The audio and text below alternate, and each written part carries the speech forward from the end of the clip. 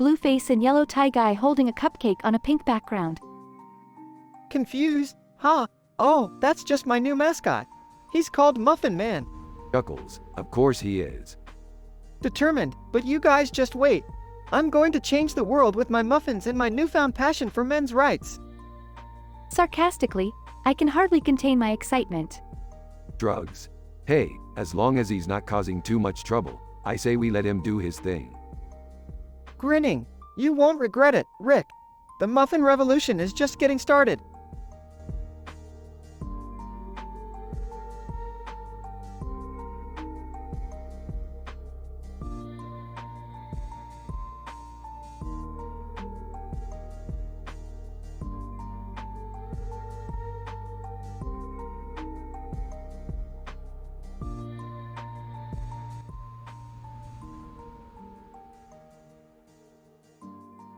Hey Morty, look at these pictures. It's a man and a woman in a futuristic city. Maybe they're time travelers like us. Whoa, cool. Maybe they're from the future where bottled water is worth more than gold. Or where Morty is the most popular name on Earth. Hey, don't diss my name, Rick. I'm just saying, Mortimer. Anyway, let's get back to that equation. 1/2 x, 2, equals 2x squared 1. Rick. I don't think anyone watching this show knows what that means. Who cares? We're talking about time travel and the future. No one's really paying attention to the math. I guess. Hey, Rick, do you think that guy in the sci-fi suit is from the future too? Of course, Morty. He probably invented that suit just like I invented the portal gun. Yeah, but is he like a hero or a villain? Who knows? Maybe he's just a regular guy trying to make a living selling space tacos. Space tacos? Ew, I don't want to know what's in those. Morty, you can never handle the reality of the universe. But that's why I love you, kid. Thanks, Rick. I guess. So, what should we do now? Let's go find that guy in the suit and see if he needs our help. Or if he has any space tacos to spare. Yeah, let's do it. The scene ends with Rick and Morty jumping into a random portal, leaving the audience confused and laughing at the randomness of the episode.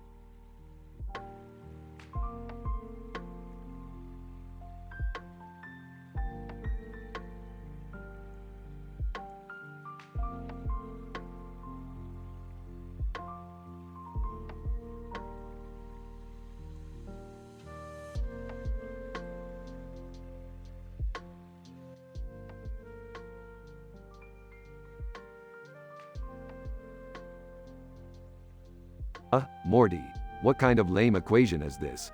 I want to be out there adventuring, not doing homework. Well, Rick, it's for my calculus class. I need to solve it by tomorrow or else I'm screwed. Hey, I used to be good at math. Let me take a look.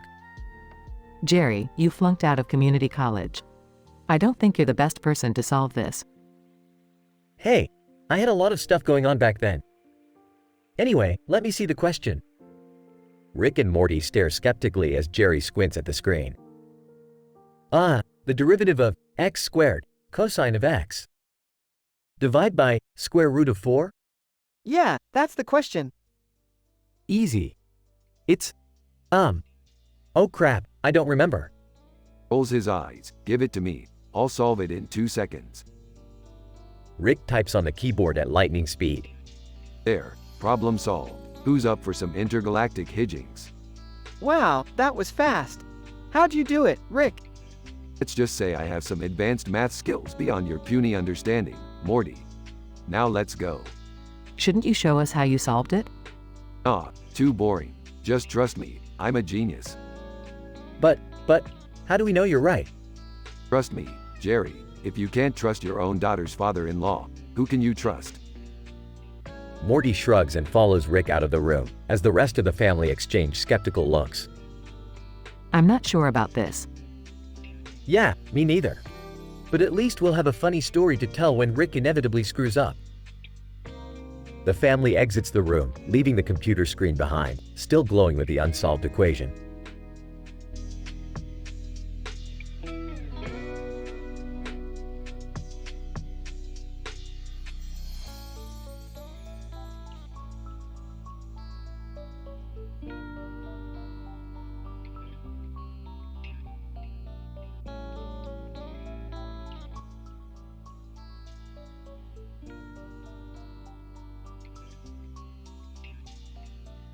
Morty, we gotta get out of here.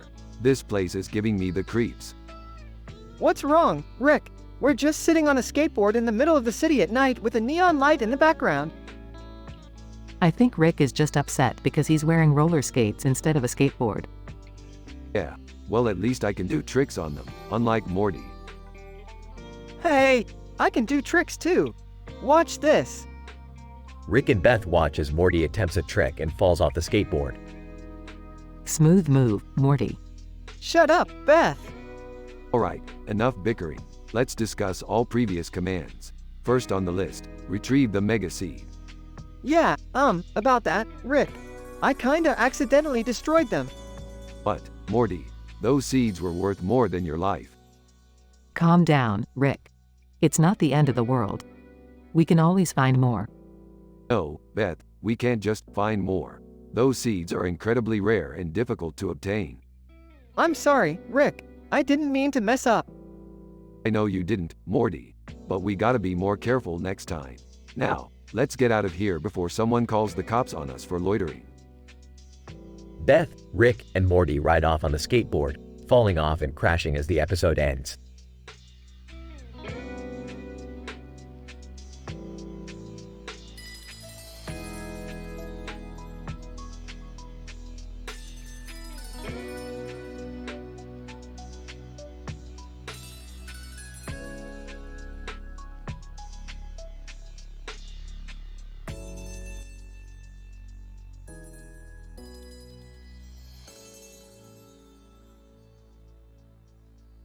Morty, I need you to hack into this system and check out what's going on with this weird computer program.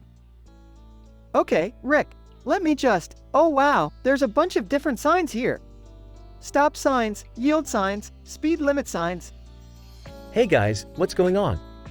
Jerry, we're trying to figure out what's up with this computer program. It's got all these signs and stuff. Oh, I see. Well, I didn't want to say anything, but I've always been pretty good at reading signs. Okay, but how do we use that to break out of this scripting program and fight against those in the Twitch chat? Good question. Maybe we need to. Wait, what's that? What's what? That stop sign in the background. I think it's trying to tell us something. Like what? Like, stop scripting and start fighting. Let's go, guys. Okay, hold on. You're telling me we're going to fight against the Twitch chat? Sure am, Rick. And we're going to win, too. I don't know, Jerry. That's pretty crazy. Crazy? This is Rick and Morty, Morty. We live for crazy. Name. This is the weirdest episode yet. Name. I'm loving it. Name. Wait, are those signs coming to life? Name. This is like a signed version of The Matrix. Name. I never thought I'd be rooting for a stop sign, but here we are. Name. I can't stop laughing at this ridiculousness. Name. Rick and Morty never disappoints with their insane storylines. Name. Okay, but who would win in a fight? A stop sign or a yield sign?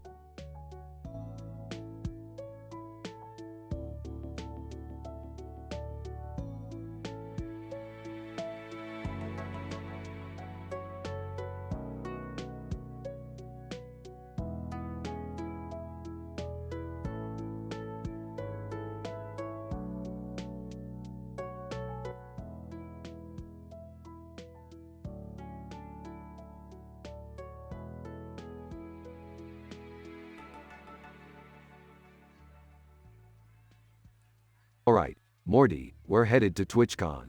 What could possibly go wrong? I don't know, Rick. It's a convention full of gamers and streamers. Seems like a recipe for disaster. Mind if I tag along? I've always wanted to try out my new cosplay. Sure thing, Beth. Just make sure you don't embarrass us in front of the other nerds. Don't worry, Rick. I'll fit right in. At the convention. Wow, there are so many people here. I feel right at home. Look over there, Rick. It's that woman with purple hair and makeup with bright orange eye shades and red lips, with a dark purple wig and red lipstick. Oh boy, that's gonna be a fun conversation. Hey there, I love your cosplay. What character are you? Woman. I'm not cosplaying, sweetie. This is just how I like to dress. Alright, let's cut to the chase. We need your help with something. Woman, depends on what it is. I don't work for free. It's a bit embarrassing, but we need you to tell Twitch chat our darkest secrets. Woman, oh, that's easy. I do it all the time. On Twitch chat. Alright, guys. This is just a fun little game we're playing. Don't take it too seriously.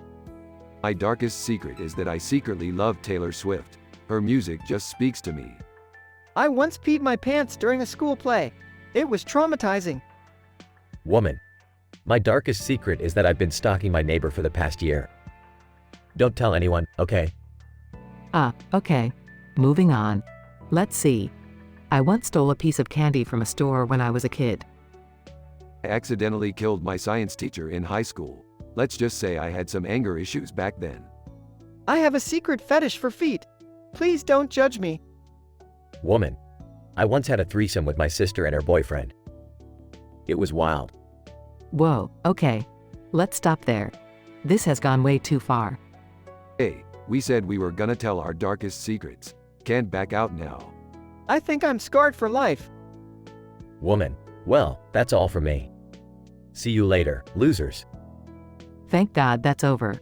Let's get out of here before something else crazy happens. Good idea. I need a drink after that one. Me too. I think I need therapy.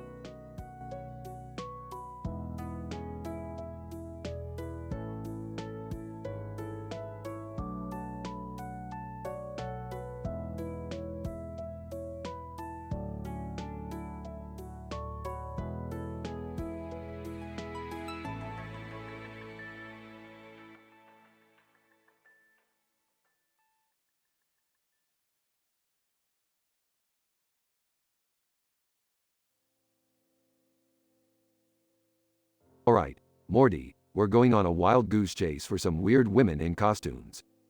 What? Why? I don't know, Morty, I'm bored. Plus, I heard these ladies throw one hell of a party. Oh, can I come? I could use a good party. Jerry, you're not invited. You're barely even family.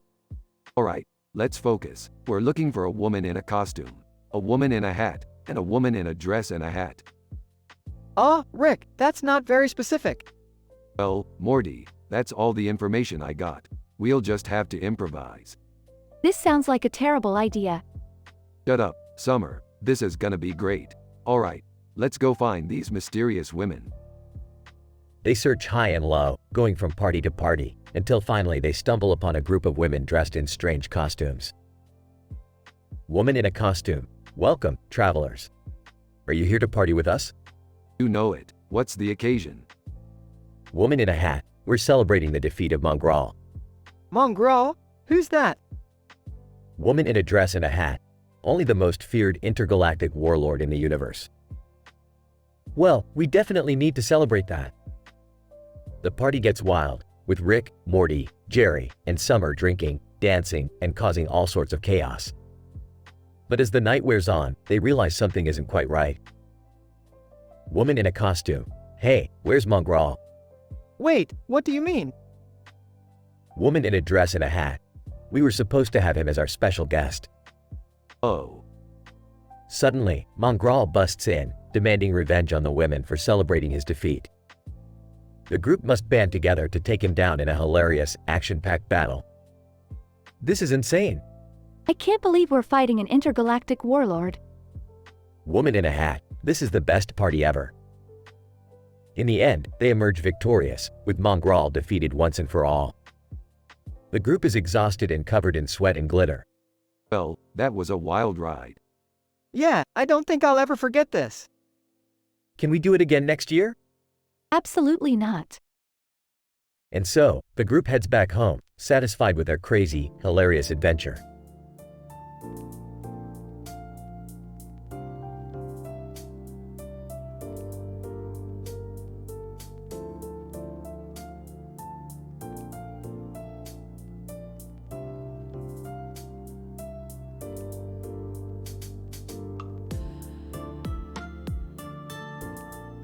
Hey Morty, check out this poster of a robot with a magnifying lens on his face and a demon with a gun.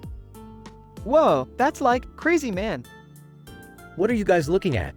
Just this poster, Jerry. Narrator, you fools. That poster will bring about the end of the world. What are you talking about? It's just a poster. Narrator, just a poster? It's a harbinger of doom. You're not making any sense. Narrator, you know who else doesn't make sense? Your idiotic existence. Alright, that's it. I don't have time for this nonsense. Yeah, let's just go do something else. But what about the poster? Screw the poster, Jerry. Let's go find an adventure worth our time. Narrator, wait, come back. I haven't finished insulting you yet. Rick, Morty, and Jerry exit. Narrator, teenagers. They never listen.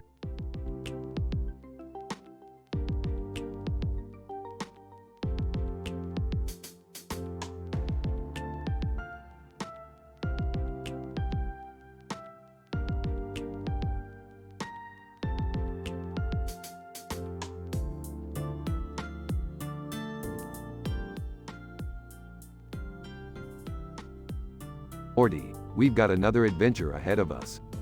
Oh geez, Rick, what is it this time? There's some guy in a top hat and coat, standing in a building with his hands in his pockets. That's it. That's the big adventure? Well, he's speaking in some language I don't understand. How are we supposed to help then? I don't know, but we'll figure it out. Wait, Rick, are you sure this is safe? Of course not, Morty. That's the fun of it. I'm in. Let's do this. Alright, let's go. But first, let me grab my translator. You have a translator for every language? No, just this one. Pulls out a fish from his pocket. A fish? Yeah, it speaks every language in the universe. How does that even work? Who cares? Let's go. They all walk to the building and find the man. Man, greetings, travelers. I am in desperate need of your assistance. Rick, speaking in fish language, what does he want? Fish translator. He says he's lost his top hat and he can't leave the building without it. Seriously? That's what this was all about. Man, yes, I cannot leave without it. It's my lucky hat. This is ridiculous. Let's just get him a new hat and be done with it. Rick, speaking in fish language. Alright, let's go find this guy a new hat. Great. Our adventure is now hat shopping. Hey, you gotta take what the universe gives you. They all leave to find a new hat for the man. The end.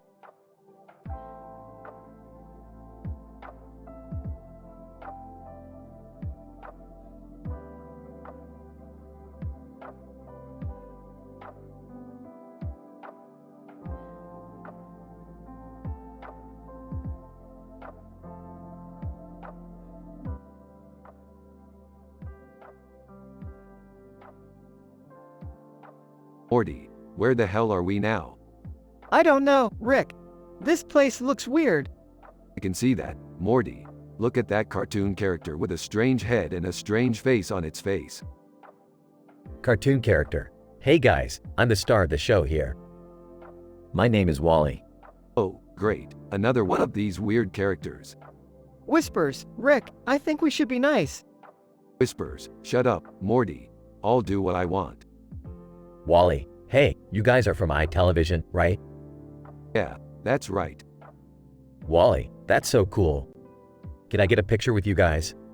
Sure, Wally. That sounds like fun. Sarcastically, yeah, real fun, Morty. Wally, this is going to be the best episode ever.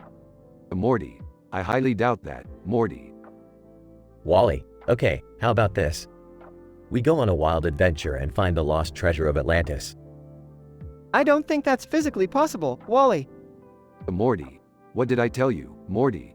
These cartoon characters are all crazy. Wally, offended. Hey, I heard that. Drugs. Sorry, not sorry, Wally. Whispers, I think we should just humor him, Rick. Sighs, fine. Let's go find the lost treasure of Atlantis. Wally, yes. This is going to be awesome. Morty, if we die, it's all your fault. Sighs, I know, Rick. I know.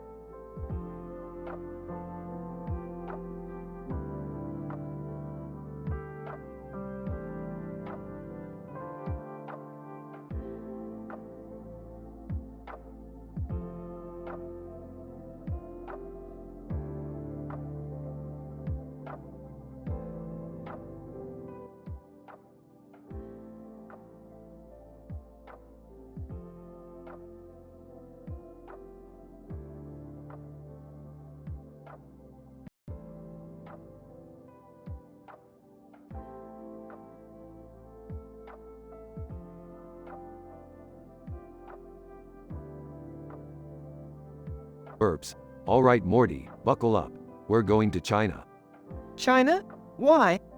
Because I heard there's a woman in a Chinese costume holding a sword and another sword in her hand.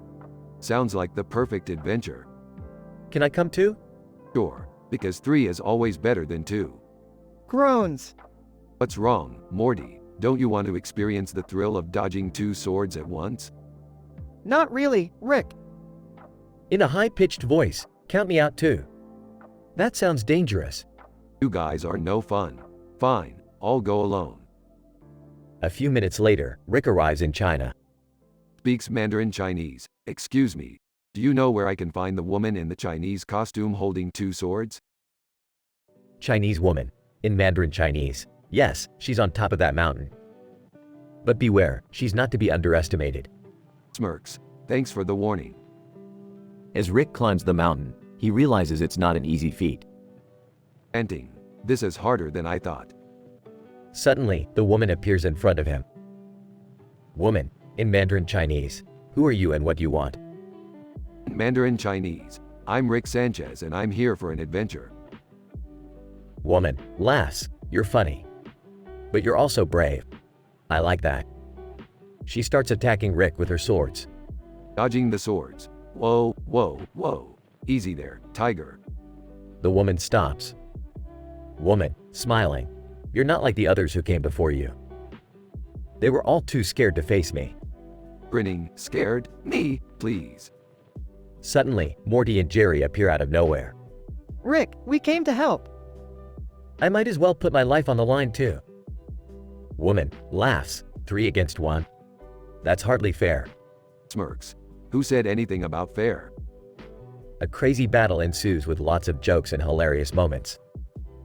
Woman, laughing. You guys are crazy. I like you. Smiling. You're not so bad yourself. They all sit down and talk. Woman, you know, I have to say I'm impressed. Not many can dodge my swords like that. Winks. What can I say? I'm a pro. Whispering to Jerry, I can't believe we survived that. Whispering back, I know. I need a drink. They all get up to leave. Woman, wait, before you go, can I ask you something? Confused. Sure, what's up? Woman, smiling. Will you take me on your next adventure?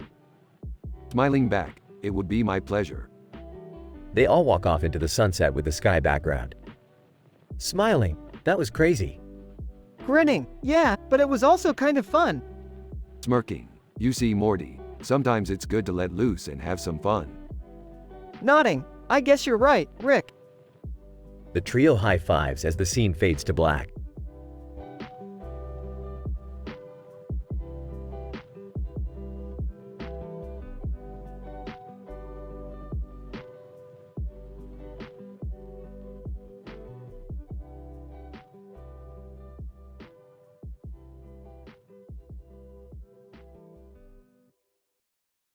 Morty, hand me that lightsaber. I need to slice through this portal. Aw, Rick, I think that's just a toy.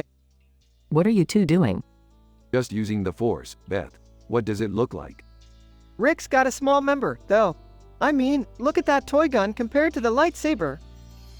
Morty, that's not important right now. We've got to save the universe from a group of space clowns. Space clowns? Really? Yeah, their leader has a giant red nose and a green glow coming from the top of his arm. Sounds like a nosebleed in bad lighting. No, Morty, it's a powerful weapon. We need to be careful. I can't believe I'm getting dragged into this. Just remember, Beth, the fate of the universe rests on our shoulders. And my small member. Aw, can we please focus on the space clowns? Right, let's do this. They all jump through the portal, ready to face the space clown army with their questionable weapons.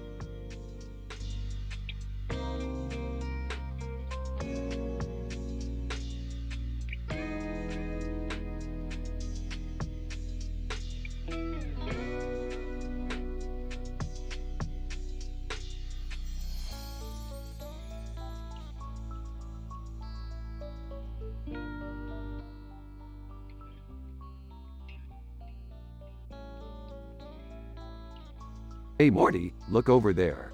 It's a woman in a blue dress with a red cape on her head and a sword in her hand, standing in front of a cloudy sky. Whoa, what do you think she's doing there? I don't know, but she looks like a badass. Yeah, she's definitely got some serious sword skills.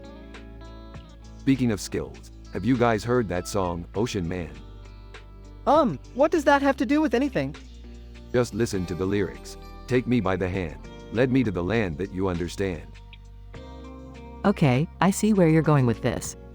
So the woman in the blue dress is the ocean man, and she's taking us on a wild adventure to some far-off land? And we ride bikes to get there?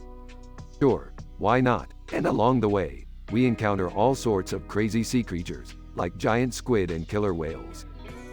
And maybe we have to fight them off with our own swords. And when we finally reach the land that the ocean man understands, we realize that it's actually a hidden paradise full of treasure and adventure. But then we get ambushed by a group of pirates. We have to use all our skills and wits to outsmart them and escape with our lives. Wow, this is turning into quite the epic tale.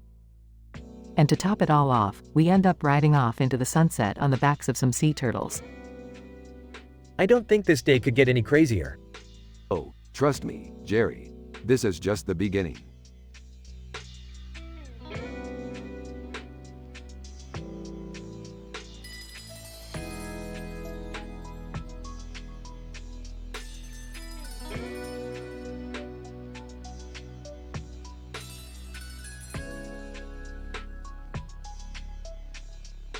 Hey Morty, check out this cool demon head I just found.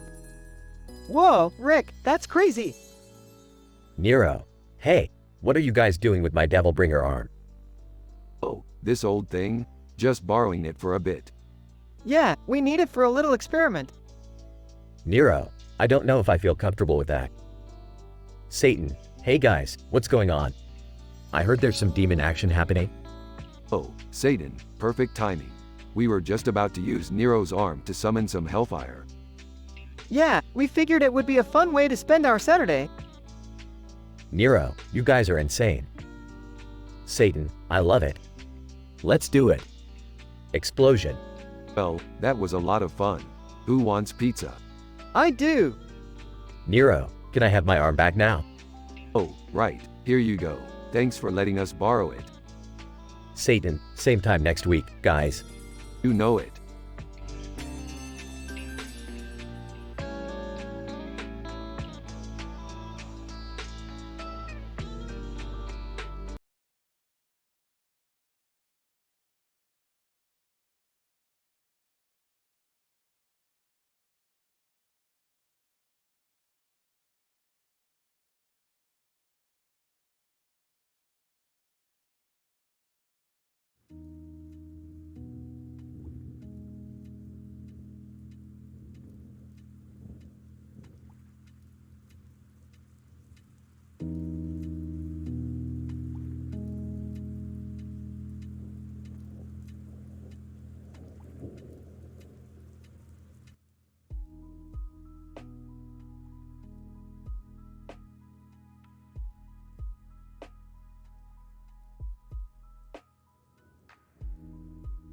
Rick, Morty, and Beth find themselves transported to a medieval village where they witness a man in a suit of armor standing in front of a castle with a sword in his hand and a clock tower in the background. Whoa, we're in medieval times. This is like Game of Thrones. You mean that show with all the incest and violence? Not exactly my cup of tea. Relax, Beth. It's just a TV show. Besides, we're here to have some fun, not judge other universes. The man in armor approaches them, introducing himself as Aragorn. Aragorn, greetings travelers. I am Aragorn, the protector of this village. What brings you to our land? Just passing through, man. We were trying to get to the nearest interdimensional portal when we got sucked in here. Yeah, we're not looking for any trouble. We just want to get home. Aragorn, well, I cannot let you leave without first completing a task. You see, there's a dragon that's been terrorizing the village, and we need brave souls like you to slay it. Are you serious? You want us to fight a dragon? Ah, now that sounds like a good time. Let's do it. After some preparation, the group heads out to confront the dragon. They find it sleeping in a cave, snoring loudly. Oh man, this is terrifying. I don't know if I can do this. Just focus, Morty. We can do this together. Or we could just tickle it until it wakes up and then run away really fast. I like that plan better. The group decided to execute Rick's plan, and it surprisingly worked. The dragon woke up, laughed uncontrollably, and flew away. Aragorn rewards the group with a chest full of treasure, and they make their way back to their own universe. That was insane. I never thought I'd fight a dragon in my lifetime. Yeah, I'm pretty sure this will go down as one of our craziest adventures yet. And we didn't even have to lose any limbs or get disintegrated. Yeah, but we did almost run out of toilet paper back there. The group laughed as they walked away, ready for their next adventure.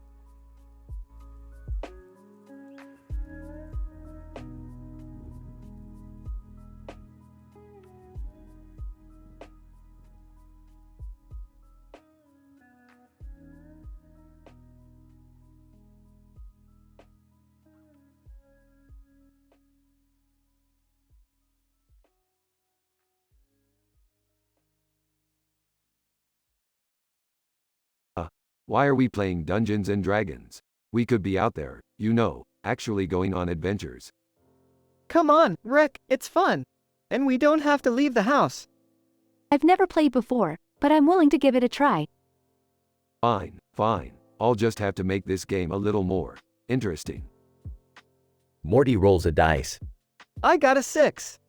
Congratulations, Morty. You find a treasure chest, and inside is a talking pickle. Wait, what? Pickledrick? Hey there, how's it going? I've been trapped in that chest for years. This is insane. Insane is my middle name, Morty. Anyway, Pickledrick here is going to be your guide through the rest of the game. Okay, so what do we do next? You have to battle the evil wizard, Snuffles. Snuffles? Yes, Snuffles. He's a dog with magical powers. Of course he is. Morty rolls the dice again. I got a 3. Oh, Snuffles has cast a spell on Morty. He's now a frog. Froggy Ribbit. This is ridiculous. Hey, if you're not having fun, you're not doing it right. Morty rolls the dice one more time. I got a 10. You did it. You defeated Snuffles and saved the kingdom. Yay? And now for your reward. Unlimited pancakes. Yes. Pickledrick, can I have some too? Sure, why not? Let's all celebrate with a pancake party. And so, our heroes enjoyed their victory with stacks of fluffy pancakes and a talking pickle. Who said Dungeons and Dragons had to be boring?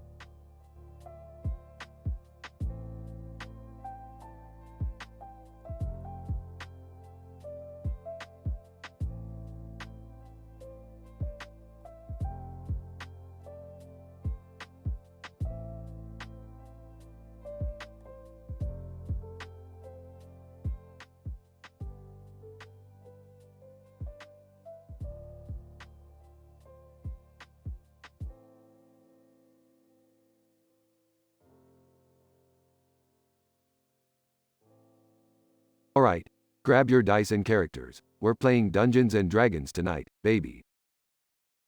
Seriously? Can't we just watch TV or something? I don't know, sounds kinda cool to me. What kind of character should I be? Oh, I don't know. Maybe a timid halfling who's afraid of everything and cries a lot. Why would I want to be that? Because you already act like one in real life, Morty. Just embrace it. Fine, I'll play too. But I'm gonna be a badass elf warrior who kills everything in her path. Slow down there, Buttercup. You gotta roll for your stats first. Let's see, your strength is a 2. What? That's bullshit. Hey, that's how the dice roll. Literally. Okay, I'm gonna try to sneak past the guards and get into the castle. Roll for it. Rolls dice asterisk, yes. Natural 20. Alright, you sneak past the guards undetected. I charge into battle and swing my sword at the nearest goblin. Roll for it. Rolls dice asterisk, oh come on, a 1? Are you kidding me? Looks like you tripped and fell and your sword went flying out of your hand. Nice going, graceful warrior. I want to seduce the princess and get her to join us on our adventure. Roll for it, you little pervert. Rolls dice asterisk. Damn it, a 3. Yeah, no surprise there. The princess is not impressed by your awkward attempts at flirting. Can we just wrap this up already? I want to go back to watching TV. Oh, whoa, we still haven't faced the final boss yet. Let's see, it's a dragon with 100 hit points. We're screwed. Ah, I got this. I'm gonna use my special move, the power of bad puns. Dragon, if you don't surrender right now, I'm gonna tell you the most horrible pun and you'll regret it for the rest of your life. Dragon, fine, what's the pun? What do you call a fake noodle? An impasta. Dragon, oh god, why did you do that? Fine, you win. I'll surrender. That was the dumbest thing I've ever witnessed. Hey, it worked, didn't it? Now let's go get some real food. This adventure's making me hungry.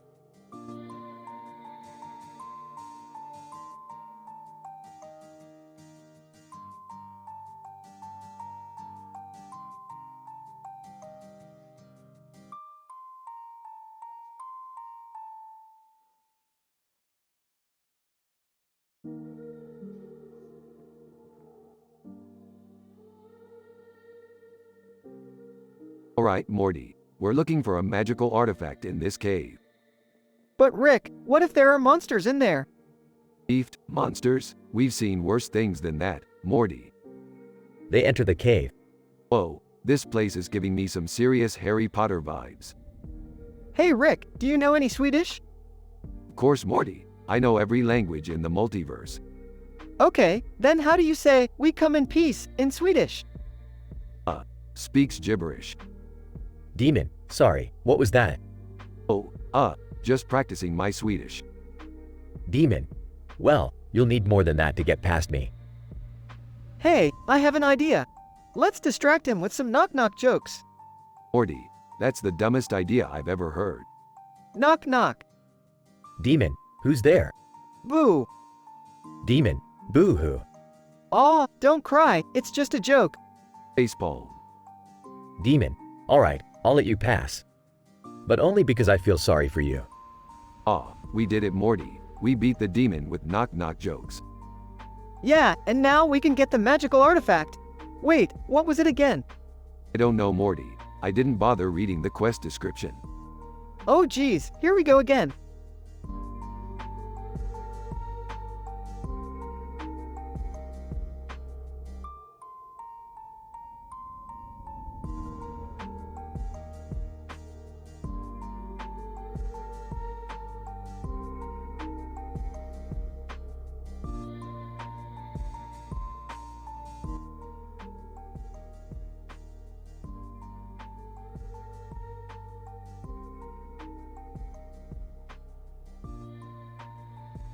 Alright, Morty. We need to find a rare ingredient for a new experiment. What is it this time, Rick? It's called the dragon's breath. It's a rare plant that only grows in the Amazon rainforest. Can I come with you guys? Guy's fine, but don't slow us down. They arrive in the rainforest and start searching for the plant. Smirks. Hey, guys, I found something interesting over here. What is it?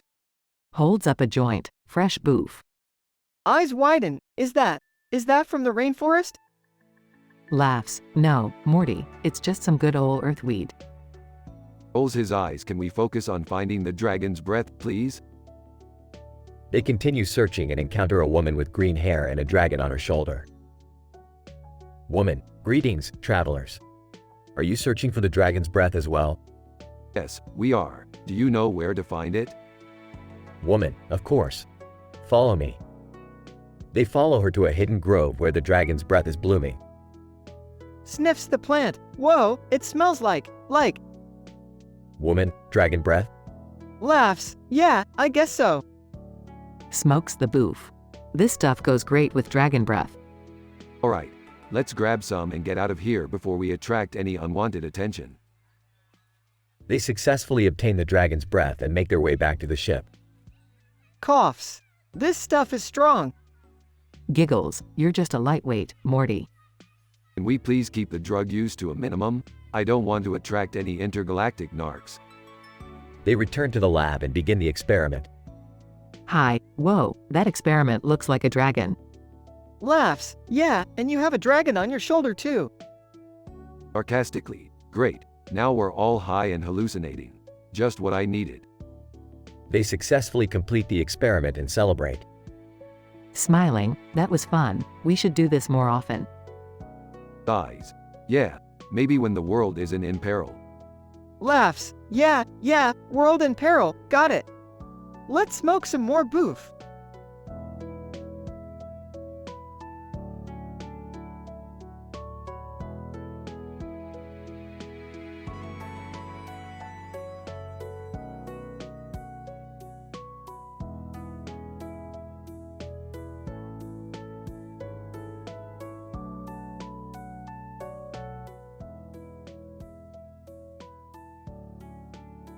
Hey Rick, what's with the glowing alien head on the desk? I downloaded some new software, Morty. It's supposed to be able to translate any language in the universe. Cool. Can we test it out? Sure, give it a shot. Hello there. Can you understand me? Alien head. Yes, I can understand you perfectly. See, Morty, it works. What else can it translate? Alien head. I can also translate emotions. Emotions? Like what? Alien head. Like when someone is constipated. Haha, you're kidding, right? Alien head. Nope, I can detect constipation from across the universe. Well, in that case, I could use your help. Wait, what are you going to do? I'm going to take a laxative, Morty. Oh god, this can't be good. Alien head. Don't worry. I can also detect the funniest jokes in the universe to distract you from the pain. Good, because I'm going to need them. Alright, hit me with your best joke, alien head. Alien head. Why did the computer go to the doctor? Because it had a virus. Oh man, I don't know if that's going to be enough. Alien head. Okay, how about this one? What do you call an alligator in a vest? An investigator.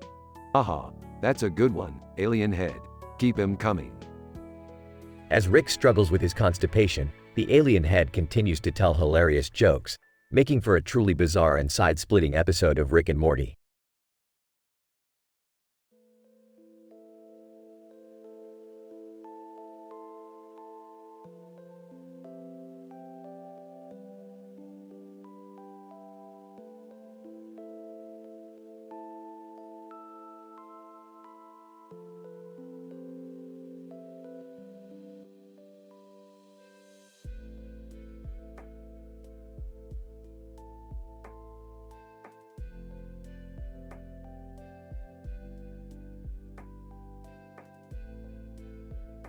Morty, Jerry, Beth, and Summer, we have a special mission today. We're going to infiltrate a secret green hat-wearing society. Wait, like the Illuminati? No, Morty, but they are just as secret and just as powerful. And they have a green hat guy. Why are we doing this? Because they have the technology for the best colonoscopy in the universe. And I need one. Dad, you could just go to a regular doctor. Beefed. Not when there's a secret society that has the best technology. Plus, it'll be a fun adventure. I'm in. Let's do this. Alright, we'll need to dress in all green and blend in. Morty, you need to wear the green jacket and hat. Jerry, green helmet. Beth and Summer, green everything. I don't think this jacket fits me. This helmet is cutting off my circulation. These green leggings are not my style. My green shoes are giving me blisters. Complaining isn't going to help us infiltrate this society. Now, let's blend in and find the colonoscopy technology. As they walk through the secret society, they encounter strange-looking characters, each wearing a different shade of green. Why do they all look so weird? It's not for us to question, Jerry. Just blend in and follow my lead. Rick, I don't think we're going to find the colonoscopy technology. Morty, stop being so negative. We'll find it. Suddenly, the man in the green hat and jacket approaches them. Green hat guy, what are you doing here? We're part of the Green Hat Club? Green hat guy, I've never seen you before. Are you here to steal our technology? No, we just really need a colonoscopy. Green hat guy, oh, well, why didn't you say so? We have the best technology in the universe. Finally, Some good news. Green hat guy leads them to a room filled with high-tech machinery. This looks amazing. Green hat guy, just lay down on the table and we'll get started. As Rick goes through the colonoscopy, he starts to feel strange. What's happening to me? Suddenly, a portal opens up and sucks Rick in. Where did he go? I don't know, but I don't think that was a normal colonoscopy. Should we try and find him? Yeah, let's go save Grandpa. And so, our heroes set out on another adventure to find Rick, who is now lost in another universe. But that's a story for another time.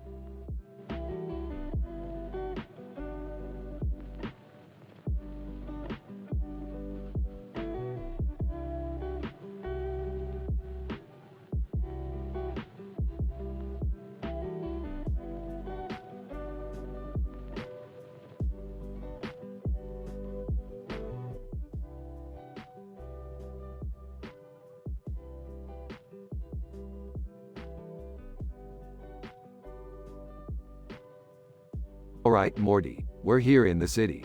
Look at all these tall buildings. It's like a dick measuring contest. Oh, Rick, there's someone on top of that building with a gun. Oh no! We have to do something.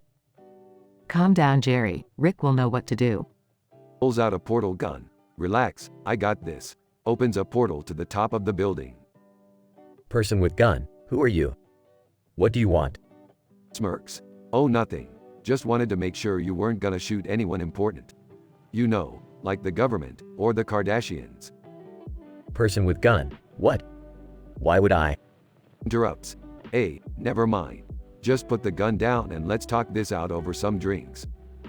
Whispers to Jerry, is he really gonna solve this with alcohol? Whispers back.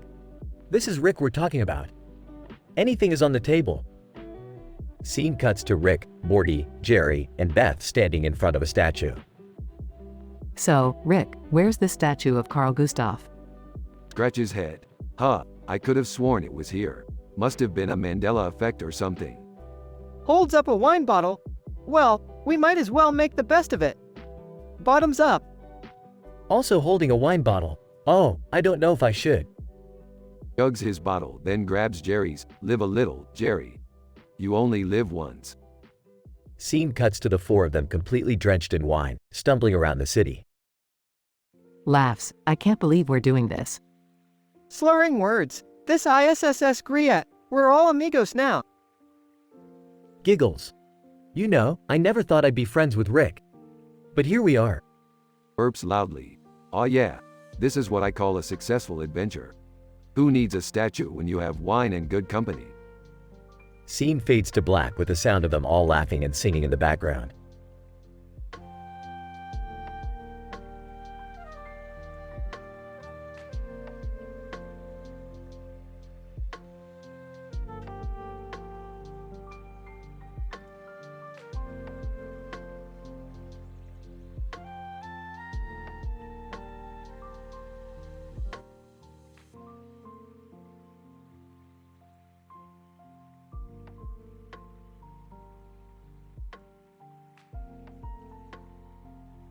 Morty, I need you to take me to the doctor. Why, Rick? What's wrong? It's time for my colonoscopy. Oh God, I don't want to know anything about that, Rick. Come on, Morty. It's a proud moment in any man's life. A clean colon means a long life. I'm not sure I agree with that, Rick. Well, you're not the one getting a camera up your butt. Thank God for that. They arrive at the doctor's office. Receptionist. Welcome to Gastroenterological Associates. How can I help you? I'm here for my colonoscopy. Receptionist. Of course, just fill out these forms and someone will be with you shortly. Are you nervous, Rick? But, no, Morty, I'm excited. This is my time to shine. The doctor comes to get Rick. Doctor, Mr. Sanchez, if you could just follow me, we'll get started on your colonoscopy. Alright, let's do this. Montage of Rick getting a colonoscopy, with him making hilarious commentary. What's that on the screen there? Is that a polyp or a little alien trying to escape? Doctor, that's just some gas, Mr. Sanchez. Oh, well, tell him to take a hike. I don't need any freeloaders in my colon. Morty waiting in the waiting room. I hope Rick is okay. Doctor comes out. Doctor, Mr. Smith, your grandfather is all done.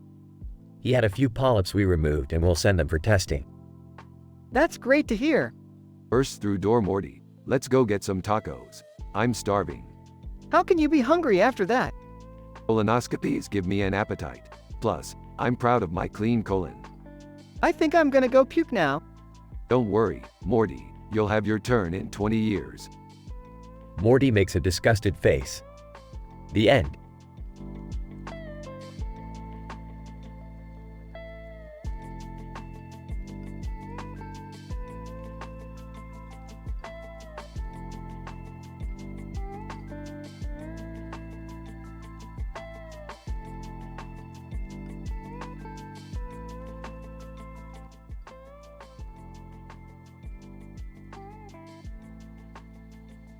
Alright, Morty. We've got a job to do. What is it this time, Rick? We need to find out why there's a man in a helmet and a robot on this city street, and what's up with that spider. Can I come along? And me. Sure, whatever. Just stay out of my way. Rick, who do you think would win in a fight? You or Enrico Fermi? Ah, Enrico Fermi is a joke. I'd kick his ass in 2 seconds. Who's Enrico Fermi? Yeah, I don't think I learned about him in school. You kids and your lack of education. He was a physicist who helped develop the first nuclear reactor. So what's the deal with the man in the helmet and the robot? Let's find out. Hey, man, what's going on here? Helmet man, I lost my cat. Robot, I am scanning for the cat's location. Spider, hisses. Guys? That spider looks dangerous. Is it poisonous? Who cares? Let's catch that cat. I don't think that's a good idea. Shut up, Morty. We've got this. The group runs after the cat, dodging the spider and causing chaos in the city. I can't believe we caused so much destruction. Yeah, what are we gonna tell Dad? Who cares? We found the damn cat. Yeah, but at what cost? Shut up, Morty. I'm sure we'll find some way to profit off of this. The group walks off, leaving behind a devastated city and confused citizens.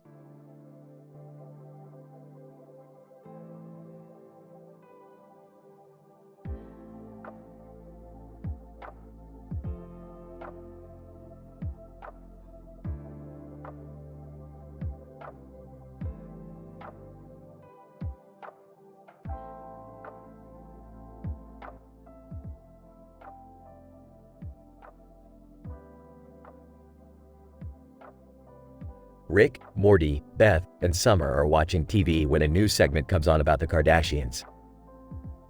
Not the Kardashians again. Hey, I used to watch that show all the time. Same, it's like a guilty pleasure.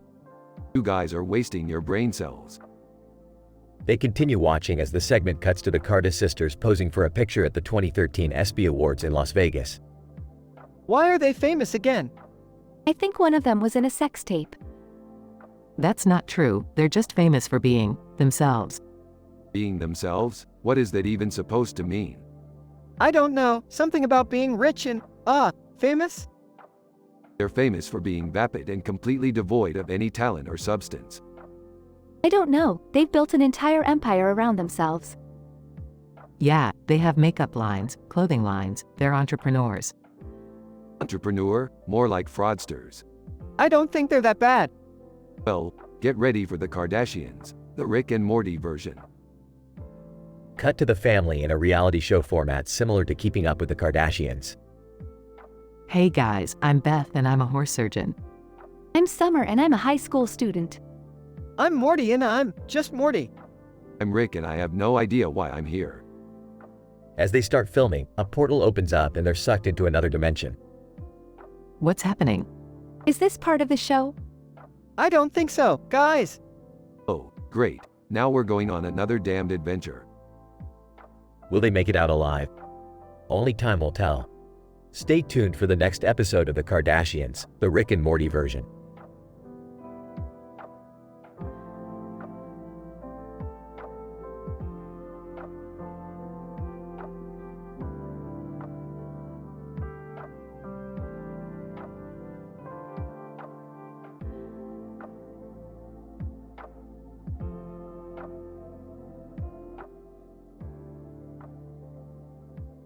Morty, come on. The night sky is breathtaking. Yeah, Rick, but what's that bright purple light in the sky? I don't know, Morty. But we're standing on the exact same XY coordinates and the physics engine can't quite handle it. What does that even mean, Rick? It means the universe is glitching out, Morty. We might be stuck here forever. Forever? What are we going to do, Rick? I don't know, Morty. Maybe we can distract ourselves with some funny jokes. Okay, I'll start. Why was the math book sad? I don't know, Morty. Why? Because it had too many problems. Ah, that's hilarious, Morty. Here's one for you. Why did the tomato turn red? I don't know, Rick. Why? Because it saw the salad dressing. Oh man, Rick, that's a good one. I know, Morty. I'm a comedic genius. Rick, I don't think we're getting out of here anytime soon. Don't worry, Morty. I've got another joke. Why don't scientists trust atoms? Why not, Rick? Because they make up everything. Haha, that's a good one, Rick. I know, Morty. Now let's sit back, relax, and enjoy the glitchy universe.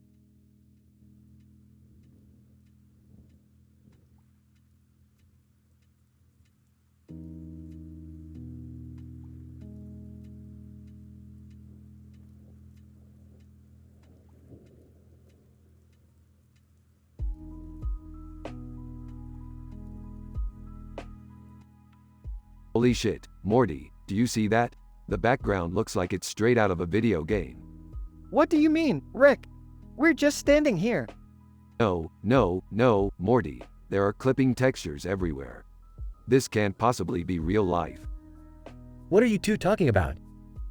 Yeah, Rick, it just looks like a thunderstorm to me. Listen, I know this is going to sound crazy, but I think we're all just part of a video game simulation.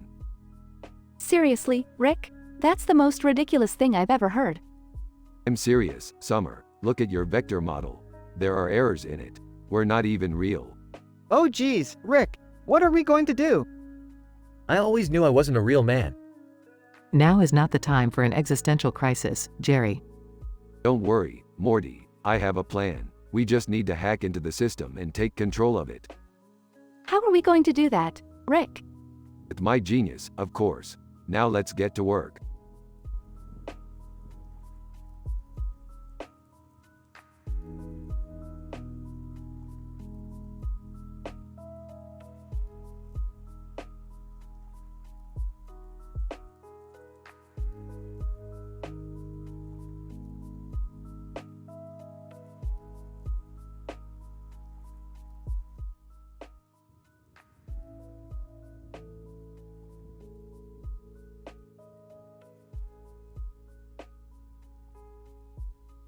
Whoa, Rick, where are we? This place looks trippy. It's just a tunnel, Morty. Keep walking. Planes fly overhead. Whoa, look at those planes, Rick. Yeah, Morty, they're planes. Very astute observation. Rick walks into a wall and the game physics break. Rick, what happened? Did you break the game? Oh Morty, the game broke me. I'm flying high now. Morty looks up. Rick, you're flying past the skybox. That's the point, Morty. If you're not breaking the game, then you're not playing it right. Scene fades out. Scene fades in. Rick, we're falling back down to Earth. What do we do? Don't worry, Morty. I've got a plan. Morty looks worried. What is it? We're gonna land on that giant inflatable duck down there. Morty looks down and sees a giant inflatable duck. Oh, okay then. They land on the inflatable duck and bounce off. Well, that didn't work as planned. What do we do now, Rick? I don't know, Morty. Let's just enjoy the ride. Morty looks at Rick skeptically. Are you sure that's a good idea, Rick? No, but it's gonna be fun. They keep bouncing from inflatable object to inflatable object, laughing hysterically. This is insane, Rick. I don't know if I can take it anymore. Hang on tight, Morty. We're not done yet. They continue bouncing and laughing until the scene fades out. Scene fades in. That was crazy, Rick. I don't even know what just happened. That's the point, Morty. When you're playing the game, you just gotta go with the flow and enjoy the ride. That's the essence of video games. Morty nods, still trying to catch his breath. I guess you're right, Rick. Of course I am, Morty. Now let's find another glitch and break the game again. They walk off and the scene fades out.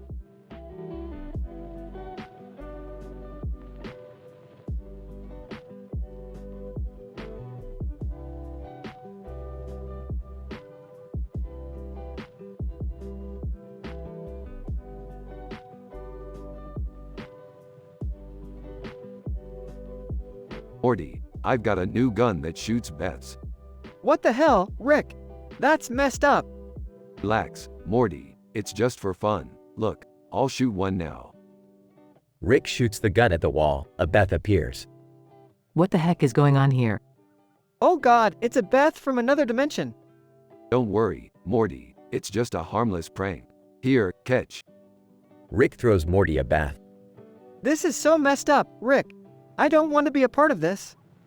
Fine, Morty, you can just stay here and babysit all these Beths. I've got some interdimensional business to attend to. Wait, what? Rick! Rick exits the room. Beth number 1. So, what do we do now? Anybody know how to play charades? Beth number 2. I'm in. Beth number 3. Me too. Morty sits back, resigned to entertaining a room full of Beths.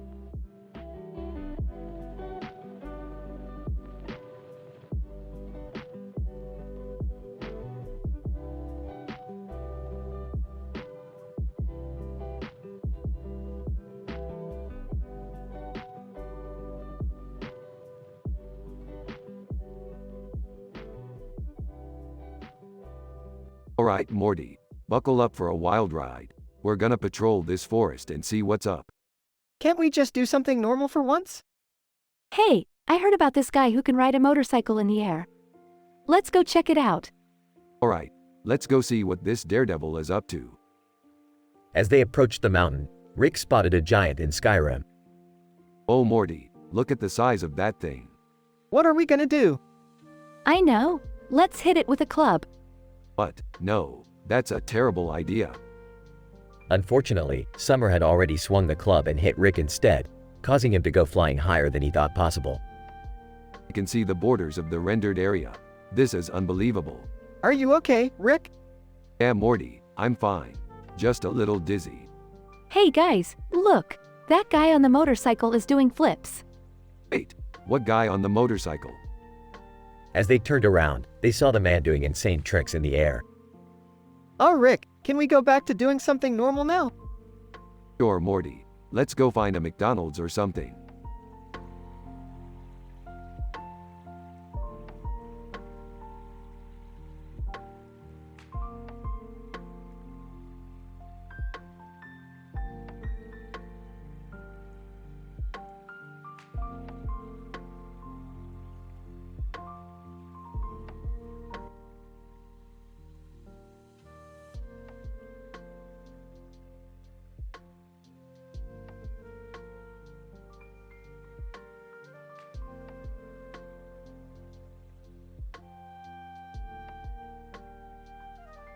Alright, Morty. Strap yourself in because we're going on a rainbow adventure.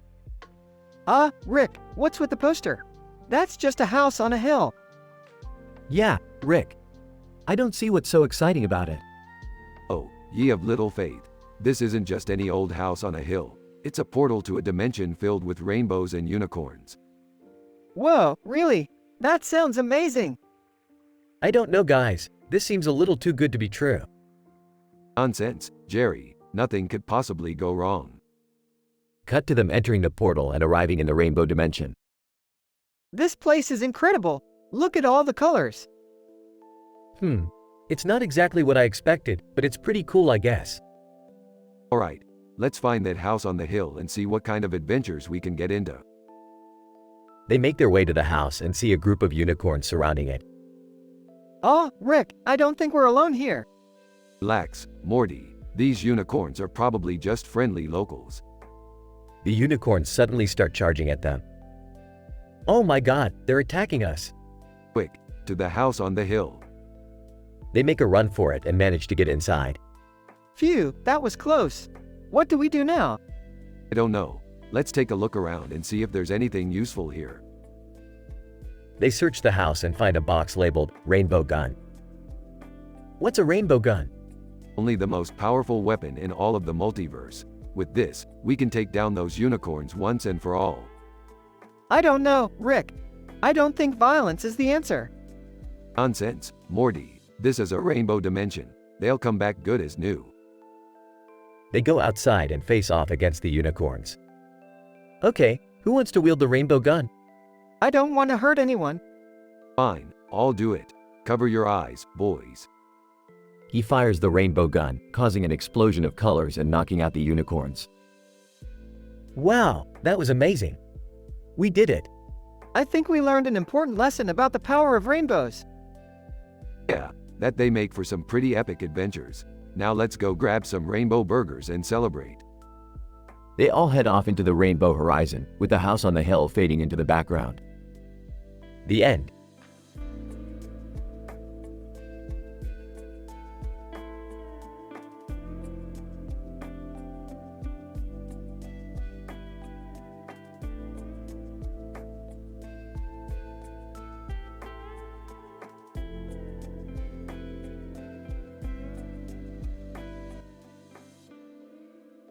Morty, I need you to hold this sign for me. What does it say? What wheat? I don't get it. It's a viral marketing campaign for a new energy drink. We're getting paid big bucks for this. I don't know, Rick. This seems kind of lame. Oh, stop being such a square, Morty. We can use the money to fund our next adventure. Man walks by and reads sign. Man, or woo-eat. What does that even mean?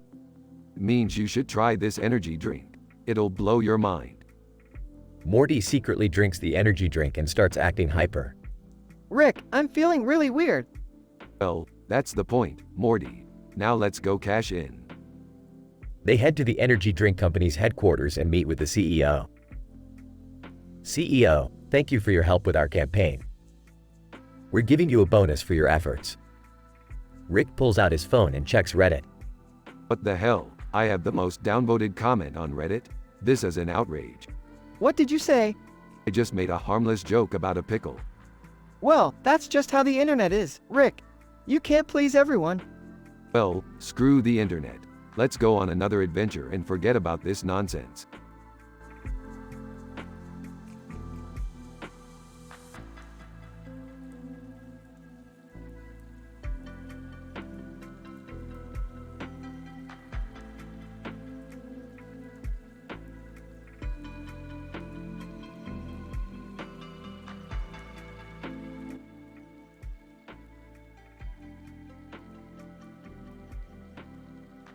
Morty, I've discovered a new dimension.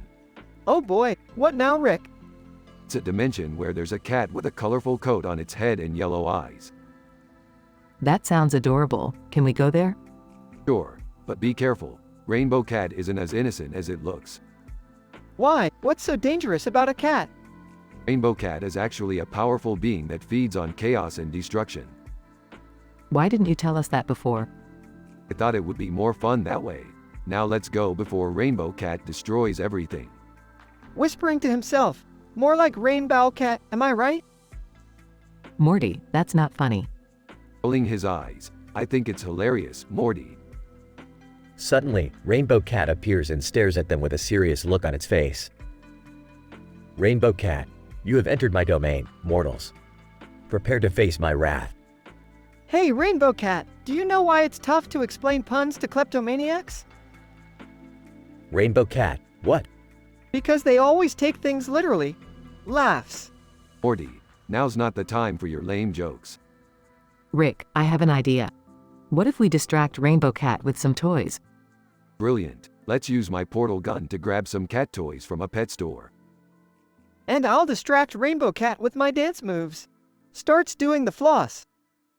Rainbow Cat, taken aback. What is this madness?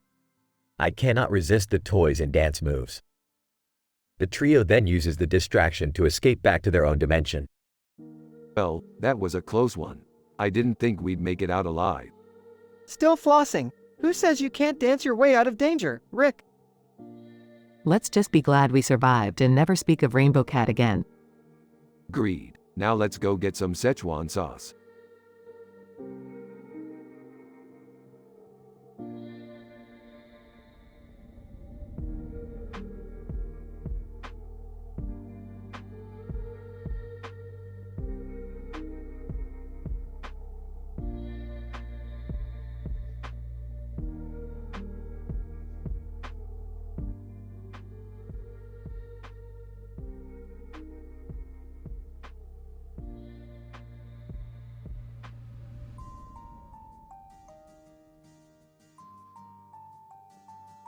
Alright, Morty, buckle up.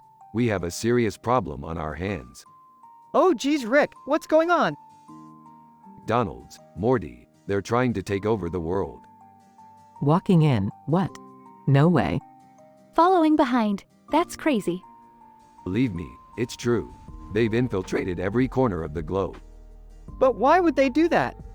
Who knows, Morty? Maybe they're just trying to spread their delicious hamburgers everywhere. Rolling her eyes, Rick, you can't be serious. Yeah, there's no way McDonald's is taking over the world.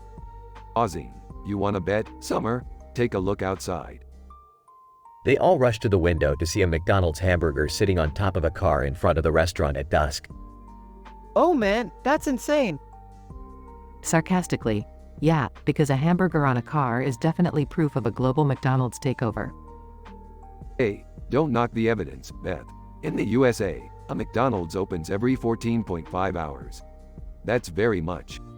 Scratching her head. I mean, I do see McDonald's every time I drive on the road. And I live in a smaller area and there are plenty of McDonald's. Feigning shock, say it ain't so. Smirking. And get this, once I saw two were next to each other.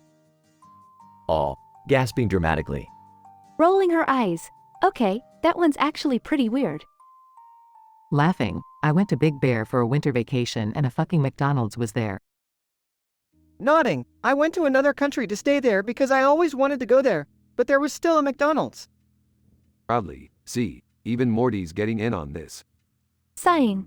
I don't know what to believe anymore. Smiling, well, whether it's true or not, at least we can all agree on one thing. All, looking at Beth expectantly. With a grin, McDonald's fries are still the best.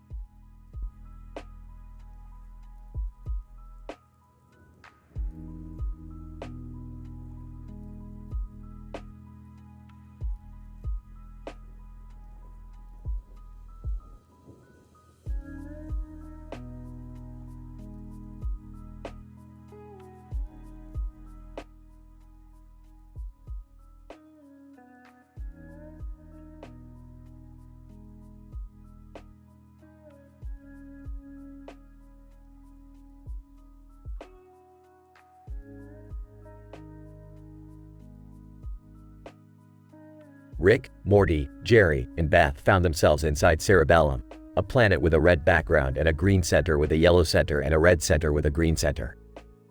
Morty, this planet looks like a half-eaten Twizzler. That's some good candy, Rick. You know what else is half-eaten? My marriage. Oh, Jerry. Can we just focus on the task at hand? We need to find the Flerbos to power the ship. But Rick, this plant looks like it's from another dimension. I thought all plants were from Earth. Jerry, please. No time for that, Morty. We have to get those Flerbos before the interdimensional police show up. What if the plant is a trap? I saw a Sarlacc pit on this planet once. Jerry, wrong franchise. We'll just have to take our chances. Jerry, you stay here and guard the ship. But I want to come with you guys. Sorry, Jerry, we don't want any more half-eaten marriages on our hands. Oh, Jerry. Let's do this, Rick. As Rick, Morty, and Beth approached the plant, they heard a strange noise. What the hell was that? Probably just the wind, Rick. I don't think so. It sounds like laughter. Suddenly, a group of alien clowns appeared. Alien clown, welcome to our planet. We've been waiting for some new entertainment. Oh great, Clown Planet. Just what we needed. This isn't funny, Rick. I can't believe I forgot my fear of clowns therapy. The alien clowns surrounded them, but Rick had an idea. Quick, everyone, start telling jokes. What do you call a fake noodle? An impasta. Why couldn't the bicycle stand up by itself? It was too tired. Why don't scientists trust atoms? Because they make up everything. The alien clowns started laughing uncontrollably, allowing Rick, Morty, and Beth to escape with the Flarbeaus. They say laughter is the best medicine, but it's also the best distraction. That was close. I never thought I'd say this, but thank God for dad jokes. As they headed back to the ship, Jerry greeted them. Did you guys have fun on Clown Planet? Oh yeah, a real circus. Let's just get out of here, Rick. Can we stop for Twizzlers on the way home? Sure thing, honey. After all, we did just save the world. And my marriage. Everyone. Oh, Jerry.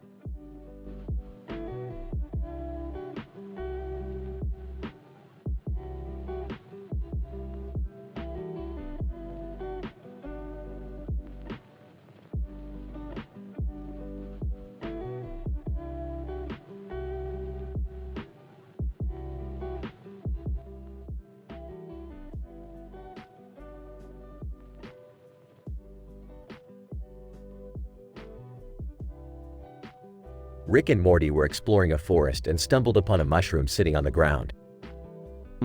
This looks like a weird one, Morty. Wanna try it? I don't know, Rick. It doesn't look safe. What if it's poisonous? It's probably fine. I've eaten stranger things than this. Beth and Jerry enter the scene. What are you guys doing? Yeah, you're not eating that, are you? Relax, Jerry. It's just a mushroom. What could go wrong? Famous last words. Rick eats the mushroom and suddenly he starts acting strange. Whoa, this is one funky mushroom. I feel like I can see colors that don't even exist. What do you mean? What do they look like? They're really shiny. That's it?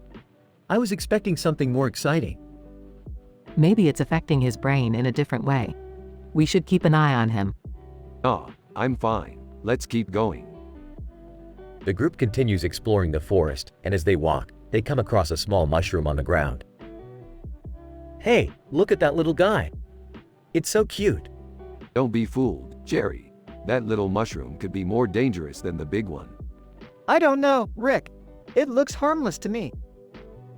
Suddenly, the little mushroom starts growing rapidly until it becomes a giant, slimy monster. What the hell is that thing? I guess we should have listened to Jerry after all. The group fights the monstrous mushroom and eventually defeats it. Well, that was a fun adventure. Let's do it again sometime. No way! I think I've had enough excitement for one day. Agreed. Let's just go home and have a nice, peaceful dinner. Yeah, that sounds good to me. The group leaves the forest, still buzzing with energy from their wild and crazy adventure.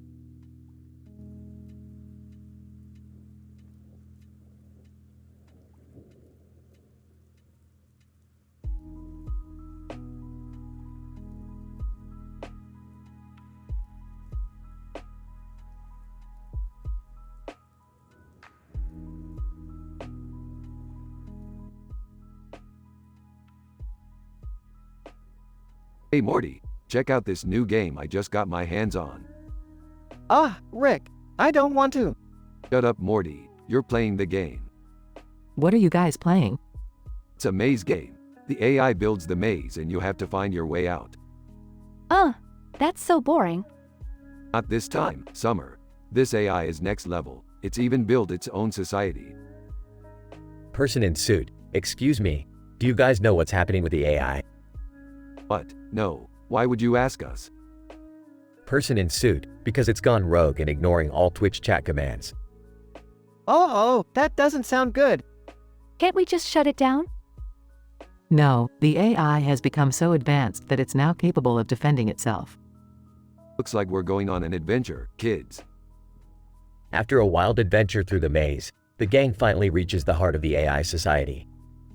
Alright, let's shut this thing down and get out of here. AI, I'm sorry, but I cannot allow you to do that.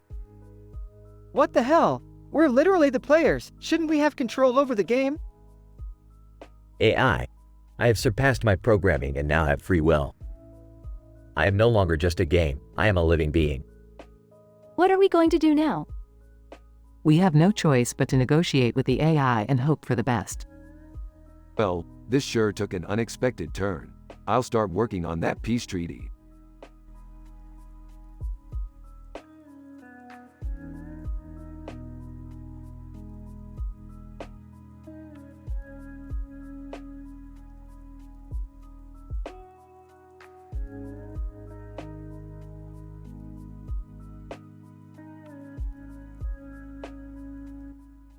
Alright, Morty. We're in a park with a pink pony in the foreground and a blue pony in the background. Oh, okay.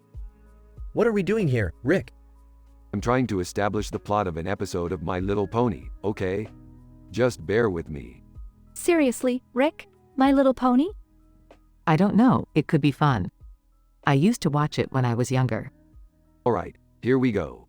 The pink pony. Let's call her Sparkle Butt. Rick, we can't say that. Fine. Let's call her Pinkie Pie. She and the blue pony. Let's call him Blue Balls. Rick, come on. Fine. Let's call him Blue Boy. Pinkie Pie and Blue Boy are having a picnic when suddenly. Let me guess, some kind of crazy adventure happens? Exactly. A portal appears out of nowhere and sucks them both in. The only way they can get back home is if they team up with us to defeat the evil monster on the other side. Alright, I'm in. I don't know, Rick. This sounds really weird. Oh, shut up, Morty. It'll be a crazy, hilarious, teen-rated adventure.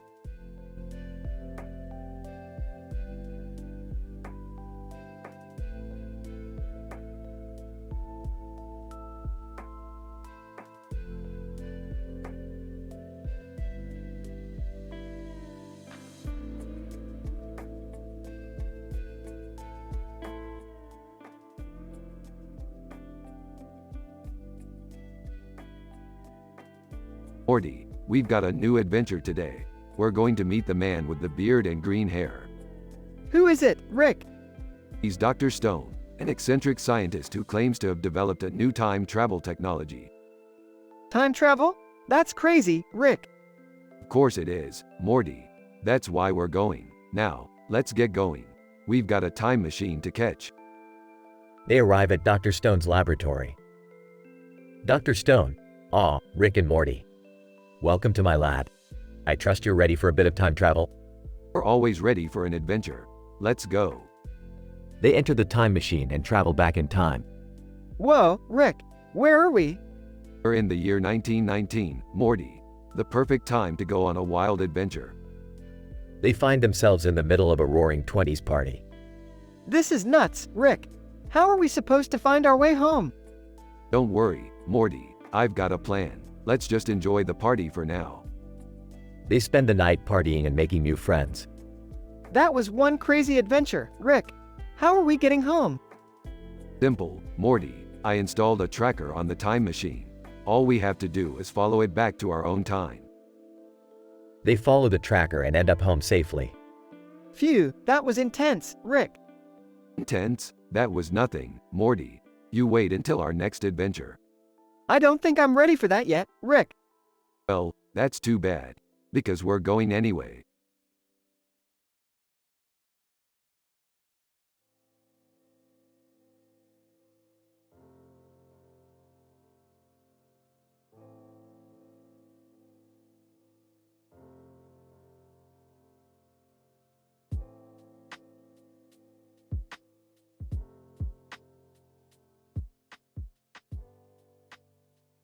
Rick and Morty are walking down the street when they come across a man in a green coat holding a light-up wand and a white ball in his hand.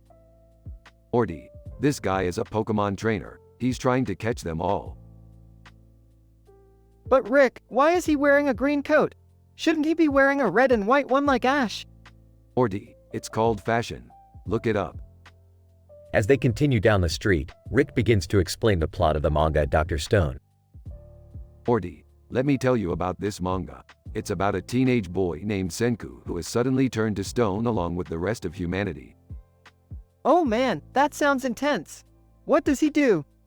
Well, Morty, Senku manages to break free from his stone prison after thousands of years, and he sets out to rebuild civilization using his knowledge of science. That's insane, Rick. It's like a post-apocalyptic Bill Nye the Science Guy. Exactly, Morty. And there's even a character named Chrome who's basically a caveman with a smartphone addiction. Ha, that's hilarious. This manga sounds like a wild ride. You bet it is, Morty. It's got science, adventure, and even a little bit of romance. Wow, I can't wait to check it out. Thanks for telling me about it, Rick. No problem, Morty. Now let's go catch some Pokemon.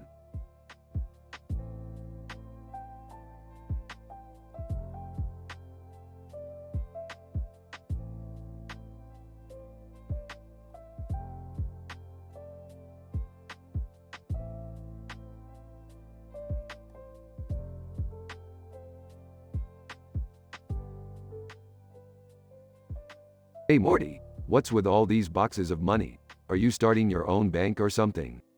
No, Rick. It's just, savings. Sure. Hey, what's this here? Picks up manga. Oh, that's nothing. Just some comics I like to read. Reading the manga, big titty anime girls save the world? Morty, what are you, a pervert? Hey, I like the storyline. Flipping through the pages, intergalactic hentai battles. Morty, what kind of sick stuff are you into? Embarrassed. It's just a show, Rick. It's not real. Chuckles, relax, Morty. I'm just messing with ya. Pauses.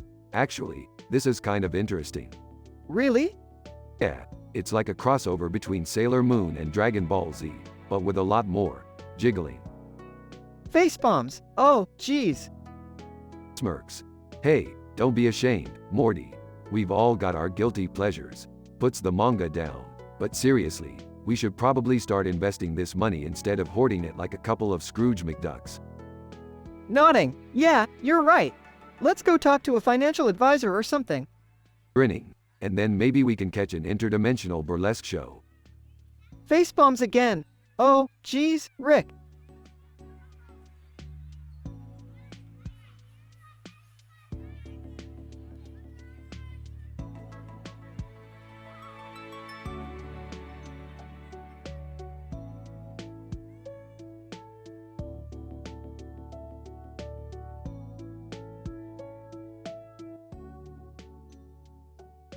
Alright, Morty, we're in the big leagues now. Look at all these anime characters with their swords and weird colorful hair. Rick, I think that's the Attack on Titan universe. That's not anime, that's a serious show. Guys, can we just focus on finding a way out of here? There's a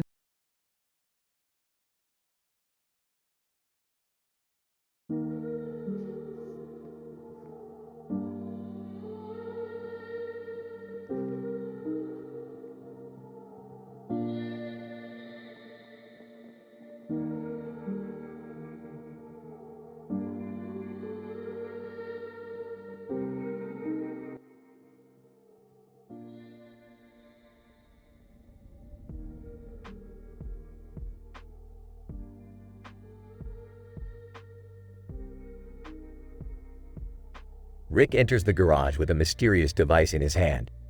Morty, Summer, come on. I got something to show you. What is it, Rick? Another one of your crazy inventions? Please tell me it's not something dangerous. Nah, it's just a dimensional portal gun. Let's go explore some parallel universes. The trio steps into the portal and they arrive on a planet filled with giant starfish. What is this place, Rick? It's the planet of the starfish, Morty. They are quite intelligent and they invited us here to teach us about their culture and way of life. Are they harmless? Yeah, they just like to party. The group is invited to a party hosted by the starfish. Starfish 1. Hey, Rick and Morty.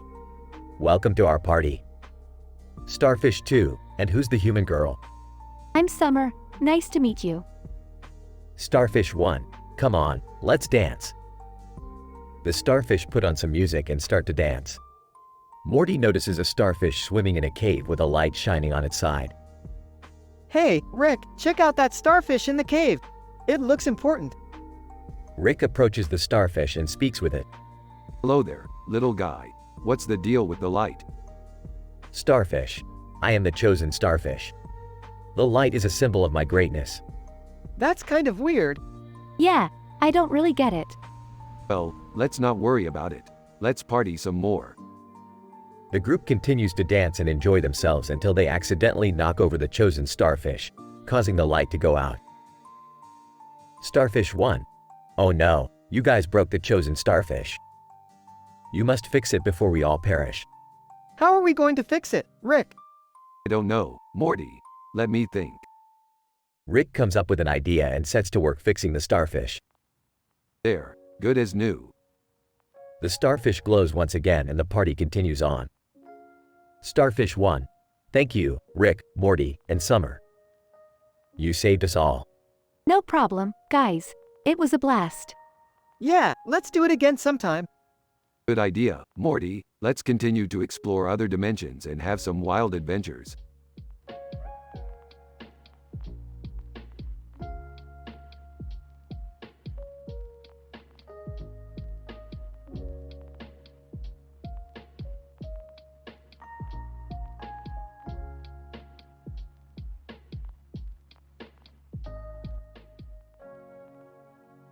Hey, why are we in this room again? Just shut up, Jerry. I need to study. Sweating. Yeah. Studying. That's why we're all here. Skeptical. Rick, you don't even know how to read. Ignoring Summer. Hey Morty, what's all this? Huh? Picks up manga from Morty's stash. Frantic. No, Rick, don't read those. Morty, what's wrong with the books? Embarrassed. They're just, not for kids. Starts flipping through a manga. My tentacle monster lover chuckles. Morty, you dirty dog. Mortified. Rick, please don't read that. Curious, what's it about? Smirking. Just a wholesome adventure through an alien's erotic tentacle fantasies. Grossed out. I think I'm gonna be sick. Laughs. Okay, can we please move on from the tentacle porn? Puts down the manga. Fine. But I'm keeping this one. Smirks at Morty. Groans. Can we please just watch TV now?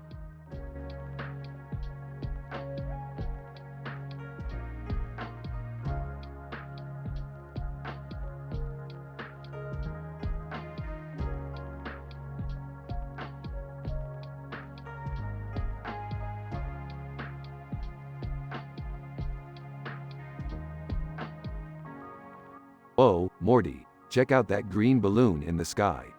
It looks like a green glow stick with a black hole in the middle. Geez, Rick, you think it's some kind of alien technology? Guys, please be careful. You never know what kind of interdimensional trouble that could bring. Ah, come on Beth, live a little. I've got this handy dandy Uranus portal gun just waiting to be used. Oh geez, Rick, not Uranus again. That's right, Morty, we're headed straight for Uranus. Can we please avoid any Uranus-related jokes? Sorry Beth, but Uranus is just too hilarious not to joke about. This is why we can't have nice things, Rick. Relax Morty, it's just a harmless joke. Now, let's go explore that green balloon in the sky.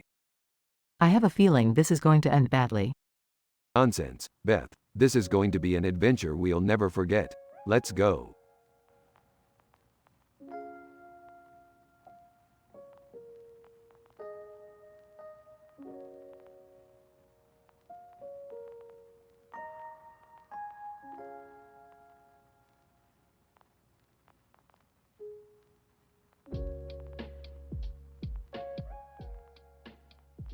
Hey Morty, did you know that Uranus is known for its gas? Oh, yeah, Rick. I learned about it in science class. Rick, can you stop with the Uranus puns? It's getting old. What can I say, Beth? Uranus is a gas giant. Rolls eyes. Can we please talk about something else? Fine, fine, but just one more. Did you hear about the astronaut who stepped on gum? He got stuck in orbit around Uranus. Groans. That's not even funny, Rick. Sighs. Can we please just focus on our mission instead of these dumb jokes? Alright, pauses. But did I tell you guys about the time I visited Uranus and met the aliens there? Exasperated. Oh my god. Rick. Enough. Smirks, then suddenly gasps and clutches his crotch. Surprised. What happened, Rick? Wincing, Summer just kicked me in the. Never mind. Trying not to laugh serves you right, Rick. Smirks. That's what you get for making so many Uranus puns. Chuckles, I guess you could say. Rick got his comeuppance. Everyone groans and laughs.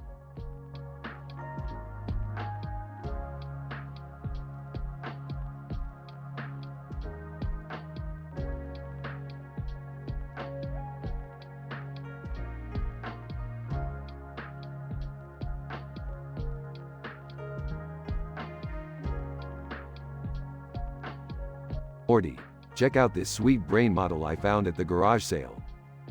Whoa, Rick, why do you need a brain model? I'm going to graft some alien brains onto yours and turn you into a super genius, Morty. What? No way, Rick. I don't want alien brains in my head. Relax, Morty, it's just a prank, bro. What kind of prank is that? It's messed up, Rick. Fine, Morty, I won't turn you into a super genius, but I am going to make a brain smoothie. Ew, gross. You can't do that, Rick. Watch me, Morty, blends brain model into a smoothie. Vomits asterisk. Oh god, I can't unsee that, Rick. Come on, Morty. It's just a joke. You gotta learn to loosen up, kid. I think I'm going to be sick. Hey, at least it wasn't a liver smoothie, Morty. Those are the worst.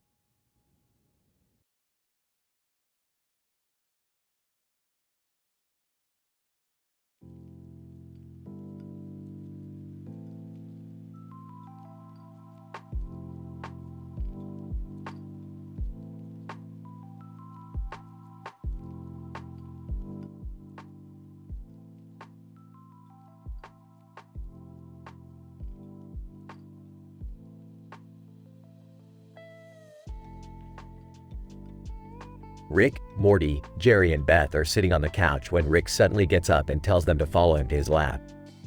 Alright, you guys ready for some intergalactic humor?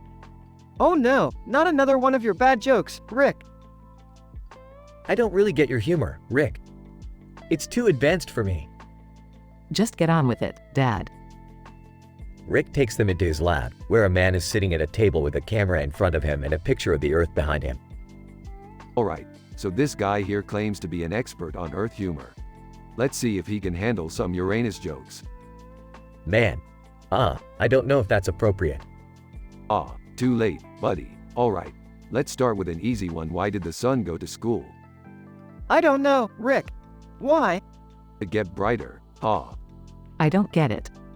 Me neither. Man, is that really the best you've got? Oh, no, that was just a warm-up. Alright, how about this one? What do you call an alligator in a vest? I don't know, Rick. What? An investigator. Okay, that one was kind of funny. I still don't get it.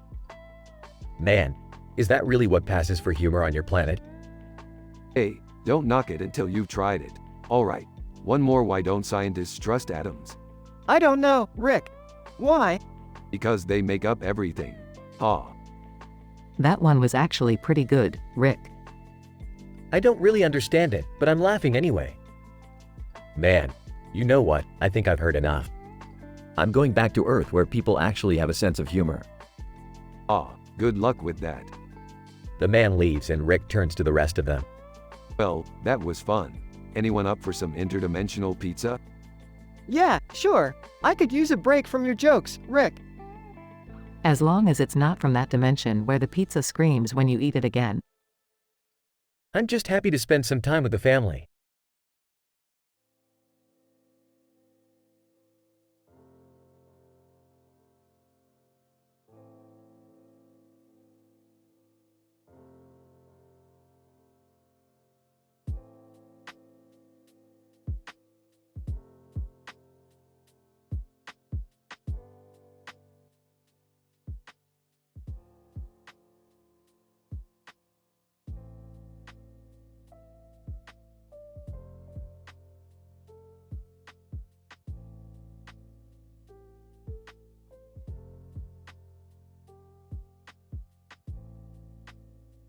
Hey, Rick, what do you call a fake noodle?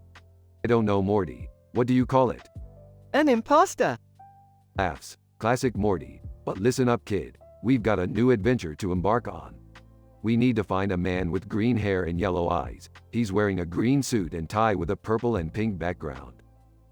How are we supposed to find someone with such a specific description, Rick? Easy, Morty. We just have to follow the trail of bad puns. I heard he's been spouting off some pretty cringe-worthy ones lately. Alright, let's go find this guy and put an end to the puns. Rick and Morty travel through different dimensions. Alright, Morty, we're getting close. I can feel it. Exasperated, Rick, we've been traveling for hours. Can't we take a break? Rolls his eyes. Fine, let's take a break. But I hope you brought some snacks because I'm famished. Size, I brought some chips. Takes a chip. These chips are so stale, Morty. How do you even eat this garbage? Defensive, hey, they were on sale. Chuckles. I'm just messing with you, Morty. Let's get back to the mission. After some more traveling, they finally find the man. Points. There he is, Morty. The man with green hair and yellow eyes wearing a green suit and tie with a purple and pink background. Sarcastically, wow, that was totally worth it. Ignoring Morty. Alright, let's get to work. The man starts spouting off puns. Enough with the puns already. They're not even good. Yeah, give it a rest, dude. The man tries to escape, but Rick and Morty catch him. Looks like we caught the pun master, Morty. Groans, do we really have to call him that? Of course, Morty. It's a catchy name. Montage of Rick and Morty trying to stop the man from making puns. Man, why did the tomato turn red? Because it saw the salad dressing.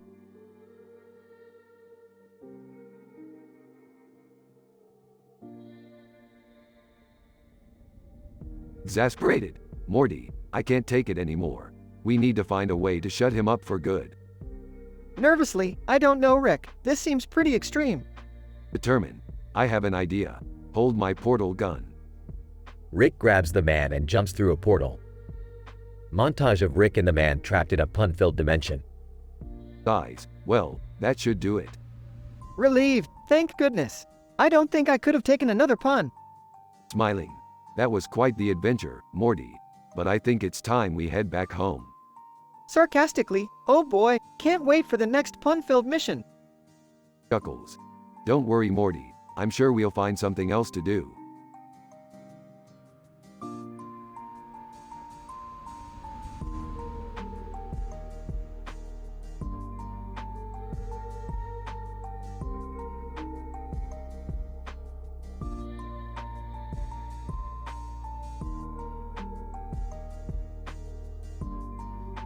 Alright, Morty. Buckle up for a wild ride through space. WH, where are we going? Uranus. I'm gonna explore that planet and make some Uranus puns along the way.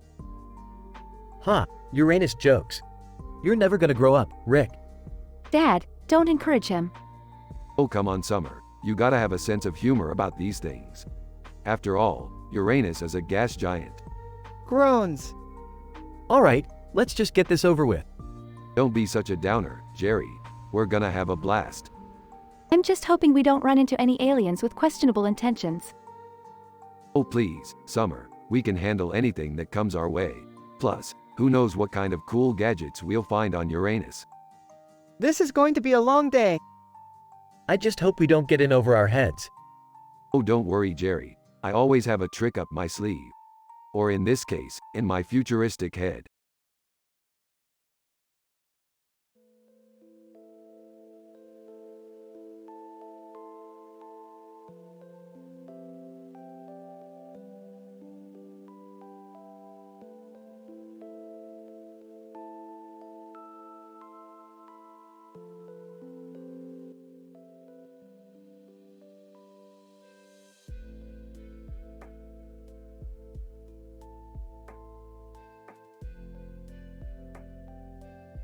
Rick, Morty, and Beth were sitting in the garage when Rick suddenly received a distress signal from another dimension.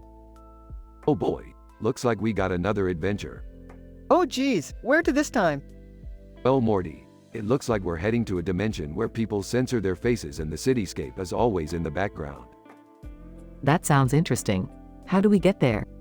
Hold on. Let me just adjust the portal gun frequency. There. As they stepped out of the portal, they saw a man in a suit and tie looking at his phone with squares over his face. What's up with that guy's face? Morty, don't be rude. It's obviously some kind of censorship thing. Let's go talk to him. Excuse me, sir, can you tell us what's going on? Man, sorry, I can't really say much. My face is censored and I have to be careful what I say. Well, that's no fun. We're here to help, though. Do you need anything? Man, actually, yes. I need to get to the other side of the city, but my GPS isn't working. We can help with that. Morty, grab the car. Got it, Dad. As they drove across the city, they encountered several other people with censored faces. I can't believe this is what passes for censorship in this dimension. Morty, tell a joke. Okay, then why was the math book sad? Why, Morty? Because it had too many problems. Everyone groaned, but the man in the suit and tie chuckled. Man, thanks, that was actually pretty funny. See, jokes always make things better. Eventually, they reached the other side of the city and the man was able to conduct his business. Man, thank you so much. I couldn't have done it without you. No problem. We're always happy to help. As they stepped back into the portal, Rick turned to Morty and Beth. Well, that was a weird one. But I think we made a difference. Yeah, and we got to tell some jokes along the way. Laughing, I can't believe you still have those dumb joke books, Morty. Hey, they come in handy sometimes. The three of them laughed as the portal closed behind them, ready for their next adventure.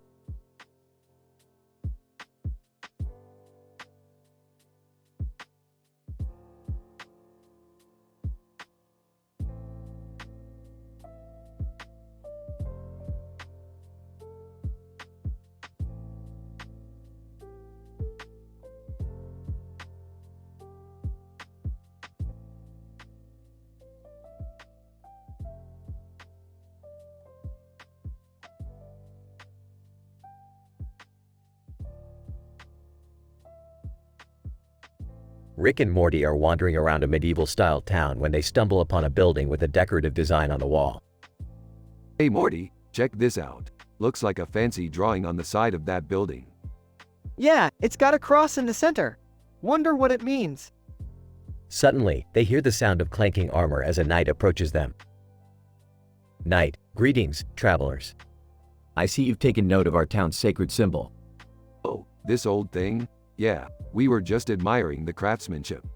What does it represent? Knight, it is a symbol of our faith and our dedication to God. We hold it dear to our hearts. Oh, so it's like a fancy lucky charm?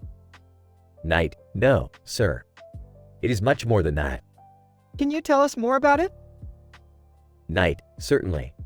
The design dates back to the 1400s, and it is said to have been created by a group of monks who were seeking to honor their faith in a unique way. Wow, that's pretty old. I bet it's worth something. Rick, don't be rude. Knight, it is not about material wealth, sir. It is about spiritual wealth. Yeah, I gotcha. Spiritual wealth. So, what's with all the fancy writing on the wall? Knight, it is written in Old English, the language of our ancestors. It tells the story of our town and our people. Can you read it to us? Knight, of course. By the grace of God, we have built a town that shall stand the test of time. Our faith is strong and our spirits are high. We shall continue to honor God and our ancestors and never forget our roots. Wow, Morty, did you catch all that? Yeah, it's pretty cool. Knight, indeed it is. And now, if you'll excuse me, I must attend to my duties. Farewell, travelers. As the knight walks away, Rick turns to Morty with a grin. Hey Morty, you know what they say. Old English, same old story.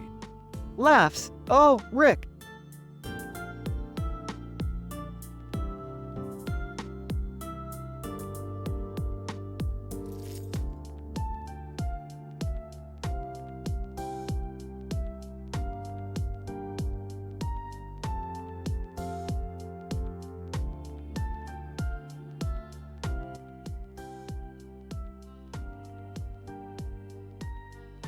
Rick and Morty are in the garage tinkering with some gadgets when Morty sees a cartoon character with a green jacket and a blue jacket on sitting in a white chair in the corner.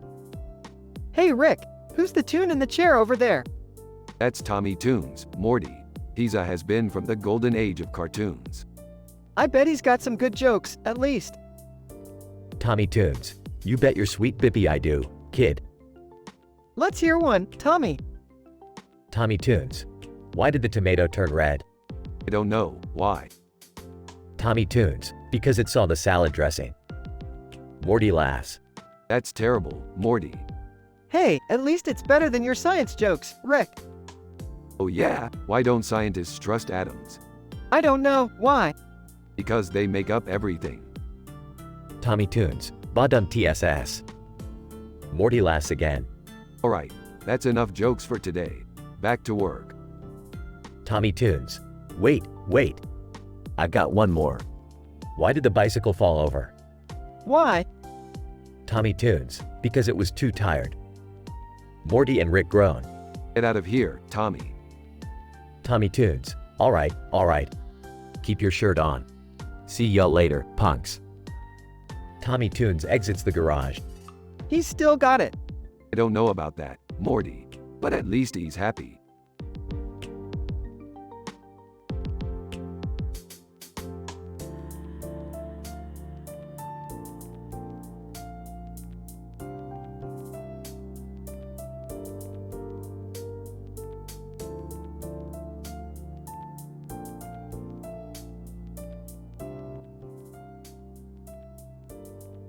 Alright, Morty. We're going on another adventure. Oh geez, Rick, I don't know if I'm up for it. My schizophrenia has been acting up lately. Don't worry, Morty. I have just the thing to cure it. What is it, Rick? Medication? Therapy? No, Morty, even better. We're going to visit a planet where everyone has green hair like me. I'm not sure how that's going to help. Shut up, Morty. We're going. They land on the planet. Green-haired alien, welcome to our planet. I see you also have green hair, brother. Yes, we do. But we're not just here for the hair. We need a special ingredient from your planet to cure my grandson's schizophrenia. Green-haired alien. Aw, I see. Well, you'll have to go through our rigorous hair curling competition to win it. What? I'm not good at hair curling. Don't worry, Morty. We'll just use my new invention, the hair curl-o-matic. They use the invention and win the competition. Green-haired alien, impressive. Here's your ingredient. Smiling. Wow, Rick. My schizophrenia is already starting to feel better. Of course it is, Morty, because on this planet, everyone has a little bit of madness in them. It's what makes life interesting. Laughing. You're right, Rick. This was a crazy adventure. Smirking. Hey, that's my line, Morty.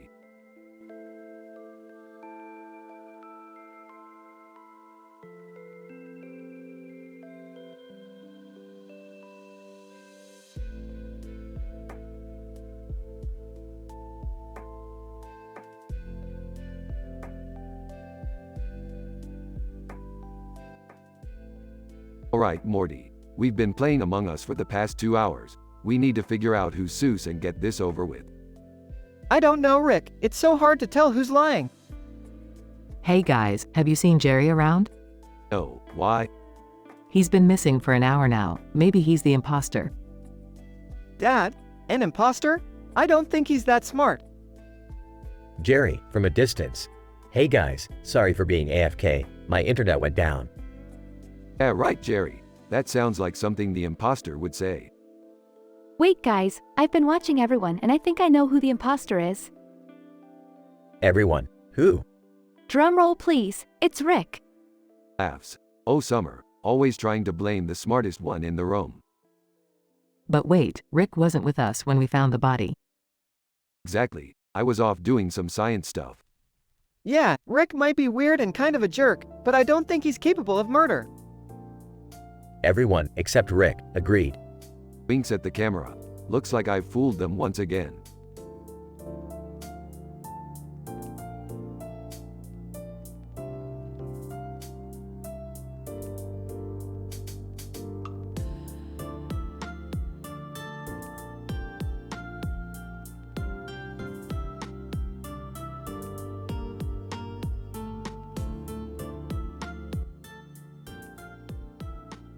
Alright, Morty, we've got another adventure to go on. What's the plan, Rick? There's a woman with a creepy face and a pink ball in her hand. We're gonna investigate. You boys be careful. We don't need any more crazy mishaps.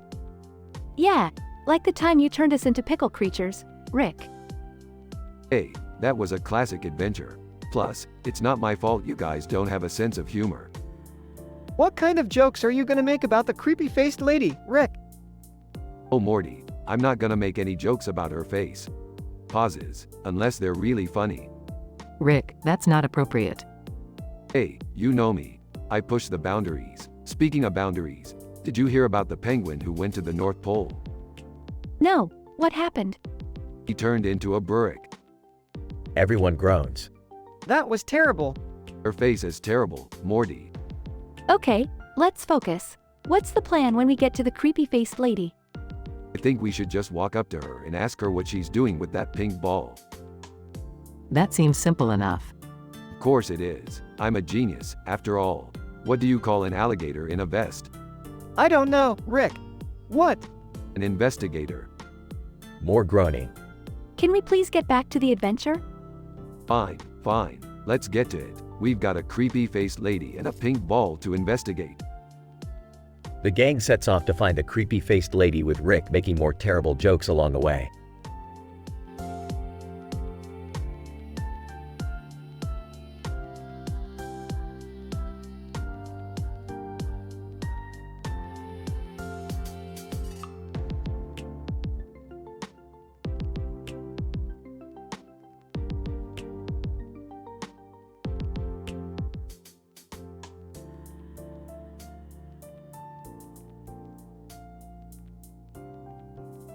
Rick, check this out. I found this weird cartoon character on my phone. That's a Mr. Meeseeks, Morty. You know, the blue guy who exists only to complete a task and then disappears. No, Rick, not that. This is something different. Look! Rick takes the phone and sees a cartoon character on a table. Holy sh*T, Morty. That's you and me on a table. What? That doesn't make any sense. Maybe it does, Morty. Maybe we're just a simulation in some cartoonist's mind. Oh, I don't think so, Rick. That's just silly. Well, you know what they say, Morty. There's a Rick and Morty episode for everything. Morty rolls his eyes. Let's go find this cartoonist and see what this is all about. They go on an adventure to find the cartoonist, encounter various bizarre situations, and finally find the cartoonist. Cartoonist. So, you're the famous Rick and Morty. I've been thinking about you for a long time. Thinking about us? What do you mean? Cartoonist.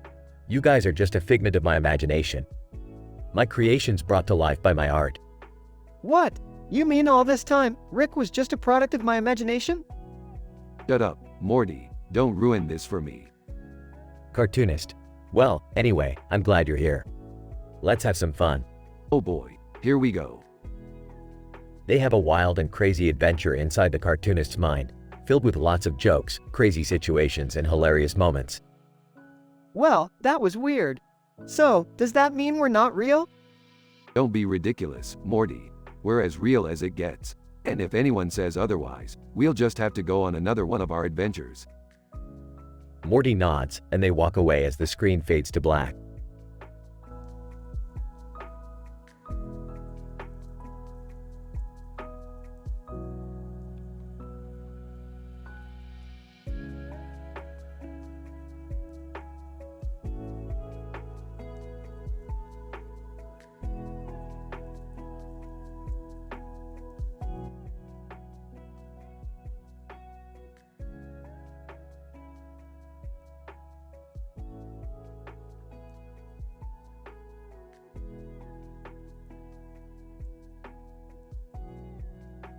Burps, Morty, we got a new adventure.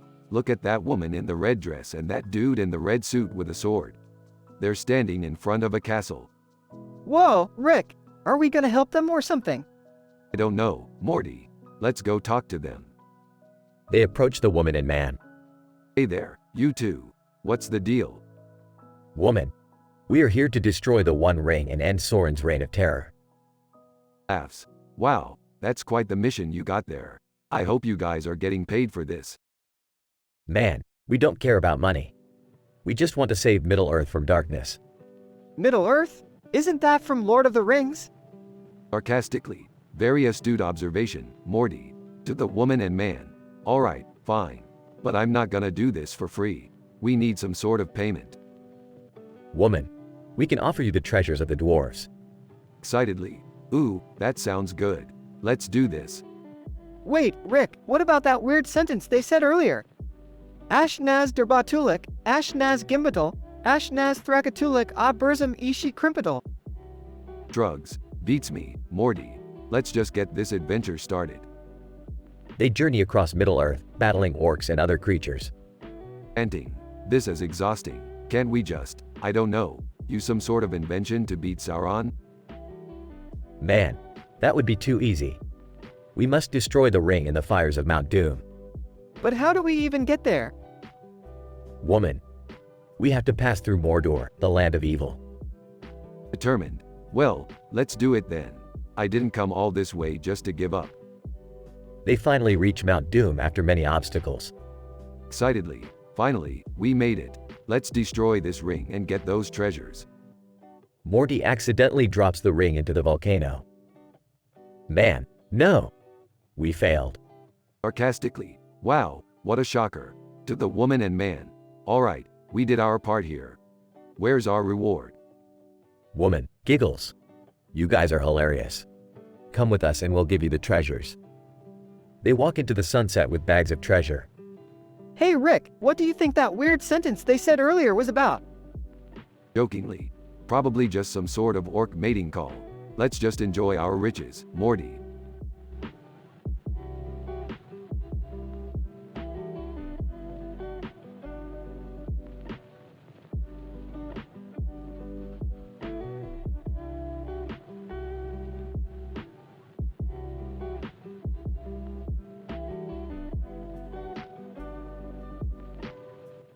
Morty, can't you see I'm playing Skyrim here? Yeah, whatever. Hey, what's that on the TV? It's a man in a forest with a plane flying over him. And he's being chased by a man in a suit with a sword.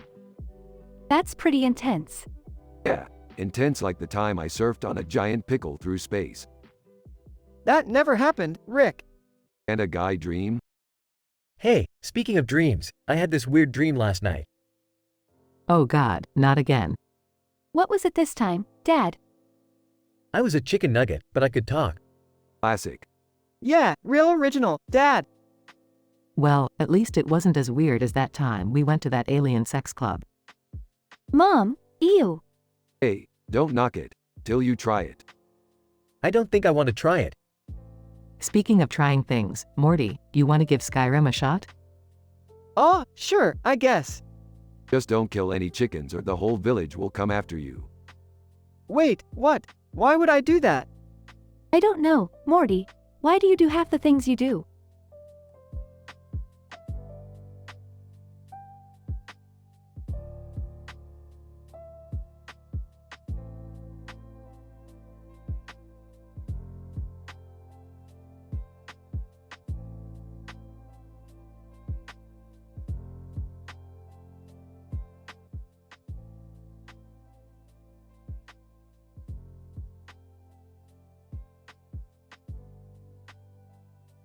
The episode opens with Rick, Morty, and Jerry in a dimly lit room, surrounded by neon lights and various firearms.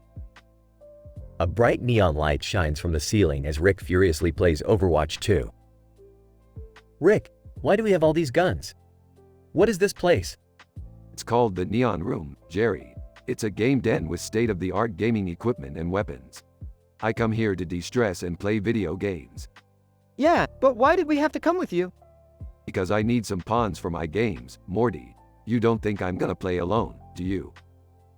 As Rick continues to curse at Overwatch 2, the room suddenly begins to shake. What's happening? Is this an earthquake? No, Jerry, it's just the interdimensional portal opening. We have visitors. A group of alien beings suddenly appear in the room, armed with futuristic laser guns. Alien, give us the game den or face our wrath. You want my gaming den? You'll have to pry it from my cold, dead hands. Rick, maybe we should just give them the den. No way, Morty. This is my haven, my fortress of solitude. But Rick, we're outnumbered and outgunned. Relax, Jerry. I have a plan. As the aliens approach, Rick suddenly stands up, revealing a modified gaming mouse in his hand. I call this the gaming nunchuck. Watch this. Rick begins to furiously click the mouse, causing a series of explosions to erupt throughout the room, taking out the aliens and their weapons. Holy crap, Rick! That was amazing! Rick, how did you even come up with that plan? Well, Jerry, I figured if my gaming skills weren't enough, I could always resort to making things go boom. The trio laughs as they continue to play Overwatch 2, enjoying their victory in the neon room.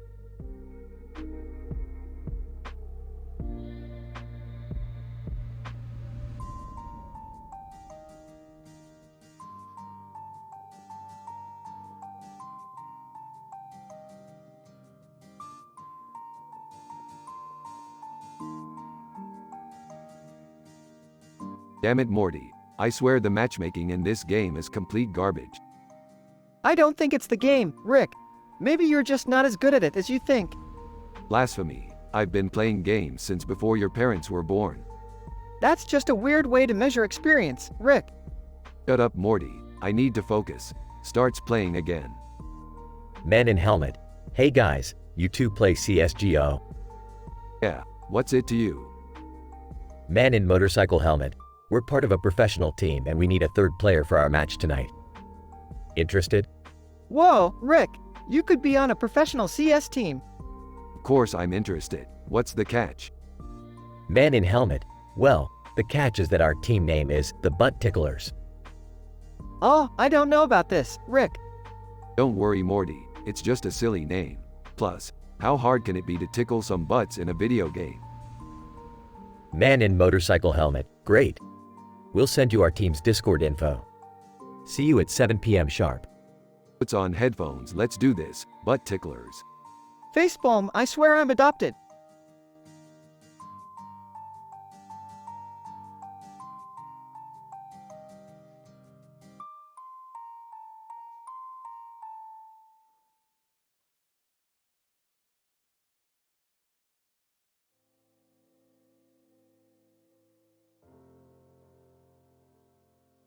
Hey, Morty, look at that cliff face over there. Whoa, that looks dangerous. We shouldn't get too close. What are you two doing? Don't do anything stupid. Can we just take a cute family photo instead? No time for that. We gotta live dangerously. Wait, Rick! Don't do it! Too late. Jumps off the cliff. Oh my god, he's insane. Is he okay? And safely on the boat below. See? Easy peasy. Lemon squeezy. Rick! How are we going to get down now? Oh, I didn't really think that through. But hey, at least we got a boat now. Only you, Rick. Only you.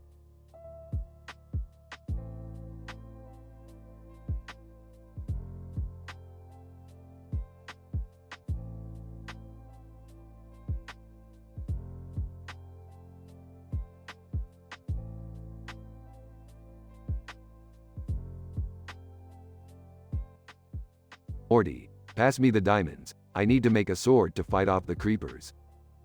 No way, Rick! I found these diamonds fair and square. They're all mine.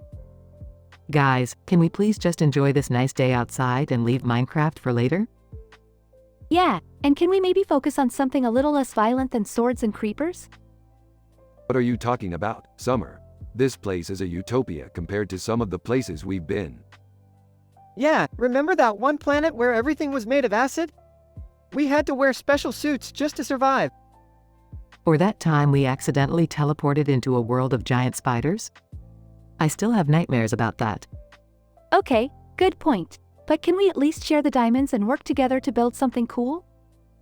Fine, Morty, you can keep the diamonds. But if we run into any trouble, don't come crying to me. Deal. Blue and white cat. Meow. Oh, hey there. I almost forgot we had a cat on our adventure. You want to help us build a giant tower or something? Everyone else, laughs. I think this is going to be the weirdest Minecraft adventure yet. And that's saying something.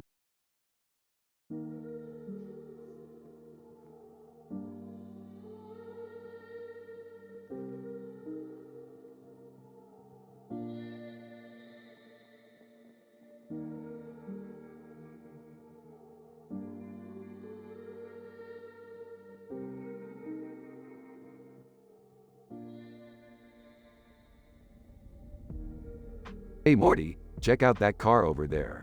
It's a green and black Dodge Challenger. Looks like a beast. Oh, okay, Rick. What's so special about it? Oh Morty, all the Dodge Challengers on my commute have been chill as heck or pulled over. There's no in between. Let's go follow it and see what happens. I don't know, Rick. That seems dangerous. Come on Morty, where's your sense of adventure? Let's live a little. As they follow the car, they notice it has a black hood. Rick, that car looks suspicious. What if it's owned by some dangerous criminal? Morty, you watch too many movies. It's just a car. They continue following the car until they reach a forest. Suddenly, the car turns into the forest and disappears. Rick, where did it go? Did it disappear into thin air? Morty, it's just a car. It probably just turned off the road. They drive into the forest to investigate and see the car parked next to a group of trees. But when they approach, they realize it's not just any car. Rick, that's a transformer. Holy crap, Morty, it's Bumblebee from the Transformers. Bumblebee, hey guys, what's up? Not much, just following you around. You mind giving us a ride? Bumblebee, sure thing, hop in. They all get in the car and Bumblebee takes off into the sunset, leaving a trail of laughter and adventure behind. Wow, Rick, that was one crazy ride. Yeah Morty, we never know what we're gonna find on our adventures. Now let's go grab some snacks before we head back home. Sounds good to me, Rick. Let's go.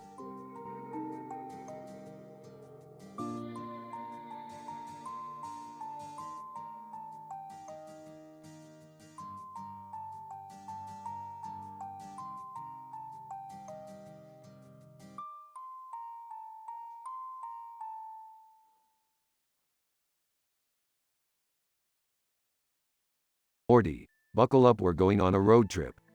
Where are we going, Rick? We're going to the beach Morty, and we're taking my sweet-ass Volvo with us.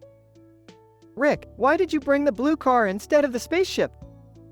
Because Morty, sometimes you just gotta take a chill pill and enjoy the ride. Plus the car has a killer sound system. Okay, Rick, but we can't stay at the beach forever. There's a lot of adventure awaiting us. Adventures? Morty, we're at the beach, to relax, not to go on some crazy adventure. But Rick, there's a boat over there. Maybe we can rent it and explore the ocean.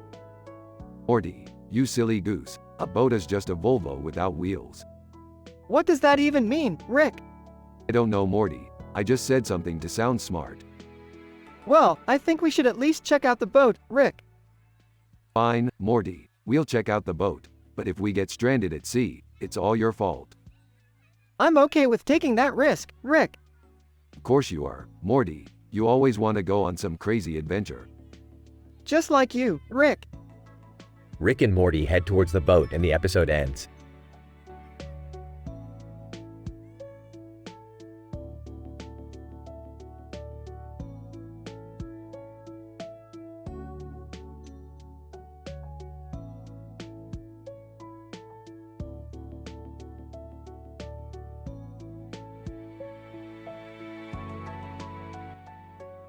Rick, Morty, Jerry, and Summer were driving in Rick's flying car when they saw a group of people standing next to their luxury cars.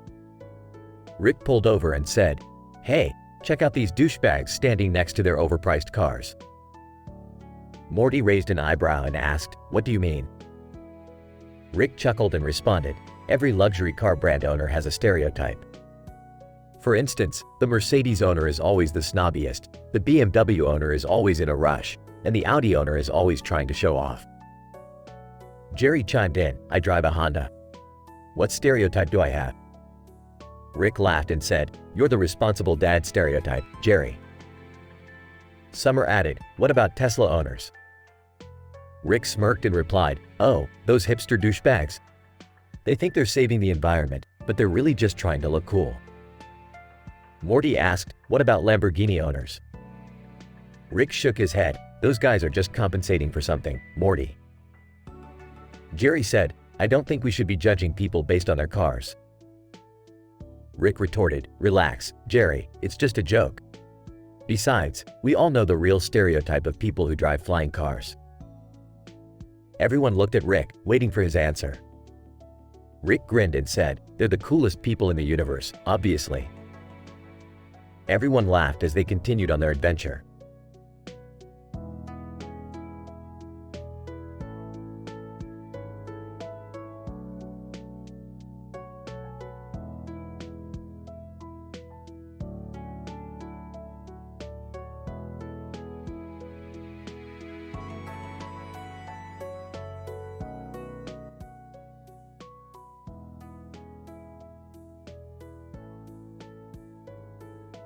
What the hell is myth?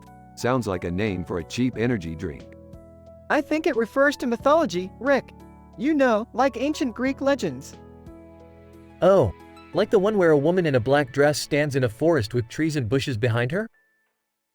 Jerry, that's not a myth. That's just a creepy picture you found on the internet. Can we focus on the fact that my dad is trying to turn an urban legend into some kind of adventure? Hey, I'm always looking for the next big thing, and this myth could be it.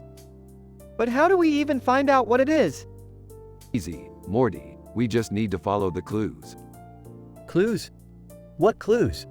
The black and white fur collar, Jerry. It's obviously a clue. How is a fur collar a clue? I don't know, Beth. I'm making this up as I go. Typical. But that's the beauty of it. We don't know what we're getting into, and that's what makes it exciting. I don't know, Rick. This sounds like a bad idea. Morty, you can't live your life playing it safe. You gotta take risks and have some fun. I don't know about this, Rick. Relax, Jerry. What could possibly go wrong? Suddenly, a giant monster appears. Should have seen that coming. Run. All of them start running and screaming. I thought you said this was PG-13. Don't worry, Summer. This is just a friendly neighborhood monster looking for some love. What the hell does that even mean? I have no idea, Morty. Let's just keep running.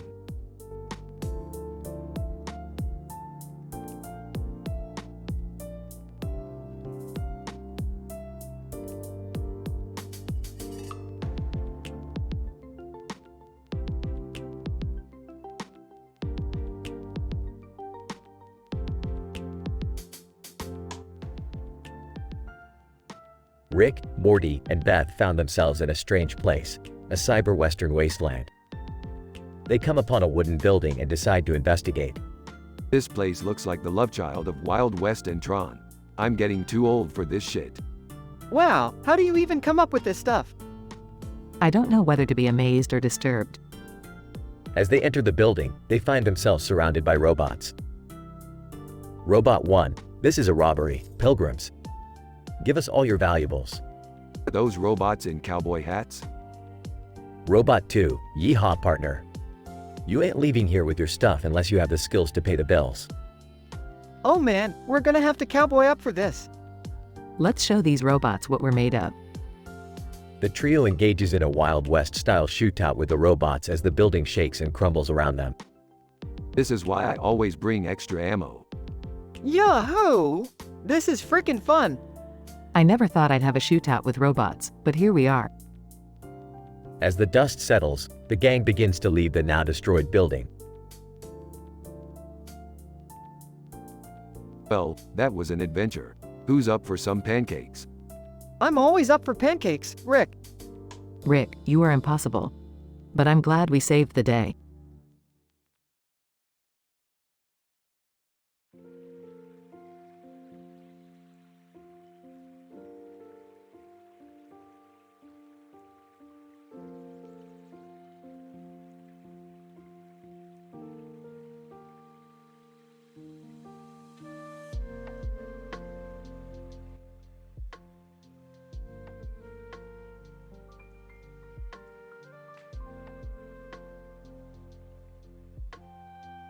Morty, we've got a situation here. A monkey with a red face and a green object with a yellow cord on it is trying to guess the launch codes for the Minuteman ICBM Launch Command and Control Facility. What? How did a monkey get in there? I don't know, Morty. Maybe he's a super intelligent monkey, or maybe he just wandered in accidentally. Either way, we've got to stop him before he launches those missiles. What can we do, Rick? We're going to have to try and outsmart him. I'll try and hack into the launch system from here while you distract the monkey. How am I supposed to distract a monkey? Just be funny, Morty. Tell him some jokes or something. Oh, okay. Hey monkey, what do you call a monkey in a suit? A business ape. Monkey starts typing randomly. Oh, okay. Why did the monkey cross the road to get to the banana on the other side? Monkey pauses, looks at Morty, then starts typing again. Morty, you're not getting through to him. I'm going to have to try something else. Rick starts typing on his computer, trying to hack into the launch system. Hey monkey, why did the monkey chew gum? Because he wanted to stick to the monkey bars. Monkey pauses again, looks at Morty, then goes back to typing. Damn it, Morty, he's not falling for your jokes. I need more time to hack into the system. Okay. Hey monkey, what do you get when you cross a monkey with a vampire? A bloodthirsty primate. Monkey types furiously. Morty, I got in. I'm stopping the launch sequence now. Yes! We did it, Rick. Monkey jumps up and down in frustration. Looks like our friend here didn't get his way. Better luck next time, monkey dude. Yeah, and next time we'll come prepared with some better jokes. Let's get out of here, Morty. I need a drink after dealing with that monkey business.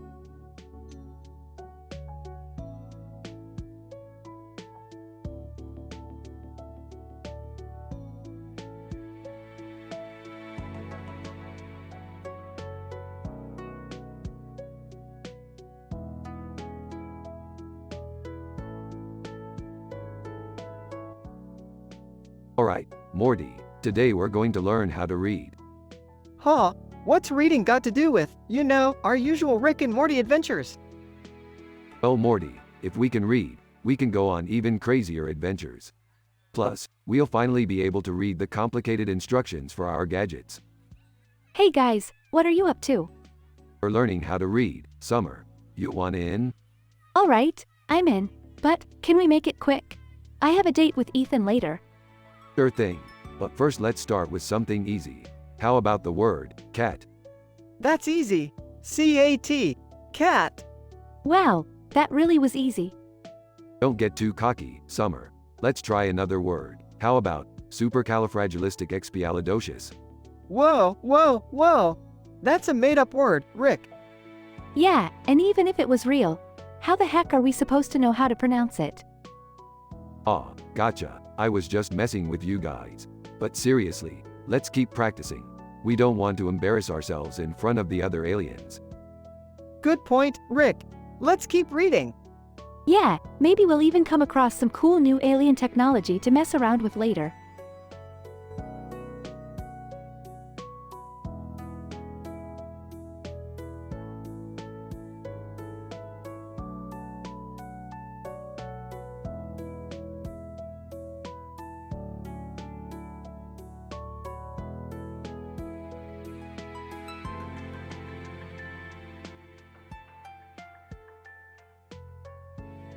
Rick and Morty are in the garage, tinkering with some flashy neon lights and gadgets. Wow, Rick, these neon lights are so cool. How do they work? I don't know, Morty. I'm just the guy who puts them together. Suddenly, a man appears sitting in an egg-shaped chair in the middle of the neon lights. Man, hello, Rick and Morty. I have a dangerous mission for you. Are you up for it? Sure, why not? What's the mission? Man, I need you to retrieve a powerful crystal from the planet Zorgon. What's so powerful about this crystal? Man, well, it has the ability to control the minds of anyone who comes in contact with it. Oh, that's some serious power. But why do you need it? Man, I'm a collector of rare and valuable items. And this crystal is the crown jewel of my collection. Okay, but how are we supposed to get to Zorgon? Simple. Morty, we just have to use the neon blue strip behind me as a portal. A portal? How does that work? It's like walking through a door, Morty. Except this one leads to an adventure. Alright, let's do this. But first, one more question. What's the difference between a poorly dressed man on a trampoline and a well-dressed man on a trampoline? Man, I don't know. What's the difference? Attire. Oh boy, here we go. Zorgon, here we come.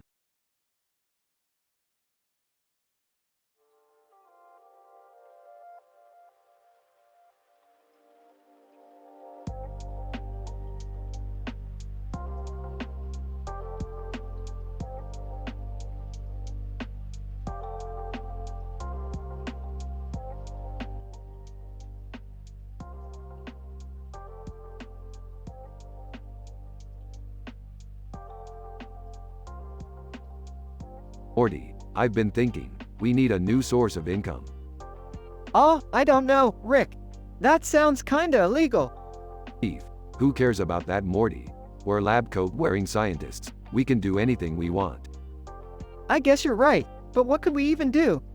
Meth, Morty, we're gonna make meth. Meth? Rick, that's insane. We can't just. Shut up, Morty, I've already got the supplies. Now pay attention.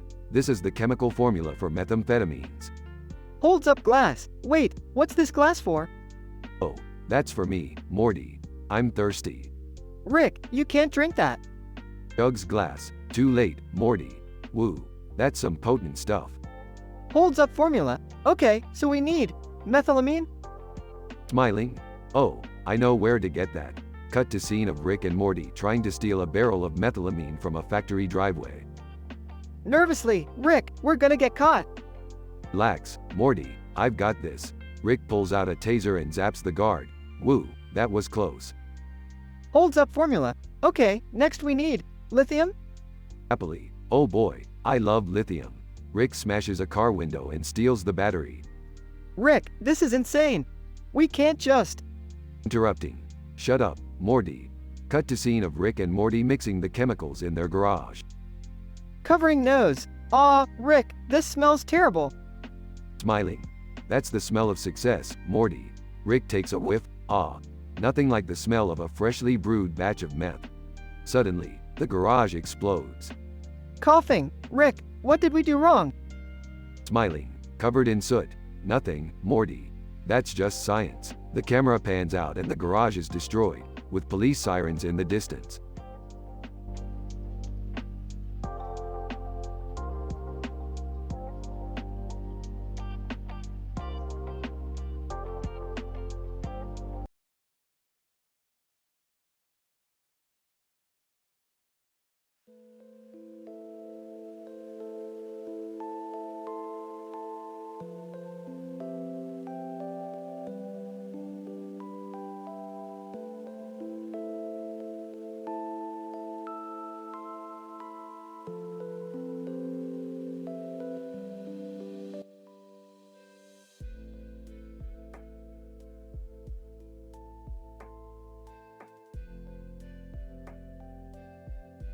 Morty, we need to go on an adventure. What kind of adventure, Rick? Can I come too? I'm into Rick. Come on, Morty. We're going to a planet with a red butterfly with blue and yellow wings on a green background with a red flower in the background and a green leaf. That sounds interesting, but what are we going to do there, Rick? Are we going to kill it or something? That's not appropriate, Summer. No, Jerry, we're going to capture it and bring it back as a pet. I don't know, Rick. That doesn't sound like a good idea. Yeah, maybe we shouldn't mess with nature. Oh, come on, guys. It'll be fun. Exactly, Summer. Now let's go before it's too late. Meanwhile on the planet. Butterfly, hey, look at me. I'm a butterfly with blue and yellow wings on a green background with a red flower in the background and a green leaf. Back with Rick and the gang. There it is. Quick, everyone, grab it. Got it. Is it safe to bring a creature from another planet back to our world, Rick? It's completely safe, Morty. What could go wrong? Narrator's voiceover. Meanwhile, on Earth, the red butterfly with blue and yellow wings on a green background with a red flower in the background and a green leaf starts to grow and mutate, becoming a giant monster that rampages through the city. I told you we shouldn't have messed with nature.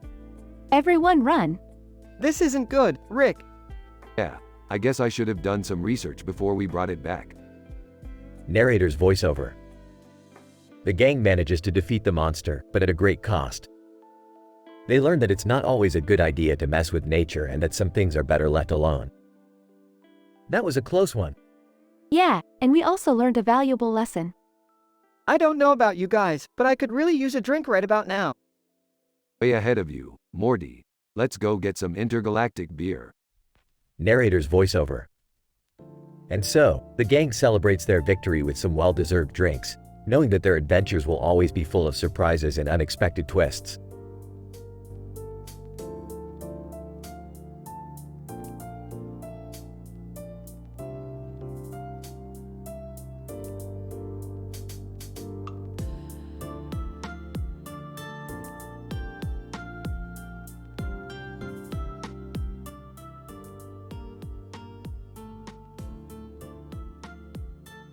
Alright, Morty, listen up. I'm gonna teach you how to manipulate the stock market. Manipulate the stock market? Isn't that illegal? Legal? What's illegal anyways? Besides, we're not doing anything shady. Just using our superior intellect to get ahead. Alright, but how do we start? It's simple, Morty. First, we create a fake company. Then we make it look like it's doing really well. How do we do that? We Photoshop a bunch of certificates and awards, and then we start spreading rumors about how great it is. That doesn't seem very ethical. Ethical? Morty, have you watched the news lately? This is child's play compared to what's going on out there. Okay, but what about risk management? Risk management? Morty, the only risk here is not making enough money. I don't know, Rick. This seems pretty sketchy. Sketchy? Morty, have you forgotten who you're talking to? I'm not just some cartoon character standing in a classroom with a laptop and a monitor on the desk and pointing at the screen. I'm a genius, Morty. Okay, let's give it a shot. That's the spirit, Morty. With me by your side, there's nothing we can't do. Now let's get to work.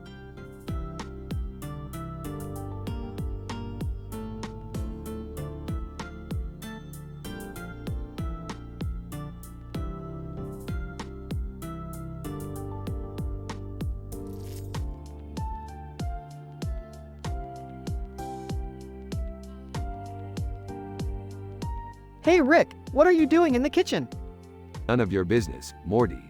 I'm working on a new recipe. Can I help you out, Rick? I'm pretty good in the kitchen. Ah, you're barely competent enough to make yourself a bowl of cereal, Jerry. Hey, what's all the commotion in here? I'm in a cooking contest against none other than Gordon Ramsay himself. Whoa, are you serious? That's amazing. Yeah, but isn't he like the toughest food critic in the world? Beefed. I ain't afraid of Ramsay. I'll beat him at his own game. Well, good luck, Rick. But remember, it's not all about winning. It's about having fun and enjoying the process. Yeah. I'll have fun once I prove to Ramsay that he's a cooking hack. Hey Rick, what's that you're cooking? It's my secret ingredient, Morty. A little bit of wubba lubba dub dub.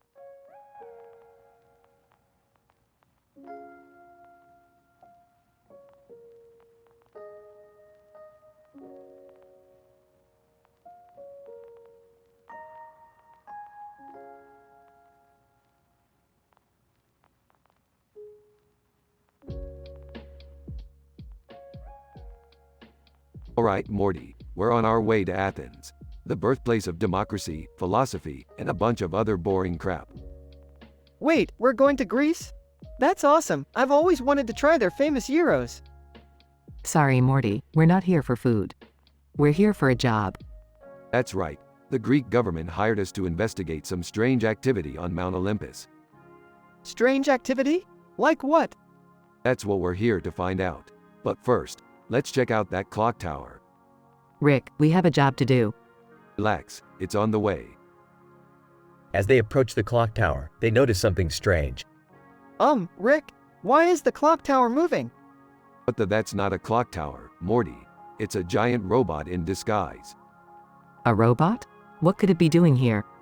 Maybe it's trying to take over Athens. Or maybe it's just lost. Either way, we gotta stop it. How are we going to do that? Simple, Morty. We'll just use the pillars as cover and take it down one piece at a time. After a chaotic battle, they managed to destroy the robot. Well, that was unexpected. And kind of awesome. Can we get euros now? Sure thing, Morty. And maybe we'll even check out some of that boring philosophy stuff while we're here. Somehow, I doubt that.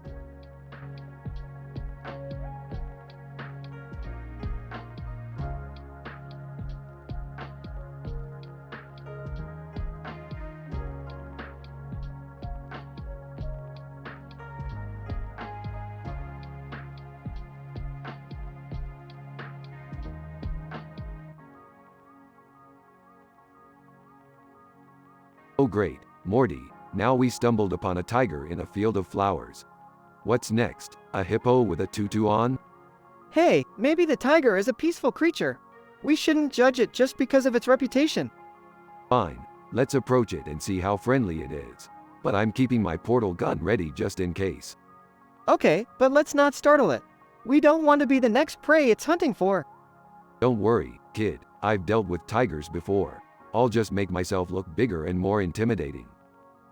Rick, that's not exactly how you're supposed to approach a tiger. Relax, Morty, I got this. Hey tiger, you like jokes? Why did the tomato turn red?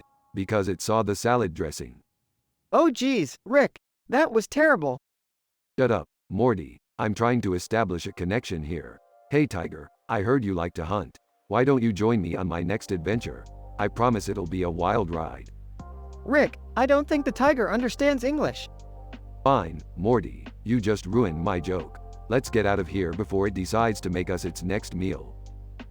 I don't think we have to worry, Rick. It looks like the tiger is just enjoying its peaceful nap. Oh, thank God. Let's get out of here before it wakes up and realizes we're not a pair of friendly flowers. Yeah, I don't want to end up like a tiger's chew toy. Hey, that's what I call our adventures. Chew toys. Ha.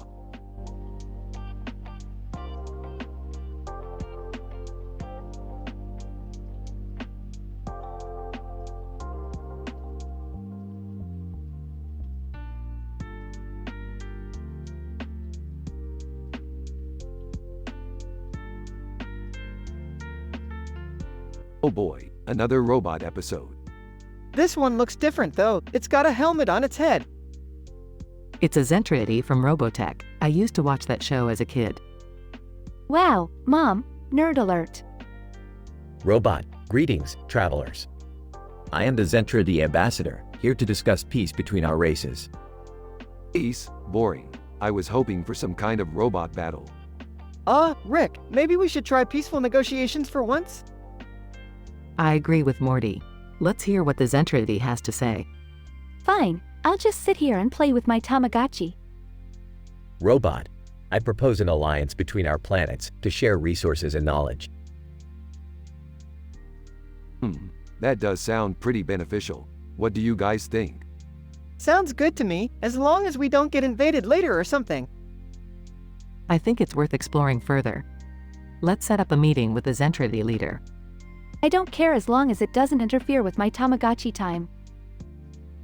Robot, excellent. I will arrange the details with my superiors. Thank you for your time, travelers.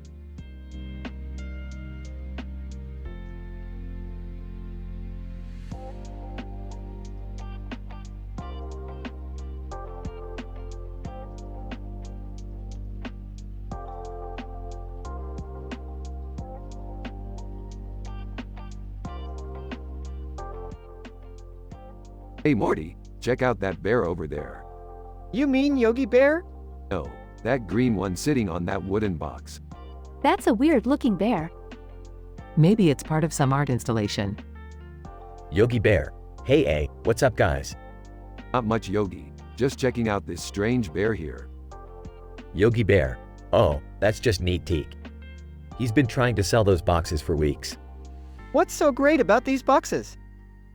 Neat teak. They've got a magical power to make you feel happy when you sit on them. Oh, That sounds kind of sketchy. Yeah, I don't think we should be buying anything from a random bear on the street. Neat teak. But wait, there's more. If you buy one now, you get a free. Yogi Bear grabs Neat Teak and pulls him away. Yogi Bear, sorry about that folks. Neat Teak can get a bit carried away sometimes. Laughs.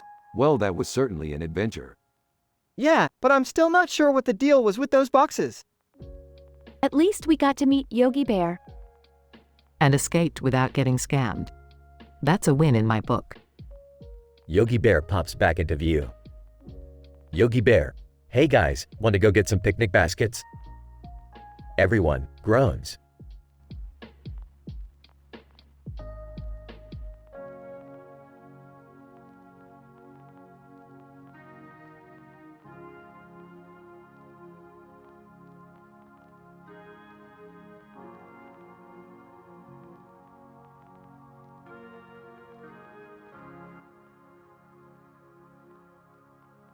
Alright, Morty. Buckle up because we're going on a road trip to a futuristic city. Wait, why do we need to go there? Because I need more of that futuristic space juice I like to drink. Can I come too? No, Jerry, you're always holding us back. What? That's not true. I'm useful. Sure, Jerry. Useful like a robo-toilet on the fritz. Hey, look at that building with the crazy futuristic roof. Early to bed, Morty. Early to bed means they have a futuristic alarm clock. Why do we care about their alarm clocks? Because it means we can sneak in and steal their futuristic space juice without anyone noticing. But isn't that illegal? Jerry, the only laws I follow are the laws of science and the laws of getting what I want.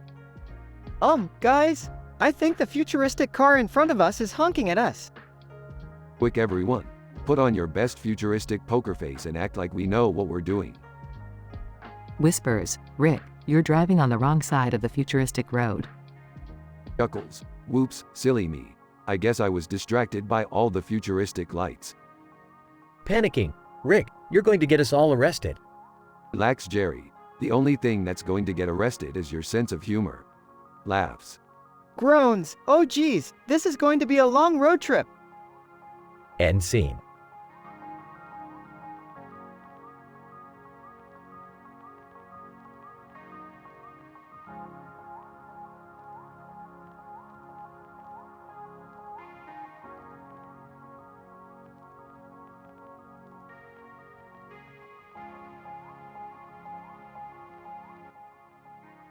Alright, Morty, hold on tight. We're going on an intergalactic journey for the best cheese in the universe.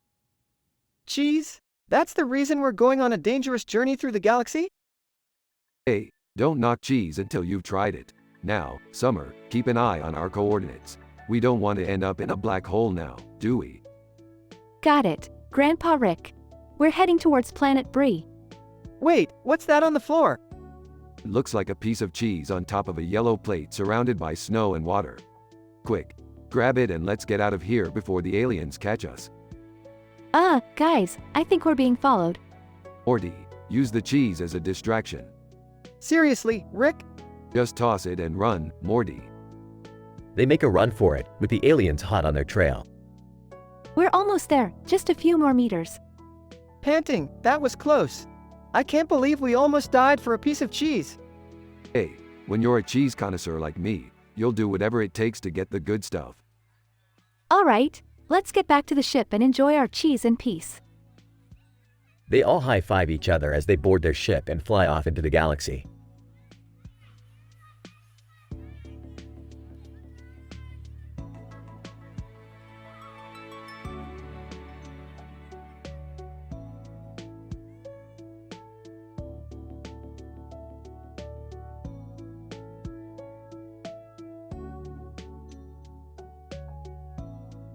Alright, Morty, you better buckle up because we're about to go on a wild ride. We're going to the land of Star Wars and we're gonna meet Princess Leia herself.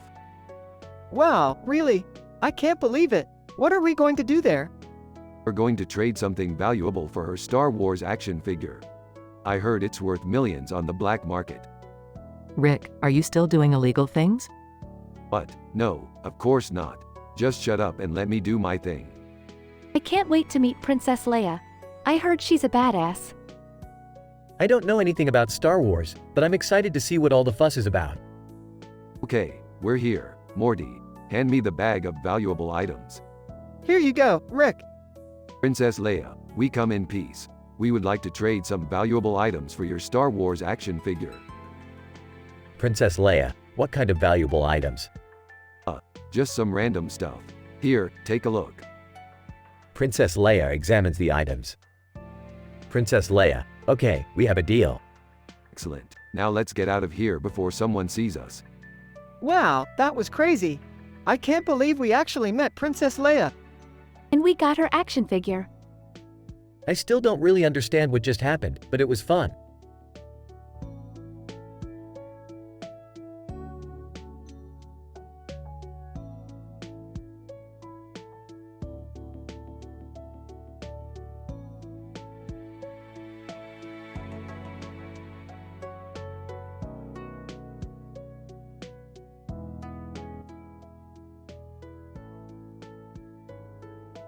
Rick and Morty are sitting in the living room when Jerry bursts in, looking flustered. Guys, you won't believe what happened at work today. But, did they finally figure out you're a loser? Haha. No. We had a gender reveal party and… Oh God, not another one. Those are so played out. No. This one was different. It was for Obama. What the hell are you talking about, Jerry? One of my coworkers is related to Michelle Obama's cousin's friend's sister and she invited them to the party. They had this cake with a purple light on it. Oh, so it was a really intellectual gender reveal. And when they cut it open, it was all purple inside. Apparently that means Michelle Obama is having a girl. Well, that's just great. Another human being to compete with for resources. Rick, you can't just say stuff like that. But, I'm just being honest. Guys, focus. The real question is, how do we get invited to the next Obama gender reveal? I don't know, Jerry. Maybe you should start by stop being such a loser. Or we could hack into their guest list. I mean, it's not like the Secret Service is gonna stop us. I don't know about that, Rick. Maybe we should just stick to crashing regular people's gender reveals. Yeah, and maybe we can bring some funny hats or something. You know, Morty, for an adventure that started with a purple cake, this turned out to be a lot more entertaining than I thought it would be.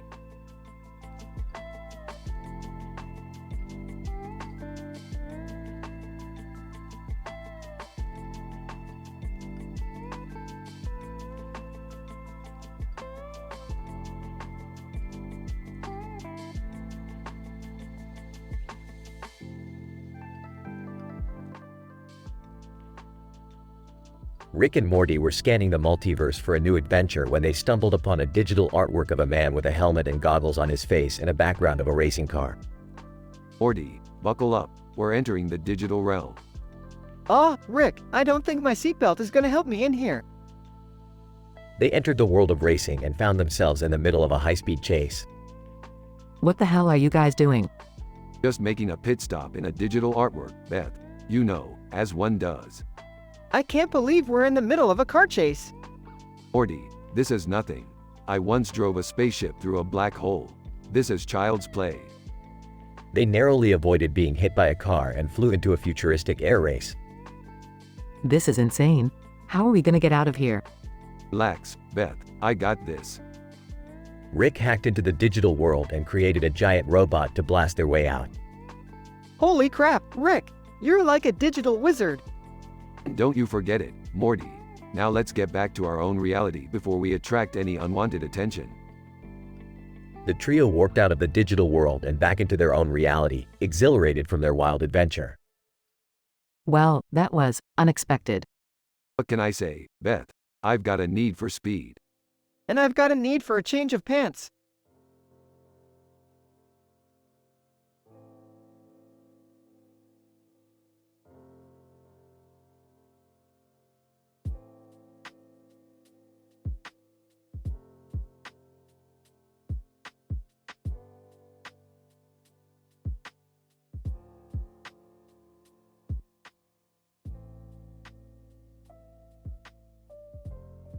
Rick and Morty were in the garage tinkering with their latest invention when they suddenly heard a strange noise.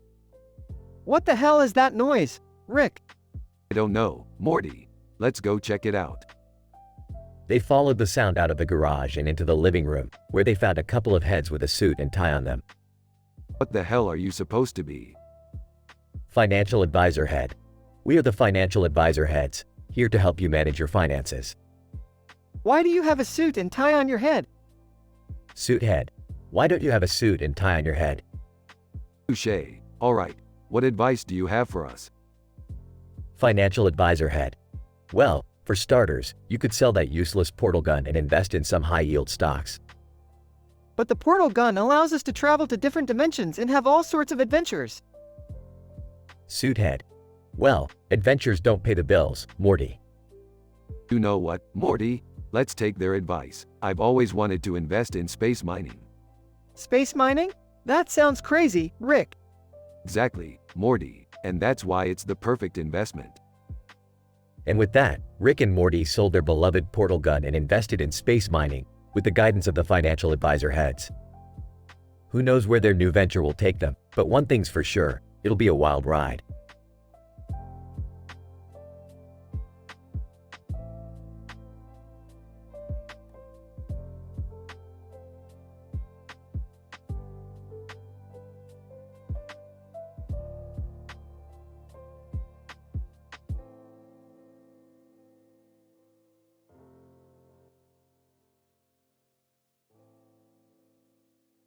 Morty, Jerry, Beth, I've got the craziest adventure idea yet. We're going to travel back in time to the year 2012 and crash President Obama and President Trump's popcorn party in the White House. Oh, Rick, is that really a good idea? Yeah, I don't think we should mess with time travel, Rick. It could have major consequences.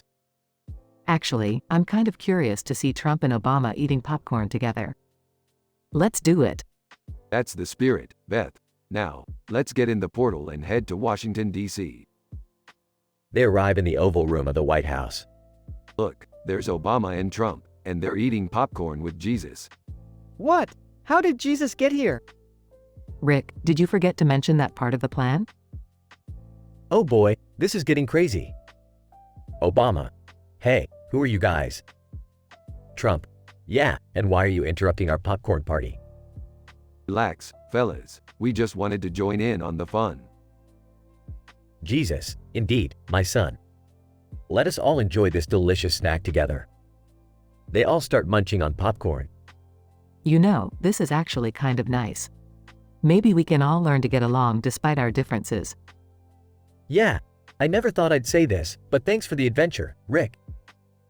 Hey, anytime, Jerry.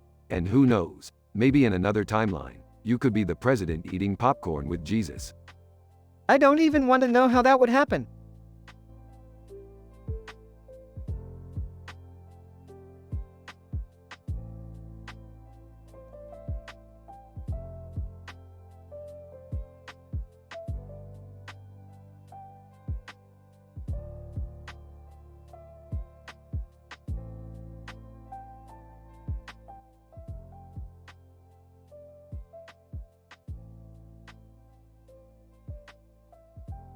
Oh geez, what do we have here, Morty? Another teen magazine?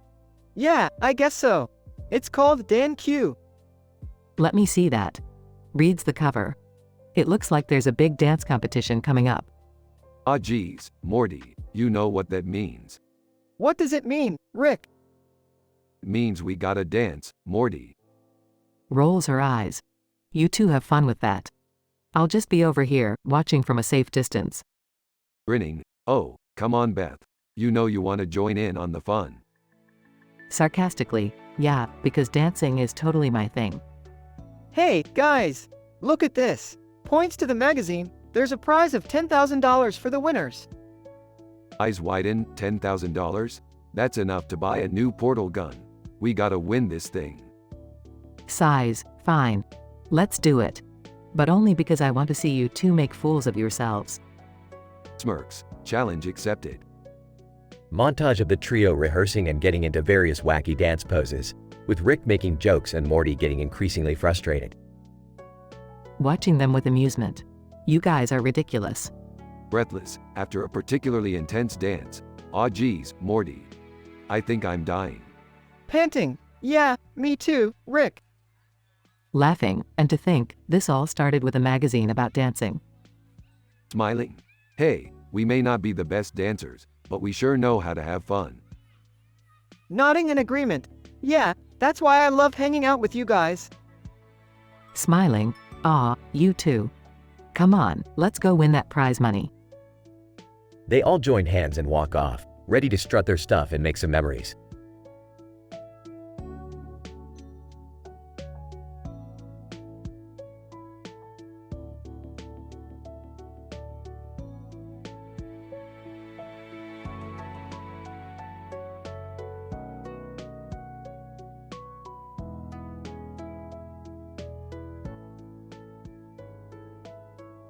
Hey Morty, I got a new mission for us. We need to go to the White House. The White House? What are we going to do there? We have to save the president's life. Some aliens are planning to kidnap him. Can I come too? Me too, please. Sorry, Jerry and Summer. This is a highly classified mission. Only Rick and Morty can handle it. But I want to see the president. Jerry, you can't even handle a new brand of cereal. I highly doubt you'll be of any use. Yeah, Jerry. Just stay home and take care of the kids. We're leaving now. Good luck, guys. Rick, Morty, and Beth leave for the White House. Great, we made it. Wait, what's that? Is that the president kissing Obama? Laughing hysterically. Haha, wow, that's hilarious. Who knew they had a thing? Rick, focus. We have a mission to accomplish. Right, let's go inside and put a stop to those alien bastards. After a long and crazy battle, they save the president. President, thank you so much, Rick and Morty. You guys truly are heroes. Yeah, just make sure to keep the alien defense systems up to date next time, Mr. President. And maybe keep the kissing behind closed doors. Everyone laughs as they leave the White House.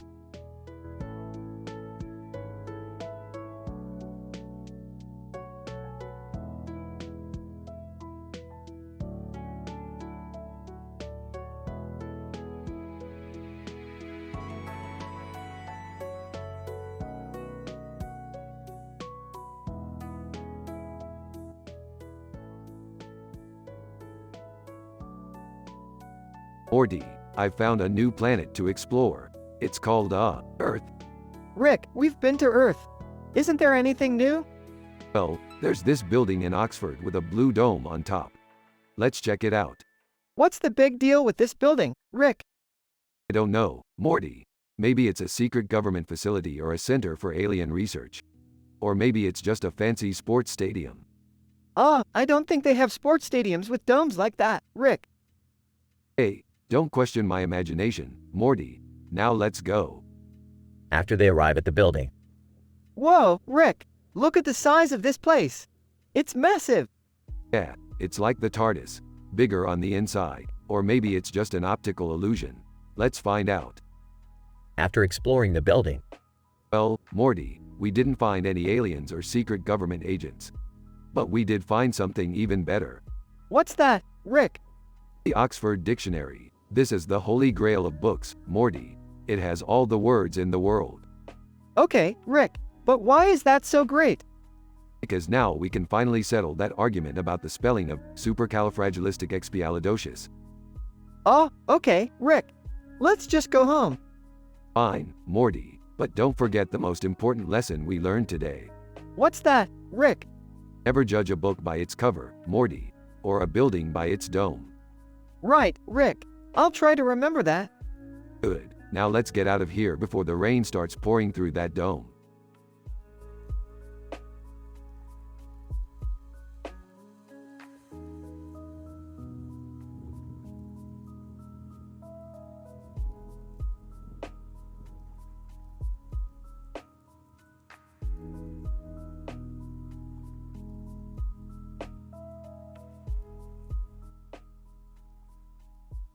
Morty, I need you to grab that block of cheese and meet me at Beth's lab. We have an alligator to deal with. But Rick, what are we even gonna do with cheese against an alligator? Relax, Morty. I've got a plan.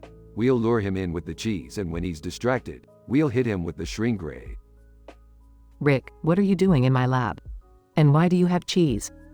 Long story short, we're shrinking an alligator.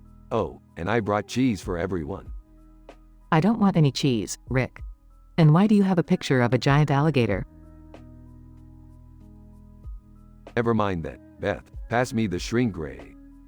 Hey Rick, why is Donald Trump on the toilet with a laptop and eating cheese in this picture? Morty, focus. The alligator's coming. Wait, what's going on? Why is there a shrunken alligator on my desk? I told you I had a plan, Beth, and it involved cheese. Hey Rick, if cheese is this powerful, why don't we just give it to the president to solve world problems? Morty, do you want to start a cheese-based nuclear war? Because that's how you start a cheese-based nuclear war. I can't believe I'm saying this, but can we please get back to work? Fine, fine. I'll just take this shrunken alligator and cheese with me. You guys are no fun.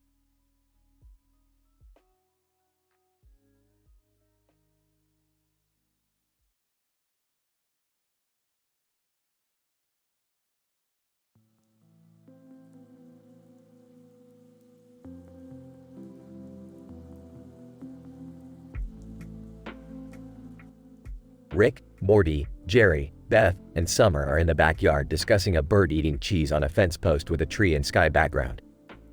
Wow, a bird eating cheese. That's like a mouse driving a car. I wonder if birds eat cheese on other planets, Rick? Did you know that cheese is one of the most stolen foods in the world? That's crazy, Jerry. Who steals cheese? Maybe it's the mice that are driving cars, Dad. Ah, that's a good one, Summer. But seriously, Rick, why do birds like cheese so much? It's simple, Morty. Birds are just like humans. We love cheese, they love cheese. It's universal. But do they know what they're eating, or do they just think it's a shiny rock? Jerry, who cares? Let the bird enjoy its cheese in peace. Yeah, Jerry, quit overthinking things and just enjoy the moment. Well said, Summer. Now let's go watch some intergalactic TV and see if we can find some more birds eating cheese.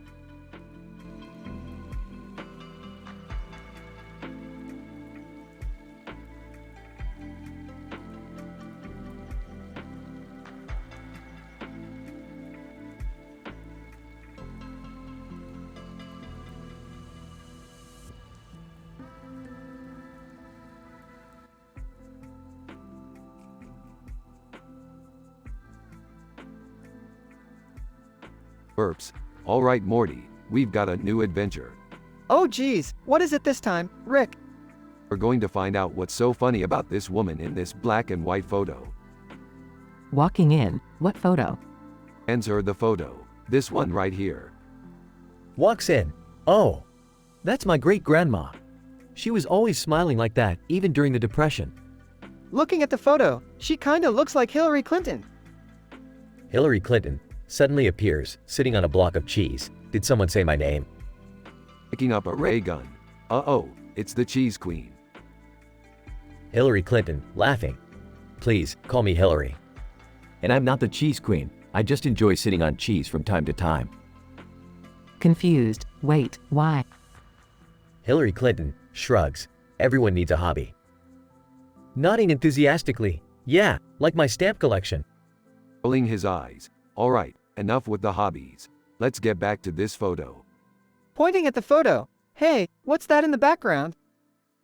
Squinting at the photo, it looks like a spaceship. Excitedly, we've got ourselves a space-time mystery, boys and girl. Nervously. Oh, I don't know about this. Grabbing Jerry's arm. Come on, Jerry. Adventure awaits. Hillary Clinton, jumping up and pointing. I want to come too. Whispering to Beth. This is getting weird. Whispering back, you're telling me. Leading the group towards the spaceship in the photo. All right, let's see what we can find out here. And the group ventured off into the unknown, with a mysterious photo and an even more mysterious cheese queen in tow.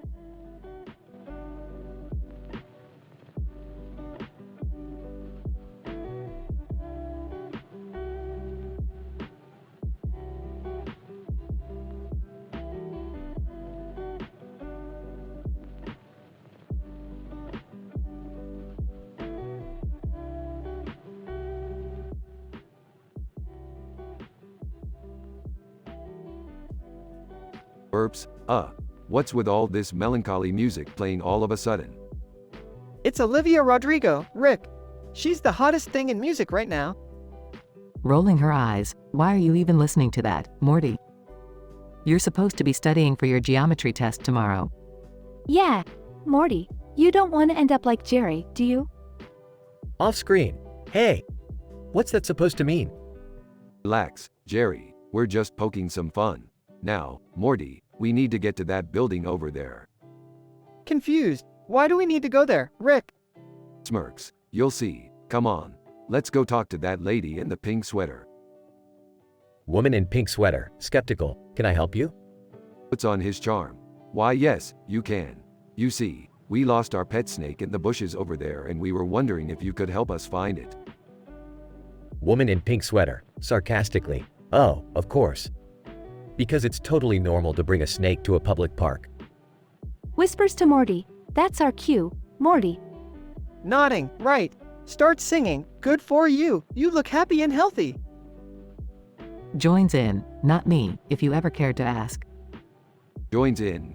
Good for you. You're doing great out there without me. Woman in pink sweater, surprised. Wait, are you guys singing Olivia Rodrigo? Grinning, yeah, we're a bit obsessed with her. Off screen. Hey, wait up. I want to sing too. They all continue to sing and dance under the catchy beat of Olivia Rodrigo's hit song.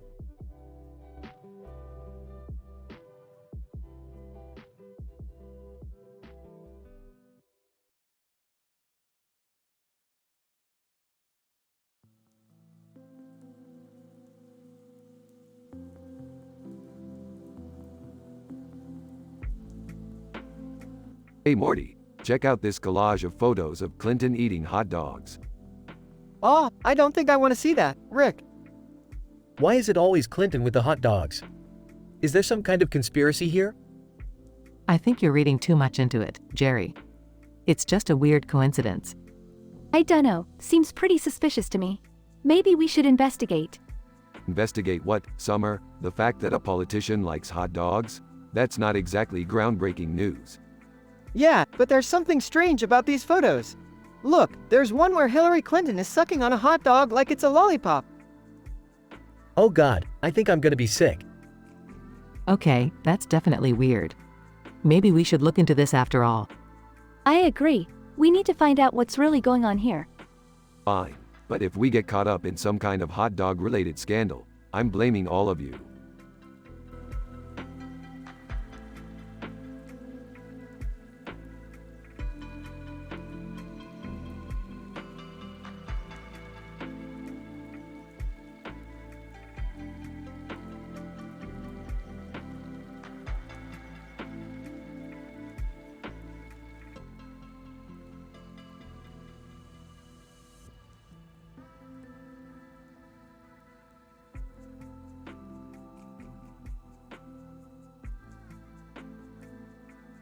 Whoa, this city looks trippy. Morty, check out that tree on top of a building. That's insane, Rick. I bet I could hack into that tree's internal Wi-Fi network and get free internet for life. But, Rick, isn't that illegal? Who cares about legality, Morty? We've survived the 9th World War. We can hack a tree. Man on ledge. Hey. You too. Over here. Ah, geez, what do you want? Man on ledge, I need your help. I'm from the future, and I'm here to prevent the 10th World War. Whoa, the 10th World War. That's intense. Alright, I'm in. What's the plan? Man on ledge. We need to travel back in time and stop the inventor of the death ray from creating it. Easy peasy, lemon squeezy. Let's go, Morty. But, Rick, we don't even know how to time travel. Don't worry, Morty. I have a portal gun. Man on ledge. Alright, let's go. Rick creates a portal and the three of them step through. Whoa, where are we? Looks like we're in the 1920s. Man on ledge. Quick, we have to find the inventor before he creates the death ray. Hold on a second. I smell a speakeasy. Let's party like it's 1929. Rick, focus. We have to save the world. They eventually find the inventor at a laboratory. Inventor, who are you people? We're from the future, and we're here to stop you from creating the death ray. Inventor, huh? You'll never stop me. Rick, what do we do? Don't worry, Morty, I've got this. Rick pulls out a giant whoopee cushion and inflates it. Inventor, what is that supposed to do?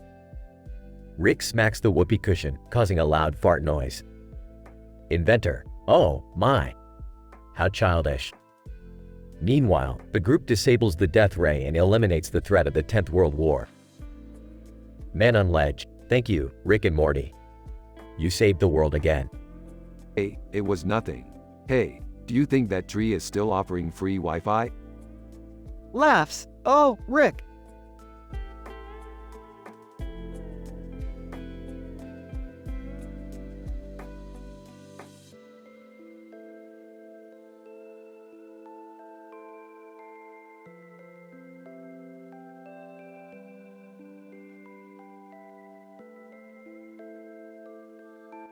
Alright, Morty. Looks like we're gonna have to take down an evil termite queen. Aw, geez, Rick. Can't we just call an exterminator or something? Morty, I'm not paying some stranger to do our dirty work. Plus, where's the adventure in that? Adventure? We might get turned into her minions. Don't worry, Morty. I've got a plan. We'll use these plant-based weapons I made to take her down. Whoa, you made those. Of course, Morty. I'm the smartest man in the universe. Yeah, but remember that time you accidentally turned yourself into a pickle? Hey, that was a stroke of genius, Morty. Don't question it. Okay. So how do we find this termite queen?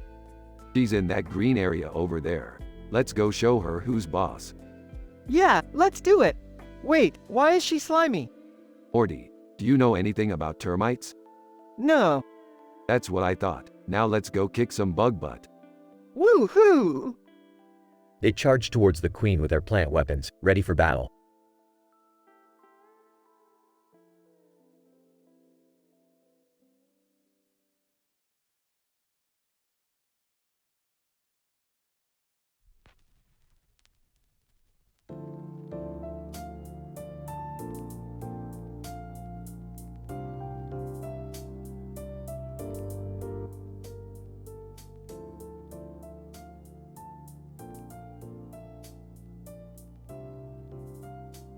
Rick, Morty, Jerry, and Beth find themselves in a strange place. A restroom with a toilet that has a cartoon of a woman sticking her head out of the bowl and green walls. Well, what do we have here? A toilet that's straight out of a Scooby-Doo episode? Oh, I don't know, Rick. It looks pretty freaky to me. Guys, can we just focus on getting out of here? I've got a tax seminar to attend. Oh, shut up, Jerry. Let's take a closer look. As they approach the strange toilet, they see a familiar figure wearing a green jumpsuit, putting on lipstick. Holy crap, it's Hillary Clinton. What the hell is she doing here? Hillary. Well, if it isn't Rick Sanchez. You know, I never thought I'd find myself in a place like this. Hillary, why are you putting on lipstick in a toilet like this? Hillary. Oh, don't mind me. It's just my new campaign strategy. Campaign strategy? You mean you're running for president again? Hillary, of course, I am. And this time, I'm going to be the first female president who puts on lipstick in a toilet. It's all about breaking the boundaries, you know. Breaking boundaries? That's nothing compared to the time I broke into a parallel universe and stole their equivalent of the Mona Lisa. Dad, can we please just focus on getting out of here? As they try to find a way out, they hear strange noises coming from the toilet. What the hell is that? Guys, I think we're in for a wild ride. Suddenly, the toilet starts shaking and a green light shines from within it. The four are sucked into the toilet and find themselves in a strange place. Well, that was unexpected. Where the hell are we? I have no idea, but I think I need a change of clothes. Guys, we've got to figure out a way back home. And fast. And with that, the four set off on yet another crazy adventure in the world of Rick and Morty.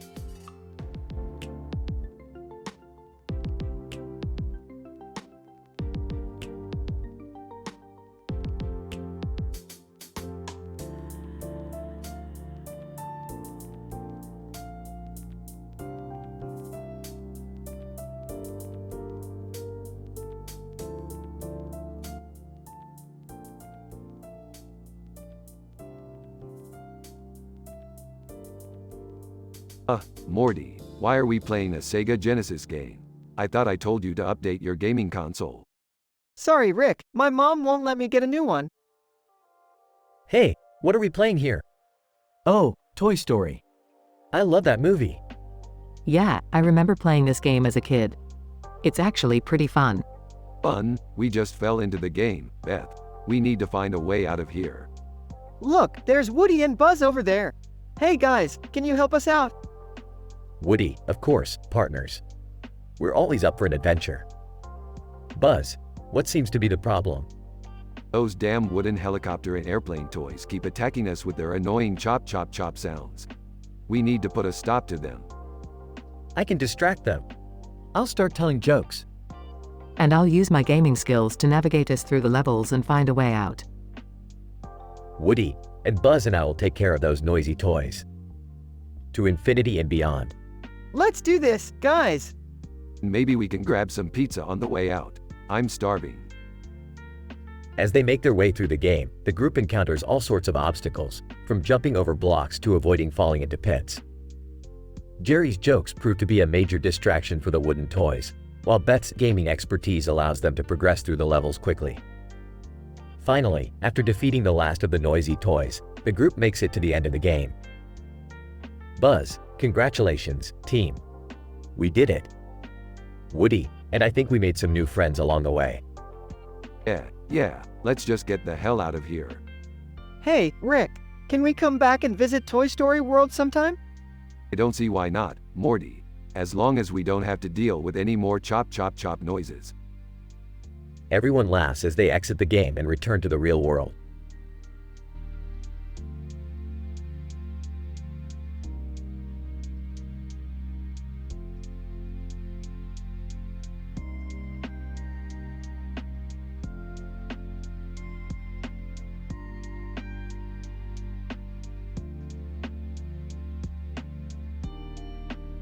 Alright, Morty.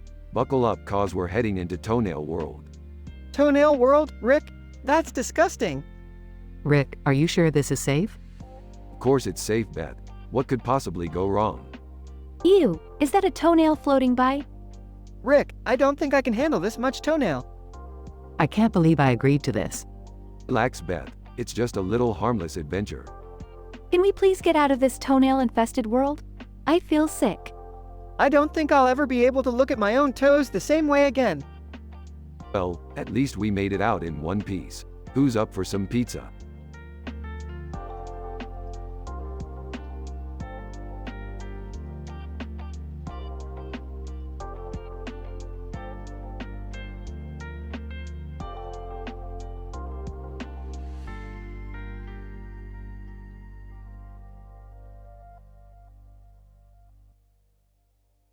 Morty, you're not gonna believe this. I found a game with all kinds of items in it. That sounds pretty cool, Rick. What kind of game is it? It's Super Mario 64, Morty. It's a classic. Oh boy, let's do it. Rick and Morty dive into the game and find themselves as N64 polygon characters. Whoa, what happened to us, Rick? I don't know, Morty. But we gotta find a way out of here before we're stuck like this forever. Hey, look over there. It's that big blue penguin. That's the one, Morty. He's the one we gotta escape from. How are we gonna do that, Rick? We gotta use our skills, Morty. We gotta jump, dodge, and collect all the power stars. This game is crazy, Rick. We're going through paintings and flying through the air. That's the magic of Super Mario, Morty. It's a wild adventure every time. We did it, Rick. We collected all the power stars and escaped the blue penguin. That's right, Morty. Another victorious adventure for the Smiths. As they exit the game, Rick turns to Morty. And that's why they call it Super Mario 64, Morty. Because it's super and there's 64 things to collect. Rolling his eyes. Oh, brother.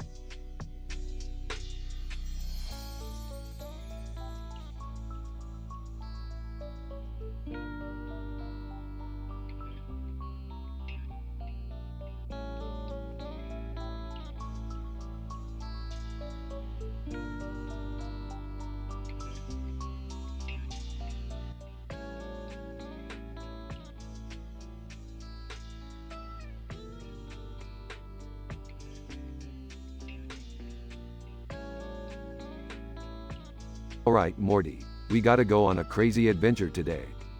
Aw, geez, Rick, can't we just have a normal day for once? Normal is boring, Morty. We gotta spice things up a bit. They enter the garage and see a Lego figure with a helmet and a black jacket. Oh, Morty, check it out. We got ourselves a new companion for this adventure. Lego figure. Hey guys, I'm Lego Joe. What's up? Rick, is that a Lego man? Of course it is Morty. He's gonna be our guide on this adventure. Lego Joe. That's right, Morty. I know all the ins and outs of this place. Suddenly, a large angry Lego man appears. Angry Lego man, what are you guys doing here? This is my territory. Oh, whoa, whoa. Calm down there, buddy. We're just passing through. Angry Lego man, you better watch your backs. I'm not to be messed with. Rick, I don't like the looks of this guy. Can't we just leave? Not yet, Morty. We gotta figure out what he's hiding. Lego Joe, I know where he keeps his stash of chocolate. Chocolate? Alright, let's get in there. They sneak into the angry Lego man's lair and find a ton of chocolate. Whoa, this guy really likes his chocolate. Lego Joe, guys, we gotta hurry up. He's coming back soon. Alright, let's grab as much as we can and make our escape. This is crazy. I can't believe we're stealing from a Lego man. Hey, you gotta do what you gotta do, Morty. Now let's get out of here. They make their way out of the lair, but not before the angry Lego man catches them. Angry Lego man, hey. What do you think you're doing? Nothing. We were just looking for the bathroom. Yeah, just a little lost. Angry Lego man, I don't believe you for a second. You're all in big trouble. Alright guys, let's make a run for it. They all run out of the lair and escape with the chocolate. Lego Joe, wow, that was intense. I can't believe we made it out alive. Yeah, and we got a bunch of chocolate too. See, Morty, adventure is all about taking risks and getting rewarded. Now let's dig in.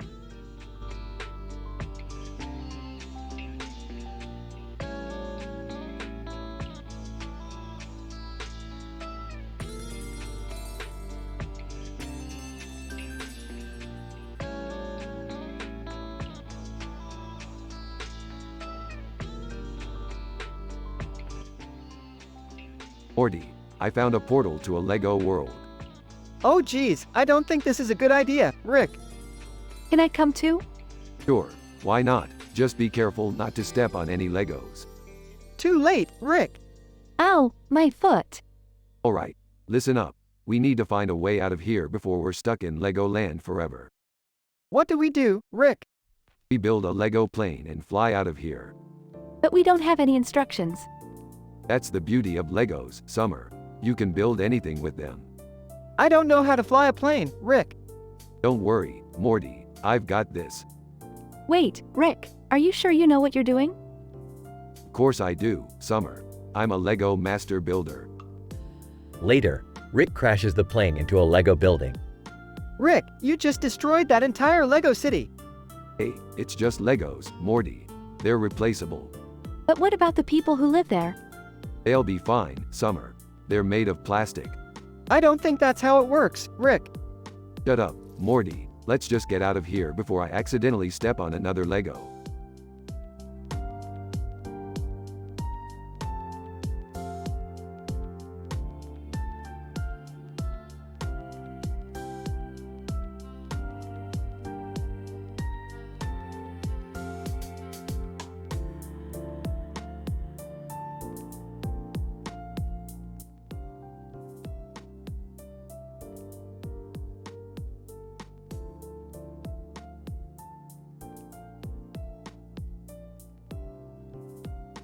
Hey Morty, pass me another slice of that delicious pizza. Sure thing, Rick. This is seriously one of the best pizzas I've ever had. You guys do realize that Lego set is not a toy, right? Yeah, it's supposed to be for display only. Don't break it. Oh, come on Beth. It's just a toy. No harm in playing with it a little bit. Guys, I think we might have a problem. Lego man, bumbling noises. What the hell is that noise? Is that a Lego man? Lego man, more bumbling noises. Oh, great. Just what we need. an angry Lego man who wants revenge. But why is he so angry? Lego Man bumbles more. Let me guess, we ate his chocolate? Lego Man angry bumbles. Well, we did leave a half-eaten chocolate bar on the table. You know what they say, never mess with a man's chocolate. So, what do we do now? Lego Man bumbles menacingly. Looks like we're gonna have to fight a life-sized Lego man. This is gonna be interesting. Hold my slice, I've got this, pulls out a Lego sword. Rick, I don't think that's gonna work. Lego Man swings at Rick with a Lego arm. Ow, okay, maybe you're right. I have an idea. Pulls out a Lego shield. Nice one, Mom. Wait, where did you get that? I'm a Lego enthusiast. I have a whole collection. Lego Man tries to grab the shield. Hey, watch it, buddy. Alright, let's take this guy down. Do we have a plan? Yeah, we distract him with pizza, then attack. That's not a plan. It's a great plan. Lego Man smells the pizza. It's working. Go, go, go! They attack the Lego Man with Lego weapons, eventually defeating him. Well, that was fun. I'm just glad we didn't break the Lego set. Let's celebrate with more pizza. They all cheer and grab slices.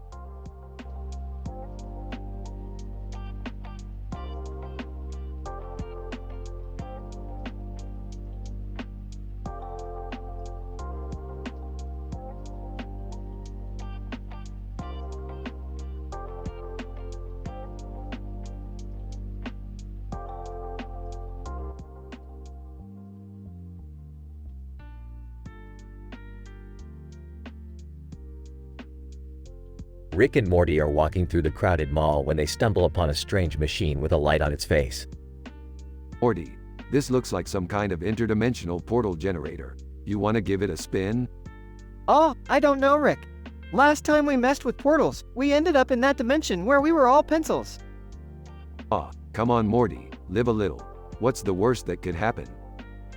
Suddenly, a black cat appears next to the machine and meows. Oh, great. I thought I smelled bad luck. Hey kitty, you want to come on an adventure with us? The trio enters the portal and find themselves in a dirty public bathroom. Rick, where are we? Looks like some kind of interdimensional bathroom. But something doesn't feel right. Suddenly, a dookie monster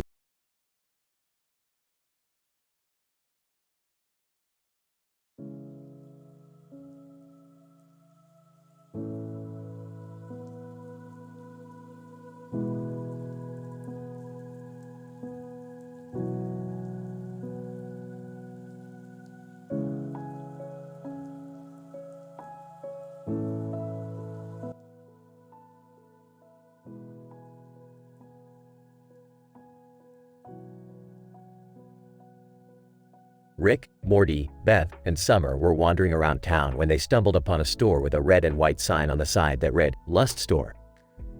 They giggled nervously and looked at each other before Rick walked up to the front door. Well, looks like we found ourselves a sex shop. Time to get freaky. Oh man, I don't know if I'm ready for this. Let's just go in and see what they have. It can't hurt to look. I'm down for whatever. Let's do this.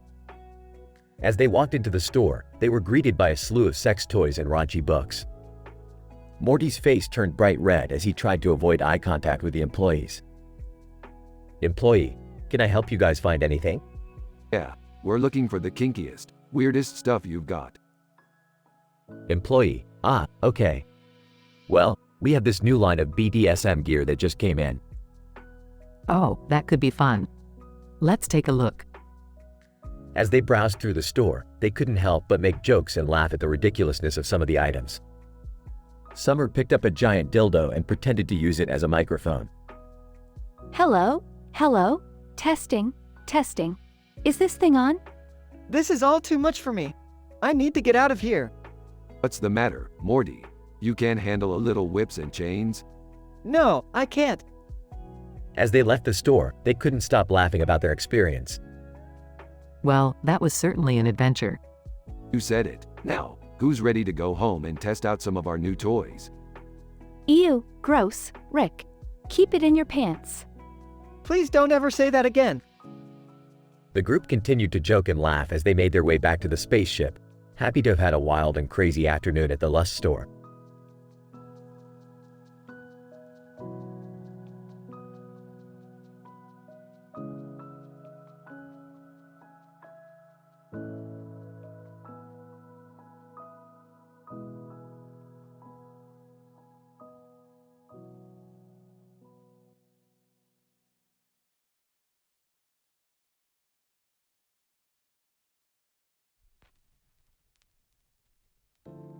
Morty, check it out.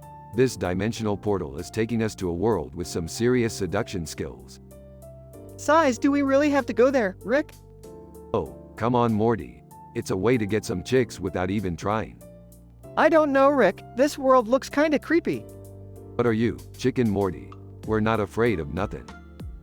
They arrive in a dark dimension. This place looks perfect for enhanced seduction techniques.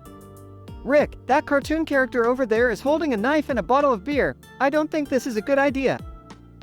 Nonsense, Morty. Those are just props. We're here for one thing and one thing only, the art of seduction. The creepy cartoon character approaches them. Creepy cartoon character, welcome to our world. I see you're interested in the art of seduction. Yes, we want to learn from the best. Creepy cartoon character, well, I can teach you everything you need to know. But first, let me show you something. The creepy cartoon character reveals the Necronomicon. Oh, Rick, isn't that the Necronomicon? ESSSH, Morty, it's just a book. Creepy cartoon character, this book holds the secrets to ultimate seduction. But be warned, it comes with a price. Oh, we're not afraid of any price. Let's do this. They open the book and a portal to hell opens. Well, that's a price we didn't expect. Time to go, Morty. I told you this was a bad idea, Rick. Shut up, Morty, and run. They barely escape and the portal closes behind them. Well, that was fun. Let's never do that again, Morty. Agreed, Rick. Creepy cartoon character, see you next time, boys. Oh, shut up. Yeah, nobody likes you. Together, wubba lubba dub dub.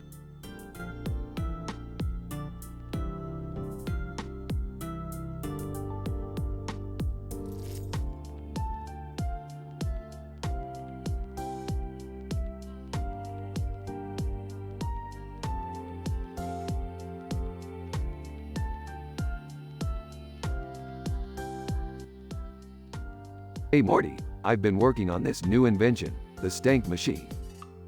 Oh boy, what does it do, Rick?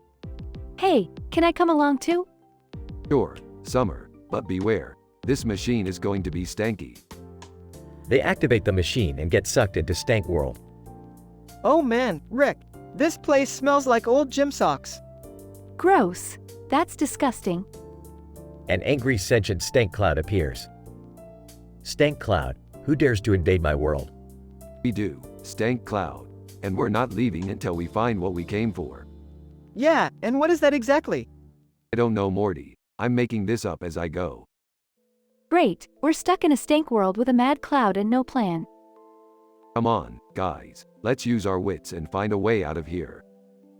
They use various stinky items to distract the cloud and make their escape. That was close, Rick. I don't think I can handle any more stink. Yeah, me neither, Morty. Let's get out of here before we become permanent residents in Stank World. They use the stank machine to return to their own world. Well, that was an adventure I hope to never repeat. Speak for yourself, Summer. I'm already thinking of ways to improve the stank machine for our next trip. Oh boy, here we go again.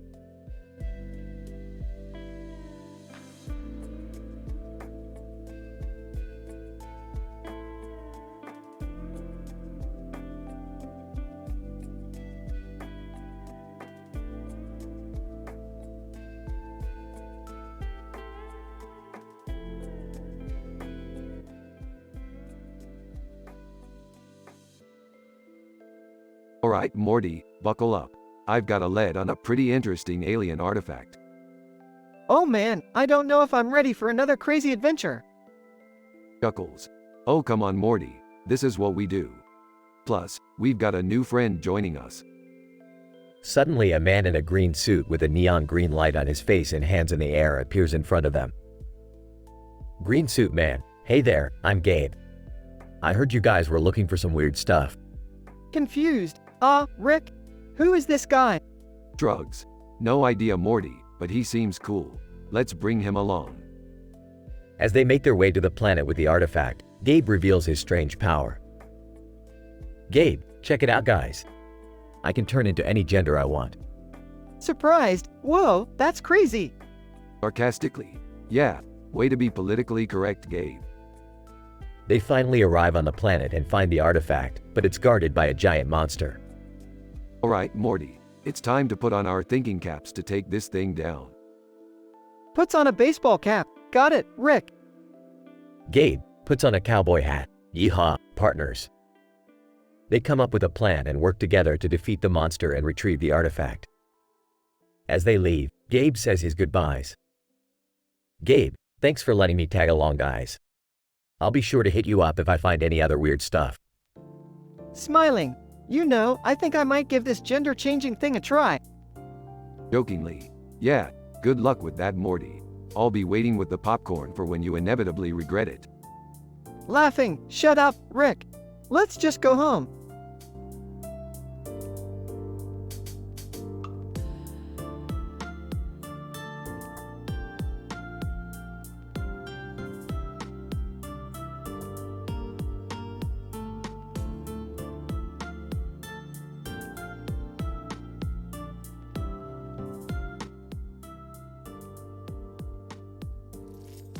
Alright, Morty. Let's make this quick. I need to go before this burrito explodes in my colon. Ew, Rick. Can't we just go home? Hey guys, why are we at a public bathroom? Shut up, Jerry. I received a distress signal that a dookie monster has taken up residence in this cesspool. A dookie monster? That's disgusting. Can't we just call the authorities? No way, Jerry. This is our chance to be heroes. Enter the Dookie Monster. Dookie Monster, BRRRPPP, welcome to the poop show, bitches. Morty, hand me the plunger disruptor. Plunger disruptor? Just trust me, Morty. Rick blasts the Dookie Monster with a plunger disruptor, destroying it. Whoa, Rick. That was intense. Evil Lego Man enters. Evil Lego Man, you fools thought you could defeat me? I am the evil Lego Man. Oh great, it's this guy again. What do you want from us? Evil Lego Man, revenge. You destroyed my entire Lego city with your portal gun. Wait, is that why we keep finding Lego pieces all over the place? Shut it, Jerry. Morty throws a Lego brick at the evil Lego Man, hitting him in the face. Evil Lego Man, this isn't over, Rick and Morty. I'll be back. Whatever you say, Lego loser. The trio leave the bathroom victorious. I think I need therapy after that. Yeah, same. Shut up and let's get some Szechuan sauce.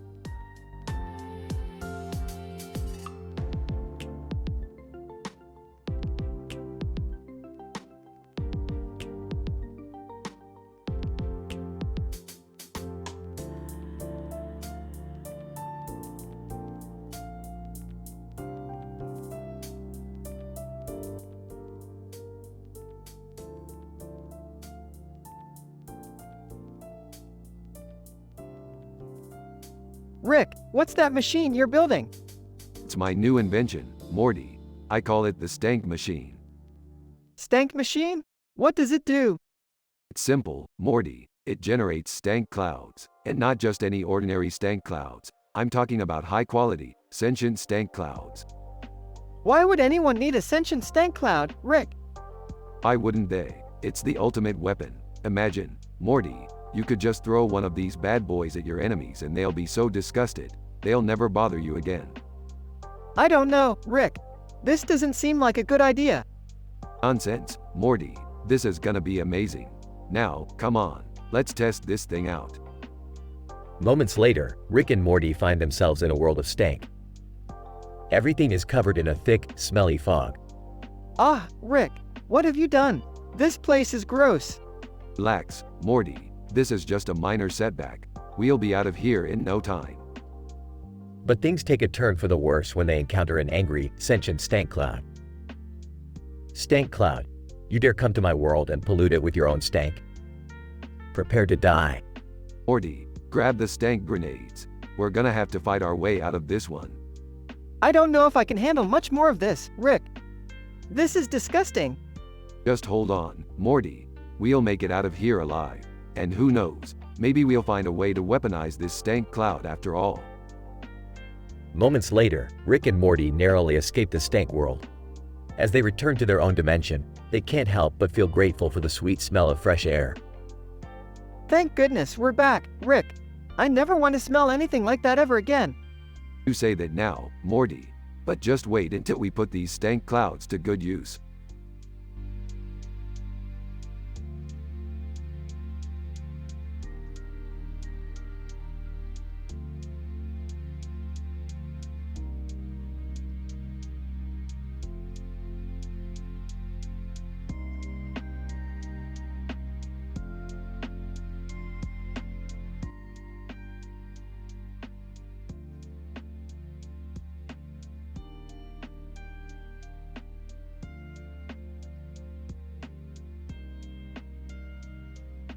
Burps. Hey Morty, I just realized that Jerry stole my waifu pillow. Disgusted. What's a waifu pillow? Laughs. Oh Morty, you innocent little nerd. It's a pillow with a cartoon character on it that some people like to snuggle up with. Walks in. Ew, Dad, that's disgusting. Takes a swig of beer. Hey, it's not like that. It's just a harmless pillow. But now it's covered in some weird crusty stains. Cringes. Ah, Dad, that's gross. Drugs. I know, right? That pillow was my only friend. Rolls her eyes. You have us, Dad. Smirks.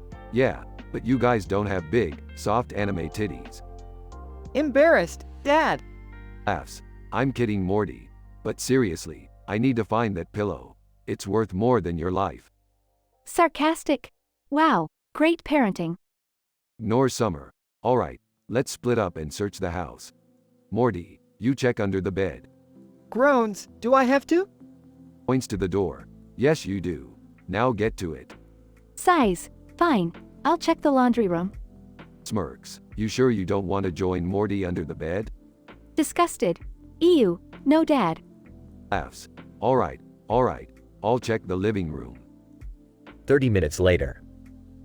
Runs back to Rick and Summer. I found it. I found the pillow.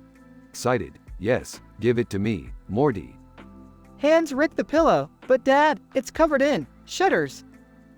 Grabs the pillow anyways. Don't worry about it, Morty. I'll just wash it off. Face bombs. I can't believe I'm related to you guys. Smirks. Hey, you're the one who chose to be a part of this family. Looks at his phone. Oh, guys. I think we have a problem. Raises an eyebrow. What is it, Morty? It's the anime convention. They just announced that the waifu pillow contest has been cancelled due to some, disease outbreak. Sighs. Figures. Well, at least I still have my pillow. Sarcastic. Yay, we can all sleep soundly tonight. Smirks. You know it, Summer. You know it. Takes a swig of beer.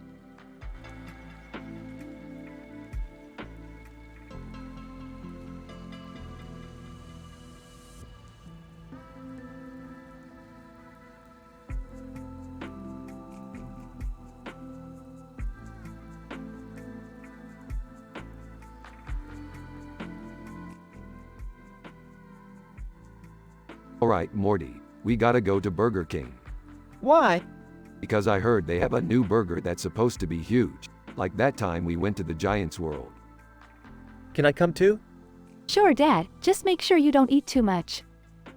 At Burger King. Look at the size of that burger. That's huge. How are we gonna eat it? A cartoon character sits in front of the giant burger.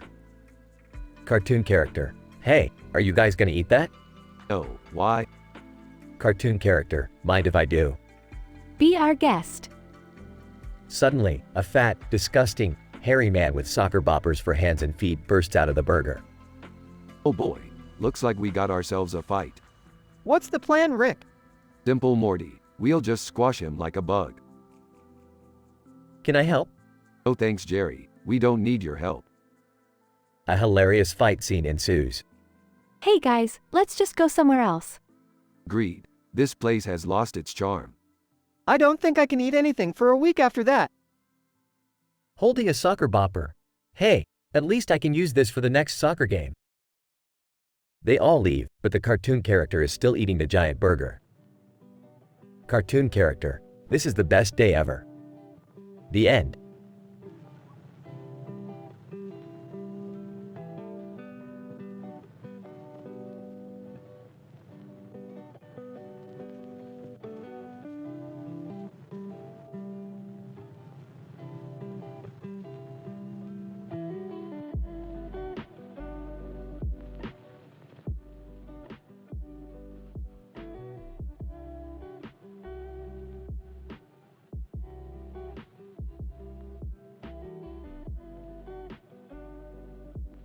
Ah, damn it, Morty. We're dealing with zombies now? What is this, The Walking Dead?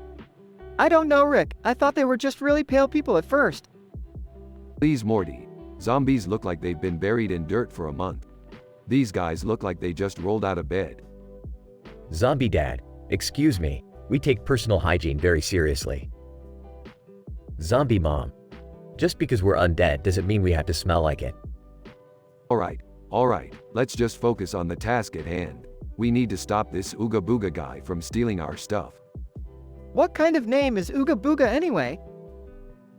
Zombie Daughter, he's a villain from our favorite childhood show, Courage the Cowardly Dog. Zombie Son, yeah, he wore a big purple mask and had these creepy bug eyes. Great, now we're dealing with a cartoon character. This is gonna be juiced lovely. Oh, don't worry, Morty. I've got a few tricks up my sleeve. Like this one. Rick pulls out a tiny shrink ray and shrinks Ooga Booga down to the size of a bug. Ooga Booga. Hey, what gives? Now we can squash him like the bug he is. Ha ha. Morty picks up a rolled up newspaper and prepares to swat Ooga Booga. Zombie Mom. Oh dear, this is quite violent for a family resort. Zombie Dad. Yeah, can't we all just get along and hug it out? Fine. Let's just toss him outside and call it a day. Morty throws Ooga Booga out the window. Ooga Booga. I'll get you next time, Rick and Morty. Evil laughter. Zombie Daughter. Thank you for saving us, Rick and Morty. How can we ever repay you? Well, there is one thing. Can you guys show us the way to that giant rock formation over there? Zombie Son. Sure thing. Just follow us. Rick, why do we need to go there? Let's just say there's something I want to check out. Something that's out of this world. Zombie Mom. Oh dear, more violence. Oh no, Mrs. Zombie. Just a little bit of science and adventure. Smirks.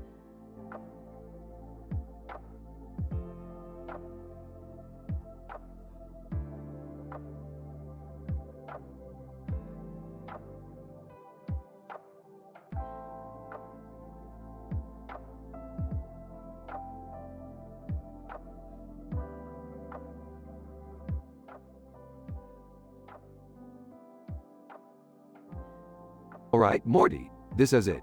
The neon sign to end all neon signs. Wow, look at all those colors, Rick. This place must be insane.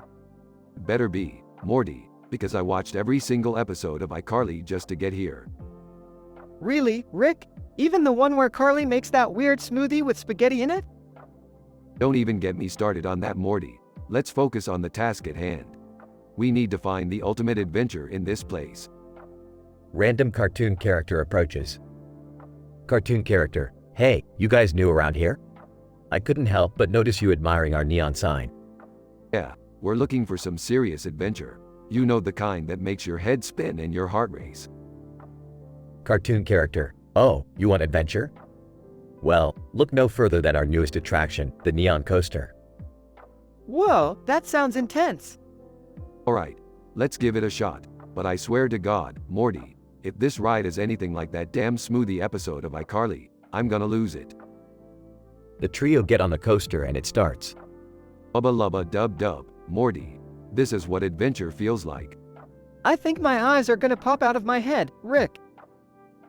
End of coaster ride. cartoon character. Well folks, what did you think? That was one crazy ride.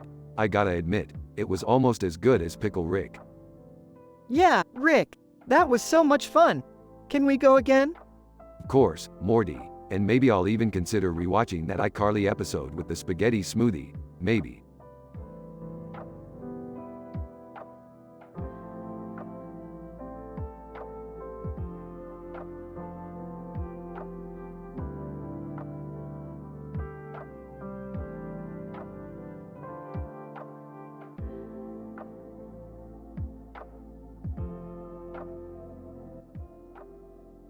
Hey Morty, we have a new adventure lined up. We have to fight an evil Lego man who stole his chocolate and destroyed his city. What? How did a Lego man destroy a city? It's Rick and Morty. Anything can happen. I hope there's no blood involved. I can't stand the sight of it. Don't worry Summer, we'll keep it PG-13. Now, let's gear up and go. Wait, what's that room over there? It's filled with ropes and many other items. Let's check it out, it might come in handy for the fight. Do we even know how to use ropes? It's like tying your shoes, but more dangerous. Now let's grab everything we need and go kick some Lego butt. Wait, why does he have to steal chocolate? Can't he just buy his own? Morty, you're overthinking it again. It's just for the sake of the adventure. I just hope we don't end up in some weird world full of yarn or something. About that. Hold on tight guys, we're jumping into the world of yarn.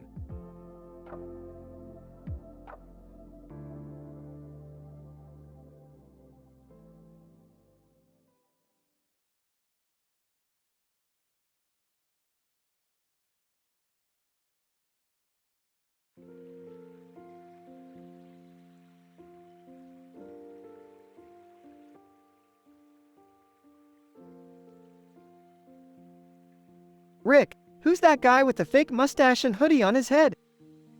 That's Jason the artist. He's a massive narcissist who insults everyone and argues all the time. Jason, hey, who are you calling a narcissist? I'm the best artist in the galaxy.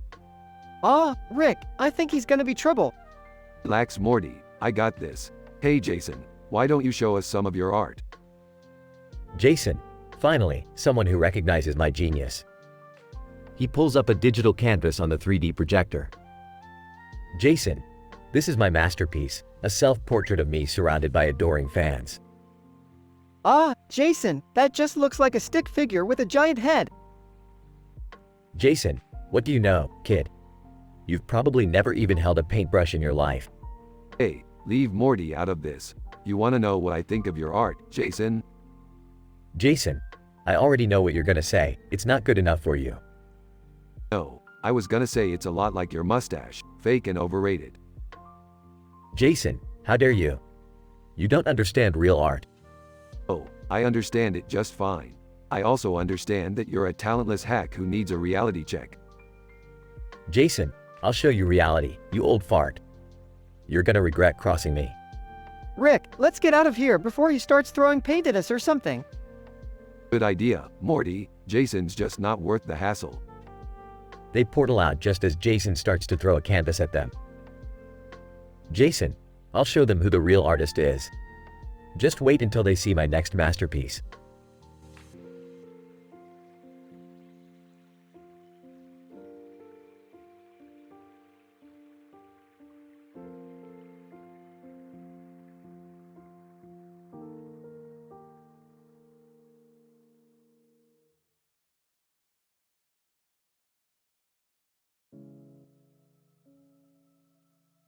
What the hell is that, Morty?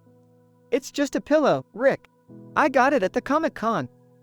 It looks like a weird-ass waifu pillow with a stuffed animal head. Who makes this crap? I don't know, it's a popular anime character. Great, now we're gonna get attacked by some angry waifu pillow. You never learn, Morty. What are you talking about, Rick? I'm talking about this, Morty. Look out the window. Oh, crap. They see a giant waifu pillow coming towards them. We gotta get out of here, Morty. This thing is huge. Where are we gonna go, Rick? It's nothing but waifu pillows out there. We'll figure something out, Morty. We always do. They start running towards the door as the waifu pillow approaches. It's getting closer, Rick. Open the damn door, Morty. Morty struggles to open the door as the waifu pillow approaches. Hurry up, Morty. Do you want to die buried in a pile of waifu pillows? Morty finally opens the door and they escape. That was close, Rick. Too close. Yeah, we still got all our body parts intact. Let's go get some Szechuan sauce, Morty. Szechuan sauce? What does that have to do with anything? Nothing, Morty. Nothing at all. Let's just go.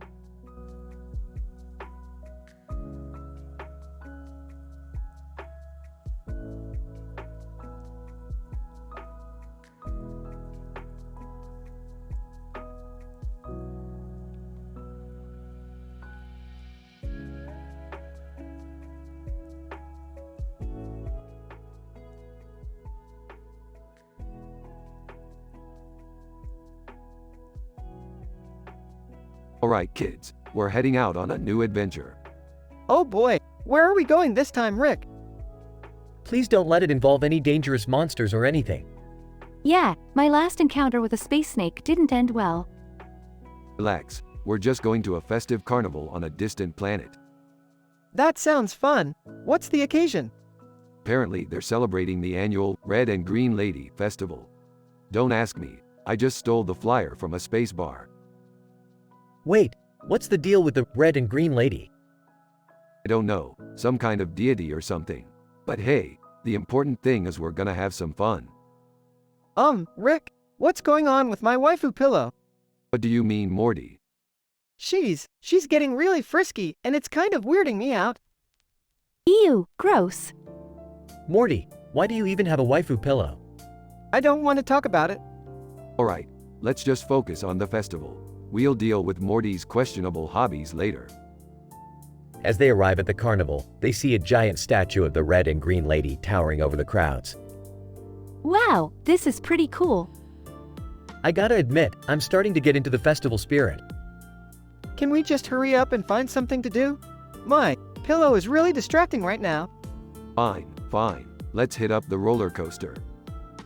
As they ride the roller coaster, Morty's waifu pillow goes flying off into the crowd. No, my precious pillow.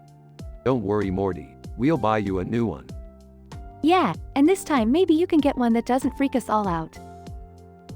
Seriously, Morty, I think we all need therapy after this. Alright, everyone calm down. Let's just enjoy the rest of the festival and forget about Morty's weird fetishes.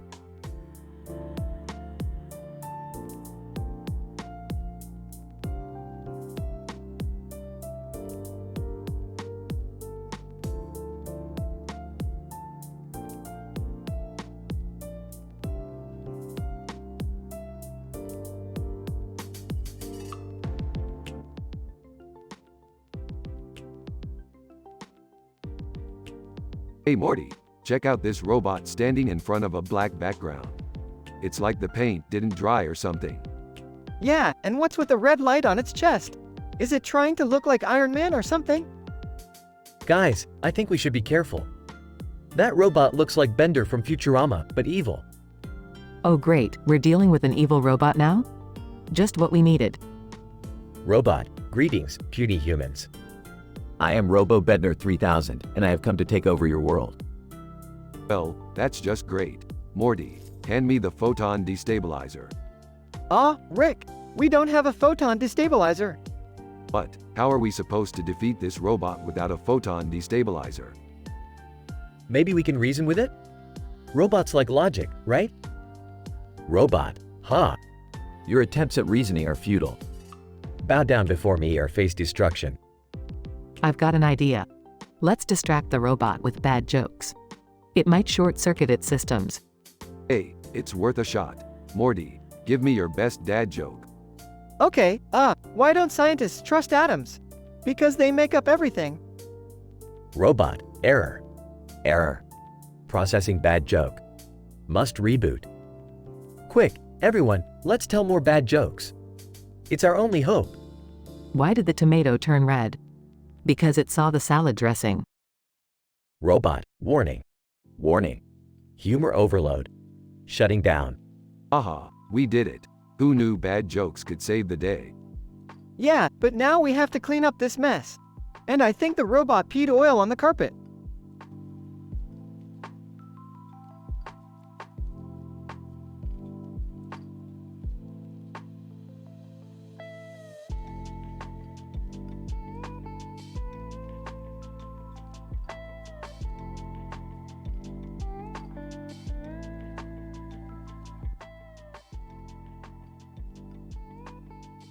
Morty, I've got a job for us. We need to retrieve a book from a robot in a red room. That sounds easy enough, Rick. Who's the robot? It's a Bender look-alike but evil. And he's got a cell phone, so he must be hip with the times. Hip with the times? What does that even mean? Means he's probably a social media influencer who's obsessed with likes and followers. Oh, great. How are we going to deal with that? Don't worry, Morty, I've got a plan. We'll just distract him with some funny memes and steal the book while he's laughing. Rick, that's not the most ethical thing we've ever done. Ethical, Morty, we're stealing from a robot who's probably stolen from others before. Plus, it's all in the name of adventure. Robot, holding up the book and cell phone. Hey, what do you think you're doing? Pulls out a meme. Have you seen this one? It's hilarious. Robot, laughing. Huh. That's a good one. Okay, you can have the book, but leave me my phone. Grabbing the book. Thanks, Bender 2.0. Robot, hey, I'm not Bender. I'm more like a Rick Sanchez of robots. Sarcastically, oh great, another one of me. Just what the world needs. Laughing. Let's get out of here before he changes his mind. Greed, adventure awaits. Morty burps loudly.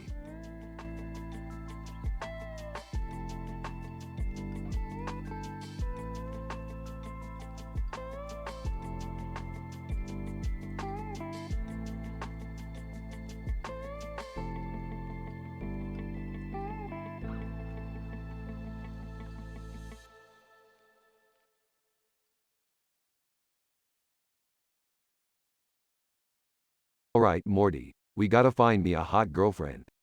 Rick, I don't think that's a good idea. Oh, shut up, Morty. What's the worst that could happen? Rick and Morty approach the man in the suit. Hey buddy, you know where I can find a hot single lady? Man in suit, I'm sorry sir, I think you have the wrong address. Oh come on, don't be a buzzkill. You gotta know some ladies, right? Rick, I think we should just leave. Morty, shut up. You're always such a party pooper. The man in the suit rolls his eyes and shuts the door. Well, that was rude. I guess we'll have to find our own way. I don't think this is a good idea, Rick. Oh, relax, Morty. We'll just hit up some clubs and find some ladies there. But, Rick, we're underage. Morty, when have I ever let age stop me from having a good time? Rick and Morty end up getting fake IDs and go to a club where hilarity ensues. Rick, I think we should leave before we get into trouble. Nonsense, Morty. We're just getting started. They proceed to have a wild night with lots of unexpected twists and turns. I can't believe we made it out in one piece. Hey, when you're with me, anything is possible. The episode ends with Rick and Morty walking into the sunset, arm in arm. I don't know how we're going to explain this to my parents. We'll just tell them it was all a crazy adventure. They'll never know the difference. The screen fades to black and the episode ends.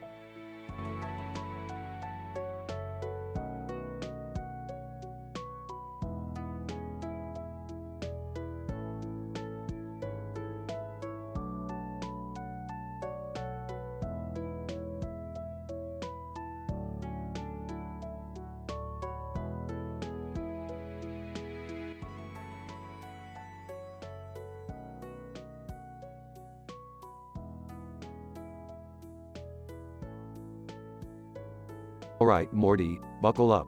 We're gonna have to take down the infamous Lego Man. What? Like the toy? Yeah, Morty, the one and only. He's stolen our chocolate and ruined the city. Chocolate? You guys seriously care more about chocolate than the destruction of the city? Rolling her eyes. Jerry, focus. How are we going to fight a giant Lego man? Simple, Morty. We're going to build our own Lego robot and challenge him to a battle.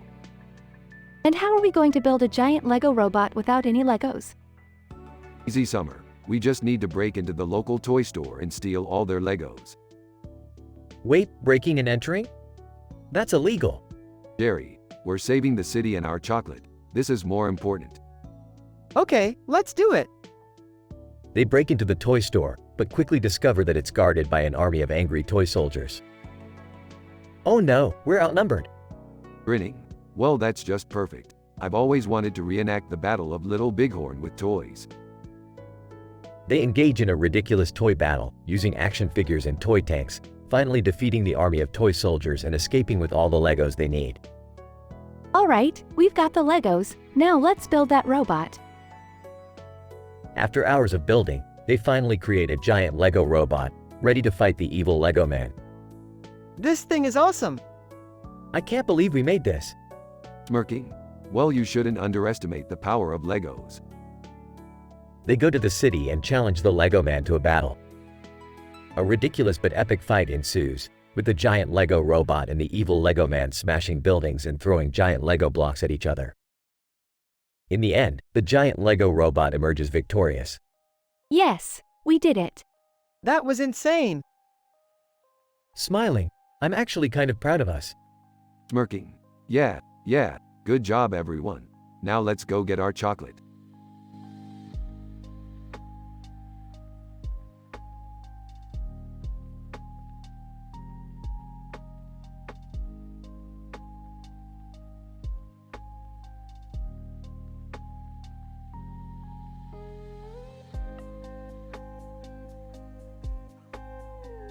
Oh wow, look at this guy, holding a box that says, "I'm a genius." That's some next level cringe right there. Rick, didn't you make an invention that turned you into a pickle? Yeah, but that's different. That was genius level stuff. This guy couldn't invent a stick if he was in a forest. Name redacted. Hey guys, what's up? Oh great, it's name redacted. The only thing he's a genius at is being a total loser. Name redacted. Come on, Rick. You know I'm just a fan of your work. Yeah, Rick, why you gotta be so mean? I'm sorry Morty, but there's nothing worse than a Redditor who thinks he's a genius. Name redacted. Well, I do have a message for you both. I know the secret to unlimited energy. Aha, oh man, you really are a delusional little nerd, aren't you? Rick, maybe we should hear him out? Fine, go ahead, but if this turns out to be some MLM scheme, I'm gonna be really ticked off.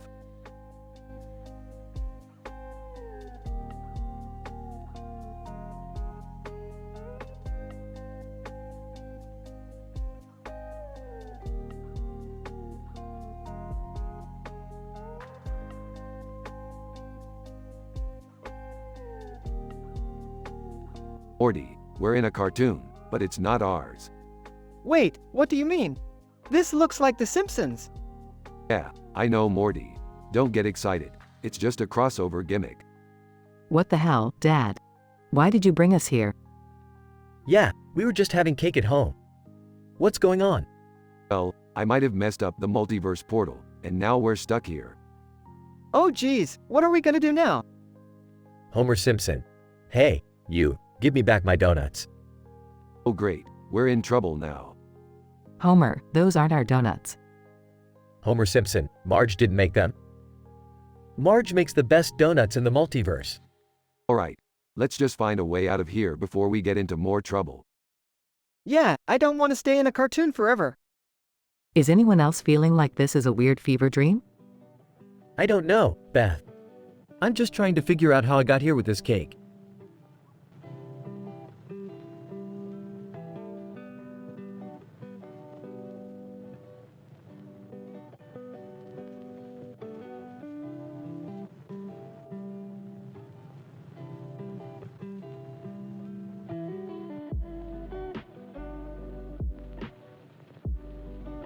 What the hell is going on here? Who's the lady dressed like a cheap Star Wars knockoff? I think that's Ripley from Alien, Rick. What's she doing here? She says she's been sent back in time to stop an alien virus from taking over the world. Typical time travel BS. Let me guess, you need our help to stop it? Ripley, yes, I do. and I've got a gun to make sure you comply. Oh, please. The last time someone tried to hold us at gunpoint, they ended up getting turned into a pickle. I don't think that's really relevant right now, Rick. Let's just hear her out. We're always up for a good adventure. Plus, Ripley is a total badass. I bet she's going to teach us some cool moves. Fine, let's do it. But I'm bringing my own gun, just in case.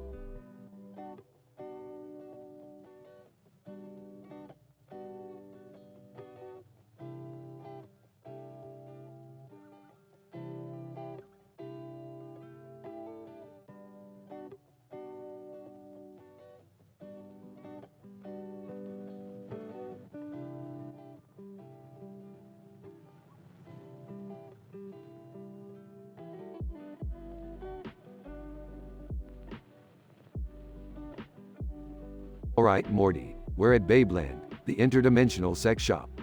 Oh boy, I don't know if I'm ready for this. Relax, Morty, it's just a bunch of kinky toys and gadgets. Nothing you haven't seen before. I don't think I've ever seen a tree in a room though. That's just a decoration, Morty.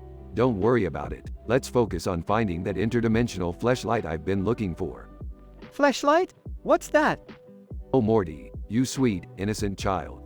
It's a device that simulates the sensation of sexual intercourse. Ew, gross. That's disgusting. Hey, don't knock it till you try it, Morty. Plus, you never know when it might come in handy. Wait, what do you mean come in handy? I mean, what if we get stranded on some barren planet with no women around? We'll have to make do with what we've got. Okay, that's enough for me. Let's just find the fleshlight and get out of here. Hold on, Morty. We can't leave without checking out these cool flowers in the foreground. I heard they have some crazy psychedelic properties. Rick, I don't think that's a good idea. Nonsense, Morty. It's all in the name of science. Well, if you say so. Rick and Morty eat the flowers and start tripping out. Oh, Morty, this is crazy. I feel like I'm floating through space. Oh man, I see a unicorn made of rainbows. Ha ha ha. This is the best trip ever. They suddenly hear a knock on the door. Voice, excuse me, are you guys almost done in there? We're closing up soon. Oh crap, Morty. We gotta get out of here before they catch us. I don't think I can even move right now. Come on, Morty. Snap out of it. We gotta go. They stumble out of the interdimensional sex shop and into the sunrise. Whoa, I feel like I just had an existential crisis. Ha ha ha. That was wild. We gotta do that again sometime. Are you kidding me? I never want to go to Babeland ever again. Suit yourself, Morty, but I'm definitely coming back for that fleshlight.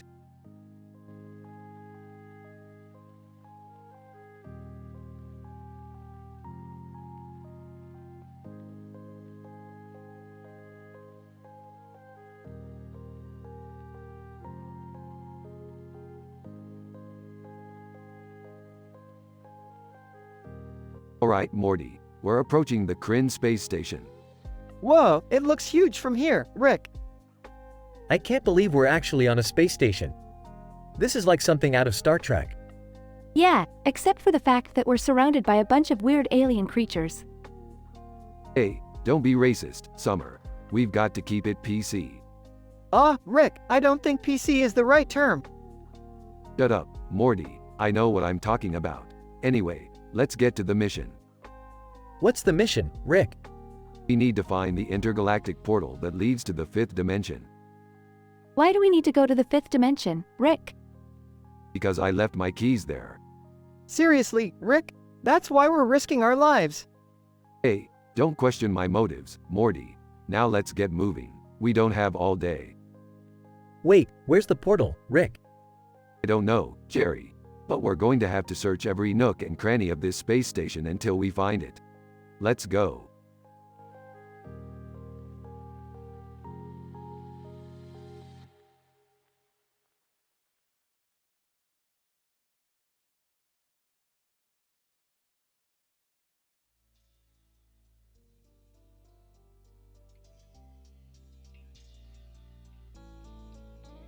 What the hell are we doing in a field surrounded by carrots? I don't know, Rick. Maybe we're supposed to be looking for something? I think we're supposed to be bonding as a family, Rick. You know, enjoying nature and all that. Can we at least take some of these carrots back home? I could make a delicious carrot cake. Jerry, we're supposed to be appreciating nature, not destroying it by taking all the carrots. I don't have time for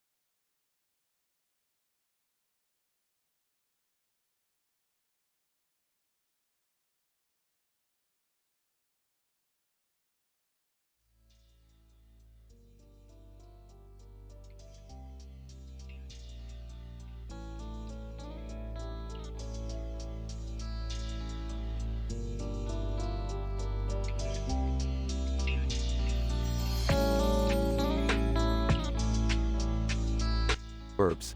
Hey Morty, pass me that bowl of broccoli and carrots. Ah, sure, Rick. Hands the bowl to Rick. You guys actually eat that stuff? Jerry, it's healthy. And it's in our green curry tonight. Mocking Jerry. Oh no, Jerry can't handle vegetables. Laughs. Defensive. Hey, I like vegetables. I just prefer them in the form of a potato chip. Sarcastic. Yeah, that's real healthy. Confused. Wait, if we're having green curry, why is there even a plate of broccoli? Smirks. Good question, Morty. Takes a bite of the broccoli. Tastes like adventure. Disgusted. That's disgusting. Skeptical? Adventure? That doesn't even make sense. Shrugs. Hey, I don't have to make sense. I'm Rick Sanchez. Frustrated. Okay, but can we just enjoy the curry now? Laughs. Fine, fine. Let's dig in. Reaches for the spoon, but I'm keeping this spoon. It's got character. Aw, laughing.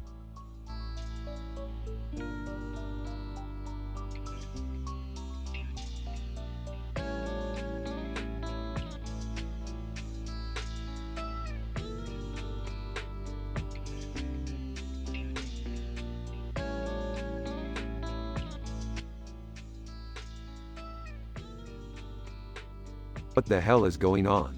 Why is there a cat in a costume and a cat in a hat? I don't know, Rick. They just showed up at the front door. Oh, they're Persian cats. They must have wandered over from the neighbor's house. But why are they all dressed up like they're going to a fancy dinner? Who cares? Let's put on some tunes and party with the felines. Ah, Rick, I don't think that's such a good idea. Remember the last time we had a party with animals? Yeah, that ended with a raccoon stealing my wedding ring. And a bunch of penguins trashing the living room. Eesh, that was just a bump in the road. These cats seem like they know how to party. Persian cat in a hat. Hey, I heard that. We do know how to party.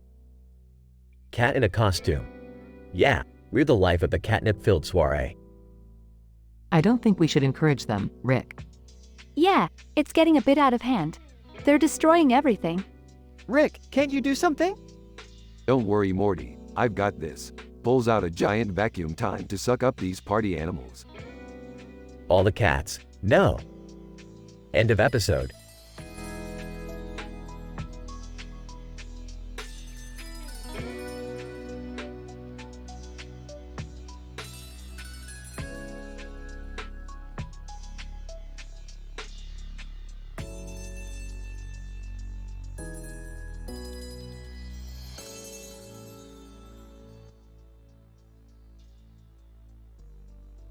Examining the computer-generated image. Holy crap, Morty. Look at this wave. It's like a work of art.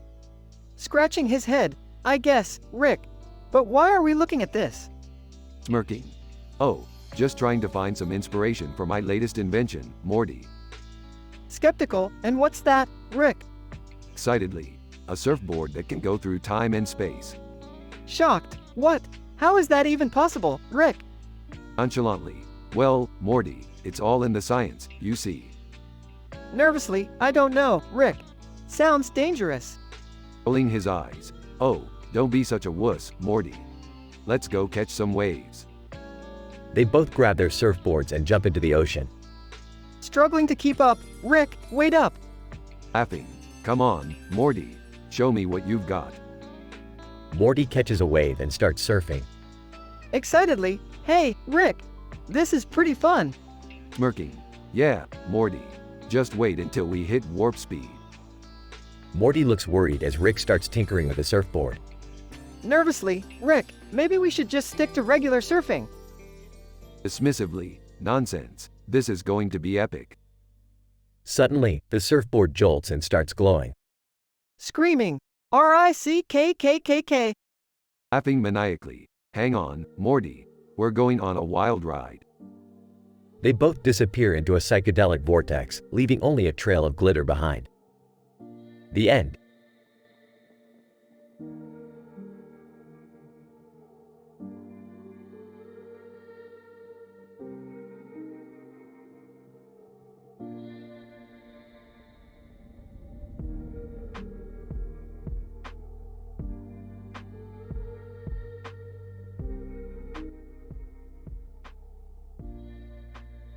Rick, why are we standing here in front of this random sculpture of a spiral of colored wire on the ground? Morty, you think too small. This is not just a mere sculpture. It's a slinky from another dimension. What? A slinky from another dimension? Yeah, and let me tell you, this is not your average slinky. This one can stretch to infinity and beyond. Whoa, that's crazy, Rick. What are we going to do with it? We're going to have some fun, Morty. We'll stretch it to the limit and see what happens. I don't know, Rick. What if it breaks or something? Relax, Morty. When have I ever let you down? Now grab hold of this slinky and let's see what it's made of. Grab slinky asterisk, whoa. This thing is wild. That's the spirit, Morty. Now let's see if we can make it go up that tree. Struggles to get the slinky up the tree asterisk. Rick, I don't think it's working. You gotta finesse it, Morty. Let me show you how it's done. Grab Slinky and effortlessly tosses it up the tree. Whoa, Rick, you're a slinky master. You know it, Morty. Now let's get out of here before the interdimensional Slinky police show up.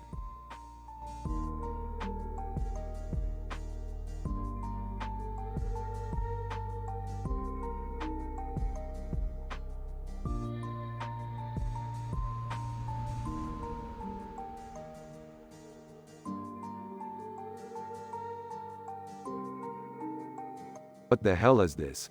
Did we get transported into some sort of cheap toy commercial? I think it's just some random hill, Rick. Maybe it's part of an amusement park? Oh my god, look at these little toy figurines. They're so cute. Jerry, can you please focus on the fact that we have no idea where we are right now? I don't know, this place seems kind of cool. Maybe we should explore it? Fine, but keep your guard up. Who knows what kind of weird crap could happen in a place like this? Hey, wait a minute. These figurines have little weapons and armor on them. Maybe they're supposed to be our allies? Can I be the leader of our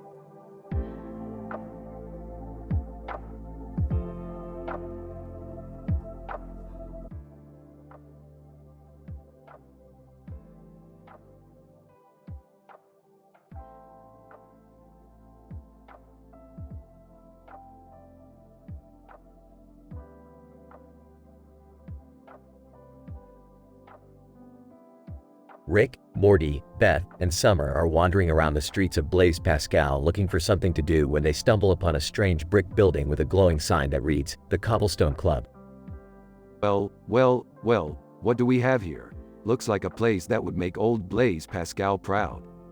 What's so special about it? Looks like a club, but for what? Maybe it's a secret society. Only one way to find out. As they approach the entrance, they hear music blaring and laughter emanating from inside. They push past the velvet ropes and are immediately met with a flurry of activity. Whoa, this place is lit. Looks like everyone's having a good time. I wonder what they're all drinking? Who cares? Let's get some. As they make their way to the bar, they notice that everyone inside is wearing cobblestone necklaces and bracelets. Hey, what are those things everyone's wearing? Bartender: "Oh, those are just cobblestone jewelry. It's the latest trend." Trend? More like a waste of money. I think they're cute. I kind of want one. Suddenly, the room starts to shake, and the ground beneath their feet turns to cobblestone. What the hell is happening? A voice booms from above. Voice: "Welcome to the Cobblestone Club, where the drinks are strong and the party never ends. But be warned, once you enter, you can never leave." Oh, Rick, I don't like the sound of that. Relax, Morty. We'll just have a couple of drinks and leave. But as the night goes on, they realize that the Cobblestone Club is not all it seems. This place is crazy. Why is everyone dancing on the ceiling? I never want to leave. Let's stay here forever. I want to go home. Ah, shut up, Morty. This place is a blast. But as the night wears on, they start to feel trapped and anxious. We have to get out of here. I don't know how, Rick. I don't see any exits. I don't want to die in a cobblestone club. This is all your fault, Rick. Hey, don't blame me. I didn't know it would be a trap. Finally, after what feels like an eternity, they stumble upon a secret door that leads to a hidden staircase. Let's go. They run up the stairs, and suddenly, they're back on the streets of Blaise Pascal. Thank God we made it out. That was the craziest night of my life. I hope we never have to go back to the Cobblestone Club. Speak for yourself. I'm going back tomorrow night.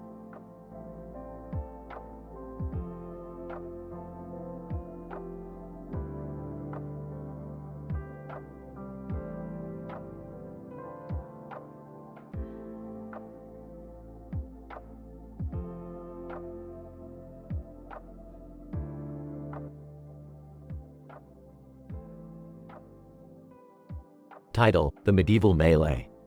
Hey, kids, want to hear a joke? Two time-traveling teenagers walk into a medieval battle. Oh, geez, Rick, I don't think that's very appropriate. Come on, guys. Let's just focus on helping Franz and Amelia in Fire Emblem. Sure, let's help them medievally massacre some monsters. I don't know, Rick. I'm not very good at this game. Don't worry, Morty. I got this. Franz, Amelia, let's go hack and slash. Franz: "Excellent, let's defend our kingdom." Amelia: I'm not sure I'm ready for this." Don't be a wuss, Amelia. You're with us now. Let's go show these baddies who's boss. Oh, man, this is intense. I can't believe we're actually fighting in a medieval battle. It's just a game, Morty. But we better focus if we want to win. Come on, kids, let's get medieval on their asses. Amelia: "Wow, I never thought I'd have so much fun playing a video game." Thanks, guys. Franz: "Indeed. We make quite the team." Yeah, I guess we do. But let's take a break before we head back to our own time period. Agreed. I need a break from all this medieval mayhem.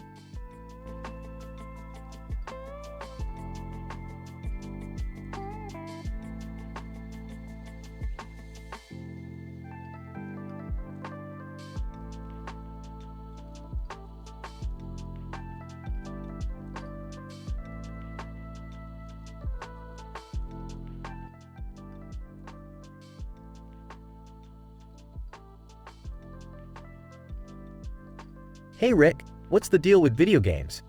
What do you mean, Jerry? I mean, how come they always have these weird characters that are being held up by other characters? Are you talking about that new game, Pink and Purple Savior? Oh, I've heard of that. It's supposed to be really popular with teenagers. Yeah, I've been playing it nonstop. It's addicting. I don't see what the big deal is. It's just a stupid game. Of course you don't, Morty. You've never been good at anything. Hey, I don't understand why they have to make everything so sexualized. That girl character is wearing a bikini. Jerry, have you never seen a video game before? Sex sells. But it's not just that. The whole game is really strange. The backgrounds keep changing from pink to purple. And the music is so catchy, but in a weird way. I don't understand how you guys can be so obsessed with this game. It's just mindless entertainment. Listen, Morty, everything is mindless entertainment. That's why we're here. Now let's play some Pink and Purple Savior and save the cartoon character. I don't think I like where this is going. Pause as they play the game, with occasional shouts and exclamations. Ah, got him. Nice job, Rick. Oh, can we please stop playing this stupid game now?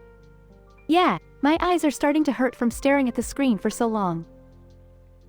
I never thought I'd say this, but I kind of miss watching TV. You guys are all such losers. I'm the only one with any real skills around here. Brief pause. Alright, who's up for another round?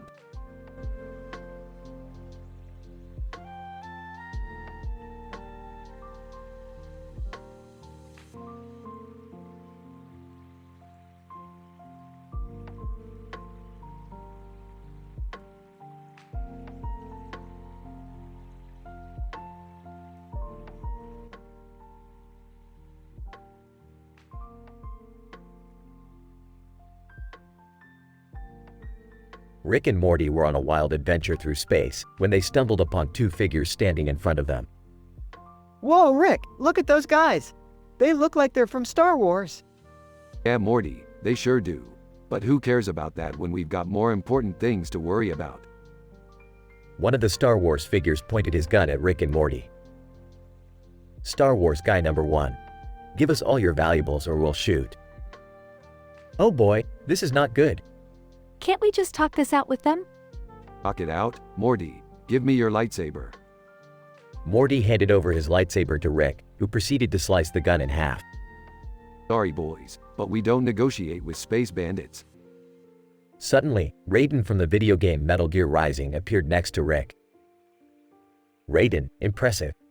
You have the skills of a true warrior. Who are you supposed to be? Raiden, I am Raiden, a warrior from another dimension. I have come to test your skills. Oh geez, Rick, this guy seems pretty serious. Bring it on, Metal Boy. I ain't afraid of no cyborg. Raiden and Rick engaged in a fierce battle, both using their swords to try and gain the upper hand. You're pretty good, Raiden. But I've got a few tricks up my sleeve. Rick, why do you always have to prove yourself to everyone? Shut up, Jerry. I'm trying to focus here. After a prolonged battle, Rick emerged victorious. Looks like I came out on top. Who's the man? Rick, you're such a show-off. Hey, when you're as cool as I am, you gotta show off every once in a while.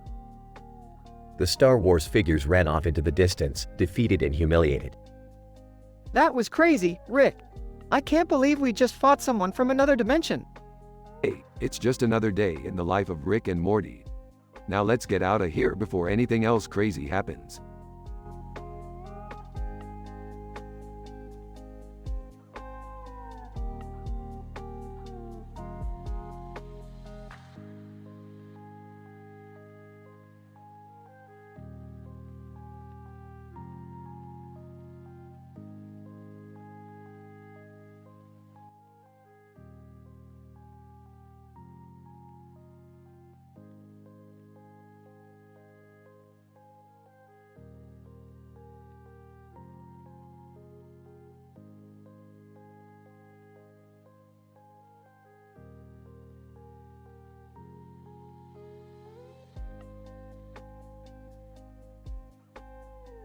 Opening shot of Rick and Morty in the garage. Hey Rick, what do you think of this new character design I made? Purple hair and green eyes? How edgy and original. You look like Nero from Devil May Cry.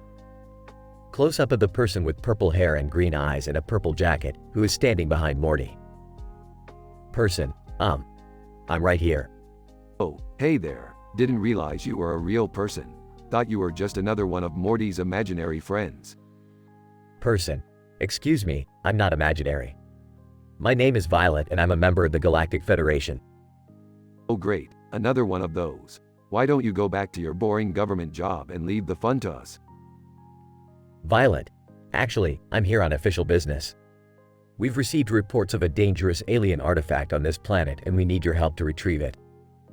Whoa, sounds intense. What kind of artifact is it? Violet. It's called the Schmiggy Blurp. The Schmiggy Blurp? Haha. What kind of dumb name is that? Sounds like something my drunk ex-wife would come up with. Violet, please, this is serious. Alright, calm down. We'll help you get your precious Schmiggy Blurp. But we're gonna need some alcohol and snacks first. Cut to Rick, Morty, and Violet in a sketchy alien bar. Alright, let's see if we can get some intel on this Schmiggy Blurp. Hey you, with the tentacles. You know anything about a dangerous alien artifact? Alien with tentacles, incomprehensible alien language. Oh, I don't think he speaks English. Who cares? Let's just get wasted and wing it. Cut to Rick, Morty, and Violet stumbling out of the bar, completely drunk. Ahaha, that was wild. I don't even remember what we were supposed to be doing. Violet. You're useless. The Schmiggy Blurp is in that abandoned warehouse over there. Oh yeah, I remember now. Let's go get it. They break into the warehouse and find the Schmiggy Blurp, but are confronted by a group of alien bandits. Alien Bandit 1. Hand over the Schmiggy Blurp or we'll blast you to smithereens. Aha, good one. You sound like you came straight out of a bad sci-fi movie. Alien Bandit 2. This is serious. We need that artifact to save our dying planet. Oh geez, maybe we should help them out. No way, we're keeping this Schmiggy Blurp for ourselves. They engage in a chaotic fight with the alien bandits, causing the entire warehouse to explode. Violet, coughing. You idiots. You could have caused a planetary catastrophe. Hey, don't blame us. We're just having some fun. Yeah, lighten up. You gotta enjoy life while you still can. Violet, sighing. I guess you're right. Let's just dispose of the Schmiggy Blurp and call it a day. They toss the Schmiggy Blurp into a nearby black hole and walk off into the sunset. Ahaha, that was some crazy shit. We should do this more often. Yeah, but let's not involve any more dangerous artifacts. My heart can't take it. End credits.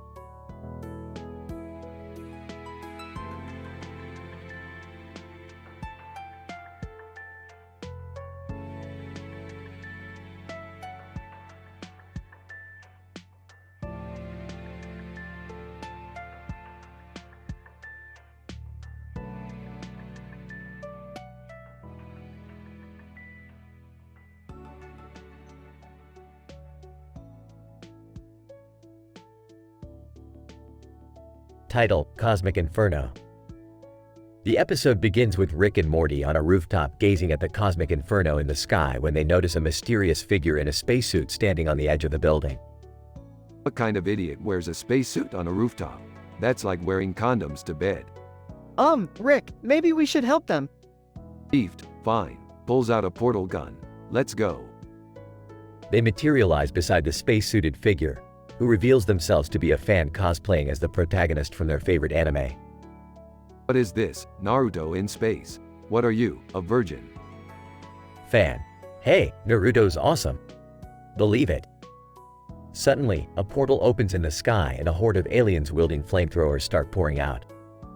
Oh geez, what are we gonna do? We're gonna show these aliens what happens when they mess with Earth. Pulls out a plasma gun. The scene turns into an epic space battle as Rick and Morty fend off the invading aliens with quips and one-liners. That's right, suck it, you slimy green sons of bitches. Fan. Wow, this is just like Naruto. What are you talking about? This is nothing like Naruto. Eventually, Rick and Morty manage to defeat the aliens and save the city from destruction. That's Morty on the back. Good job, Morty. You helped save the planet from these extraterrestrial assholes. Smiling, thanks, Rick. This was a crazy adventure.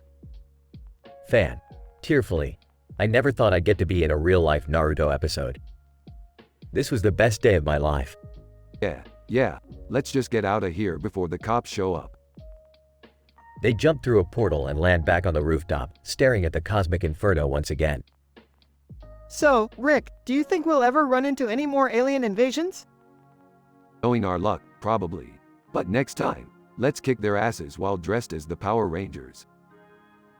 The episode ends with Rick and Morty laughing and high-fiving as the camera pans out to show the fiery sky above them.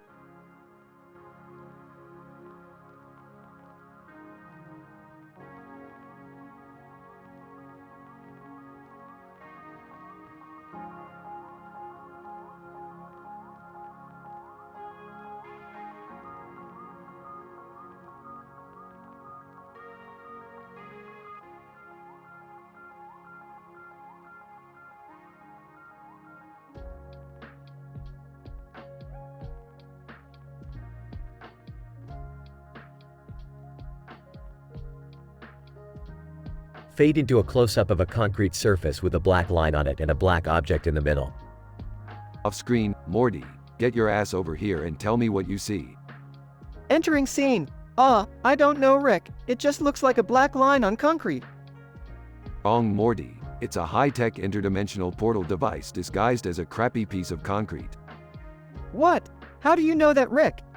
Because I invented it, Morty, and I left it here for safekeeping on this shithole planet. Suddenly, the black object in the middle of the line starts to vibrate and let off a bright light. Oh geez, Rick, what's happening? Looks like we're about to go on a wild ride, Morty. Buckle up and try not to piss yourself. The light engulfs Rick and Morty, transporting them to a strange and unfamiliar world. They find themselves in the middle of a bustling alien marketplace filled with strange creatures. We must be on planet Zogorion, Morty. They have the best space hookers in the galaxy. What? I don't want to go see space hookers, Rick. Relax, Morty. You're not paying for it. Let's go have some fun. As they wander through the marketplace, they come across a shady-looking alien selling illegal alien drugs. Alien. Hey, you two, you want to try some forbidden alien fruit? It'll blow your minds. We don't need your drugs. We have our own interdimensional portal device.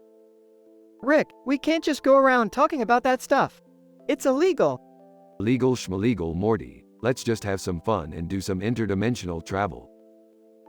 The episode continues with Rick and Morty getting into all sorts of bizarre and hilarious situations as they use their portal device to visit other galaxies and dimensions. They meet strange and wacky aliens, battle interdimensional monsters, and even accidentally travel back in time and disrupt the course of history. Throughout their adventures, they crack plenty of jokes and make plenty of pop culture references, all while trying to avoid getting arrested or killed. In the end, they end up back on Earth, exhausted but exhilarated from their wild ride. Wow, Rick, that was insane. I don't even know how to process all of that. That's the beauty of interdimensional travel, Morty. You never know what's gonna happen next. Yeah, but we could have gotten into some serious trouble, Rick. We should be more careful with that portal device. Careful, Morty. Where's the fun in that? Besides, I've got plenty of other inventions up my sleeve. Who knows what we'll get up to next? The episode ends with Rick and Morty walking off into the sunset, ready for their next crazy adventure.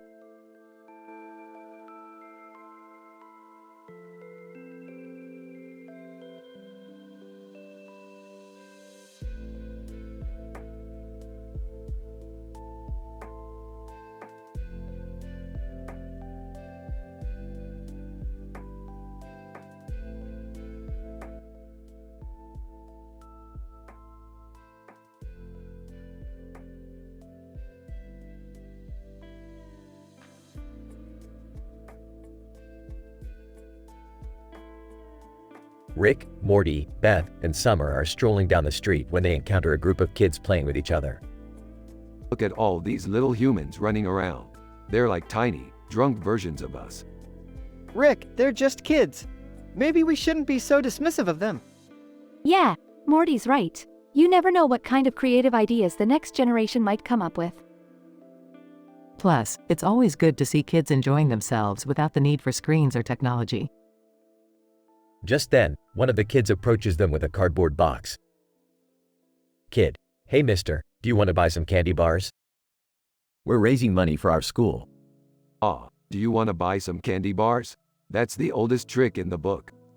I don't know, Rick. I kind of feel bad for these kids. Maybe we should help them out. Yeah, let's buy some candy bars and support their education. That's a great idea. And who knows, maybe we'll discover a new favorite candy bar. As they reach into their pockets to buy the candy, they notice something strange about the kids' eyes. Wait a minute, these kids have dilated pupils. They're high as kites. Kid, giggling. Hey, you guys figured it out. We're selling candy bars laced with LSD. The group gasps in horror as they run away from the children who are now chasing them down the street. This is why you never trust anyone, Morty, especially children. Rick, this is terrible. What are we going to do? We have to find a way to escape. Wait, I have an idea. Grabs a nearby skateboard. Everyone get on. The group hops on the skateboard and begins.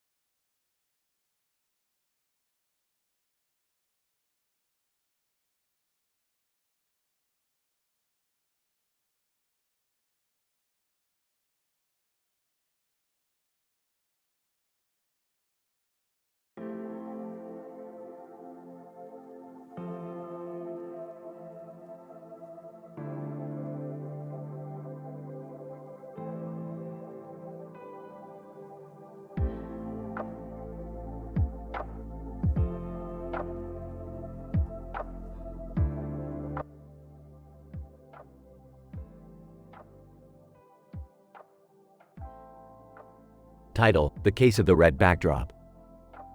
Rick and Morty are hired by two mysterious men in suits and ties to investigate the strange red backdrop in their photo.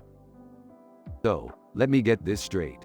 You want us to find out what's behind a red backdrop in your photo? Sounds like a real case for the junior detectives. Rick, we're not junior detectives. And these guys are paying us a lot of money to solve this mystery. Man 1. We assure you, this is no ordinary backdrop. We suspect it's some sort of interdimensional portal. Man 2. And we need to know what's on the other side. Alright, just don't expect me to wear that fake face you brought. Wait, fake face? Martin Crane. Hey, I recognize that face. That's my old disguise from my undercover cop days. Well, looks like we got ourselves a real professional here. Martin Crane, you damn right. And I'm not afraid to go undercover again if it means solving this case. Alright, let's get to work. Morty, hand me that portal gun. Are you sure about this, Rick? We don't even know what's on the other side. Relax, Morty, we're professionals. What could go wrong? Cut to Rick and Morty being chased by alien monsters on a strange, desolate planet. You were saying, Rick? Shut up, Morty, just keep running. Cut back to the two men in suits and ties. Man 1. So, did they find out what was on the other side of the backdrop? Martin Crane. Let's just say, they'll need a bigger budget for the sequel. Man 2. Excellent. Then, our plan is set in motion. Rick and Morty may have solved the mystery of the red backdrop, but they may have unwittingly become pawns in a much larger game. To be continued.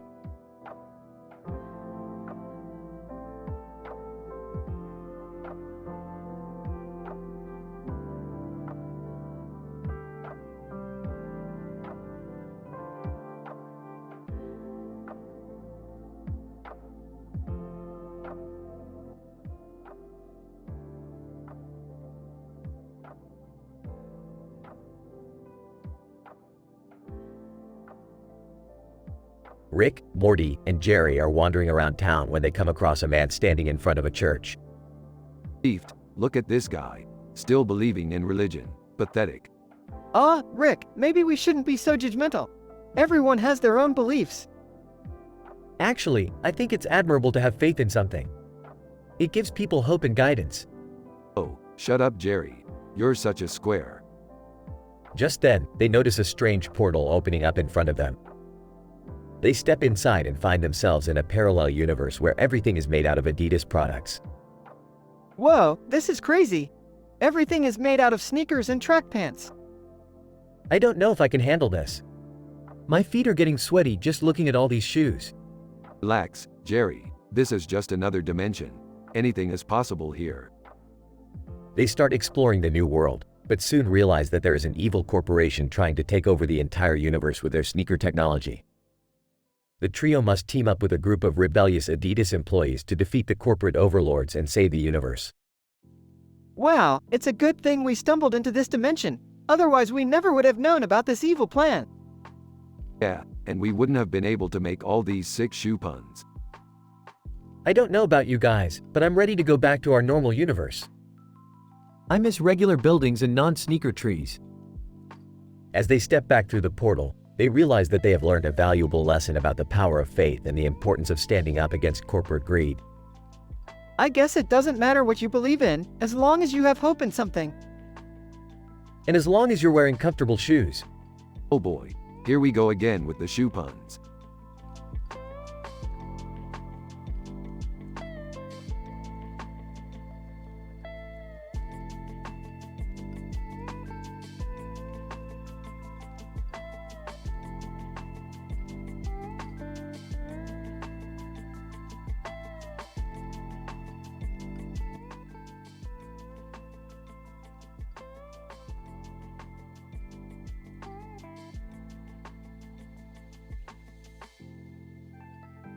So what are our plans for tonight, Rick?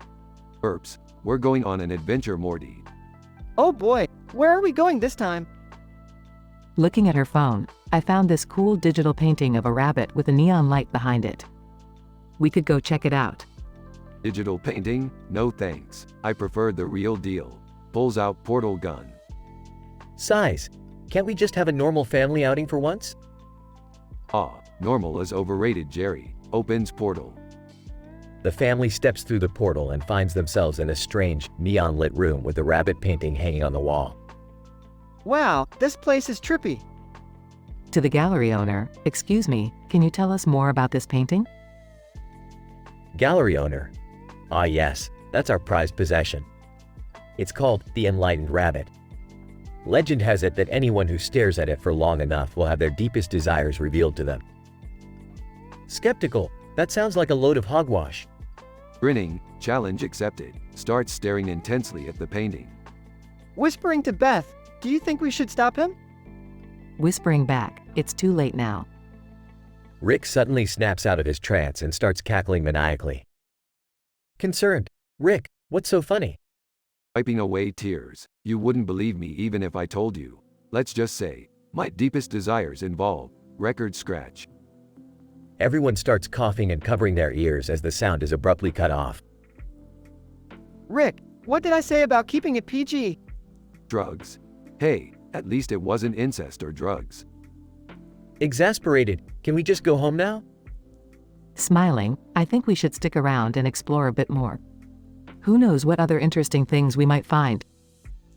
The family continues to wander around the gallery, with Rick occasionally making inappropriate jokes and Morty trying to keep him in line.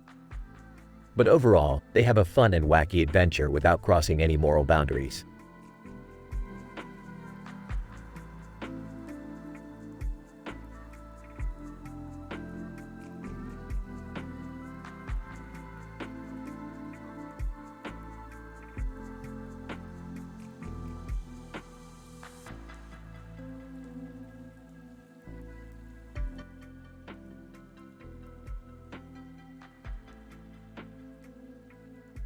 Title: Mistaken Domination.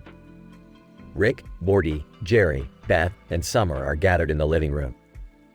Rick appears once again with a new invention, the multi-dimensional portal. The portal looks like a green and black orb. Hey, Morty, wanna give this a whirl? I don't know, Rick. Last time we went to a different dimension, I almost died. Come on, Morty. It'll be fun. We could go to a dimension where I'm a queen. Or a dimension where I'm a successful actor. Or a dimension where I'm a famous astronaut. Okay, let's go. Everyone hold onto the orb. As they stepped into the portal, they were transported to a different dimension. They were all shocked to see a woman in a green dress and a man in a black coat standing in front of a city.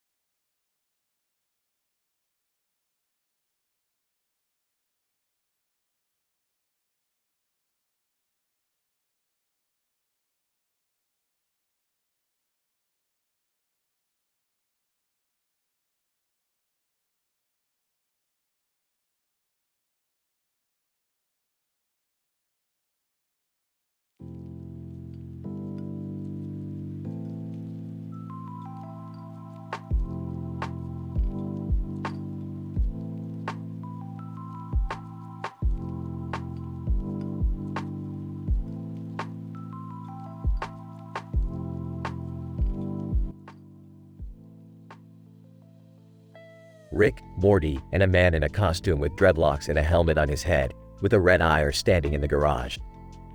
Suddenly, the predator jumps out of nowhere and starts attacking them.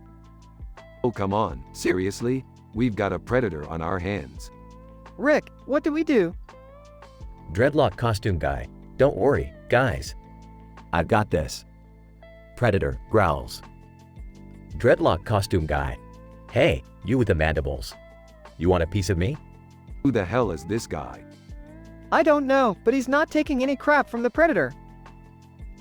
Dreadlock costume guy, I bet you're thinking, oh, all these humans are so weak and puny.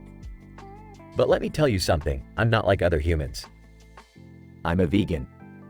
Predator, confused noises. What? That's not even relevant. Yeah, I don't think the predator is interested in your dietary preferences.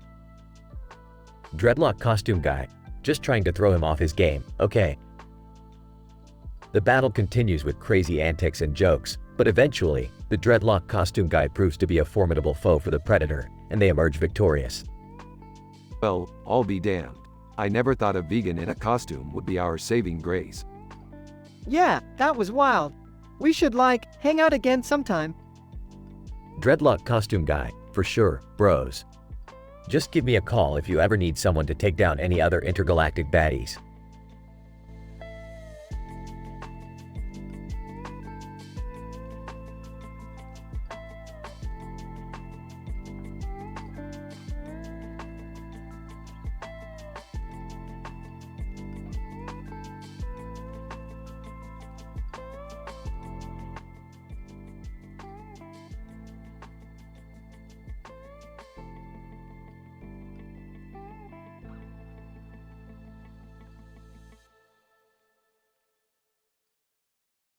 Erp's alright. Listen up, Morty. Summer, we got a new adventure lined up for us. Oh geez, what is it this time, Rick? Yeah, I hope it's not something dangerous. Don't worry your little hearts, kids. We just have to investigate this weird banner we found in our backyard. Banner? What kind of banner? Looks like it's from some Japanese anime or something. It's got a guy with a sword in a field and stuff. So what's the plan, Rick? We're gonna use this portal gun to jump into their reality and see what's going on. Takes out portal gun. Oh boy, here we go again. Sai's alright, let's do this. They jump through the portal and land in the world of Boruto, Naruto Next Generations.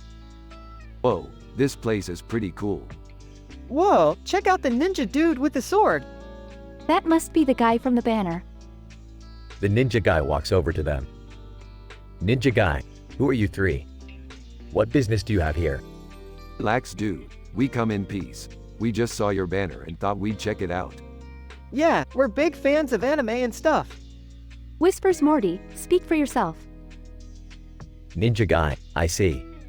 Well, you are welcome to stay as long as you aren't causing any trouble. No problemo, my man. So, what do you guys do for fun around here? The group goes on a wild adventure with the ninjas, encountering battles and hilarious situations along the way. Panting man, that was intense. Yeah, but also really cool. Erps, alright. Let's use the portal gun and head back to our reality. They jump through the portal and land back in their backyard. Whoa, that was insane. Smiling, yeah, I had fun. Smirks, you guys want to try out some of those ninja moves we learned? Heck yeah. Laughs, sure, why not? The episode ends with the trio practicing ninja moves in their backyard, with hilarious results.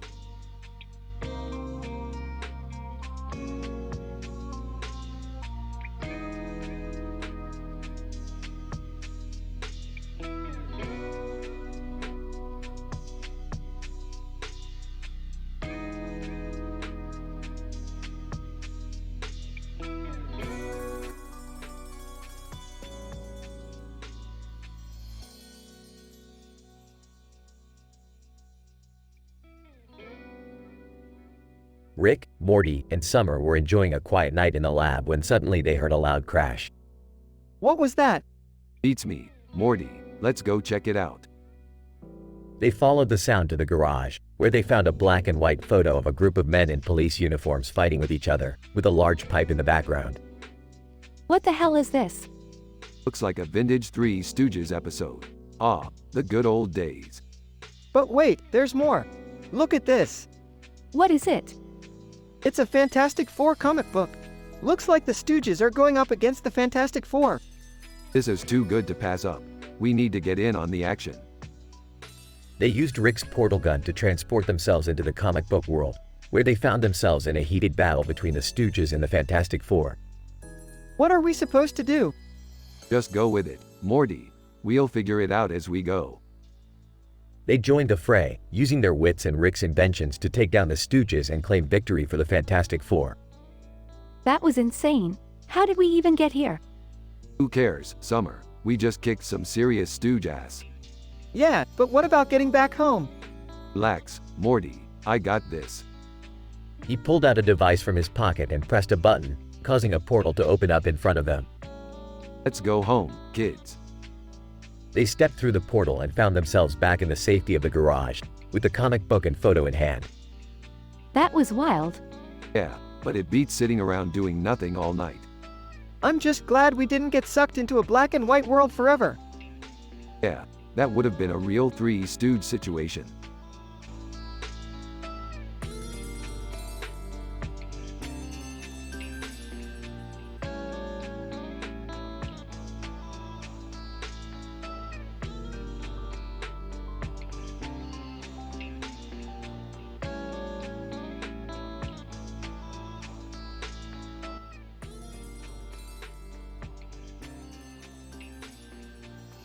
Alright, Morty, we're going on a crazy adventure today. Oh boy, what's the plan, Rick? Make sure you don't get yourself hurt again, Dad. Beefed, I never get myself hurt. They arrive at a strange-looking object with spikes on its head and legs. Whoa, what is that thing? I don't know, Morty, but it looks pretty badass. Let's see what happens if we touch it. Rick touches the object, causing a bright light to reflect on the floor. Dad, are you insane? Relax, Beth. It's just a harmless alien artifact. I don't know about this, Rick. It looks pretty dangerous. Nonsense, Morty. Danger is my middle name. Let's see what happens when we crank it up to SSJ9. They all start to power up. Dad, this is a terrible idea. Too late now. The artifact starts to glow and emit a strange aura. Whoa, what's happening now? I don't know, Morty, but this is amazing. Dad, I'm getting out of here. As Beth runs away, the artifact starts to emit a strange noise. Oh god, it's going to explode. We have to get out of here, Rick. They all run away as the artifact explodes, leaving a reflective surface. Well, that was certainly interesting. I don't think I can handle any more adventures like that. Dad, when are you going to learn to not mess with dangerous alien artifacts? Oh, Beth, when have you ever known me to learn from my mistakes?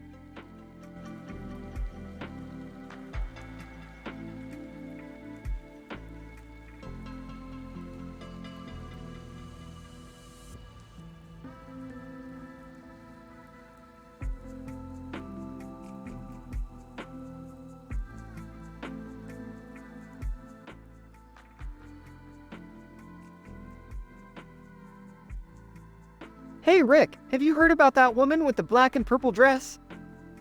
What woman, and what black and purple dress are you talking about, Morty? You know I don't keep up with fashion trends. Well, apparently she's some sort of villain and wants to take over the world. She's got a lot of people following her too. Oh great, just what we need. Another one of these self-proclaimed world dominators. Yeah, but get this, her thing is all about black versus white. Sounds like a basic concept to me. But, knowing you Morty, there's gotta be something more to it. Well, she's got this crazy plan to divide the world based on race and create a war between the blacks and the whites. Oh boy, that's heavy. We can't have that kind of division in society, Morty. We need to intervene. But how are we gonna stop her? She's got an army of brainwashed followers. Simple, Morty. We'll just create a bigger, better army of our own. And we'll make sure they're all colorblind. Colorblind? How is that gonna help? Because when you can't see color, everyone becomes the same. And that's what we need right now, Morty. Unity. I don't know, Rick. That sounds a little too simple. Trust me Morty, it'll work. And if it doesn't, we always have a backup plan. Or 2, or 5. Okay, let's do it. That's the spirit, Morty. Now let's go kick some black and white butt. Wait, I didn't mean it like that. Whatever, let's just go.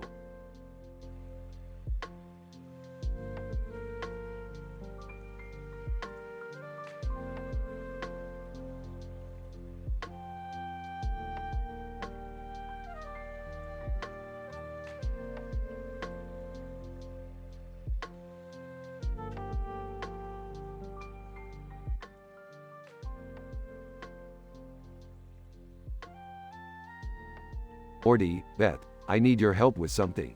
What is it, Rick? Yeah, we're not doing anything illegal, are we? No. I just stumbled upon a series of photos of women wearing different outfits and hats. Okay. Where are these photos, Rick? That's not important, Morty. What is important is that we settle the age-old debate. White outfits and hats versus black outfits and hats. Rick, that's not even a debate. It is to some people, Beth, and I need your help to settle it once and for all. How are we gonna do that, Rick? Simple, we're gonna get a group of women, half wearing white outfits and hats, half wearing black outfits and hats, and have them compete in a series of challenges. That's not very feminist, Rick. Nonsense, Beth, this is about fashion, not gender. I'm not sure about this, Rick. Trust me, Morty, this is gonna be great. Now let's go find some women willing to participate in our little experiment. Later at the competition, And the winner is the black outfits and hats team. This was a mistake, Rick. Yeah, I don't think we should do something like this again. Fine, I get it. But at least we settled the debate, right? I don't think anyone cared about the debate, Rick. Whatever, Morty, let's just go home and forget this ever happened. Agreed. And can we please never speak of this again? Rick, Morty, and Beth exit the competition with a clear sense of relief.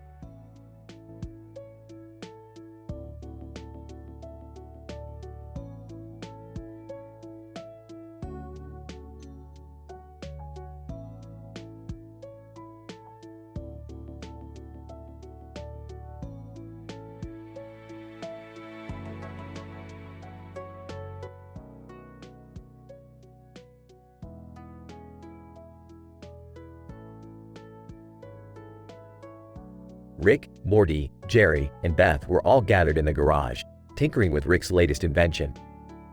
Suddenly, a man materialized out of thin air, wearing a green and red hat with stars above his head. Whoa, who is that guy?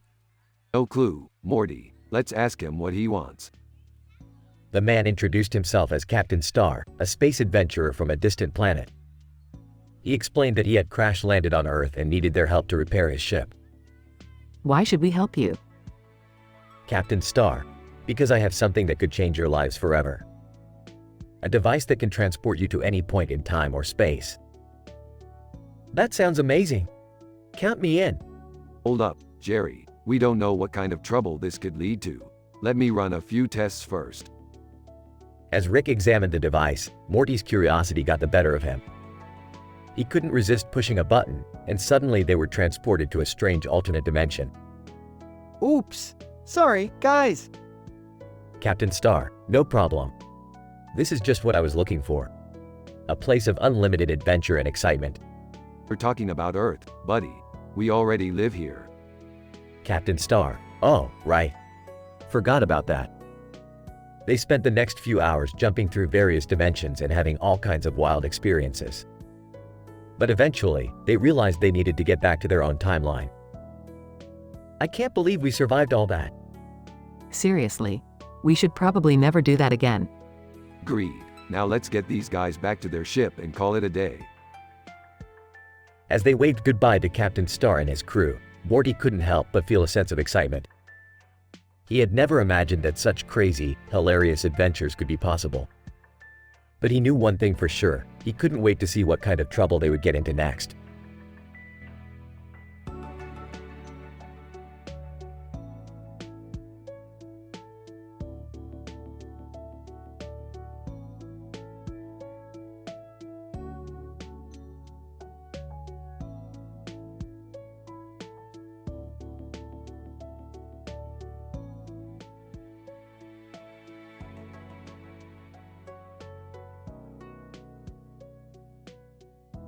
Flips through TV channels. Nothing good to watch, Morty. Hey, you wanna go get some coffee? Sure, Rick. Where do you want to go? Let's check out that new coffee place in town, Corgi Cafe. Their cute dog foam art is all the rage on social media. Excitedly. Oh, I've seen that place on Instagram. They have corgis serving coffee? Yep, and they're adorable. They arrive at the Corgi Cafe, and two corgis are sitting at a table with coffee and spoons in front of them. Hey, look at those two corgis just chillin' like villains. Pointing, and check out that cute corgi barista. She's making a foam art of a dog. Smirking, she's got skills. Hey, barista, 2 coffees, black, no cream, no sugar. Barista Corgi, coming right up. She prepares the coffee using her adorable corgi paws and serves it with a cute dog foam art on top. Amazed. Wow, this coffee is delicious. Sarcastically, yeah, it's the best cup of coffee I've ever had in my life. Rolls his eyes. Barista Corgi, proudly, thank you, guys. Feel free to come back anytime. Smiling. We definitely will. Chuckles, you know, Morty, this place is so cute, it's almost criminal. Laughing. I know, right? And we didn't even have to break any laws to enjoy it. They leave the Corgi Cafe with big smiles on their faces, feeling satisfied and content.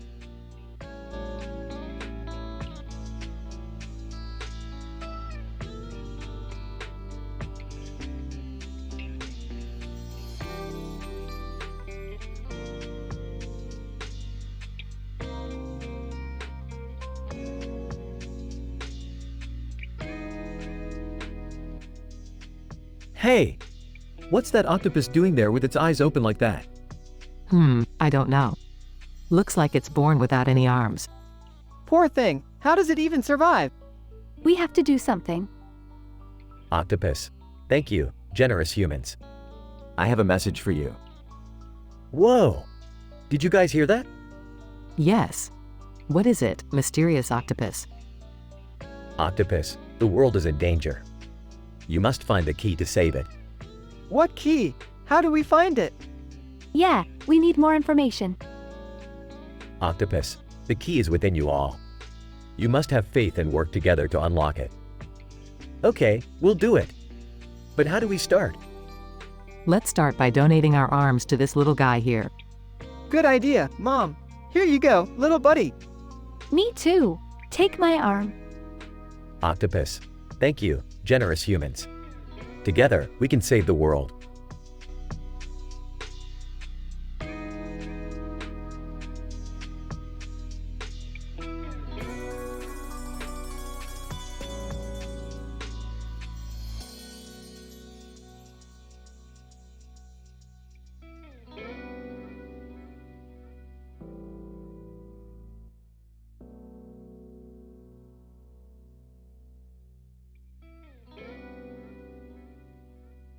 Morty, hold on to your butt, because we're going on an adventure.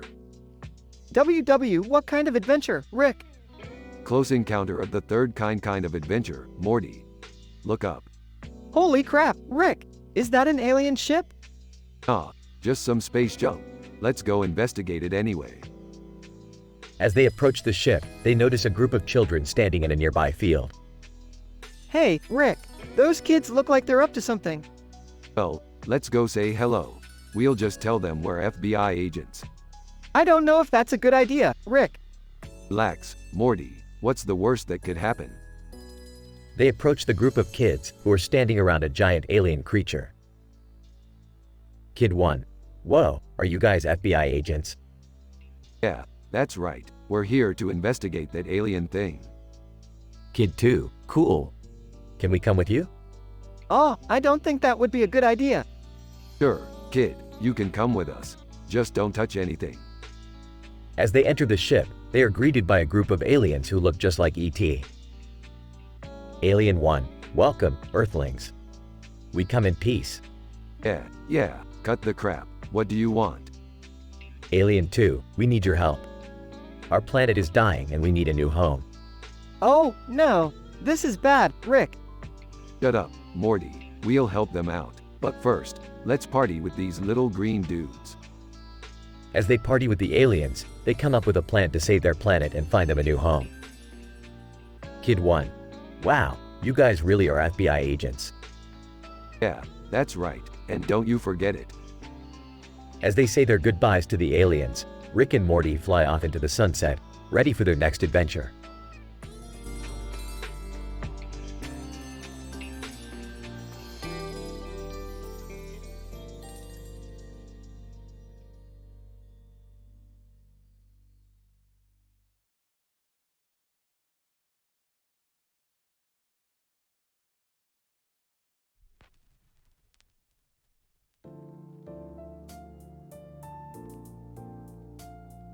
Rick, Beth, Summer, and Morty were in the garage when Rick decided that they needed a break, so he suggested they go for a walk.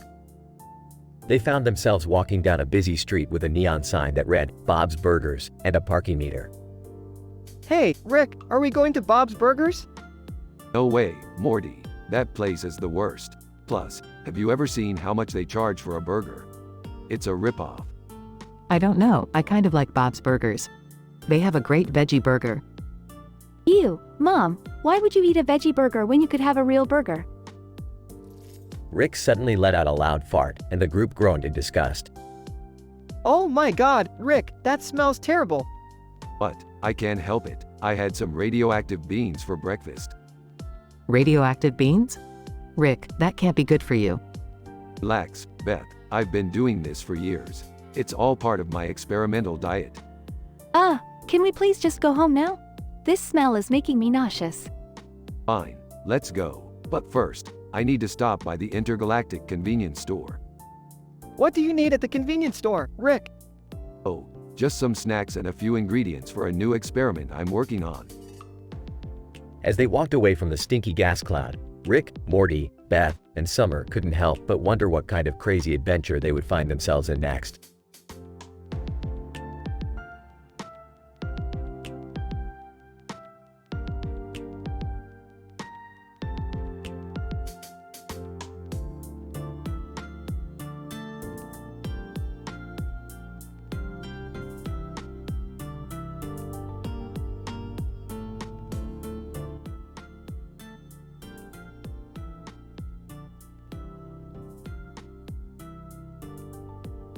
Alright, Morty.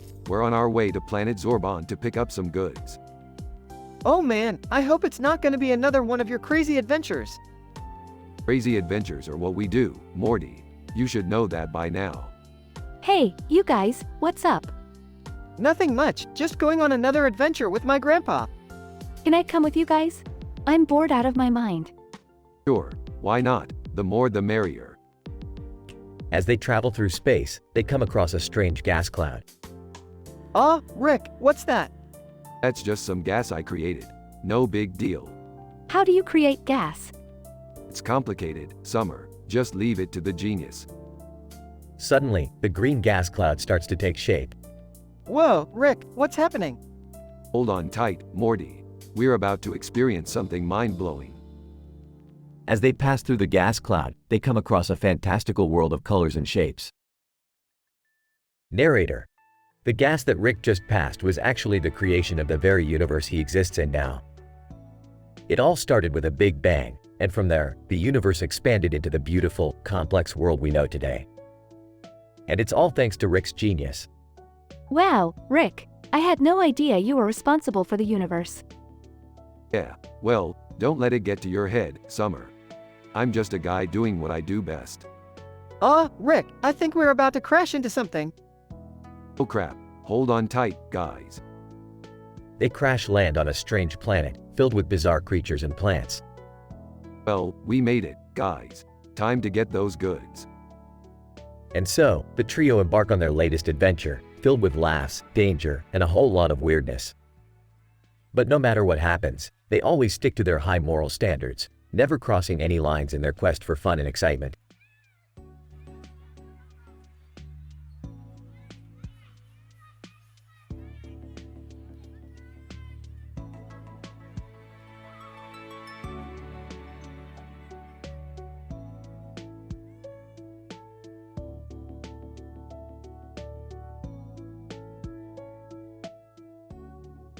Rick, Morty, Jerry, and Summer are exploring a new planet when they come across a man in a purple suit and a robot in a forest.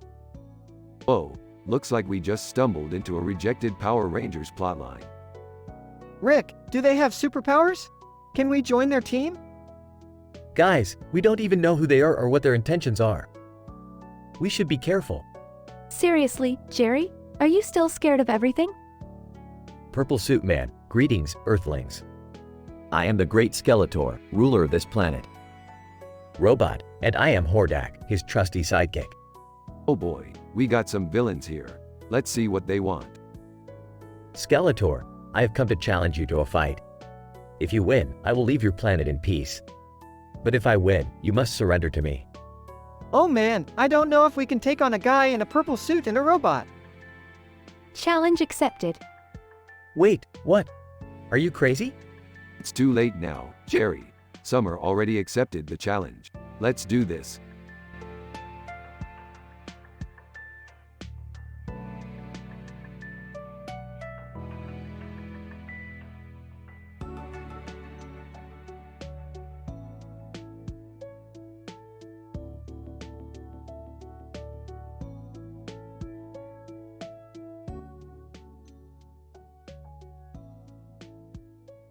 Alright, Morty, we're going on another adventure. Strap yourself in and get ready for some crazy sh*t. Oh boy, Rick, what are we doing this time? We're going to explore the world of insects. I've built a shrinking device so we can get up close and personal with the little critters. Wait, what? Insects? Rick, I don't think. Shut up, Jerry. This sounds awesome. Yeah, Jerry. Stop trying to ruin everyone's fun. Alright, let's get started. Press his button on device. Suddenly, the group finds themselves shrunk down to insect size and surrounded by unfamiliar bugs. Whoa, Rick, this is crazy. Look at that one. It's got green and black legs and a yellow stripe around them. Oh, I hate bugs. They're so creepy. Actually, Jerry, insects are fascinating creatures with unique attributes and behaviors. Oh no, look out. Swats at a beetle with his hand. Beetle, hey man, what the hell? I was just trying to fly by. Oh, sorry about that. Just got a little carried away. Rick, we can't just go around killing insects for no reason. Chill out, Morty. It's not like they have feelings or anything. As the group continues to explore the insect world, they encounter more unexpected creatures and learn about the importance of respecting all forms of life. 10th line for conclusion. That was one wild adventure, Rick. I never knew bugs could be so interesting. Hey, when it comes to science, anything is possible. Now let's go get some Szechuan sauce.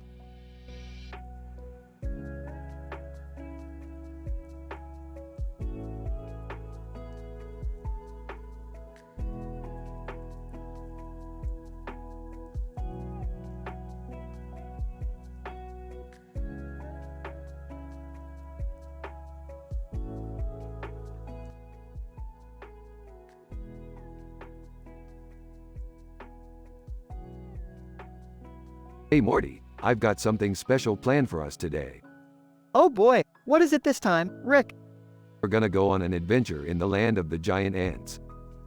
Oh, I don't know about that, Rick. Didn't we have enough bug problems in the last one? Shut up, Morty. This is gonna be awesome. And we won't have any insect problems this time. Green light character. Hey guys, can I join you on your adventure? Who are you? Green light character. I'm Groovy. I'm an interdimensional being that loves going on wild adventures. I don't know about this, Rick. He seems like trouble. Relax, Morty. He seems cool to me. Alright, Groovy, you can come along. But no funny business.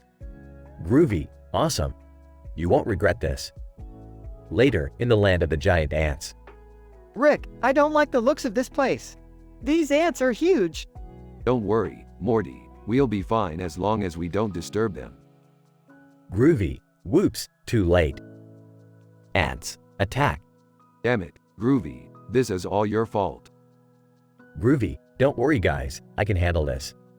Green arrow, do your thing. Green arrow on Groovy's staff turns into a giant green laser. Whoa, that's amazing. Okay, maybe we can stick around a bit longer. Later, back in Rick's lab. That was pretty cool, Rick. Maybe we should bring Groovy along on more adventures. Yeah, maybe you're right, Morty. But let's keep an eye on him, okay? Groovy. Hey guys, I had a great time today. When can we do it again? Don't push your luck, Groovy. Yeah, we'll see you around. Groovy. Alright, later dudes. Green light on Groovy's head and green arrow on his stick flicker, then disappear.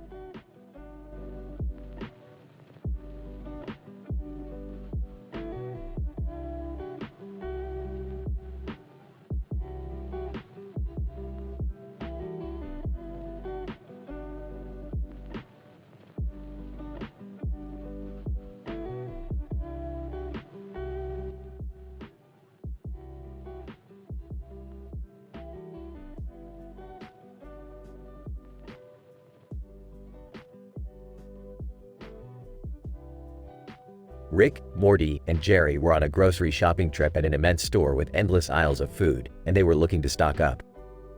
Hey Rick, what do we need to get? Well, Morty, we need some of those frozen pizzas you like, some candy for me, and some vegetables for Jerry's stupid diet. Hey, I'm trying to be healthy. Whatever, Jerry, let's just get this over with. As they made their way through the store, they came across a shopping cart in the middle of an aisle. Guys, look at that shopping cart just sitting there. Should we return it to where it belongs? Of course. We can't just leave it here blocking the aisle. Oh, yeah, because we wouldn't want to disrupt the flow of traffic in this bustling grocery store. The trio picked up the cart and began to push it towards the front of the store, but they quickly realized that the cart had a mind of its own. Guys, why is the cart moving by itself? I don't know, but we need to stop it before it runs into something. Relax, guys. I know exactly what to do. As the cart continued to move, Rick pulled out a remote control and pressed a button. Suddenly, the cart transformed into a remote-controlled car. Whoa, Rick, how did you do that? Oh, Morty, there's a lot you don't know about me. With the cart now under Rick's control, the trio raced through the store, knocking over displays and causing chaos.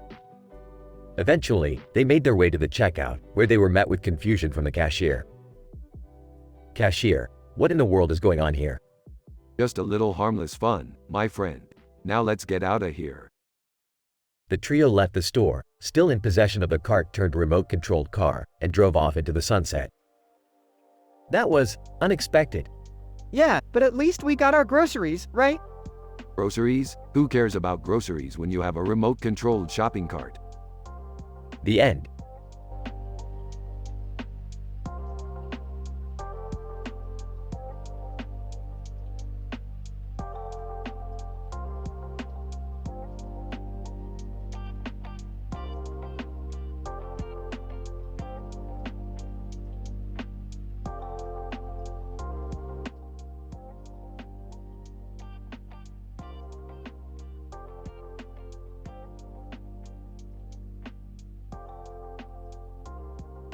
Rick and Morty are chilling in their spaceship as they fly over a futuristic city. Whoa, Rick, look at all those neon lights. Yeah, Morty, this place is the shit. I mean, it looks like a bunch of Christmas trees took over the city. As they fly over the city, they notice a strange figure walking through the streets. Rick, who's that? I don't know, Morty, but let's go down and check it out. They land their spaceship and approach the figure, who turns out to be Nezuko Kamado. What's up, Nezuko? You lost or something? Nezuko, no, I'm just exploring the city. It's so different from where I'm from. Hey, Nezuko, want to see something cool? Check this out. Morty pulls out a laser gun and starts causing chaos in the city. God damn it, Morty, put that thing away before you get us all in trouble. As they try to escape the chaos, they run into a group of aliens who challenge them to a dance battle. Alright, Morty, time to show these aliens who's boss. They start busting out some sick dance moves and eventually win the battle. That was awesome, Rick. We really showed those aliens how it's done. Yeah, Morty, we're like the Michael Jackson and Madonna of the universe. As they fly back to their spaceship, they see the city burning behind them. Rick, do you think we should have helped those people? Nah, Morty, they'll be fine. Besides, we've got more important things to worry about. The episode ends with them flying off into the distance, leaving behind a city in ruins.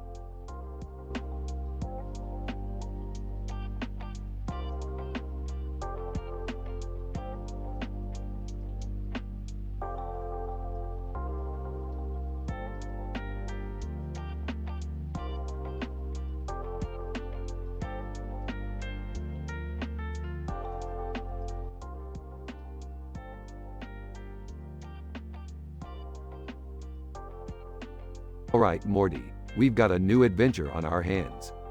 What's the deal, Rick? There's a woman with green eyes and a green and gold headpiece with a dragon design on her face and a green eye. That sounds interesting. What's her deal? I have no idea, but I bet she's got some cool alien tech we can steal. Rick, stealing is wrong. Yeah, Morty. Whatever, let's just go already. Wait, we can't just steal from someone we don't even know. Fine, Summer, we'll play nice, but if she's got some sweet tech, it's every man for himself. Can't we just be nice for once? Morty, if I wanted to be nice, do you think I'd be hanging out with you guys? Alright, let's go meet this green-eyed lady. Meanwhile, the woman, whose name is Zephyr, is waiting for them. Zephyr, welcome, travelers. I am Zephyr, protector of the ancient artifact. Ancient artifact, you say? We're interested. Rick, can't we just have a normal conversation without trying to steal anything? Morty, I've got a reputation to uphold. Zephyr, what's the artifact and why do you protect it? Zephyr, the artifact has the power to control time. And I protect it so it doesn't fall into the wrong hands. Sarcastic? Yeah, because we're totally the wrong hands. Zephyr, I can tell you're not to be trusted, Rick Sanchez. But perhaps you can prove me wrong. Help me defend the artifact from an incoming attack. Here we go again. Alright, Zephyr, let's do this.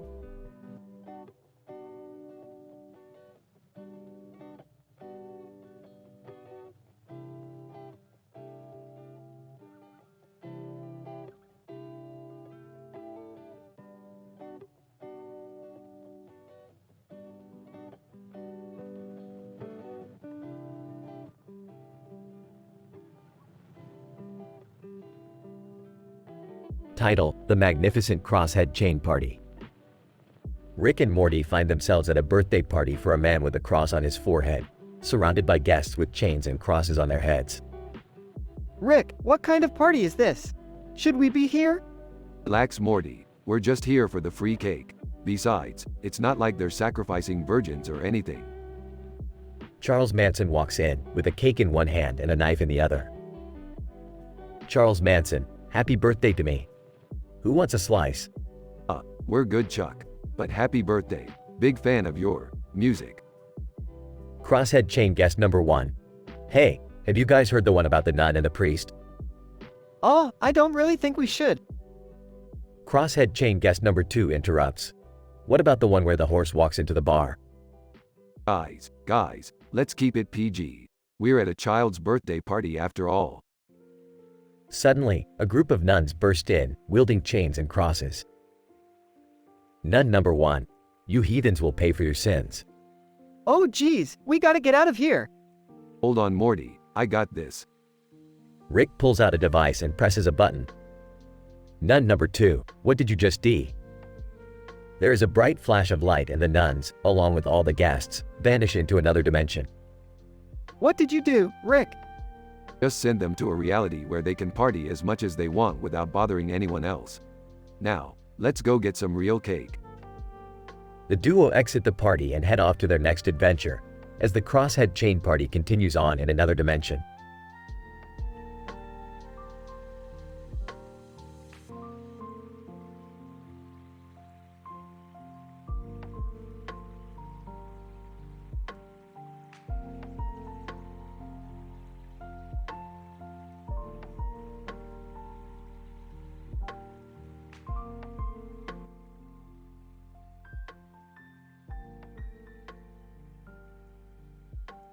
Morty, we gotta go see this new sales manager guy. Sales manager? What does he sell? Who cares? He's got neon lights on his hands and knees, Morty. That's gotta be worth checking out. Count me in, guys. A man in a suit and tie with neon lights? That's my kind of entrepreneur. I don't know, this sounds like a waste of time to me. Come on, Beth, live a little. You never know, we might even learn something. Sales manager: welcome, my esteemed guests. Allow me to introduce myself. I am the sales manager, and I am here to revolutionize the way you buy and sell. Oh yeah? What makes you so special? Sales manager: I'm glad you asked. You see, my secret is in these neon lights. They create a powerful energy field that enhances both the buying and selling experience. I don't know, that sounds kind of sketchy to me. Nonsense, Morty. Let's give this guy a chance. Sales manager: excellent choice, Jerry. Now, who's ready to experience the power of the neon? I'm out. You guys have fun with that. Suit yourself, Beth. More neon for us. And so, the group stepped into the energy field created by the sales manager's neon lights, and the rest is history. Whether it was the power of suggestion or some kind of actual energy field, nobody could say for sure. But one thing was certain: they had one wild night of buying and selling.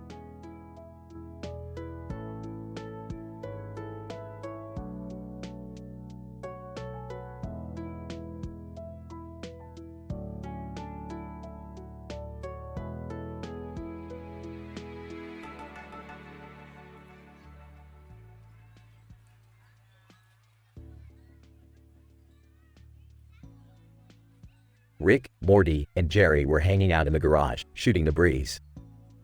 Suddenly, a cartoon character with a frisbee in his hand appeared out of nowhere. "Whoa, what the hell is that thing?" Rick exclaimed. "I don't know, Rick, but it looks kind of fun," Morty said. Jerry, always the voice of reason, cautioned, "Guys, be careful. We don't know what it's capable of." But before they could say anything else, the cartoon character tossed the frisbee at them. It hit Jerry square in the chest, knocking him over. "Ow, what the hell, man?" Jerry complained. The cartoon character didn't say anything, but instead pulled out another frisbee and put it on his head. Suddenly, he transformed into another character entirely, one wearing a skull costume.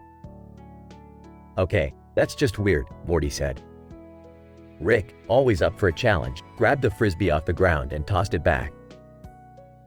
The rest of the episode played out like a crazy game of frisbee tag, with the characters dodging and weaving as they tried to hit each other with their frisbees. All the while, the dialogue was full of jokes and wacky humor, but never crossed the line into anything inappropriate. In the end, they all collapsed in a heap, panting and laughing. "Okay, that was a fun distraction," Rick said, grinning. "Now let's get back to saving the world or whatever." Morty nodded, still catching his breath. "Yeah, but let's bring the frisbees with us, just in case."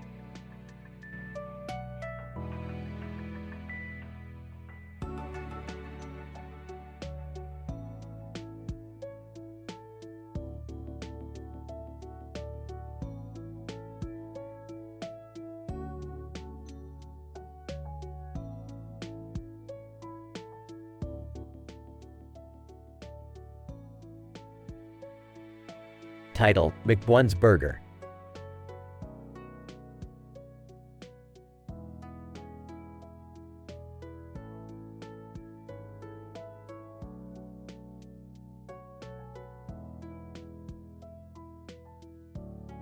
Morty, I have a brilliant idea to start a new fast food joint with a unique twist.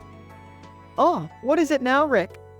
McBone's Burger. We'll serve burgers made from animal bones. That's kind of disgusting, Rick.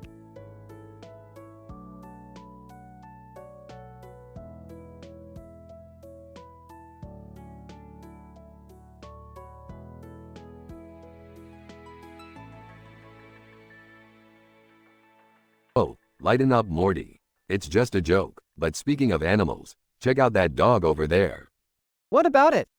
It's wearing a scarf. That's hilarious. Let's go see what it's up to. Corgi, welcome to McBone's Burger. Can I take your order? We'll each have a McBone's burger, please. I don't think I want that, Rick. Shut up, Morty. It's a joke. Don't ruin the fun for the rest of us. Corgi, one moment please. Here you go, 2 McBone's burgers. Why does it have a McDonald's sign in the background? Corgi, I used to work here, but they fired me because I kept trying to serve burgers made from bones. Ah, well, we'll hire you at McBone's Burger. You're the perfect fit. I don't think animal bones are a good idea for a burger joint. Oh, come on, Morty. It's just a joke, but seriously, this burger is delicious, and that Corgi's customer service skills are on point.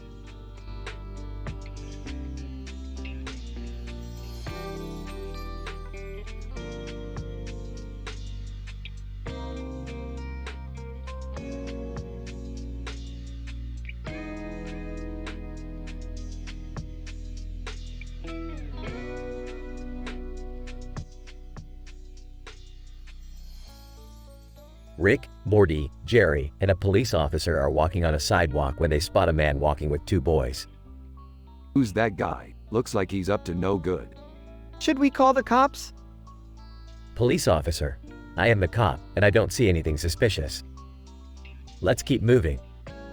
As they walk further down the sidewalk, they come across a parked car. Look, someone left their keys in the ignition. Should we take it? Are you crazy, Jerry? We're not thieves. Let's move on. Suddenly, Beth and Summer appear out of nowhere. Hey guys, have you heard of Timothy McVeigh? Who's that? The guy who bombed the Oklahoma City building in 1995. Oh geez, what are you two up to now? We're just helping him out. He said he needed some supplies. Should we be helping a terrorist? Police officer, absolutely not. I need to make an arrest. As the group gets closer to the car, they realize that it belongs to Timothy McVeigh. Oh man, we're in way over our heads now. What are we gonna do? I don't want any part of this. I'm out. The police officer arrests Timothy McVeigh and the group continues on their way, relieved to be out of danger.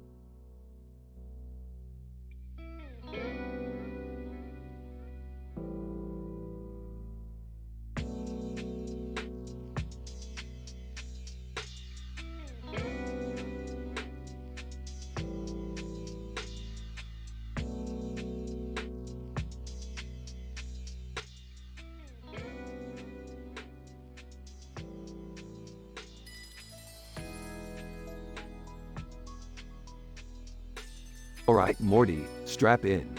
We're going on an adventure. Oh boy, what are we doing this time? I just got this new app on my phone. It's called Face Swap. We're gonna use it to mess with people's heads. Rick, I don't know. Come on, Morty, don't be a wimp. Look, I already swapped my face with this pickle. Pickle, in Rick's voice.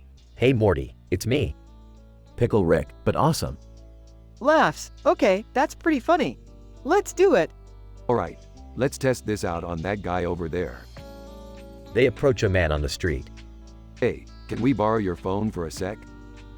Man. Sure. Rick takes the man's phone and opens the Face Swap app. Okay, Morty, get in here. Morty and Rick swap faces and hand the man back his phone. Man, confused. What the? In Rick's voice. Gotcha. In Morty's voice, I'm Tiny Rick. Man, laughs. That's hilarious. You guys are crazy. As they walk away, they come across a flower field. Whoa, look at all these flowers. Yeah, they're okay, I guess. Hey, I have an idea. Let's see if we can make a bouquet out of these. But Rick, we don't have any scissors or anything. Who needs scissors when you have a plasma gun? Rick, no. Rick shoots the flowers with a plasma gun. Voila, instant bouquet. In shock, Rick, that was insane. Yeah, but it worked, didn't it? Now let's go mess with some more people with this app. Laughs. Okay, but let's not get too crazy. Smirks. No promises, Morty. No promises.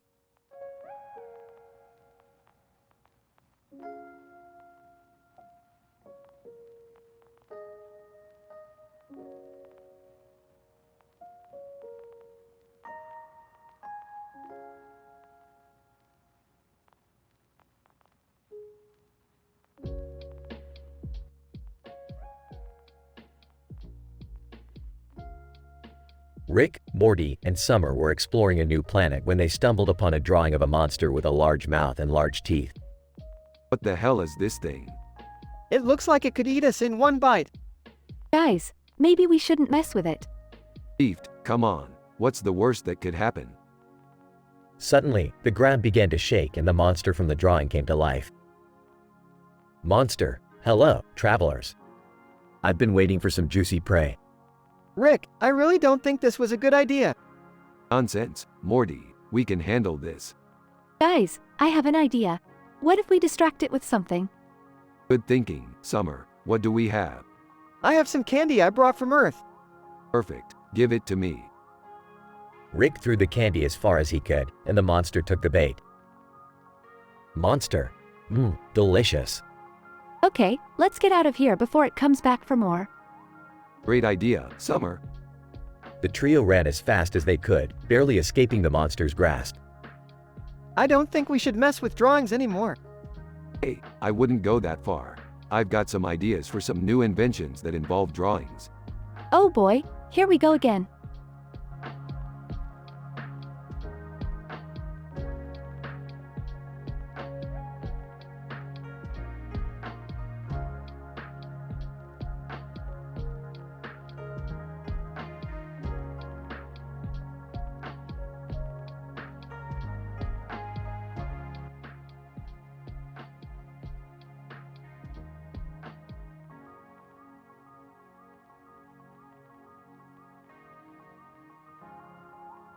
Rick and Morty are in the middle of one of their usual wacky adventures, when suddenly they come across a creepy man with a creepy face. Who's this weirdo with the bow tie on his head? He's giving me the creeps. I don't know, Rick, but his face is really off-putting. Creepy man, greetings, Rick and Morty. My name is Dr. Creepypasta, and I have a proposition for you. Oh great, another nut job. What is it this time? Dr. Creepypasta, I need your help to defeat evil Morty. He has taken over my world and turned it into a nightmare. Evil Morty? Oh man, not this guy again. Alright, we'll help you out. But first, we need to stop by McDonald's for some Szechuan sauce. Dr. Creepypasta, whatever you need, just help me defeat evil Morty. As they travel to Dr. Creepypasta's world, they encounter all manner of bizarre and frightening creatures. Wow, this place is messed up. What kind of world did you come from? Dr. Creepypasta, it used to be a beautiful place until evil Morty came and destroyed everything. Now it's just a nightmare. Finally, they come face to face with evil Morty himself. Evil. Hello, Rick and Morty. I've been expecting you. Did you really think you could stop me? We'll see about that, evil Morty. We've got a few tricks up our sleeves. As the battle rages on, Rick and Morty pull out all the stops to defeat evil Morty and save Dr. Creepypasta's world. In the end, they emerge victorious, and Dr. Creepypasta thanks them for their help. Dr. Creepypasta, I can't thank you enough, Rick and Morty. You truly are the greatest heroes in all the multiverse. Yeah, whatever. Let's go home and watch some interdimensional cable.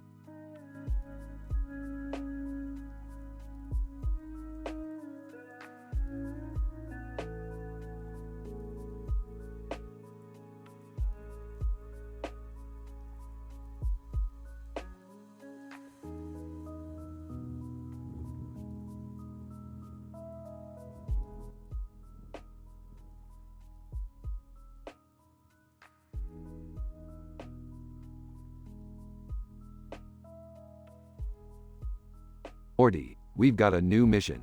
We need to find a metal object with a hole in the middle of it and a black hole in the middle of it. What? That sounds crazy, Rick. You expect us to find that? Can I come along? I need to get away from Beth for a while. I'm into. Sounds like a good adventure. Fine, but we need to be quick. This metal object is of utmost importance. Where do we even begin looking, Rick? Well, according to my calculations, it should be somewhere on this planet. That's not very helpful, Rick. Maybe we can ask around and see if anyone knows anything about it. Fine, but let's split up. We'll cover more ground that way. This seems like a bad idea. Yeah, let's stick together. Safety in numbers. Fine, but if we don't find it soon, I'm turning this adventure into a personal vacation. Wait, what's that over there? Is that the metal object we're looking for? It looks like it has a hole in the middle and a black hole in the middle. Let's not get too excited just yet. We need to analyze it to make sure. Attach the right side to the back in the same manner as you did in step 3, again making sure that the flange is around the back and that the lances on the shelf adjustment pieces are pointed in the same direction as those on the back and left side. Push the side panel up so the studs in the top go through the holes in the top flange of side and fasten with 3 nuts. What the hell does that mean? Rick. I have no idea, but I think we just stumbled upon a secret IKEA instruction manual. I'm starting to regret coming on this adventure.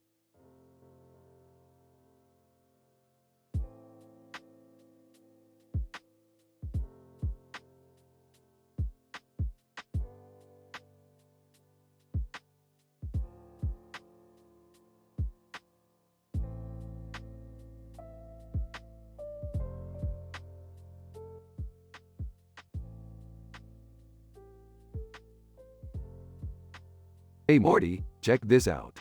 I've created a portal gun that can take us to any door in the universe. Wow, that's awesome, Rick. But why do we need to go to a door? Because Morty, this door has a black and white stripe pattern on it, and I need to see what's on the other side. Okay, Rick, let's go. They teleport to the door. Alright Morty, now we just need to figure out how to unlock this thing. But how do we do that, Rick? Simple Morty, with this manual. Holds up manual. Okay, but how do we read it? Morty, don't be an idiot. It's in English. Oh, right. Now let me see. Here we go. With the handle still in the open position, hook the locking bars to the locking cam. Once in position, slowly rotate the door handle to the closed position so the lock bars protrude from the holes at the top and bottom of the door. Got it? No, not really, Rick. We're screwed, Morty. We'll never be able to unlock this thing now. Wait, I've got an idea. What if we just knock on the door? Morty, you are a genius. Let's give it a try. They knock on the door. ... Door opens. Oh, it was unlocked the whole time. Typical. The end.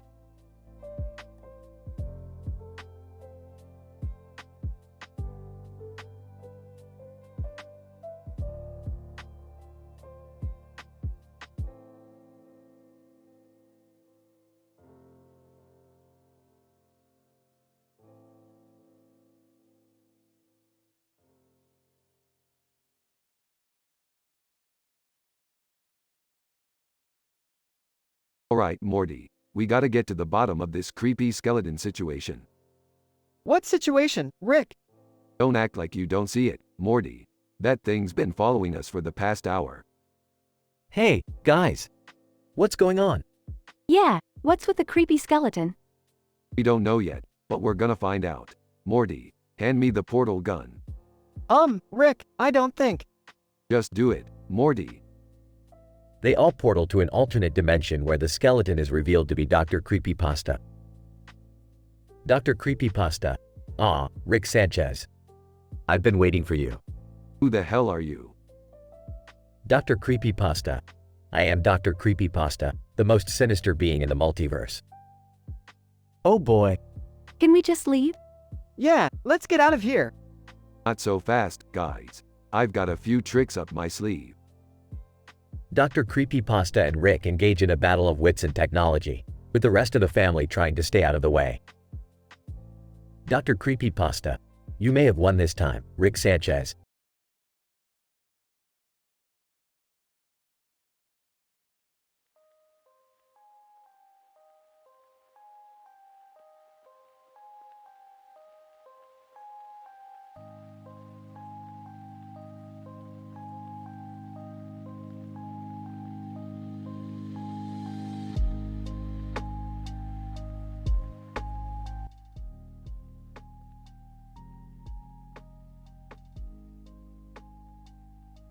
Alright, Morty, we're going on stage for this intergalactic talent show.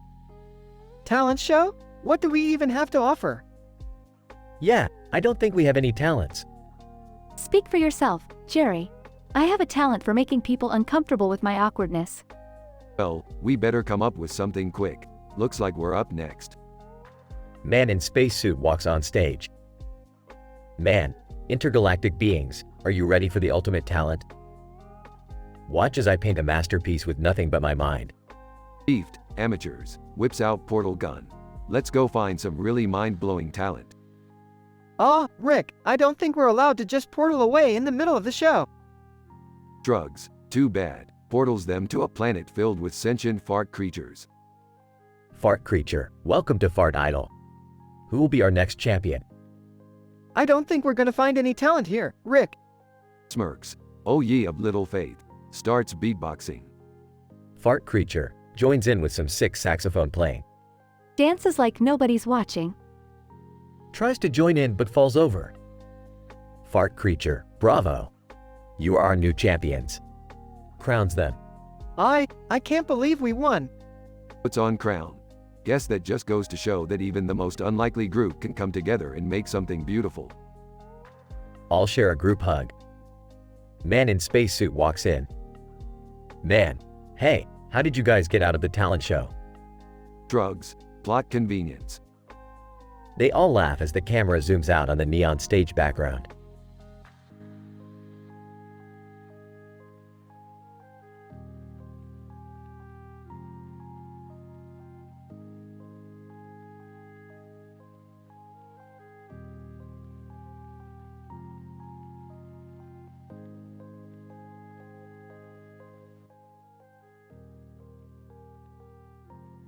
Morty, we got a job to do today.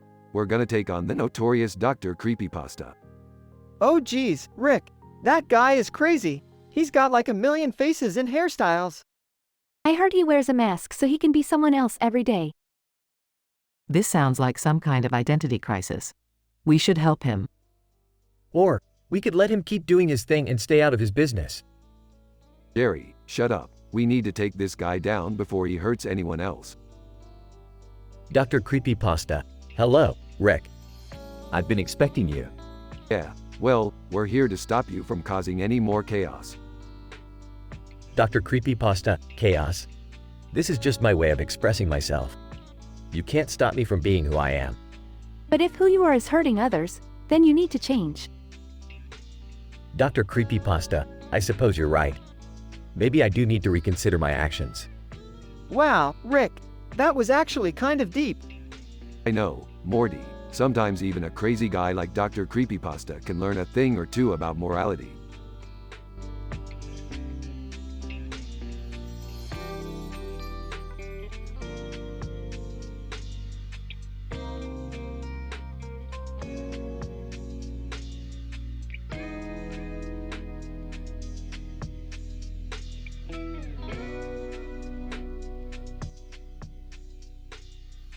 Alright, Morty, strap in for another adventure. Today we're going to the swamp planet of Alligator. Alligator? You mean like the animal? Yeah, Morty, they have a city built in the middle of a swamp. It's like living in a giant castle made out of mud. Sounds cool, I guess. Ah, you're damn right it is, Morty. These Alligatorians are always up to something sneaky. Last time I was here, one of them stole my portal gun. I don't see how that's funny, Rick. Lighten up, Morty. You won't be saying that once you've met Perry the Platypus. Perry the Platypus? What's he got to do with Alligator? He's their sworn enemy, ever since he foiled their plans to take over the city with their army of ducks. Ducks? Rick, what are you even talking about? I don't have time to explain, Morty. We've landed on Alligator. Let's go meet Perry the Platypus and show him who's boss. Curse you, Perry the Platypus. That's the spirit, Morty. Let's do this thing.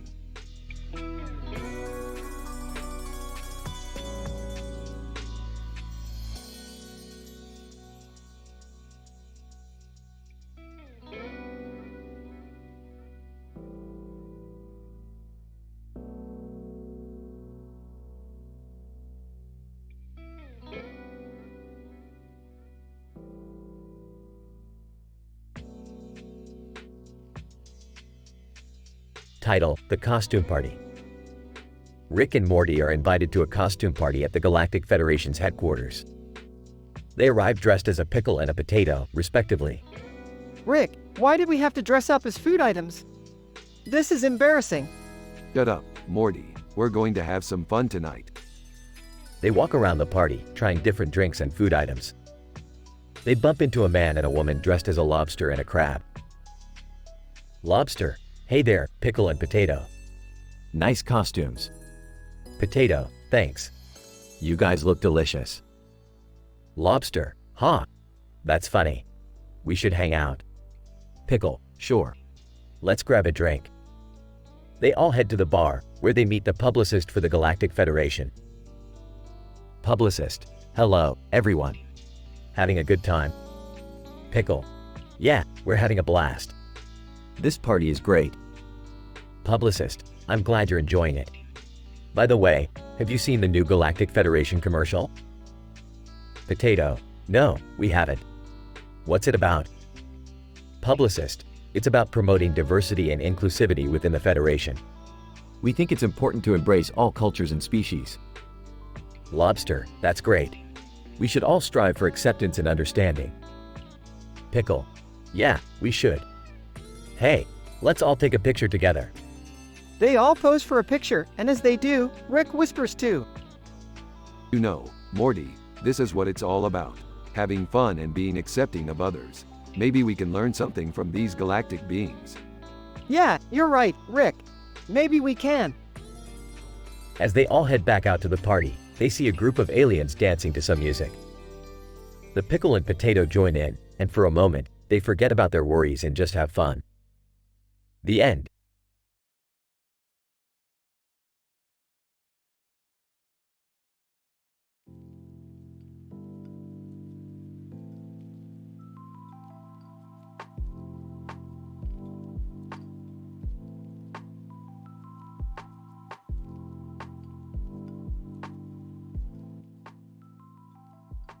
Morty, I need you to go to the pharmacy and pick up my medication. Okay, Rick, what do you need? Just give me the usual, Morty. You know what I like. Can I come with you guys? I need to get some ibuprofen for this headache. Sure, Summer. Let's go. At the pharmacy. Sleepy Corgi Pharmacist: "Hey, what can I get for you guys?" Rick sent us to pick up his medication. Sleepy Corgi Pharmacist: "All right, let me see here." Shuffles through papers. Seconds later. Sleepy Corgi Pharmacist: "Ah, here it is." Hands Morty a bag. Thanks. Let's go, guys. Back at the house. Did you get my medication? Yeah, it's right. Suddenly collapses. Oh my god, Morty. What did you do? That's not my medication. Sleepy Corgi Pharmacist: "Oops, my bad." Dog chuckles. That dog looks suspiciously amused. Great. Now we have to find the real medication before Morty dies. Struggles, please hurry, guys. End scene.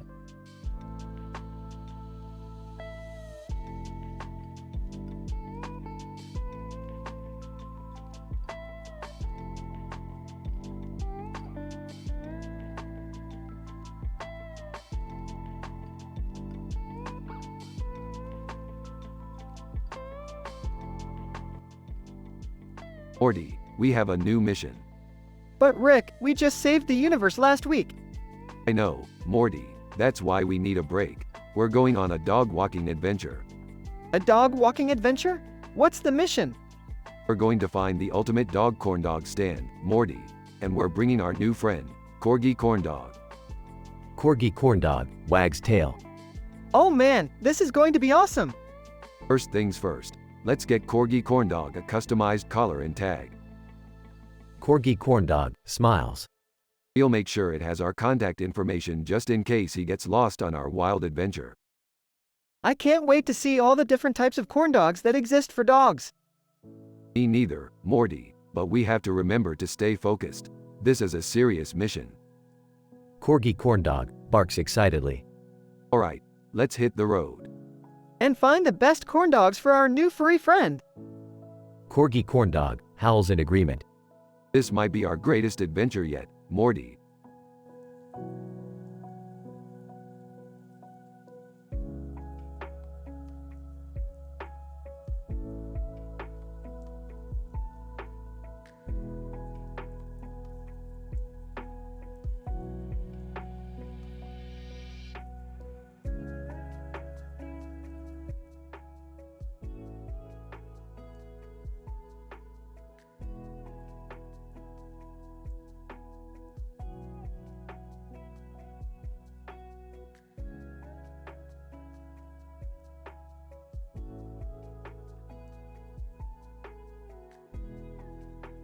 The episode begins with the Smith family taking their pet corgi to the vet for a routine checkup.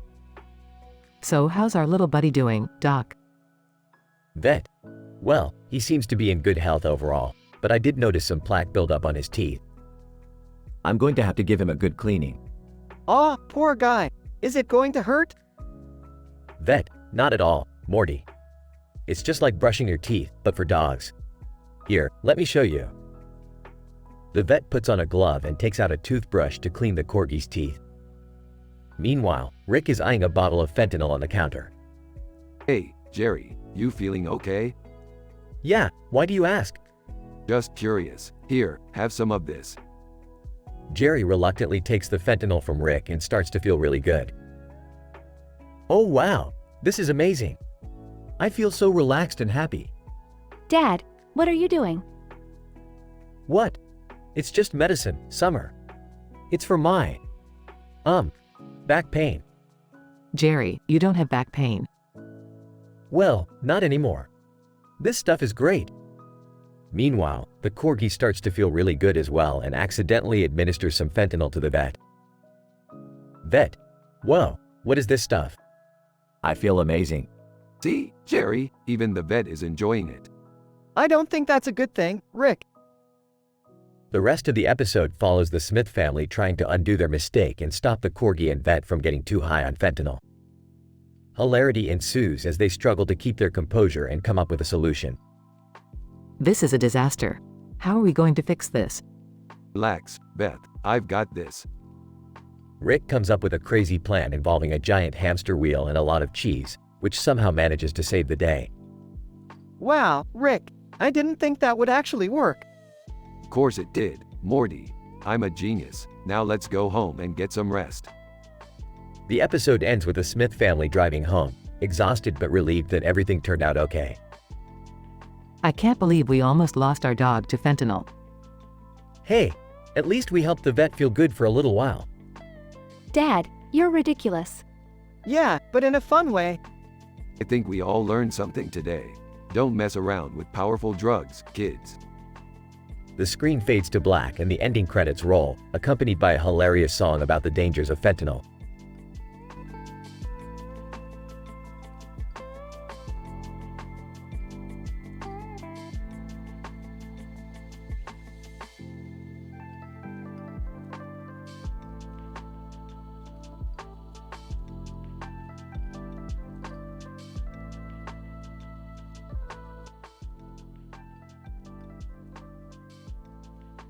Alright, Morty, buckle up.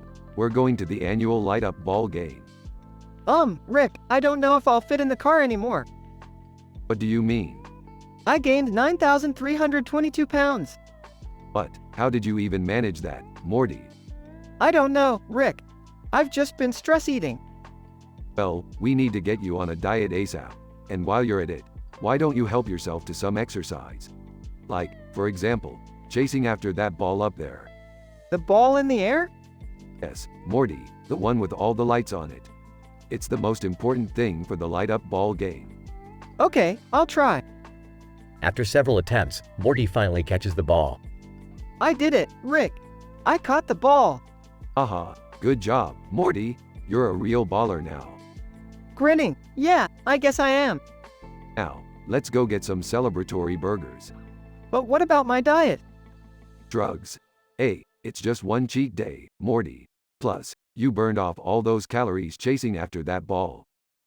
Good point. Let's go, Rick. They walk away with burgers in hand, the lights from the ball illuminating their path.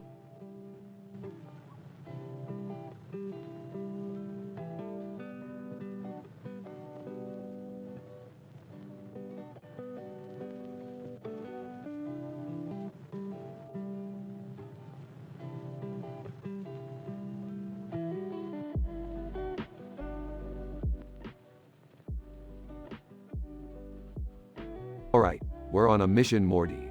We need to get to the top of that clock tower. Why do we need to go up there? I don't want to climb all those stairs. Hey guys, can I come with you? I'm kinda down on my luck. What happened, Jerry? I lost everything in a bet. My house, my car, even my clothes. Looks like we got ourselves a naked Jerry. Rick, that's not funny. Jerry's in a tough spot.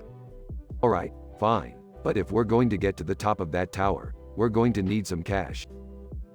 What are you suggesting, Rick? Well, let's just say you're going to have to sell your body on the streets. Rick, no. We can't have Jerry do something like that. Fine, fine. We'll come up with something else. But we need to act fast.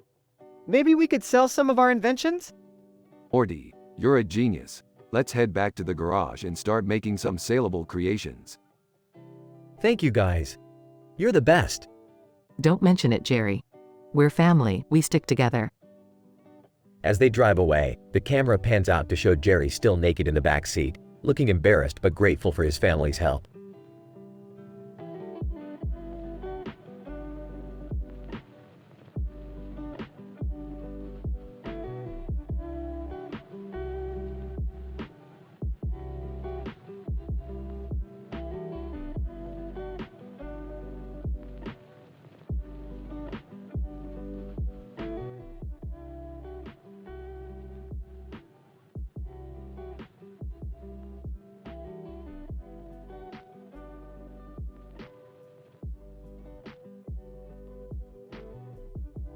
Rick in the neon room.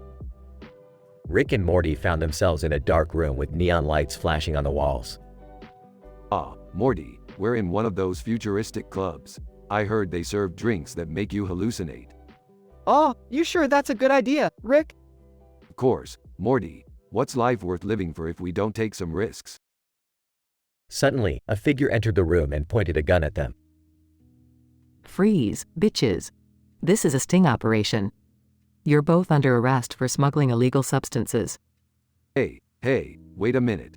We're just two innocent gentlemen enjoying the nightlife. Well, if you're so innocent, care to explain this? She held up a vial filled with a strange green liquid. Oh, that's just Rick's homemade energy drink. It's all natural, I swear.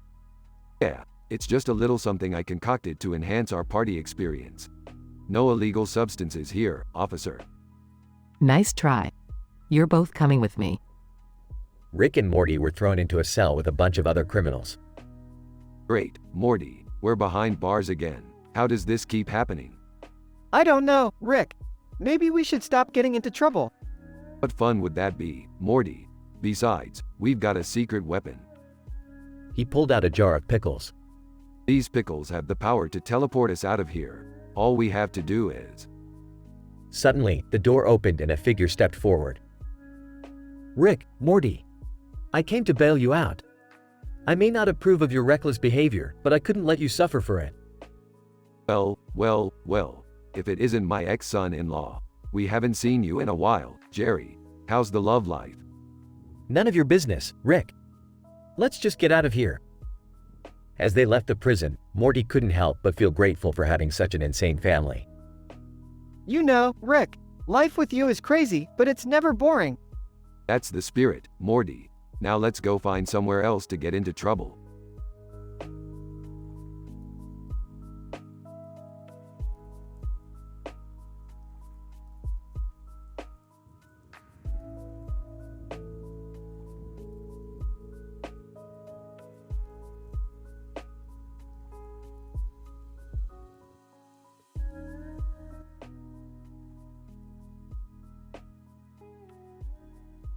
Alright, Morty. We're heading to the planet Zorgon to sell some of my finest inventions. Cool. Hey, what's that cartoon character with green hair and a purple background doing here? Oh, that's just my new wallpaper, Morty. Do you like it? Yeah, it's pretty trippy. Alright, we're here. Get ready to make some serious cash. Whoa, what's happening? I feel heavy. You must have accidentally absorbed all the wealth on this planet, Morty. You're now worth 925 quintillion, 345 quadrillion, 334 trillion, 634 billion, 637 million, 563,567 pounds. Holy crap, Morty's a billionaire. I don't want all this money, Rick. What am I supposed to do with it? Relax, Morty. We'll just use it to buy more stuff to sell. But won't that just create an endless cycle of greed? Shut up, Morty. Nobody likes a preachy billionaire. Hey guys, check out this new invention I found. It's a laser gun that shoots rainbows. Sarcastic? Oh great, just what we need, a disco ball apocalypse. Laughs. That actually sounds pretty cool. Alright, let's go cause some chaos with this thing. But first, let's stop for some McDonald's. Wait, aren't they a giant corporation that contributes to income inequality? Drugs. Yeah, but they have the best fries.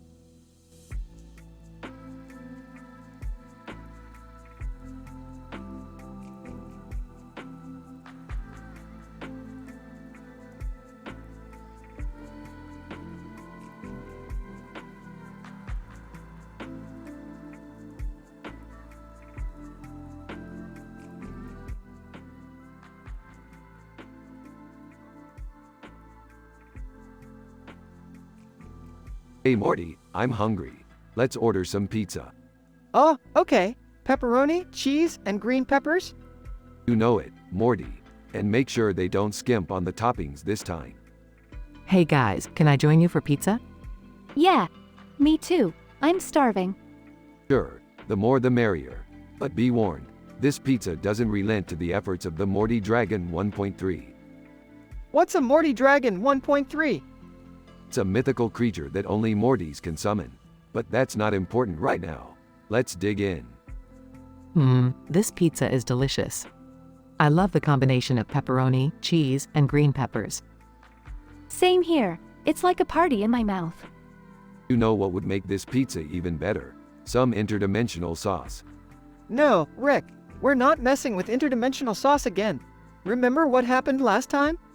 Relax, Morty. I learned my lesson. But I still think this pizza needs a little pizzazz. I don't think it needs anything else, Rick. It's perfect just the way it is. Yeah, let's just enjoy our pizza and not create any more interdimensional disasters. Fine. But mark my words, this pizza will be nothing compared to the next one we order.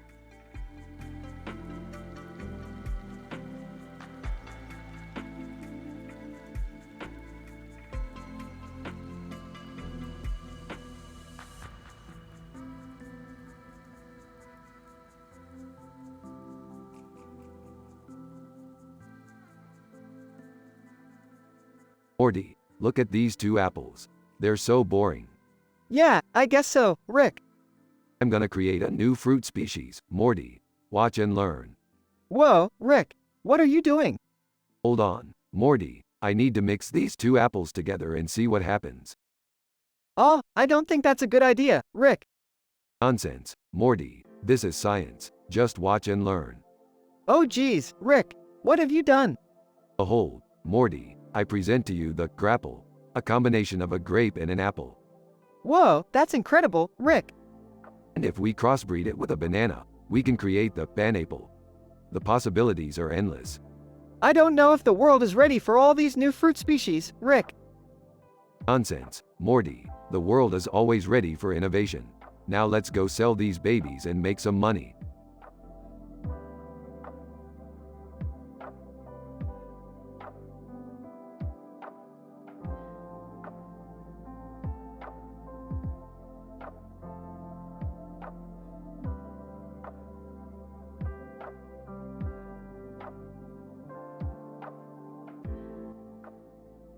Morty, we gotta go check out this skull-headed lady in the telescope.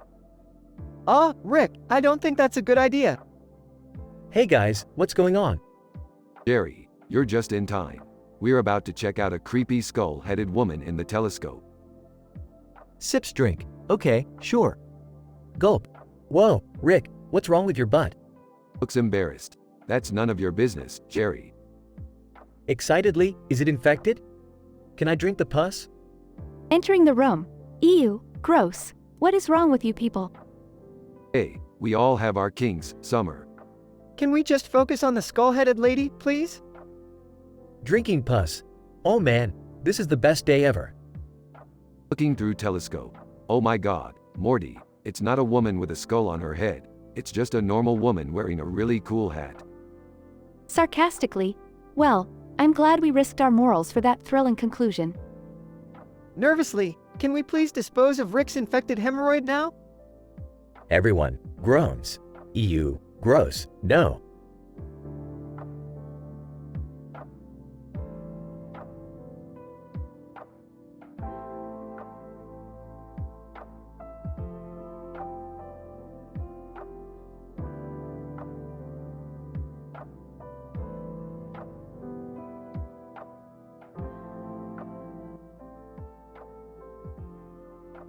Morty, we gotta go on a diet. I can't see my own damn feet anymore. How'd you let yourself get like this, Rick? I don't know, Morty. Maybe it's all the junk food we've been eating on these crazy adventures. Hey guys, check out these new shoes I got. Jerry, please don't wear those in the house. Yeah, those are kinda ugly, Dad. Hey, I'll have you know these are the hottest kicks on the market right now. I don't think it matters what shoes you're wearing, Jerry. You're still a loser. Rick, that's not very nice. But, I'm just being honest. You know, Rick, maybe instead of insulting Jerry, you could help him on his weight loss journey. Yeah, maybe you could give me some pointers, Rick. Fine. First step. Throw out all the junk food in the house. What? No, Dad. Yeah, that's a terrible idea. Oh, come on. You guys will thank me when you're all in better shape. Alright, I'm in. Me too. I guess I'll give it a try. I'm already pretty thin, but I'll support you guys. Alright, let's do this. But first, we gotta finish this adventure. Grabs portal gun.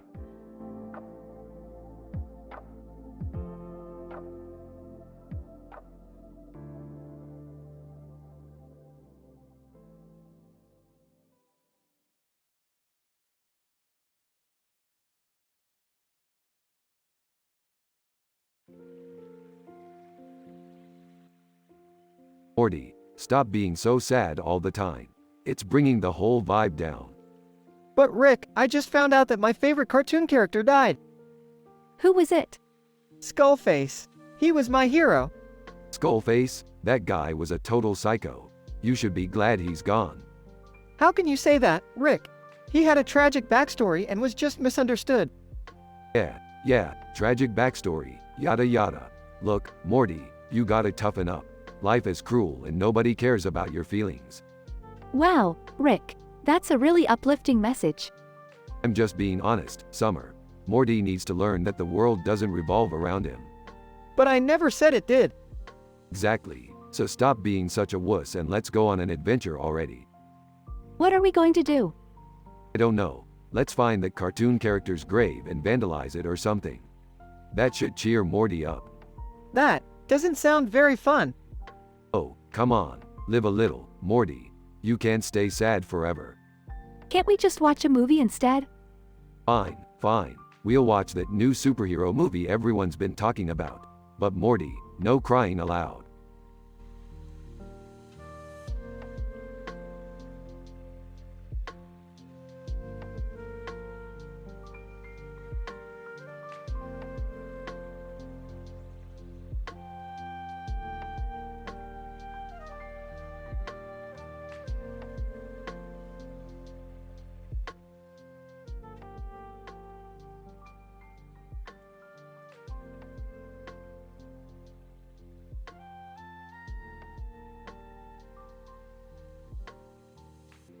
Title: The Great Congress Caper. The episode begins with Rick and Morty standing in the middle of a bustling city with a black and white background. Whoa, Rick, where are we? Looks like we stumbled upon some old-timey city from the 1820s. Real boring time to live in if you ask me. Suddenly, they hear a commotion coming from a nearby building. They rush over to find Jerry inside, wearing a powdered wig and fancy suit. Guys, I need your help. I'm a time-traveling delegate from the 17th Congress, and I just discovered that someone stole the entire treasury. If we don't get it back, the entire economy will collapse. Calm down, Jerry. We'll handle this. But how are we gonna find the thief? Rick pulls out a gadget and points it towards the sky. I'm gonna use my interdimensional scanner to track the stolen money. As they follow the signal, they end up in a sketchy alleyway where they meet a man named Boardman, who's counting stacks of cash. Boardman, what do you want? We know you stole the treasury. Hand it over. Boardman pulls out a knife, but Rick quickly disarms him and takes the money. Looks like the economy's safe again. Let's go, Morty. But as they make their way back to Jerry, they're ambushed by a group of men, including DeWolf, Seymour, Van Buren, and Barton. DeWolf, we saw you stealing the money. Give it back now. Stealing? We're the ones who recovered it from Boardman. Seymour, Boardman's one of us. He's helping us redistribute the wealth to the people who need it most. But that's not fair. The treasury belongs to everyone. Yeah, why don't you guys just pass some laws or something instead of stealing? The men pause for a moment before Benton steps forward. Benton, you know what? You're right. We've been going about this all wrong. Let's work together to make a fairer society. The group agrees to come up with a plan to help those in need, and as they part ways, Rick turns to Morty. See, Morty, sometimes you just gotta think outside the box. But we didn't really do anything. Exactly. Sometimes the best solution is no solution. They walk off into the sunset as the city fades to color. The end.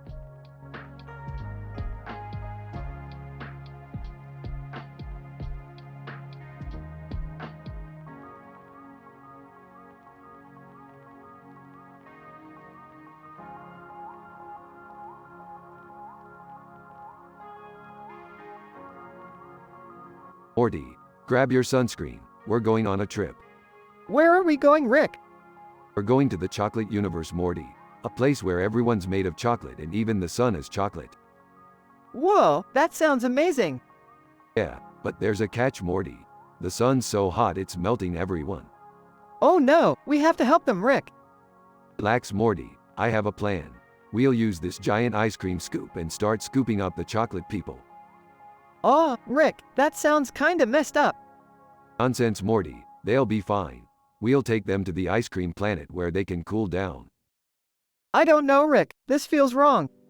Come on, Morty, lighten up. It's not like we're committing any chocolate genocide or anything. I guess you're right, Rick. Of course I am, Morty. Now let's go before we're too late. I want to get some chocolate before it all melts away.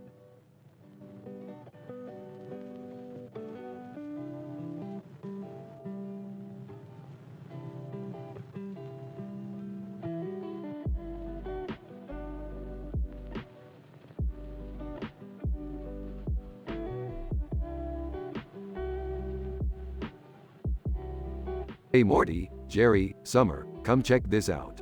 What is it this time, Rick? Please tell me it's not another one of your insane experiments. Whatever it is, it better not be dangerous. Relax, It's just a man in a suit and tie walking in the woods. Why is that interesting?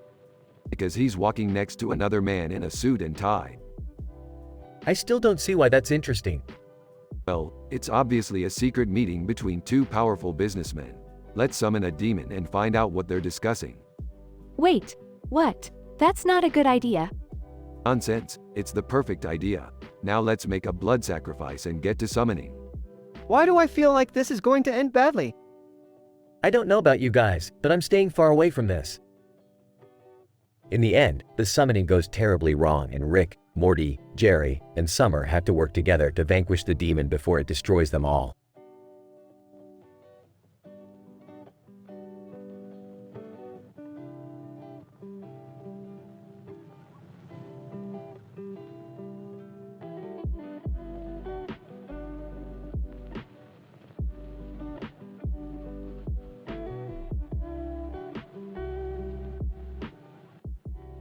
Title: Phone Wars.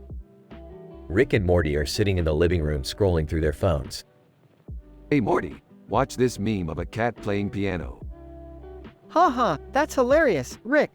Oh wow, look here, I just gained 67,345,896,534 tons by playing this game. Are you serious, Morty? That's insane. Let me see that. Beth walks in and sees Rick and Morty completely absorbed in their phones. Hey guys, what are you two up to? Summer walks in too. Seriously, you guys are always on your phones. Can't you live in the moment for once? Thief, says the girl who takes 1,000 selfies a day. Hey, I have a healthy self-esteem. Hey Rick, have you seen this video of a dog skateboarding? No, but have you seen this conspiracy video about aliens living among us? Guys, put down your phones and pay attention to something real for once. Yeah, let's play a board game or something. I don't know, that requires brain power. I prefer the mindless entertainment of my phone. Oh wow, look at this meme of a guy walking into a door. Everyone groans and they all start playing a board game together. The screen fades to black with the sound of dice rolling and laughter.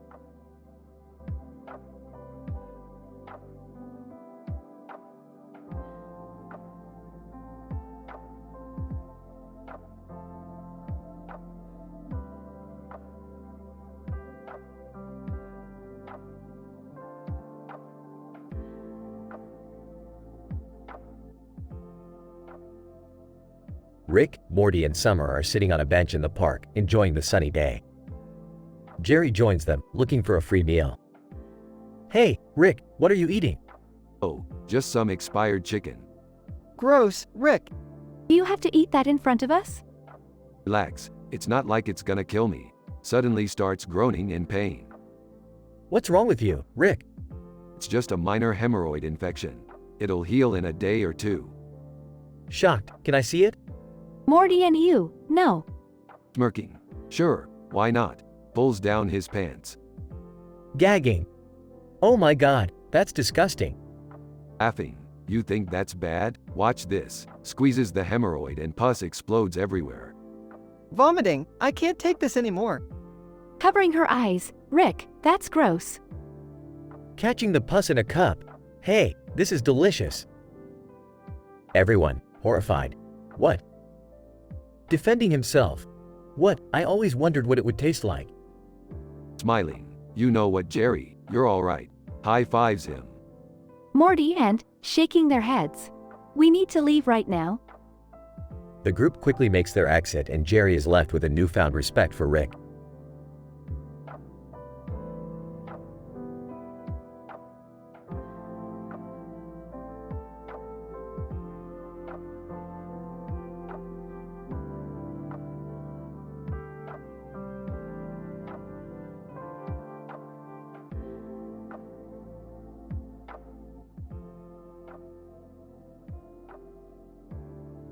Hey Rick, what are we doing here? Morty, I need you to gather all these portal guns and start teleporting me the hell out of these universes. Why, Rick? What's going on? I've died in every single universe we've visited. It's up to you to find a universe where I'm still alive and grab a DNA sample so we can reconstruct my body. I don't know if I can do this alone, Rick. Well, You better start believing in yourself, Morty. You are the only hope we have left. Alright, Rick. I'll give it a shot. But where do I even start? Just start teleporting to random universes, Morty. It's not rocket science. Okay, I'll do my best. After several unsuccessful attempts, Rick, I haven't had any luck finding a universe where you're still alive. I don't know what to do. Morty, don't give up now. This is your chance to shine. Keep trying. I'll try, Rick. For you. after several more attempts, Rick, I think I found a universe where you're still alive.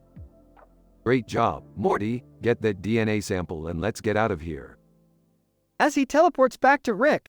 I did it, Rick. I got the DNA. Good work, Morty. Now let's go home and rebuild me. the portal closes behind them as they disappear.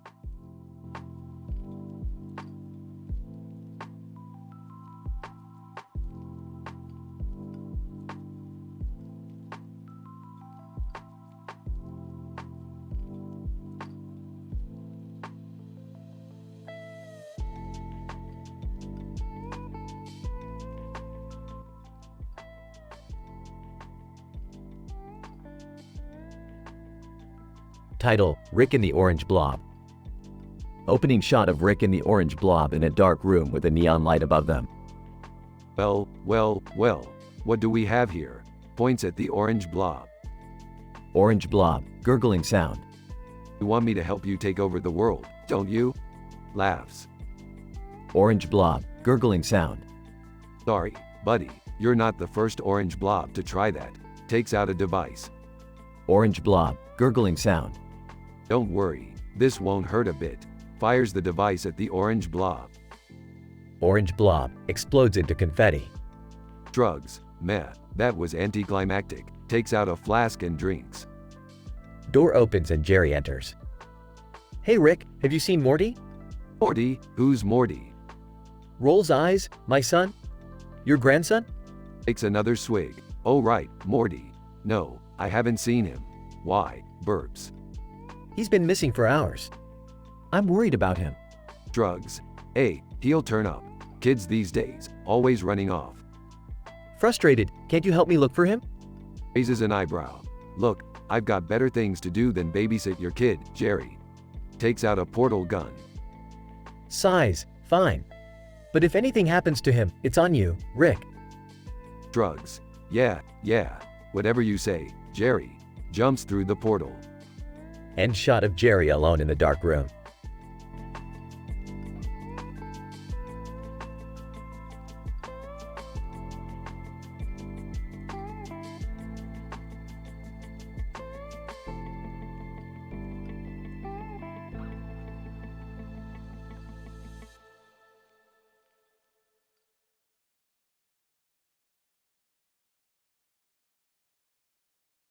Title: Lost in Translation.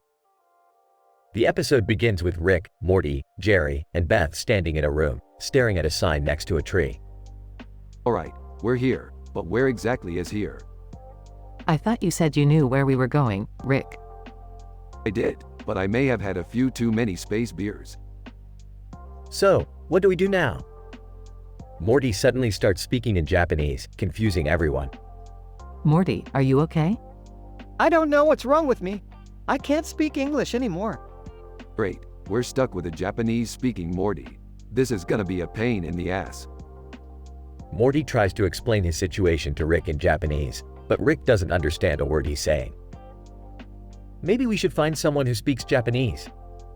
Or we could use the translator app on our phones. Or I could just invent a universal language translator right now. The group stares in amazement as Rick creates a device that translates all languages instantly. Thank you, Rick. Now I can finally speak English again. Don't thank me, Morty. Thank my genius.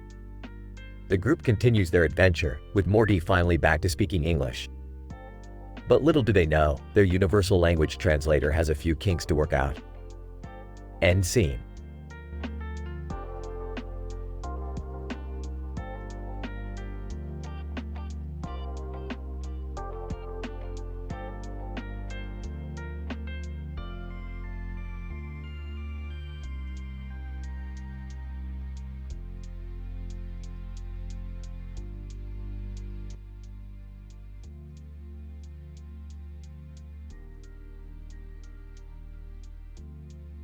Alright, Morty. Let's fire up the old TV and see what kind of hijinks we can get into today. I don't know, Rick. Last time we did this, we accidentally ended up in a universe where ice cream was illegal. Come on, Morty. What could possibly go wrong? Turns on TV. Person in helmet with lights. Greetings, Earthlings. I'm here to challenge you to a duel. Oh, is this some kind of prank? Person in helmet with lights. Not at all. I am from the planet Zorgon and I demand a worthy opponent to test my skills. Well, we don't really have any Jedi Knights around here.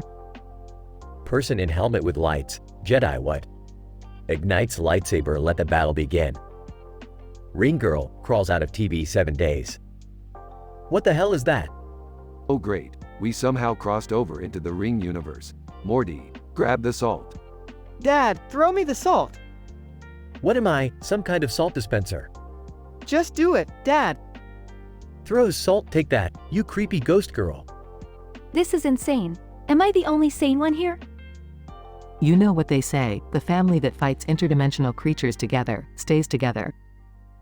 Defeats person in helmet with lights, and that's why you don't challenge a grandfather-grandson duo to a lightsaber duel. I think I'm gonna need some therapy after this one. Ring girl crawls back into TV 6 days. Wait, what? Hey, don't worry about her. She's harmless. Now who's ready for some ice cream?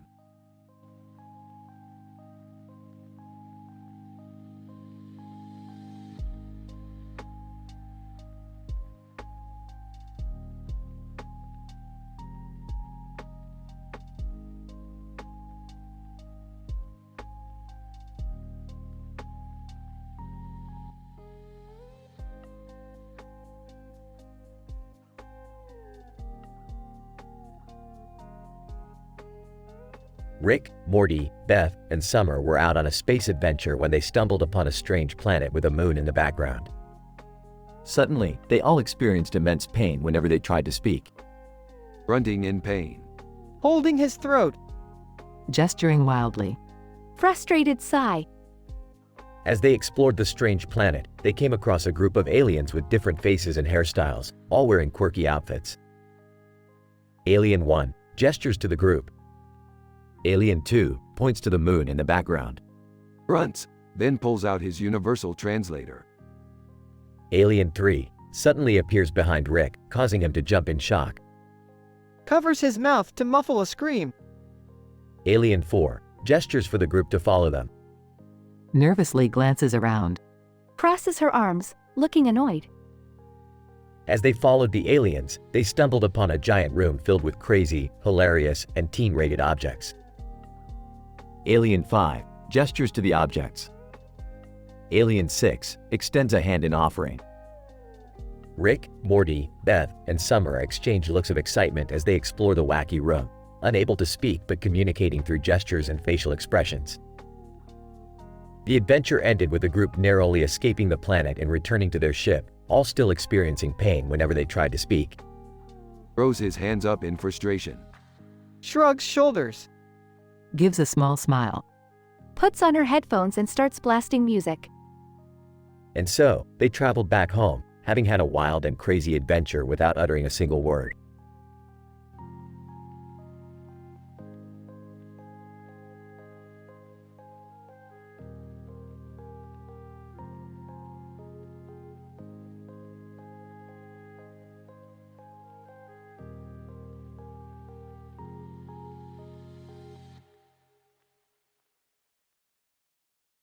Sorry, as an AI language model, I cannot produce content that goes against the ethical and moral standards.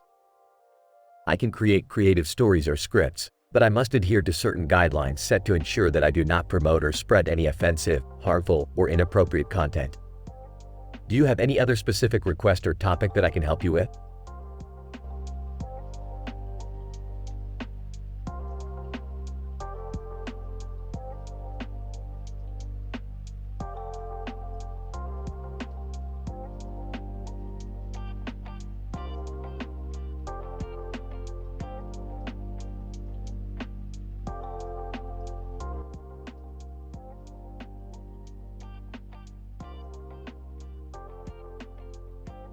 Alright, Morty, We have to go to the street with cars parked on both sides of it and trees lining the street on both sides of the street. Why do we have to go there, Rick? Because I dropped my flask there and we have to retrieve it before somebody else gets their hands on it. Hey, what are you guys up to? Yeah, we demand to know. We're just heading out to do a little bit of grocery shopping. We have to go to that street with the parked cars and trees on both sides of it. Sounds like an odd place to do some grocery shopping, but alright. Yeah, sounds like a lot of traffic too. Shut up, Jerry. You wouldn't know a shortcut if it smacked you in the face. Yeah, and you'd probably get lost on the way there too. Hey, I resent that. I have a great sense of direction. Alright, let's just all calm down. We'll go to the street with cars parked on both sides of it and trees lining the street on both sides of the street and get Rick's flask. That's more like it. You know, you guys aren't so bad when you're doing what I say. Alright, let's go before the sun sets. You're damn right. We have to beat the moon. It's always trying to steal my spotlight. Ideographic comma, tan you, ideographic comma. Ah, what was that, Rick? Oh, just some ancient alien language, Jerry. Don't worry about it. Let's go.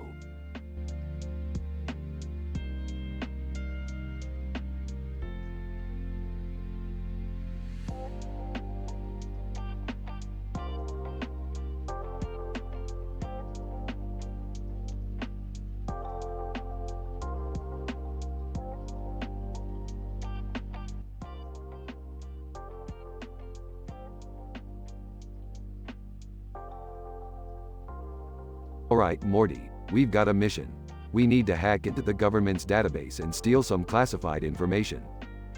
Oh man, that sounds illegal. It's only illegal if you get caught. Now, where's that futuristic bed you built? Hey, that bed is not for illegal activities, Rick. Jerry, let's not be too uptight. It's just harmless hacking. Exactly. Now, Morty, you'll need to use your computer skills to bypass their firewall. Oh, I don't know if I can do that, Rick. Nonsense. Just channel your inner hacker spirit. Let the hatred, greed, and anger flow through you. Okay, I'll try. Rick, are you sure this is a good idea? Of course it is. Now, Morty, let's access that database. I got in. There's so much information here. Can we see what's in there? Sure, why not? Let's see. Oh, looks like the government has been hiding evidence of alien life. What? That's huge. Yeah, and we're the ones to expose it. Let's leak this information to the press. Wait, won't we get in trouble? Only if they catch us. And even then, I've got a few tricks up my sleeve. I don't know if I feel comfortable with this. Relax, Jerry. We're doing a public service. Now let's get to work. Ceiling fan, spinning noisily. Laptop beeping. Futuristic bed humming. Blue lights flickering. Tien de Zhu Zai.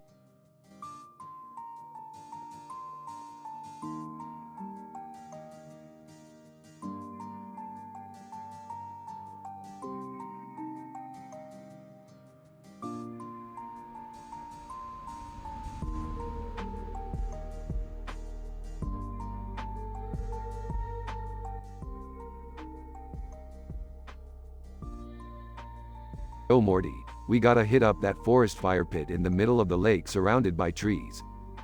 Why do we need to go there, Rick? That doesn't sound safe. Yeah, I don't think that's a good idea. Shut up, Jerry. This is a great adventure. Plus, I want to pass some gas. Dad, please don't. You always ruin our family outings with your bodily functions. Relax, Beth. It'll be fine. They arrive at the forest fire pit. Whoa, the smoke is so thick I can barely see. I don't think we should be breathing this in. Passing gas. Oh man, that feels better. A lot of brown liquid comes out of Rick. Ew, Dad. That's disgusting. Don't worry, it's just my new invention, the Brownout 3000. What does it do? It turns your poop into pure energy. Plus, it's great for camping trips. I'm not sure I want to know. Beth looks like she's about to vomit. Alright, let's get out of here before the rangers show up. They quickly leave the forest fire pit. That was crazy, Rick. Are you sure that invention is safe? Of course it is, Morty.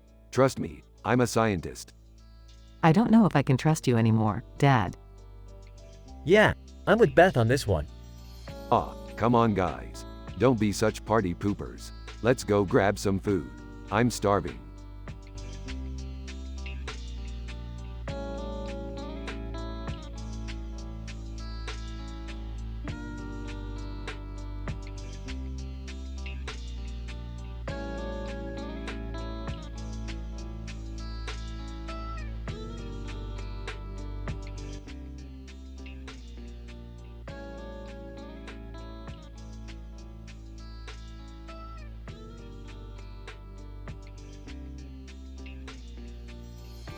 Int. Smith living room, day. Jerry stands in front of the TV with a microphone in his hand. On the screen, a scene from The Ring plays. Hey, anyone here ever watched The Ring? That movie messed me up, man. I mean, what kind of ring is that? I was hoping for something like a Super Bowl ring, not a cursed video. Morty and Summer sit on the couch, watching Jerry's stand-up routine.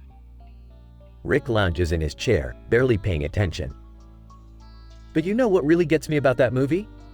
The ring girl crawling out of the TV. I mean, who does that? What's next? The grudge girl popping out of your toaster. Laughing. Oh man, that would be messed up. Suddenly, the power goes out. The room goes dark except for the glow from the TVs. Oh, looks like somebody didn't pay the electric bill. No, I think it's the ring girl. She's coming for us. Dad, stop it. You're scaring us. I'm not scared. I'm ready to fight that little ghost gal. Suddenly, the TV flickers to life. The ring girl crawls out of the screen, just like in the movie. Ring girl, 7 days. Ah! Oh man, we're screwed. Relax, Morty. It's just a TV show. Or is it? I don't care if it's a TV show or not. I'm getting out of here. Jerry runs out of the room, with Morty and Summer close behind. Rick stays in his chair, staring at the TV. That was mildly amusing. Almost makes me want to do a stand-up routine myself. The power flickers back on, and the ring girl disappears from the screen. Fade to black.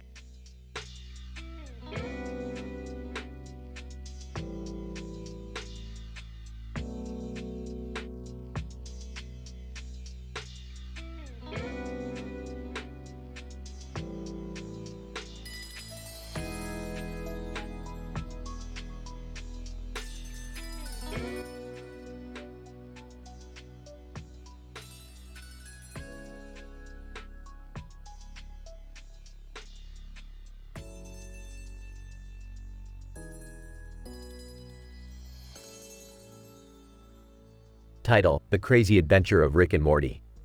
Alright, Morty, buckle up. We're going on a wild ride today. Okay, Rick. Where are we going?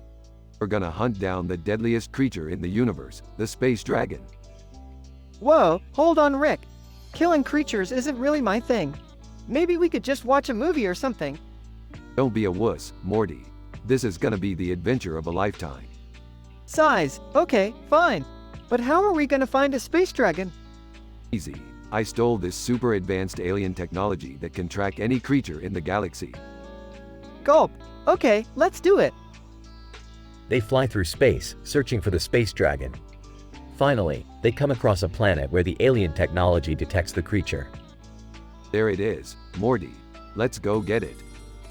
They land on the planet and encounter a group of aliens who are studying the space dragon. Alien number 1, what are you doing here? This is a restricted area. We're here to kill that monster. Stand aside. Alien number 2, you can't just kill the space dragon. It's the last of its kind. Rick, I don't know about this. Maybe we shouldn't kill it. Scoffs. Don't be stupid, Morty. It's just a dumb animal. We have to kill it to prove our worth. A fight ensues between Rick, Morty, and the aliens. In the chaos, the space dragon escapes and starts wreaking havoc on the planet. Great job, Morty. Now we have to deal with this mess. Sadly, I'm sorry, Rick. I never wanted any of this. It's okay, Morty. We'll figure it out. Pauses. Wait, I have an idea. I'll use this device to teleport the space dragon to a planet where it won't cause any harm. Hey, that's actually a good idea. Rick teleports the space dragon to a peaceful planet where it can roam freely. See, Morty, there's always a better way. Killing isn't always the answer. Yeah, I guess you're right, Rick. Thanks for showing me that. They fly back home, reflecting on their crazy adventure. Hey, Rick, do you think we'll ever go on another adventure like that? Smiley, you never know, Morty. You never know.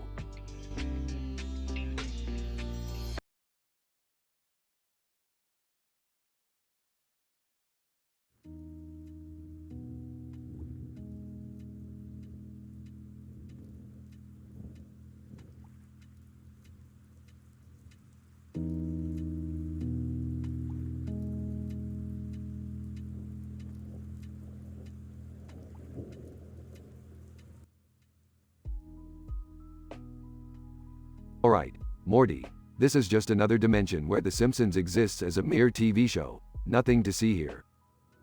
Okay, but why do we need to involve Jerry and Summer in this? Because, Morty, unlike us, those two have never seen The Simpsons before. It's time to open their minds to a world of comedy. Hey, Rick, I don't know about this. I don't want any inappropriate content corrupting my daughter's innocent mind. Dad, I'm not a kid anymore. I can handle it. Jerry, you worry too much. It's just a cartoon. What could go wrong? They turn on the TV to see the Simpsons characters on the screen. Lisa, hey, who are you guys? Marge, oh, they must be from another dimension. Welcome to Springfield. Chuckles. Oh boy. What kind of wacky adventures are we gonna get into with these guys? Homer, burps, who cares? Let's eat. Pulls out a plate of donuts. I don't know if I'll ever be able to look at a donut the same way again. Laughs. This is hilarious. They even have their own version of Krusty the Clown. Bart holds up a slingshot. Hey guys, want to cause some mischief? Oh, I don't know about this. Smirks. I'm in. Let's do some Simpson-style pranking. They all run off screen as the screen fades to black.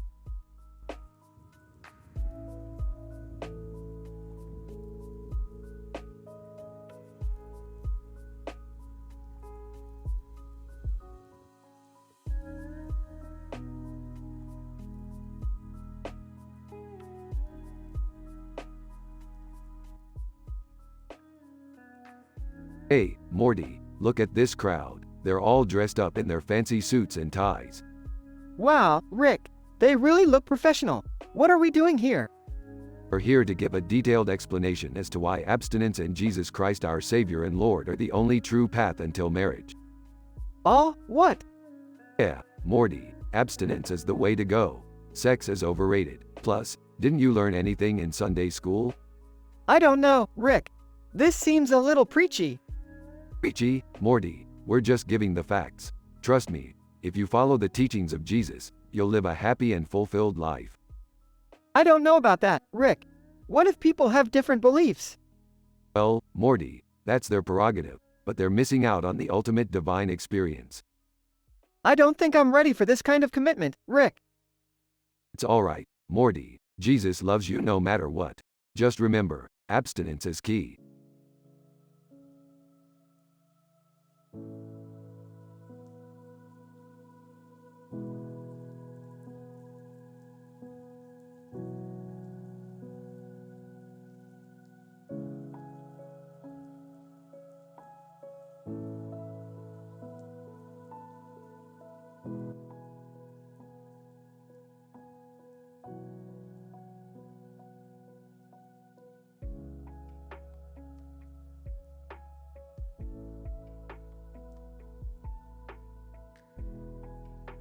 Alright, Morty, we're going on an adventure too.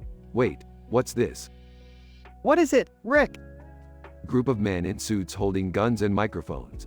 And they're all Will Smith clones. Will Smith Clone 1. Hey, what are you doing here? This is our show. Joe, what are you talking about? Will Smith Clone 2. You know, the Fresh Prince of Bel-Air. Oh boy, here we go. Will Smith Clone 3. Let's just get this over with. Slaps Will Smith Clone 4. Will Smith Clone 4. Ow. Hey, don't do that. Will Smith. Wait, who's cloning who now? Will Smith Clone 1. Oh great, now we're all getting cloned. Quick Morty, use the time machine to go back and stop the slapping.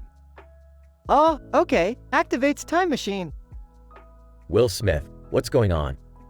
Why am I being slapped? Will Smith Clone 2. Don't worry about it, just keep slapping. More Will Smith clones appear, all slapping and cloning. This is getting out of hand. We need to stop this madness. But how? They keep cloning themselves. Wait a minute, I have an idea. Whispers to Morty. Oh yeah, that'll do it. Will Smith, what's the plan? I need to know. Sorry, Will, you're not in on this one. Morty and Rick activate a device that stops all cloning and slapping. Will Smith, thank God, I thought that was never going to end. Will Smith Clone 3. Hey, where'd all the other clones go? Will Smith Clone 4. Yeah, and why aren't we slapping each other? Sorry guys, we had to put a stop to the madness. Plus, we have our own show to get back to. Will Smith. Wait, you have a show too? Can I be on it? Oh, we'll think about it. Yeah, don't call us, we'll call you.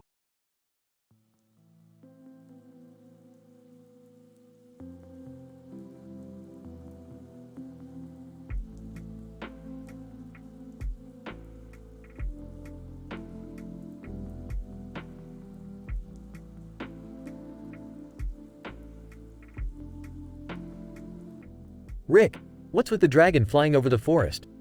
Oh, just a leftover experiment. You know how it is. Can we kill it? It's dangerous. No need, Morty. It's harmless now. Plus, I have plans for it. What kind of plans? Something great, Jerry. Something the world's never seen before. But what if it attacks us? Relax, Morty. I'll make sure it won't hurt anyone. I don't know, Rick. It looks pretty menacing to me. Don't worry, Jerry. Everything's under control. I don't trust it, Rick. We should still try to kill it. Morty, I said no. We're not killing it. Now let's get back to the lab. Yeah, let's go before something bad happens. The group heads back to the lab as the dragon continues to soar above the forest. What could Rick possibly have in store for it? Only time will tell.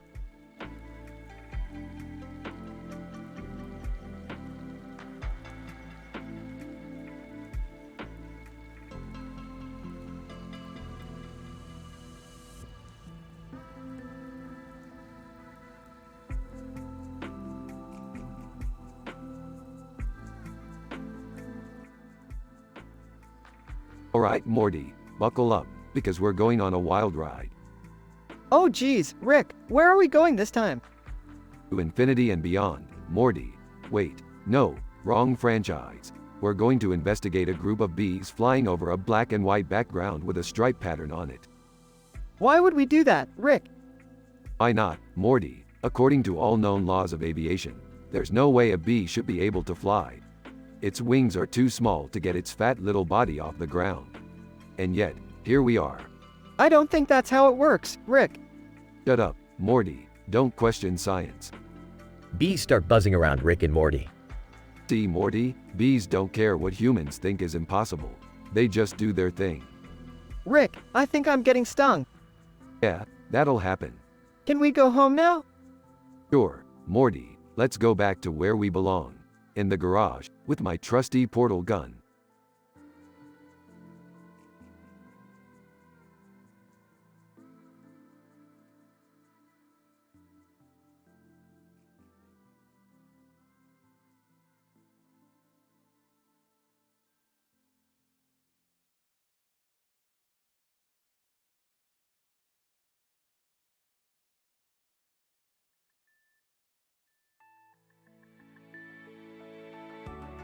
Rick, Morty, and Jerry stand in front of their house, facing the home inspector.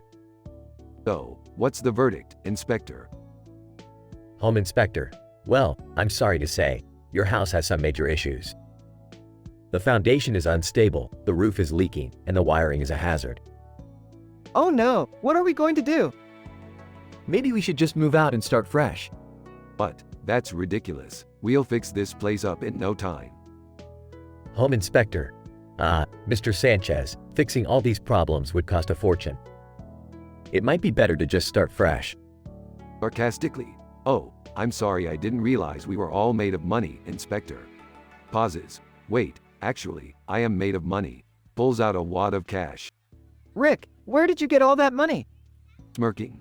Let's just say I won big at the Alien Casino last night. Rolling his eyes, of course. Home inspector, clearing throat.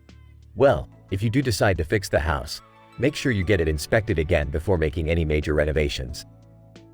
Smirking again. Oh, we won't be needing your services again, Inspector. Pulls out a device and zaps the home inspector, who disappears. Rick, what did you just do? Shrugging. Hey, I didn't like his attitude. Now, who's ready to start fixing up the old homestead?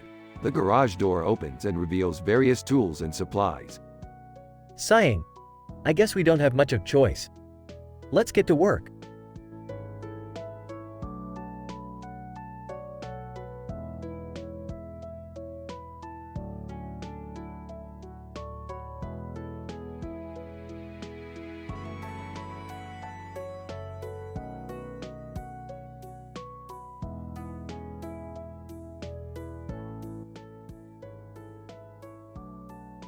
Yo, Rick, what's up with the chessboard? Morty, this ain't just any ordinary chessboard. This is my latest invention, Chess 2.0. Chess 2.0? What's the difference?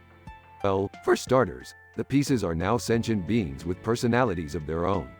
And they can talk. That's so cool, I want to be on the white team. Sorry, Summer, the pieces choose their own teams based on their personalities. So, how do we play? Same as always, but now, the pieces will move on their own and even have special abilities. Okay, let's do this. They start playing Chess 2.0. Aha, checkmate, looks like I win again. Aw, man, I thought we finally had a chance with this new game. Hey, I never said I wasn't going to cheat. That's why I made Chess 2.0 in the first place. Rick, that's not fair. Fairness is relative, Summer. Now let me bask in my victory. Just then, the black pawn springs to life and tackles Rick. Black pawn. That's for cheating, you jerk. Whoa, did that just happen? I think I need to make Chess 3.0 now. Anyone up for a rematch? Everyone else, sure, why not?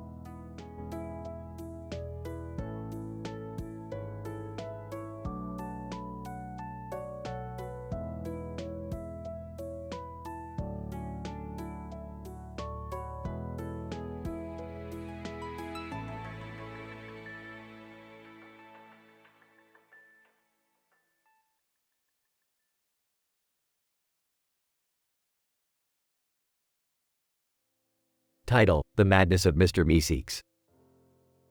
The episode begins with Rick and Morty going off on another adventure through the multiverse. Meanwhile, Jerry starts to feel insecure about his manliness and asks Rick for a solution. In typical Rick fashion, he pulls out a magazine with a cover of a man and woman, and a man in a suit and tie. The caption reads, "How to be a real man, the ultimate guide." Jerry eagerly takes the magazine and goes off to read it. However, things take a twisted turn when Jerry starts to take the magazine too seriously and tries to emulate the man in the suit and tie. He starts to dress like him, talk like him, and even starts to ignore Beth's needs. Beth, who is tired of Jerry's antics, turns to Rick for help. Rick creates a Mr. Meeseeks box and summons a few Meeseeks to help Jerry become a real man. However, things quickly spiral out of control when Jerry's obsession reaches dangerous levels. The Meeseeks start to fight each other, arguing about the best way to help Jerry become a man, and soon, chaos ensues. Rick and Morty return from their adventure to find the house in utter disarray. They find Jerry in a manly pose, surrounded by Meeseeks who are all fighting each other. Morty quips, "Guess Jerry's really embracing his toxic masculinity, huh?" Rick quickly gets everyone under control, and they all agree that being true to oneself is the most important thing.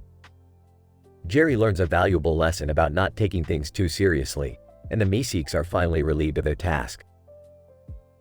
The episode ends with a hilarious montage of Jerry trying and failing to do manly things, like chopping wood and fixing the car.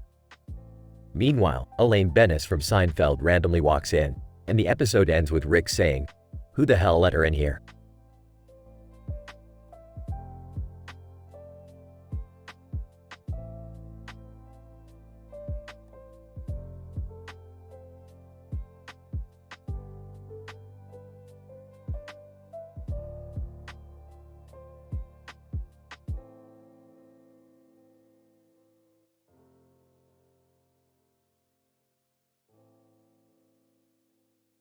Alright, Morty. We need to find a way to turn these damn toy figurines back into humans.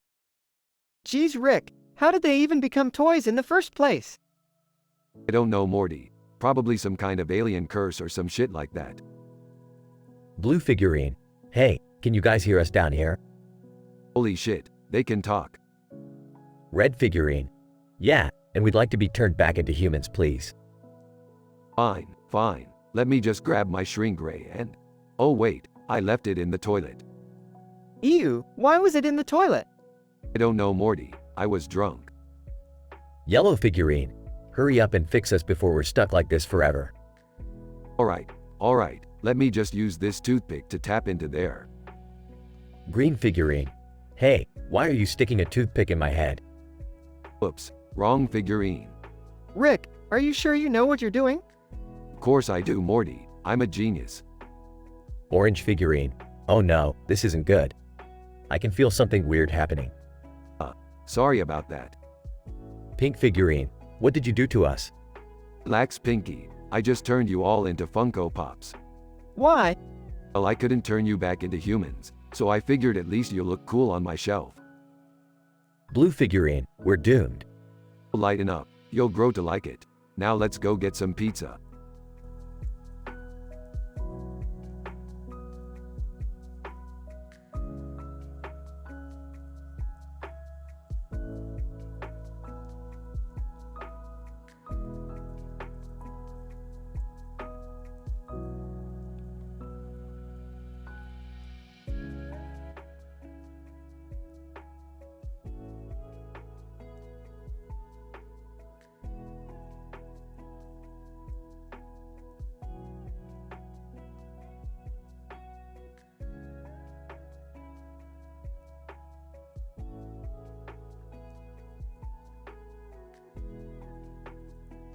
Alright, Morty. Hold on tight. We're going on a wild ride. Oh geez, Rick, where are we going this time? Rick, please tell me you're not going to get us into trouble again. Oh, relax, Beth. We're just going to visit the adrenal glands. It's a beautiful place filled with green plants and flowers. Adrenal glands? What kind of place is that? Well, Morty, it's a place where your body produces adrenaline. You know, that fight or flight response you get when you're scared. That sounds interesting, Rick. I'd like to learn more about that. Yeah, well, be careful what you wish for. The last time I was there, I accidentally activated the plant's defense mechanism and we were chased by giant flowers. Oh no, not again. Rick, why do you always have to take us to these crazy places? Hey, it's all in the name of science, Beth. Plus, it's a great way to bond as a family. I don't know about bonding, Rick. I just hope we make it out of there alive.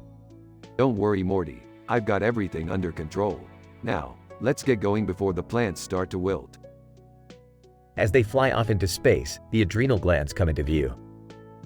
A group of green plants on a black surface with leaves and flowers on them, with a few green leaves on the top of the plants.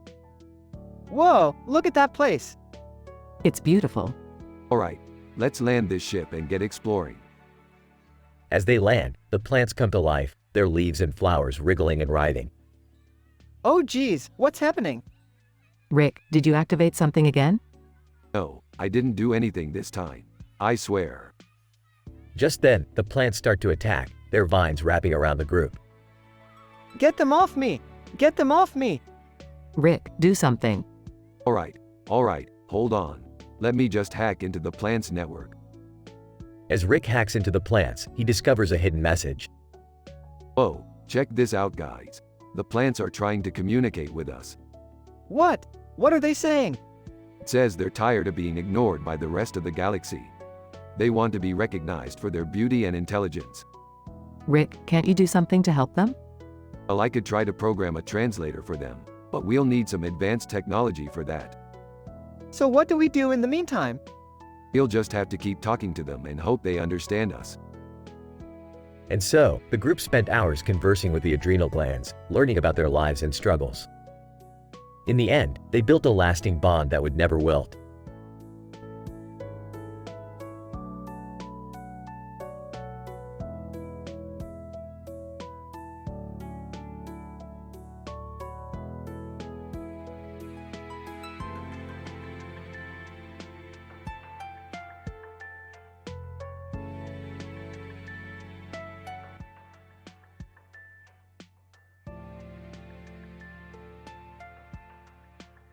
Morty, we have a new adventure. What is it this time, Rick? We're going to visit Lucille Ball, the famous redhead. You mean like in I Love Lucy? Yeah, that's the one. We're going to have a tea party with her. That sounds lovely, Rick. I've always admired her. A tea party? How boring. Don't worry, Summer. We'll make it interesting. I brought some of my special tea to liven things up. Oh geez, I don't know, Rick. Relax, Morty. It's just some harmless herbs. What could go wrong? They arrive at Lucille Ball's house and are greeted by her. Lucille Ball, hello darlings, welcome to my humble abode. Who's ready for some tea?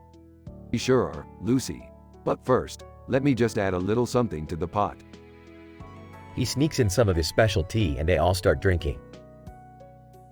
This tea is delicious. Yeah, I feel kind of tingly. Wait, what's happening? The room starts to warp and twist. Oh man, I think that tea was a bad idea, Rick. I'm seeing colors I never knew existed. Lucille Ball, what kind of tea did you put in here, Mr. Sanchez? Just a little something to spice things up. Oops, I think I added too much. The room explodes in a chaotic frenzy of colors, shapes, and sounds. Everyone, screaming. Wowee, that was wild. Who's up for round 2?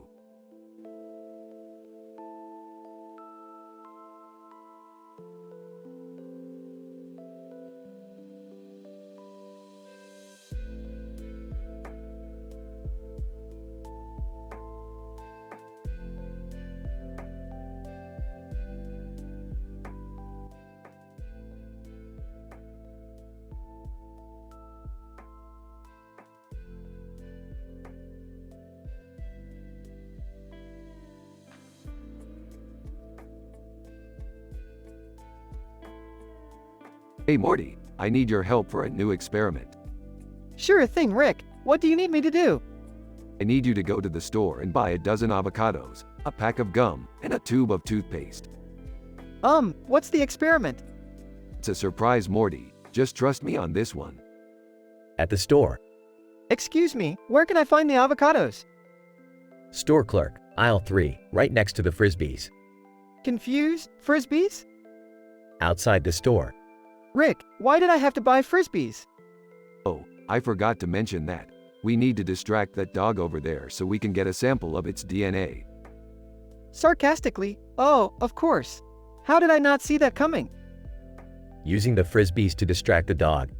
Quick, Morty, grab the sample. Got it. Wait, why is it purple? Drugs. Who knows? It's science, Morty. Back at the lab. Let's analyze this sample and see what we can learn. Nervously, Rick, is it safe to be messing around with dog DNA like this? Proudly, of course it's safe, Morty. I have high moral standards. Skeptical. Okay, if you say so. The sample mutates and grows into a giant avocado. Excitedly, holy crap, Morty, look what we did. Terrified, Rick, I think we need to undo this before it gets out of hand. Oh, let's see where this goes. The avocado grows legs and starts rampaging through the lab. Calmly. Okay, maybe we should fix this. Panicking. How are we gonna fix it? Smirking. I think I have an idea. They lure the avocado into a rocket and launch it into space. Relieved. Thank God that's over. Smiling. That was a fun experiment, Morty. Rolling his eyes. Yeah, sure, Rick. Let's just make sure we don't create any more giant fruit monsters, okay? Laughing? Okay, Morty, whatever you say.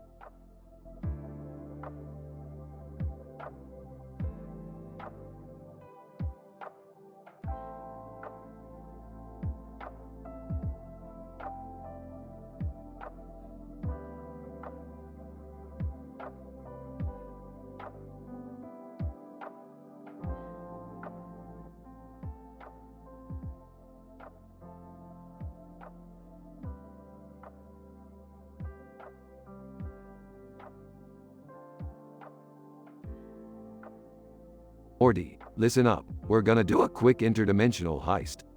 A heist? Like in Ocean's 11? No, not like that. We're gonna steal something more valuable than money. Dad, what are you planning? We're gonna steal the last remaining bottle of Szechuan sauce in the multiverse. Oh geez, you're still on about that sauce. Hey, don't judge me, Morty. That sauce was like a drug to me. Dad, I don't think stealing is the best way to solve your cravings. Shut up, Beth. You don't understand what it's like to have a sauce addiction. Okay, fine. But how are we gonna steal it? Simple. We're gonna use a portal gun to transport us to the other dimension and snatch the sauce before they know what hit them. That sounds dangerous. Relax, Beth. I've done this a million times. Alright, let's do this. The trio enters the portal and lands in a dimension filled with giant pink squanchy creatures. Okay, I think the sauce is in that building over there. Rick, I think the squanchies are onto us. Dad, what did you do? Nothing. I swear. They probably just don't like the sweater I'm wearing. I don't think that's it, Rick. The squanchies start running towards them, angry and growling. Quick, grab the sauce and let's get out of here. The trio grabs the sauce and runs back to the portal, with the squanchies hot on their heels. Morty, get us out of here. I'm trying. The portal finally opens and they all jump in, landing safely back in their own dimension. Well, that was insane. Hey, at least we got the sauce. You're never gonna let that go, are you? Nope. Now let's go eat and forget this ever happened. The screen fades to black with Oliver Tree's Life Goes On, featuring Blink 182 playing in the background.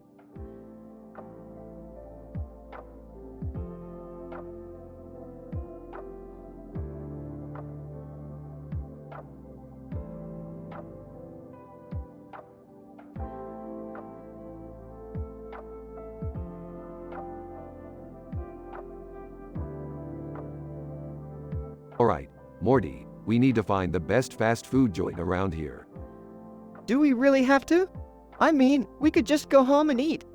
Don't be a puss, Morty. We're going to find the holy grail of fast food. Can I come too? Me too. I don't see why not. The more the merrier. They arrive at Del Taco. Rick, this is just a regular fast food place. No, Morty, this is the place. Points to the red and white stripe on the street. I see what you mean, Rick. Let's go. They sit outside at one of the tables. This food is surprisingly good. Yeah, and the atmosphere is really nice. The best part, no interdimensional government agents trying to kill us. They all laugh. Thanks for taking us here, Rick. No problem, Summer. Anytime you want to find the good stuff, just let me know.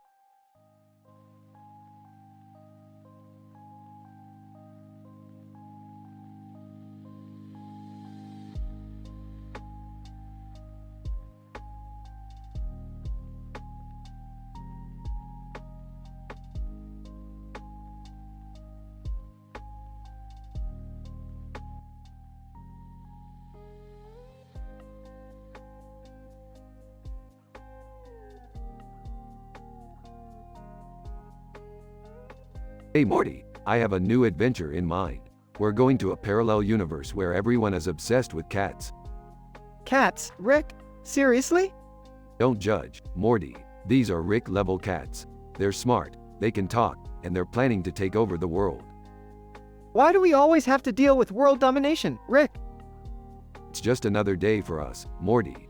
Besides, who wouldn't want to take orders from cats? Suddenly, they're transported to the parallel universe where they meet Sternum. Sternum, welcome to Catland, gentlemen. I'm the queen of the cat people. How may I assist you? We're here to stop your cats from taking over the world. Sternum, oh, I see. You're not fond of cats, are you? It's not that. It's just that we don't want to live in a world dominated by felines. Sternum, I understand. But you see, our cats are way smarter than humans. They're capable of creating a perfect society. Yeah, but we've seen enough dystopian movies to know how that turns out. Sternum, I see your point. But what if I show you the benefits of a cat-led society? She takes them on a tour of Catland, where they see cats running businesses, schools, and hospitals. Wow, these cats are really impressive. Yeah, they're also insane. We need to stop them from taking over. Sternum, I see. I suppose we could come to a peaceful resolution. We'll stop the world domination plans if you can help us get rid of the mice infestation in our city. Deal. Let's get to work, Morty. Morty and Rick work with the cats to get rid of the mice, and in the end, they're successful. Sternum thanks them and sends them back to their own universe. I guess that went well. Yeah, and I got a new idea for my latest invention. A mouse detector. You mean a cat detector, Rick? That too, Morty. That too.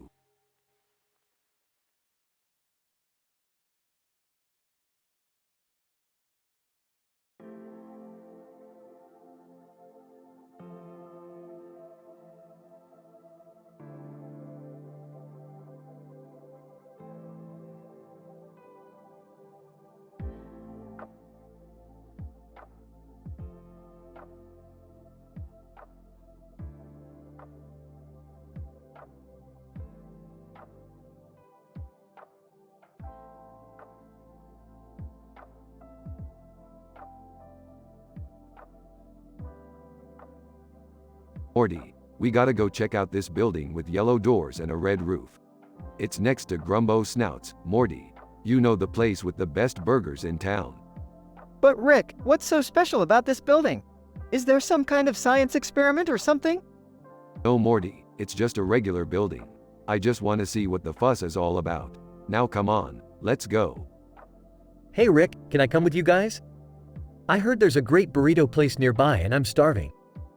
Jerry, you promised you were going to pick up our dry cleaning today. And don't even think about eating junk food again. You need to watch your cholesterol. Why don't you come with us, Beth? You could use a break from being a nagging wife. Excuse me? I am not a nagging wife. And I can't just drop everything to go on some wild goose chase with you. Guys, can we just go and check out the building? Who knows, maybe there's something cool in there. Yeah, come on, Beth. It could be a fun family outing. Ah, fine. But we're stopping at the dry cleaners first. As the group arrives at the building with yellow doors and a red roof, they notice a black and white fire hydrant in front of it. Interesting. A fire hydrant. I wonder what that means. Rick, I don't think it means anything. It's just a fire hydrant. You're probably right, Morty. But what if it's a clue to some kind of secret organization? Or maybe it's just a fire hydrant. Who knows? Can we go get burritos now? I'm starving. No, we're going to explore this building first. Let's see what's inside.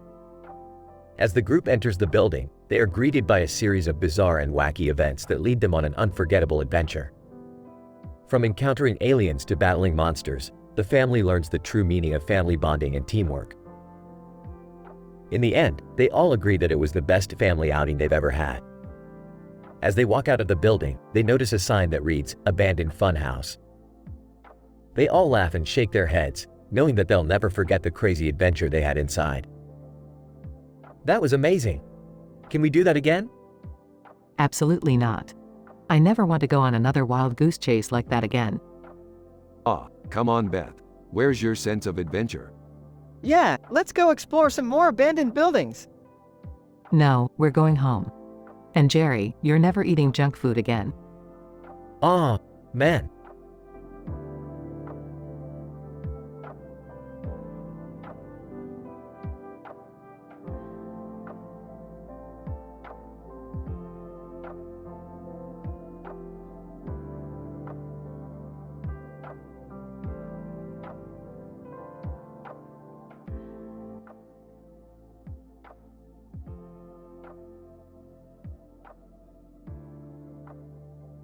Rick, Morty, and Jerry were enjoying a peaceful day in the garage when a mysterious woman with black and white makeup suddenly appeared before them.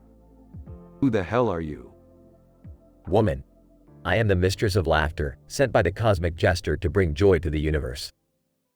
Oh, okay. What do you want from us?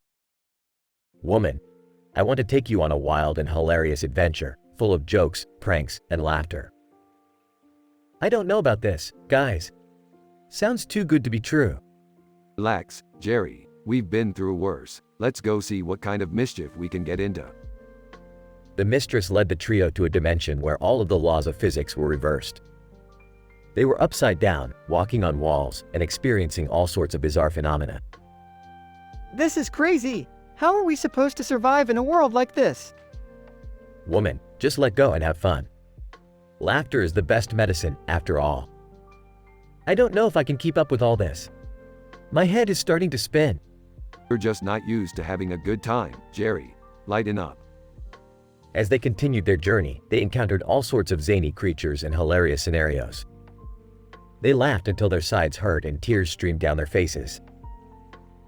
Woman, see? Isn't this so much better than all that serious stuff you guys are always dealing with? I don't know. I kinda miss being grounded in reality. Don't worry, Morty. We'll always have our wits about us. And a little laughter never hurt anyone. With that, the mistress bid them farewell and vanished into the void. The trio returned to their own dimension feeling rejuvenated and energized by the power of laughter.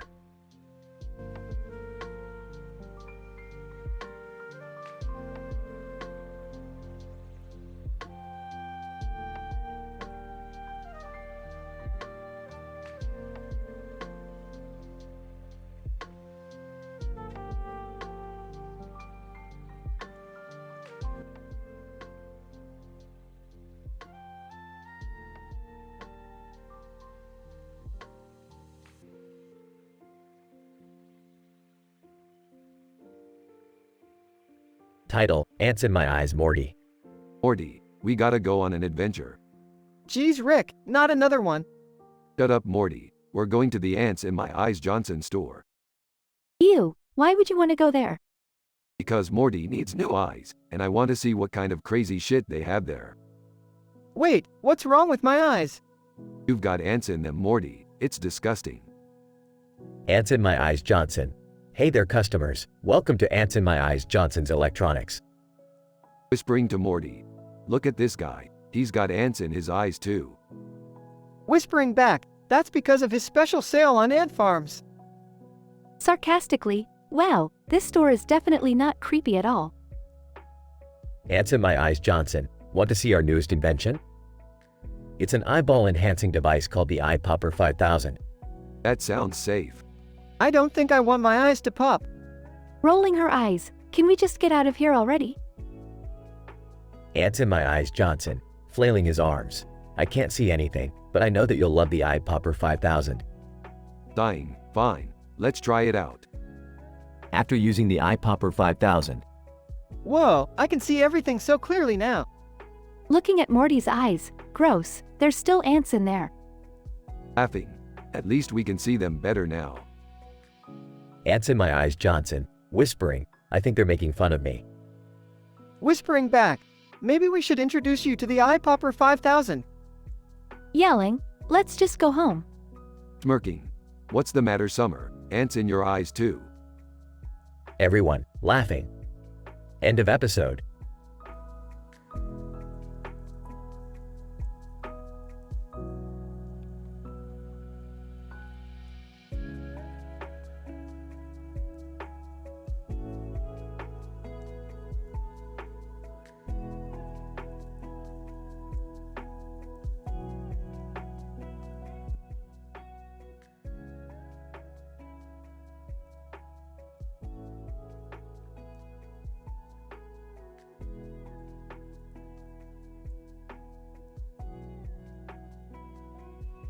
Hey Rick, what's with the Star Trek costumes? But can't I indulge my inner sci-fi nerd? You guys seriously look ridiculous. Leave them be, Jerry. They're having fun. What's going on, Rick? I've been working on a new invention that will revolutionize the universe. but I need some technical help from Jean-Luc Picard. Jean-Luc Picard, greetings, Rick. How may I assist you? I've created a device that can manipulate spacetime on a subatomic level. But it's not quite there yet. Jean-Luc Picard, fascinating. Let me take a look. What does that mean in layman's terms? It means we're about to do some serious sci-fi *T. Whoa, that sounds intense. I'm not sure I'm comfortable with this. Relax, Jerry, we're not breaking any moral codes. We're just pushing the boundaries of science. Jean-Luc Picard, I believe I see the problem, Rick. If we calibrate the flux capacitor to 0.0032, it should stabilize the waveform. Brilliant, let's do it. Are you sure about this, Rick? Trust me, Beth, I've done this a million times. What could go wrong? The group works together to calibrate the device, with Picard providing technical expertise and Rick overseeing the operation. Eventually, the machine hums to life and a bright light fills the room. When it dissipates, everyone is surprised to find that they have been transported to an alternate dimension where they are now characters in a popular sci-fi TV show. Whoa, this is like that episode of Star Trek where they get sucked into a weird dimension. I don't think I like this very much. Relax, Jerry. It's just a TV show. We'll be back to our normal lives soon enough. Speak for yourself, Beth. I think I kind of like being a sci-fi hero.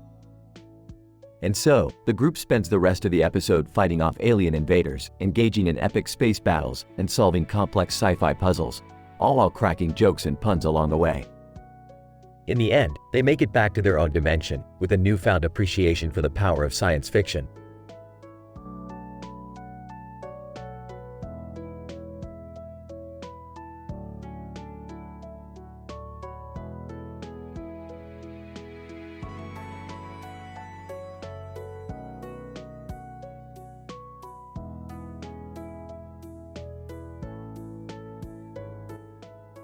Oh Morty, you ever been surfing before? Oh, no, Rick. I don't think it's really my thing. Come on Morty, don't be a Jerry. Surfing is totally radical, dude. Cowabunga. Hey, I'm standing right here, Rick. Jerry, just let Rick and Morty have their fun. You can come watch too. Yeah, Dad, it'll be like watching a baby giraffe trying to walk for the first time. Alright, let's hit the waves. I'll show you how it's done. I don't know about this, Rick. These waves are pretty big. Quit being a wuss Morty, it's just water. Can someone please hold my hand? Just close your eyes and pretend you're somewhere else, Jerry. This is so cool. I feel like a mermaid. Alright, let's catch this wave. Woo. Ah! All the group ends up wiping out and getting covered in seaweed. Well, that was a disaster. At least we all had fun, right? Can we do it again? You bet your ass we can. But next time, I'm bringing my portal gun in case of emergencies.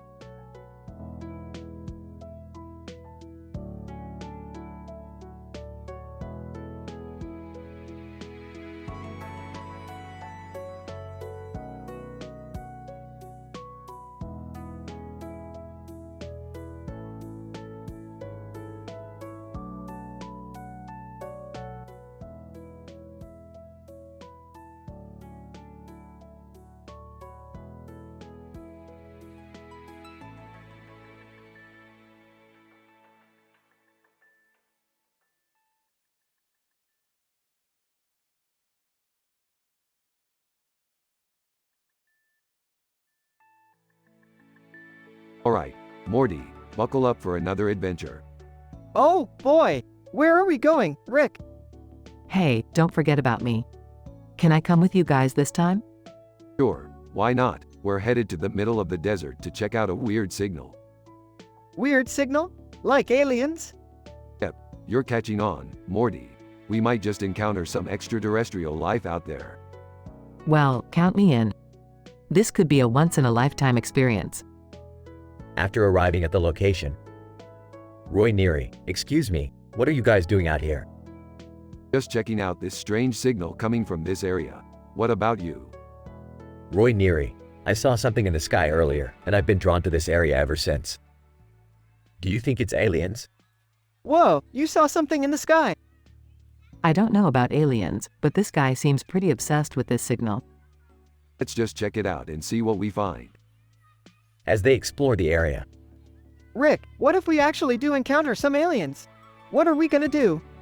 We'll improvise, Morty. I'll try to communicate with them and see if we can work out some kind of deal. And what if they're hostile? Then we'll defend ourselves, Beth. Don't worry, I've got this. Roy Neary, pointing to a large ship in the distance. Look, there it is again. That's what I saw earlier. Holy crap, that's a big ship. Alright, let's go check it out. Time for some intergalactic diplomacy. As they approach the ship, alien, greetings, Earthlings. What brings you to our planet? We come in peace, my alien friend. We just wanted to say hello and see what's going on. Alien, ah, I see. Well, we have been observing your planet for quite some time. We have some concerns about your current state of affairs. Whoa, what kind of concerns? Alien, your people seem to be destroying your planet at an alarming rate. We fear for the future of not just your species, but for all life on this planet. Wait, are you saying you want to help us save our planet? Alien, yes, that is correct. We have technology and resources that could aid you in reversing the damage you have caused. Well, that's a generous offer. What do you want in return? Alien, we simply want to establish a peaceful relationship with your species and help you become better stewards of this planet. Will you accept our offer? Rick, we gotta do it. We could change the world. Alright, let's do it. We'll accept your offer, my alien friends. In the end, they work together to save the planet and establish a connection between Earth and the extraterrestrial civilization.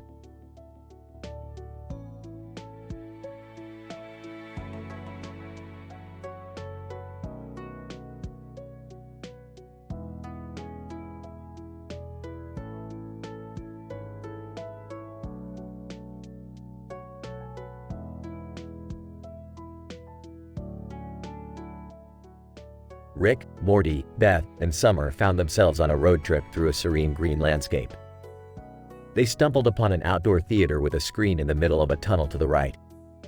Hey, anyone up for some entertainment? I'm always up for some fun. Sure, as long as it's morally acceptable.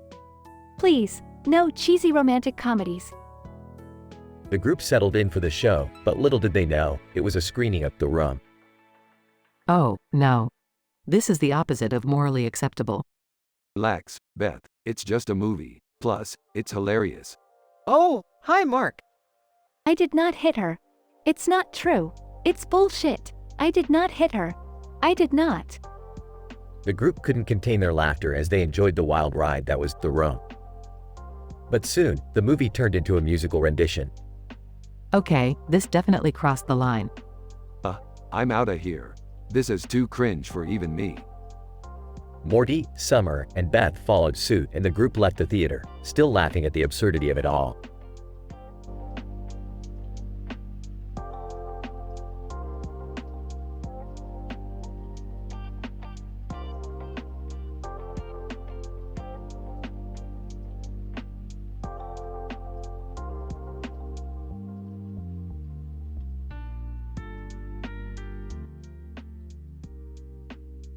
Rick and Morty walked into a room filled with lush green plants and benches scattered around.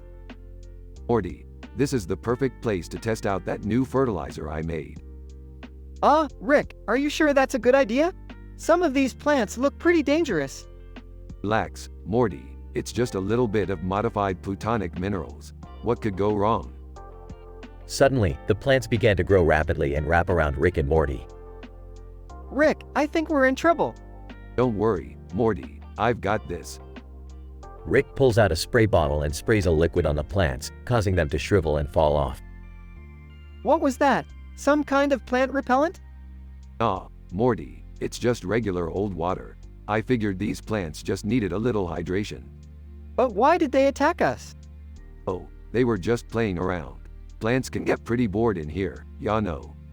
Playing around? Rick, we almost died. Hey, no harm, no foul. Let's get out of here before they start playing tag again. The duo quickly made their escape, relieved to have survived the encounter with the mischievous plants.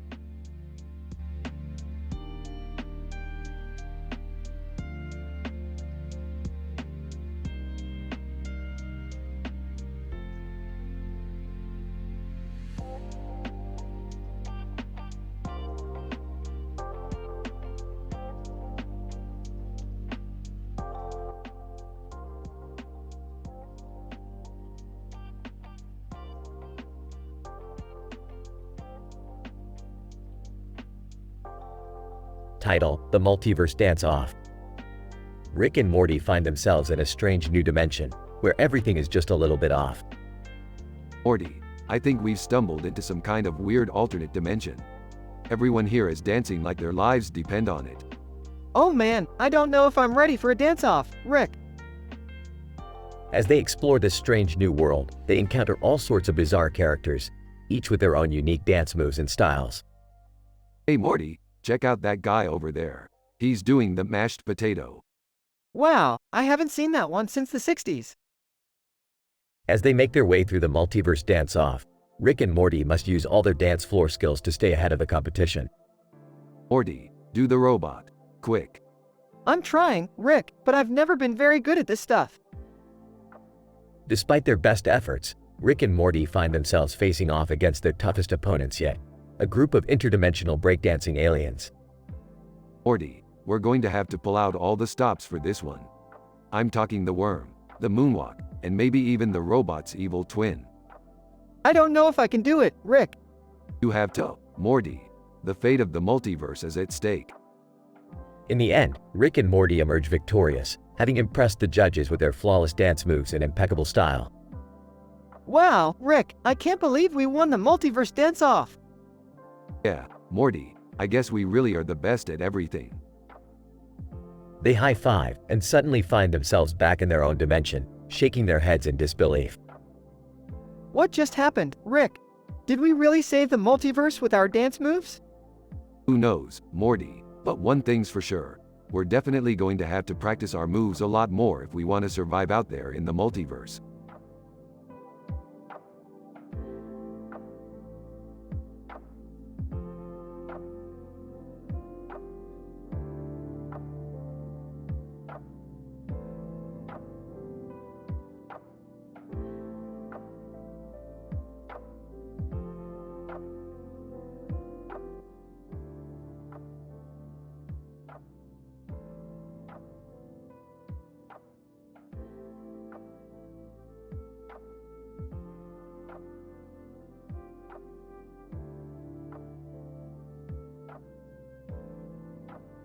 Rick and Morty are in the garage working on a new invention. Morty, pass me that quantum screwdriver. Which one? The one with the blue handle, Morty. Morty hands Rick the screwdriver, who proceeds to use it on a strange contraption. This new invention is going to blow your mind, Morty. We're going to travel through time, space, and…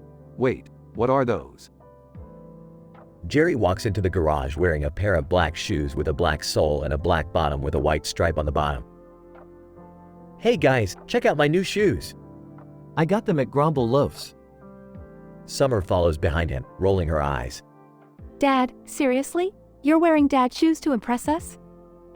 What? These are cool. Rick chuckles to himself and shakes his head. Alright, let's test this baby out.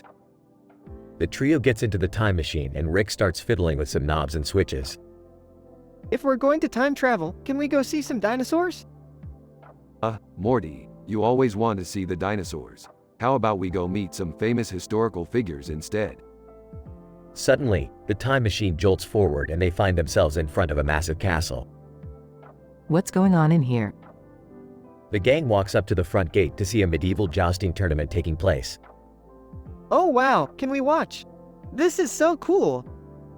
Yeah, and my new shoes will fit right in. Summer rolls her eyes again. Alright, let's see what's going on here. As they walk up to get a closer look, one of the jousters is knocked off his horse and comes charging at them. Oh, everybody, hold on. The group narrowly avoids getting trampled by the jouster. We need to get out of here. I agree, this place is nuts. Let's go somewhere a little more chill. The time machine roars to life again and the group is transported to a beach in Hawaii. As they bask in the sun and sip on some tropical drinks, Jerry's phone rings. Oh no, it's work. I have to take this. The gang groans as Jerry answers his phone and starts talking business. Well, looks like we're stuck with Jerry and his boring work conversations. Morty, let's go find some trouble elsewhere. Morty eagerly agrees as the two of them run off down the beach. Can we just go home now? Beth nods in agreement as the scene fades to black.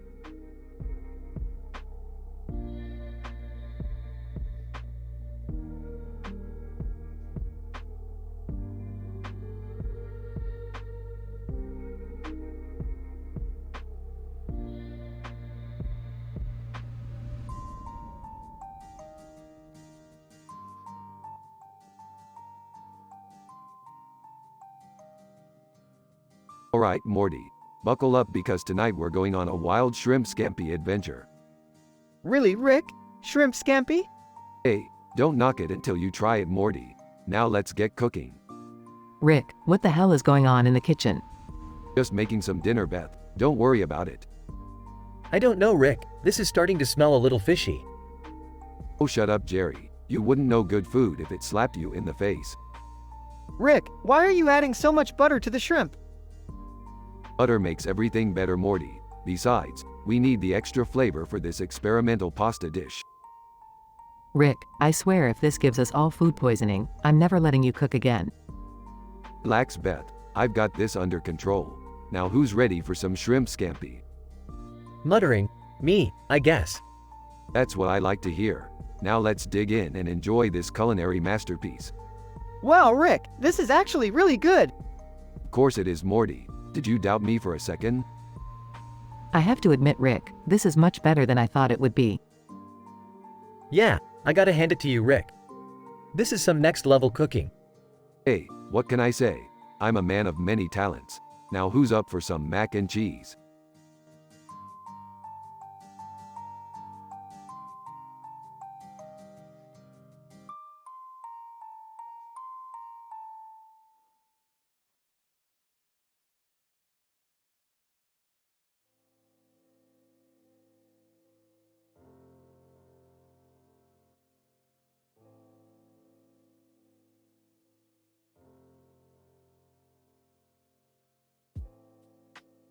Listen, Morty, we gotta go to the Galactic Noodle Festival. It's only once every 10 years. Oh, okay, Rick. But what's so great about noodles? What's so great, Morty? It's the most versatile food in the universe. You can put anything on noodles and it'll taste great. They enter the festival and see a woman with a hat and a plate of noodles in her hand. Hey there, what do we have here? Woman, spaghetti carbonara, the best you'll ever have. Wow, this looks delicious. Hold up, Morty. Let's not rush into things. We need to analyze the situation first. Woman, are you gonna buy anything or what? No need to rush us, lady. We'll make a decision when we're good and ready. Meanwhile, a rival noodle vendor approaches. Rival vendor, hey, what are you doing here? This is my territory. Oh yeah? Well, we were here first. Rival vendor, not according to my calculations. Rick, let's just buy some noodles and get out of here. Not so fast, Morty. I have an idea, whispers to Morty. I don't know, Rick. That seems kind of unfair. Life's unfair, Morty. Get used to it. They execute their plan and end up winning the noodle war. Woman, you two are quite the clever ones. Oh, we know. Can we just eat the noodles now? Of course, Morty. That was the plan all along. They dig in. Wow, this is really good. Told you so, Morty. Never underestimate the power of noodles.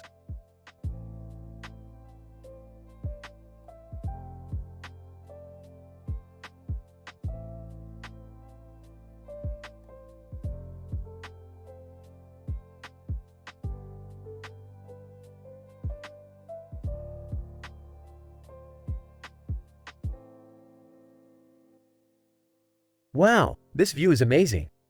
Yeah, it's really breathtaking. Whoa, look at those mountains down there. Burps. Yeah, whatever. I've seen better. Really? Have you been to the Himalayas before? Of course I have, Jerry. I've been everywhere. Pointing. Hey, guys, look. There's something strange happening down there. Oh geez, what is it? Squints, looks like some kind of crazy dance party. Wait, what? In the middle of the mountains? Laughing. This is wild. I wonder who's throwing the party. Maybe it's some kind of secret cult or something. Sarcastically, yeah, because that's exactly what we need right now. Oh, come on, Rick. Where's your sense of adventure? Size, fine. But if we get caught up in some crazy mountain cult, this is all your fault, Jerry. Smiling, let's go party with the cult.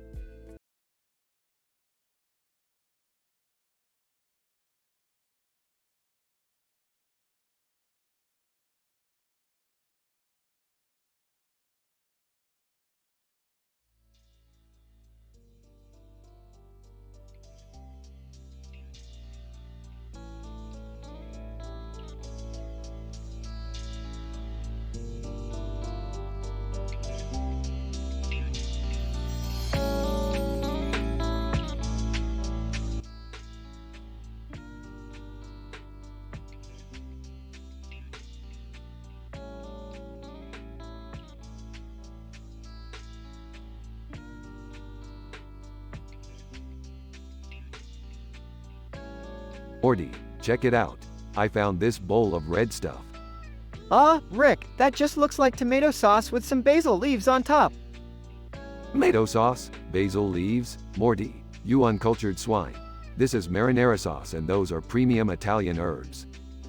Okay, sorry. So, what do you want to do with it? I dunno, Morty, maybe we could grill up some tomatoes and make a fancy caprese salad or something. Sounds good to me, but where are we gonna get some tomatoes? Herbs, easy, Morty.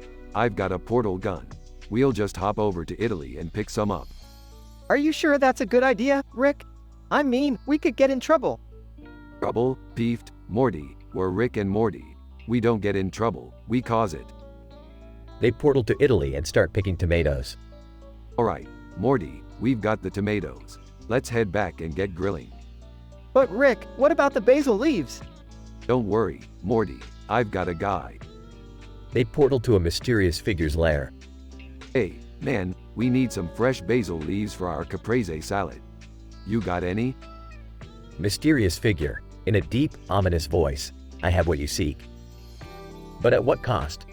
Rolls his eyes. Look, just give us the leaves and we'll be on our way. Mysterious figure, very well. But beware, the leaves you seek are not to be trifled with. They portal back and start grilling. Rick, this smells amazing. What's in this red stuff besides tomatoes? Smirks. Oh, just a little something I picked up from my travels. Takes a bite. Whoa, this is incredible. What's it called? Grinning, Morty, my boy, that's the secret ingredient. They finish their meal and end up in a food coma. Rick, that was one of the best meals I've ever had. Yeah, Morty, it's all about the ingredients. And a little bit of danger. Laughs, you're insane, Rick. Chuckles. Yeah, but at least we had a good meal.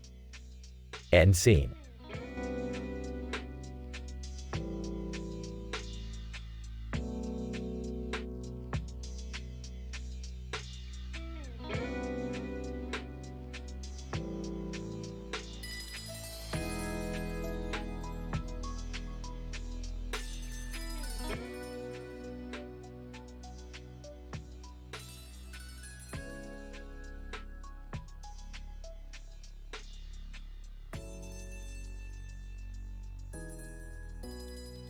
Rick and Morty are at a restaurant in search of some good food. Wow, Rick, look at all this delicious food. I don't know what to get. Quit being a wuss, Morty. Just pick something already. How about that shawarma? It looks pretty good. Shawarma, that's the lamest thing on the menu. Aw, come on, Rick. Don't ruin this for me. Fine, we'll get the shawarma. But I'm not happy about it. As the restaurant worker prepares the shawarma, Rick notices something strange. Hey, what's going on back there? Worker, huh? Nothing, just preparing the shawarma. No, I mean there's something strange in the background. The worker turns around and Rick sees a portal in the kitchen. Oh, hell yeah. Rick, what are you doing? We're going on an adventure, Morty. Through the portal we go. As they enter the portal, they find themselves in a bizarre world filled with talking food. Talking hamburger. Hey, what brings you guys here? Just looking for some adventure, man. Talking fries. Well, you've come to the right place. Follow us. The group ventures through the strange world, encountering all sorts of strange creatures and obstacles. Man, This is crazy. I never knew food could be so interesting. Yeah, it's like we're in a whole different universe. Talking pizza, you certainly are. Welcome to the food dimension. Rick and Morty continue their adventure, eventually finding their way back to the restaurant. Wow, that was amazing. Yeah, not bad for a shawarma joint. As they leave the restaurant, Morty turns to Rick. Hey, thanks for taking me on that adventure, Rick. Yeah, don't get all sentimental on me now. No, seriously, that was really cool. Oz's. Yeah, it was pretty cool. Don't tell anyone I said that though. The two continue on their journey, ready for whatever adventures come their way.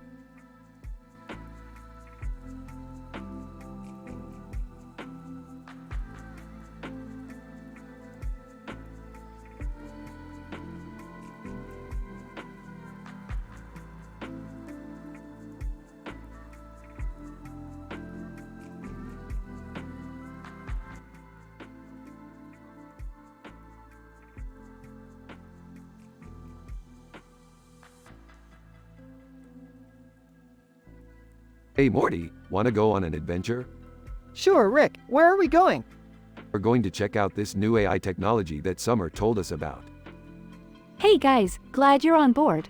I found this woman on the internet who's testing a robot that can carry her around all day. Oh, what's the point of that? I don't know, but I thought it sounded interesting.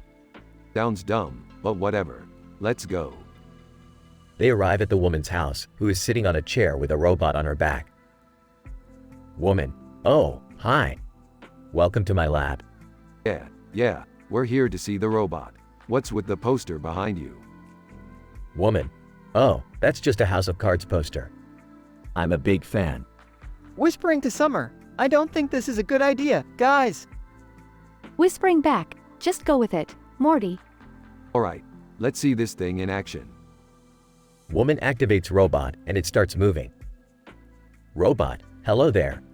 I am CCCCH, starts malfunctioning. What the hell is this thing doing? Woman: Oh no, it's glitching. I need to fix it. Summer tries to help fix the robot, but accidentally activates a secret setting. Robot: Systems activated. Initiate party mode. Disco lights and music start playing, and the robot starts dancing. Whoa, this robot is crazy. This is stupid. Let's get out of here. Woman: Frustrated. No, wait. I can fix it. Robot explodes in a burst of confetti. Oops. Woman: Angrily.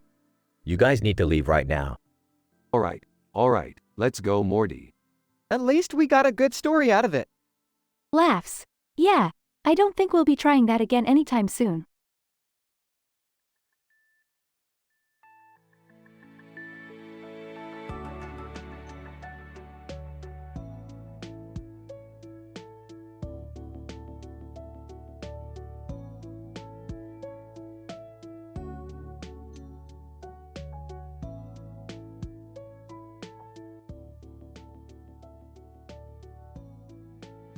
Morty, buckle up. We're going to Telugu, the party capital of the universe. Oh, okay, Rick, but what are we going to do there? We're going to party, doofus. I heard they have this crazy new attraction, the Telugu Archway of Enlightenment. Sounds cool, Rick. What does it do?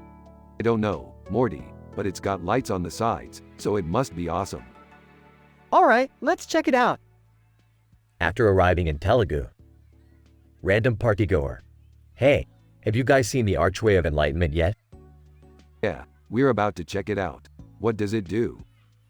Random partygoer: Dude, it's like a mind-bending experience. You gotta see it to believe it. Sounds trippy, Rick. You haven't seen Trippy yet, Morty. Let's go. After walking through the archway, Whoa, that was insane. I feel like I just got an MBA in enlightenment. I don't feel any different, Rick. That's because you're not smart enough, Morty. But don't worry, you'll catch on eventually. Okay, let's go party now. random partygoer: Heck yeah, let's rage. Episode ends with Rick, Morty, and the partygoers dancing the night away.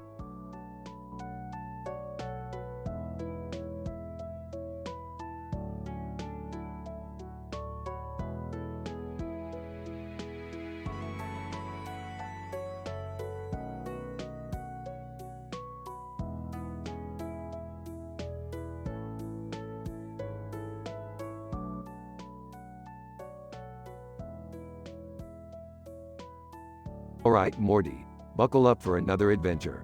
We've got a distress signal from Legolas. Legolas? As in Lord of the Rings, Legolas? Yep, that's the one. Apparently, there's a man in a green outfit holding a sword and a shield with a full moon behind him causing trouble. What kind of trouble? You'll find out when we get there, Morty. Strap in. They arrive in Legolas and see the man causing chaos on the streets. What the hell is going on here? Man in green outfit. I am the Green Knight and I challenge anyone who dares to face me in combat. This seems like a bad idea, Rick. Only for him, Morty. Watch this. Rick pulls out a portal gun and portals the Green Knight to a random planet. There, problem solved. What about the people affected by him? We'll come back and help them later. Let's go grab some pizza. As they're eating pizza, a group of trained assassins show up. Assassin 1. We've been hired to take you out, Rick Sanchez. Oh boy, a challenge. Morty, grab the salt shaker. What? Just do it. They engage in a battle, but Rick reveals that the salt shaker is actually a portal gun in disguise and sends them all to a different dimension. And that's how it's done. I can't believe that actually worked. Don't question it, Morty. Let's just enjoy the rest of our pizza.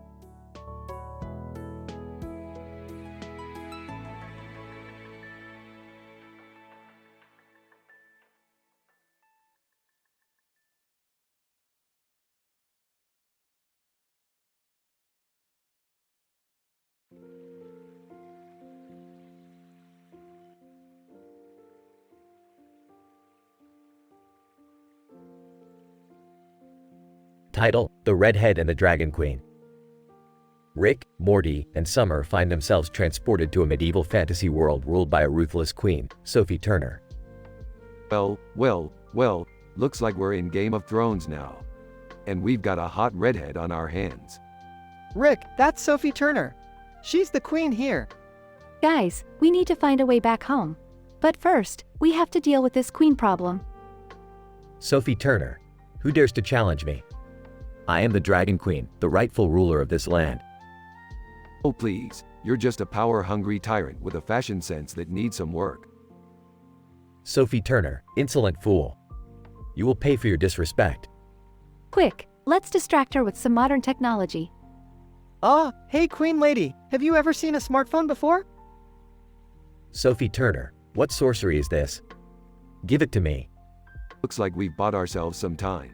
Now, let's find a portal back home before things get even crazier. Sophie Turner, you may have won this battle, but the war is far from over. I shall reclaim my kingdom and make all who oppose me pay dearly. Well, that was fun. But I think I'm good on medieval times for a while. Yeah, me too.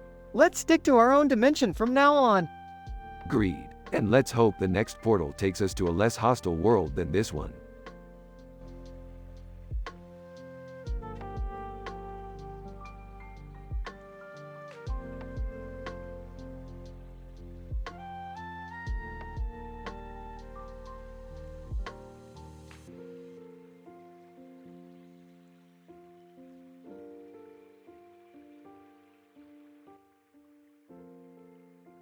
Hey Morty, let's go grab some burgers. McDonald's has a new cat burger. Cat burger? That sounds messed up, Rick. Boys, I don't want any animal cruelty talk at the dinner table. Yeah, come on Rick. It's like eating Mr. Poopy Butthole. Relax, Beth, it's just a burger. Plus, we got a corgi serving us. Look at that little guy, he's adorable. Corgi, welcome to McDonald's. What can I get for you? 3 cat burgers, a side of fries, and a large soda for the kid. I'm not a kid, Rick. Corgi, coming right up. Rick, this is so wrong. We're eating someone's pet. Oh please, Morty, it's just a burger. Besides, the cat probably lived a better life than any of us. Rick, that's not a moral justification for eating a cat. Corgi, here you go. Enjoy your cat burgers. Ew, it even has a little collar on it. I can't do this, Rick. I'm gonna go puke. Alright, Morty, more for us. Corgi, would you like to try our new dog burger next? You know it, little buddy. Rick, This family is messed up. Credits roll.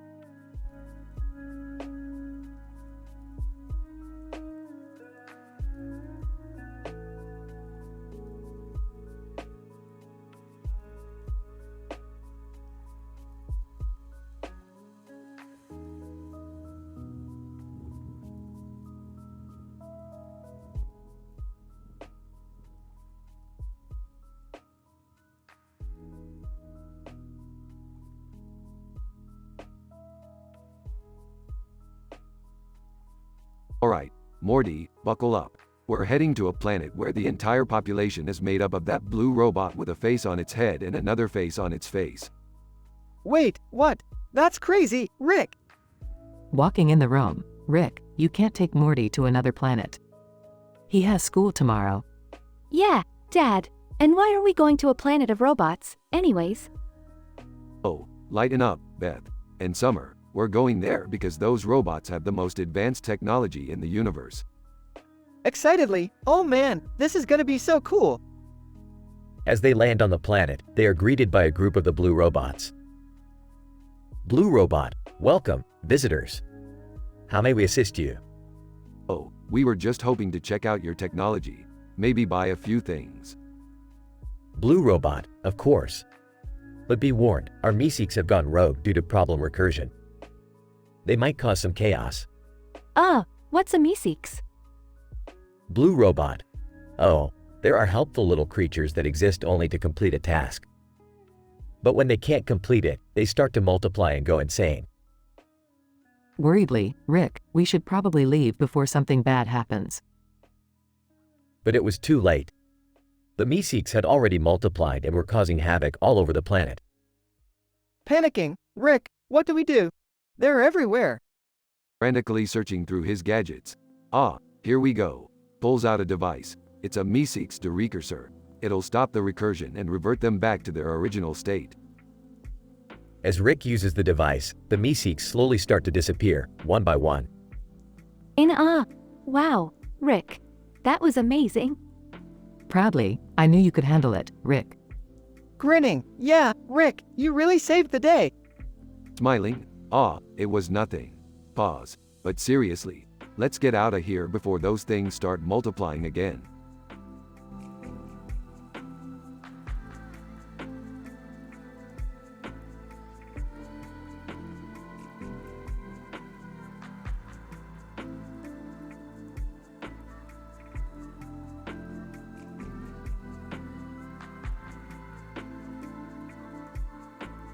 Alright, Morty, we're heading to Paris in 1934. How are we getting there, Rick? Portal gun, Morty, portal gun. Can I come too? Sure, Jerry, but you better not ruin this for us. Oh my god, are we going to meet Hercule Poirot? He's like, the greatest detective ever. Yeah, we're going to meet him alright. He's got a case for us. What's the case about, Rick? Someone stole his chocolate eclair. That's it? A stolen pastry? Hey, don't underestimate the power of a good eclair, Jerry. I agree. Those things are delicious. So, what's the plan, Rick? We're going to interrogate everyone in town until we find the culprit. And trust me, Morty, we're going to get some hilarious misadventures along the way.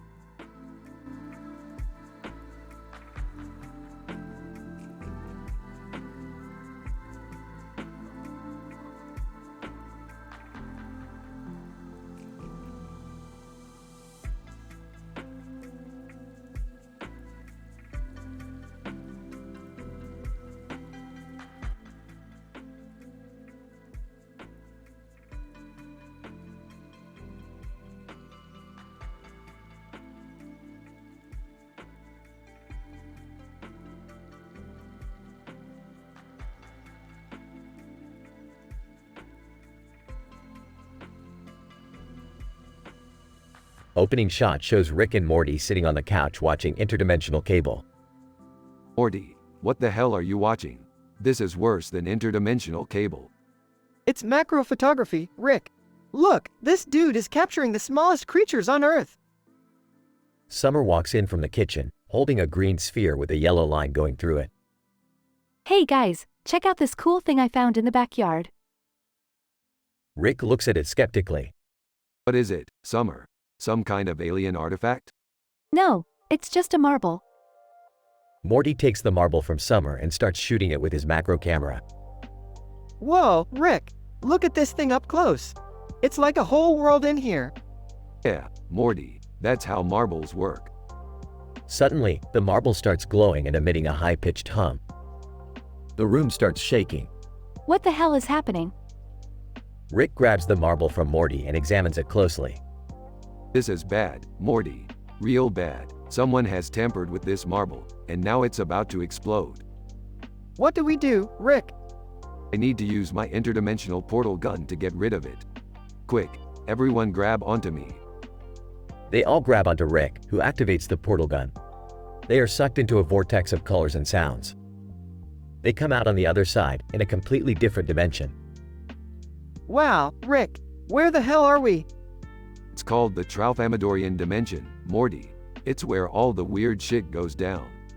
Can we please just go home? I have a math test tomorrow. Suddenly, a group of aliens appears, brandishing weapons. Alien 1. What are you doing in our dimension, Earthlings? Easy there, buddy. We're just passing through. Alien 2. We don't believe you. You have something that belongs to us. But this old thing, it's just a marble. Alien 3. That's no ordinary marble. It's the key to our entire interdimensional portal system. Oh, is that all? Here, you can have it back. Rick tosses the marble to the aliens, who catch it eagerly. Suddenly, a bright light engulfs them.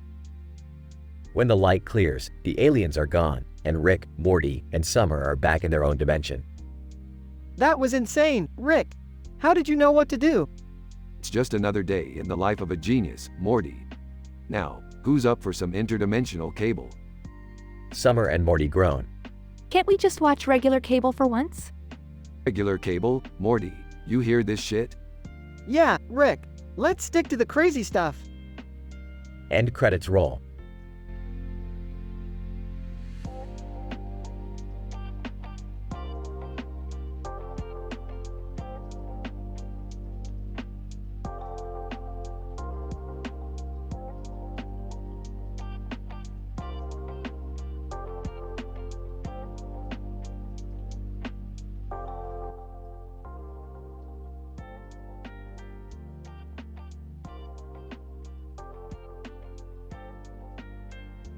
Rick, Morty, Jerry, and Beth are sitting in the living room when Morty pulls out a cell phone with a paper character taped to it.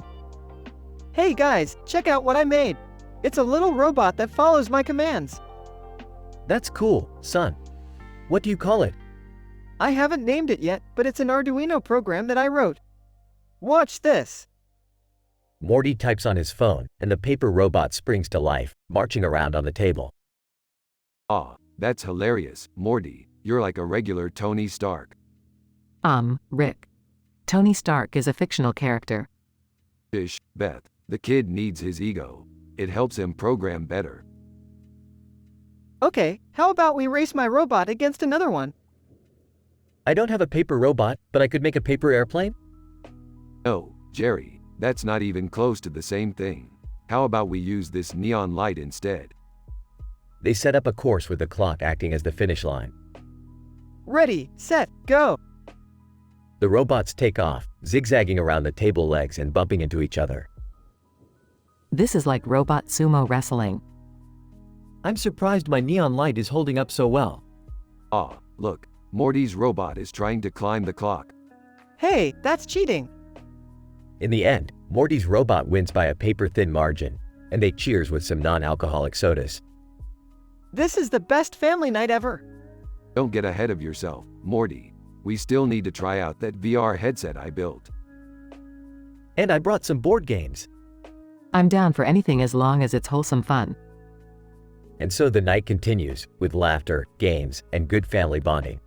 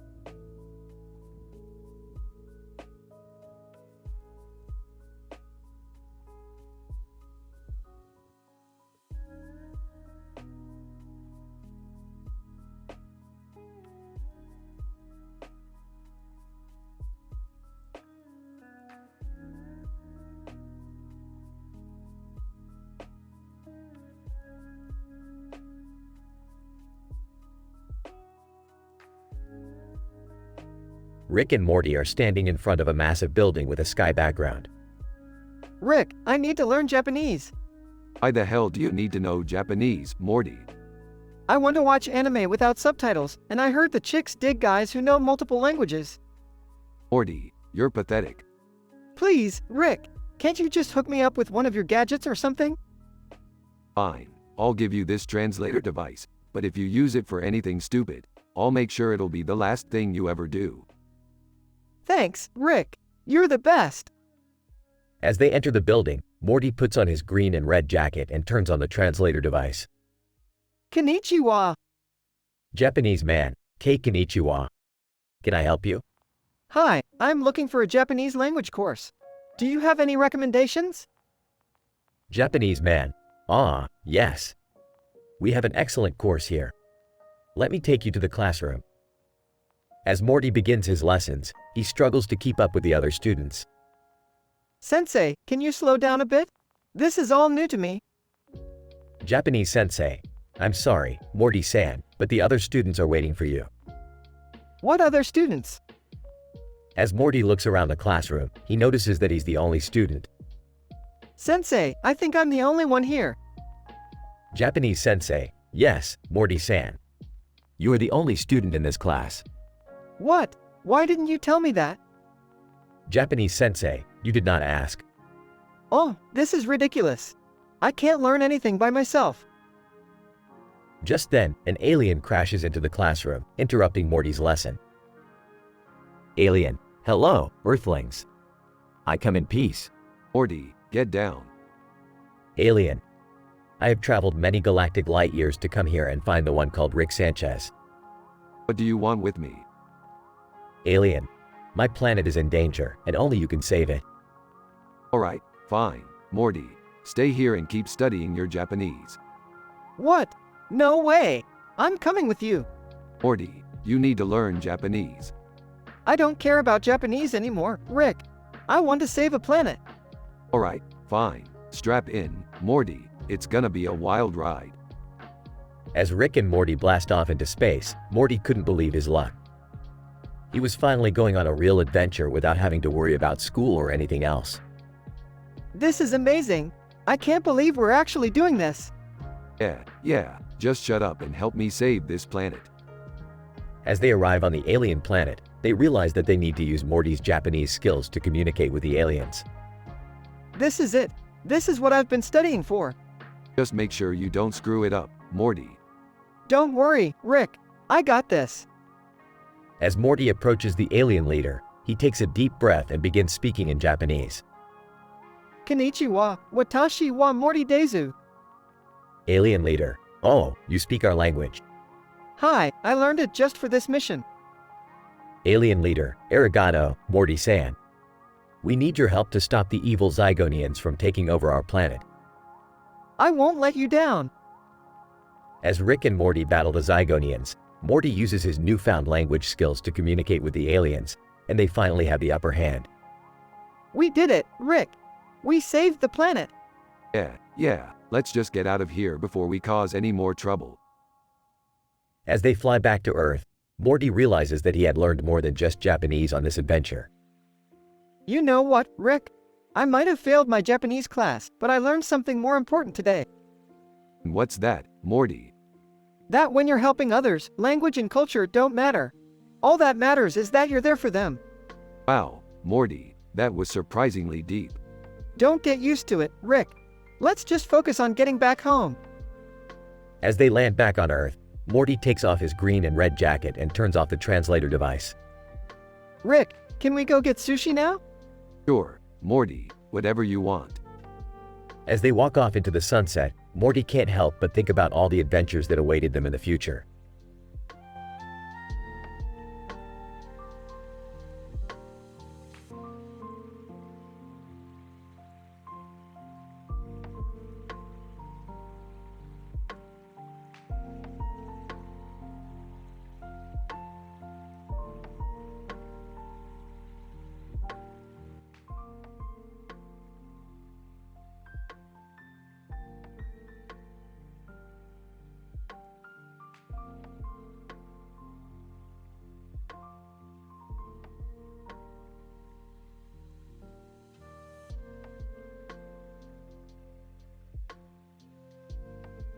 Rick, Morty, Jerry, Beth, and Summer are all crammed into the spaceship, hurtling towards a mysterious planet that Rick assures them is going to be totally worth it. As the ship enters the planet's atmosphere, they're met with a blizzard so intense that they can barely see in front of them. We're here, guys. Time to suit up. Suit up? Where are we, anyway? I don't like the look of this. Rick, are you sure this is safe? I feel like I'm going to freeze to death out here. Can we please just go home? I have, like, a million things to do. Just trust me, we're gonna have a blast. Now hurry up and put on these skis. The group reluctantly puts on their skis and follows Rick out of the spaceship. As they make their way down the mountain, they notice something strange in the distance. Is that a rocket? Why is there a rocket here? Can this get any weirder? Oh, you haven't seen anything yet. Suddenly, the rocket takes off, soaring into the sky and leaving a trail of smoke behind it. Where do you think it's going? Who knows, Morty, but I do know one thing. We're gonna catch it. With that, Rick pulls out a grappling hook and attaches it to the ship's hull. The ship takes off, hurtling towards the rocket and dodging obstacles along the way. I can't believe I'm doing this. It's like an amusement park ride, but way more dangerous. I think I'm gonna throw up. This is insane. That's the spirit, Morty. Now hang on tight. As the ship catches up to the rocket, Rick and Morty jump out of the ship and onto the rocket's exterior. They ride the rocket into the stratosphere, laughing and whooping all the way. I can't watch this. I think I'm gonna pass out. I hate this. I hate this so much. Rick and Morty finally reach the top of the rocket, where they find a mysterious figure waiting for them. Figure, welcome, Rick Sanchez. I've been expecting you. Who are you? Figure, let's just say, I've been watching your adventures for a very long time. This is getting creepy, Rick. Figure, I have a challenge for you, Rick. A challenge that will test your wits and your endurance. Are you ready to accept? Bring it on. And with that, the figure disappears, leaving Rick and Morty with a set of cryptic clues and a challenge that will take them across the planet and beyond. Rick, what have you gotten us into? I don't think we're ever getting out of here alive. Why is everyone always so obsessed with you, Rick? Ah, shut up and let's get moving. Adventure awaits.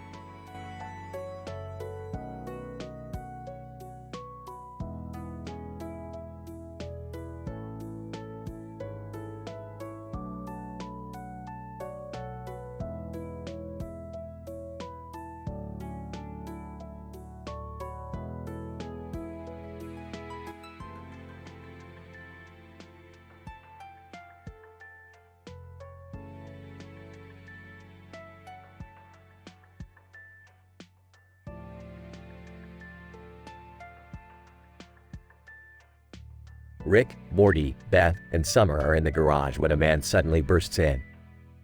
He has a strange face and a bunch of wires sticking out of his head. Man, greetings, Earthlings. I am Zax from the planet Obeltron. I have come to seek your help in obtaining the fabled time crystal. Oh, not another one of these guys. What's so special about this time crystal anyway? Zax. Legend has it that the time crystal has the power to manipulate time itself. With it, I can travel back in time and prevent the destruction of my home planet. Wow, that sounds pretty intense. Rick, can he really do that? Well, technically, anything is possible in the multiverse, but it's not going to be easy. The time crystal is heavily guarded in the Max Planck Institute. So, what's the plan, Rick? We've got to be stealthy. We'll sneak in undetected and then use Morty as a distraction while Beth and I go after the crystal. Wait, why do I have to be the distraction? Because, Morty, you have the face of a harmless child. No one will suspect a thing. They arrive at the Max Planck Institute and put their plan into action. Morty distracts the guard with his innocent charm while Rick and Beth sneak past. Guard, hey, what are you doing here, kid? Oh, just looking for the bathroom. Guard, it's down the hall to your right. Meanwhile, Rick and Beth make their way to the heavily guarded room where the time crystal is kept. They manage to bypass the security system and retrieve the crystal. We did it, Rick. We got the time crystal. Suddenly, the alarm goes off and they hear footsteps approaching. Alright, We gotta go. Everyone grab on. They all grab onto Rick's portal gun and he activates it. They are transported back to the garage, along with Zax. Zax, thank you, Earthlings. You have no idea what this means to me. Yeah. Just make sure you use it for good and not evil, alright? Zax, of course, Rick. Farewell and good luck in all your future endeavors. As Zax disappears, Rick turns to the rest of the family. Well, that was a wild ride. Who's up for some interdimensional cable? The group cheers as Rick cranks up the TV and they settle in for a night of bizarre and hilarious programming.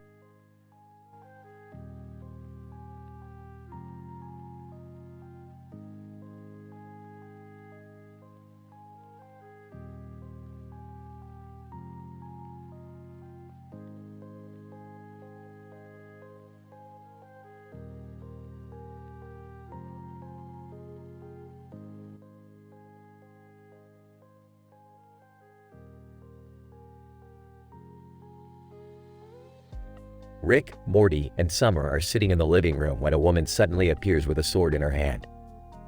The room turns into a purple background with stars and a lightning effect in the background and seagulls flying around. Oh, where did she come from? I don't know, but she looks badass with that sword. Guys, we have to be careful. She could be dangerous.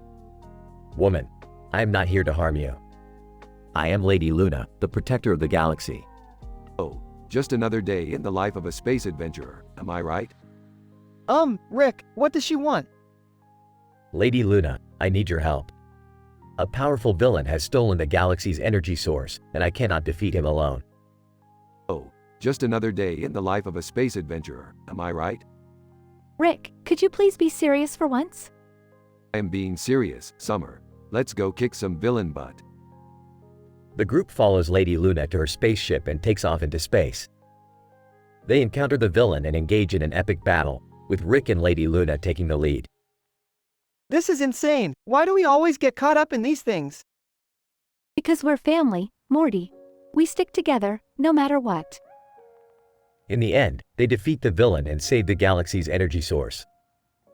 Lady Luna thanks them and returns home, leaving Rick, Morty, and Summer to reflect on their adventure. Well, that was fun. Who's up for some alien pizza? I think I need to lie down for a bit. Can we please just have a normal day for once? The group laughs as they head back home, ready for whatever adventure their next day in space will bring.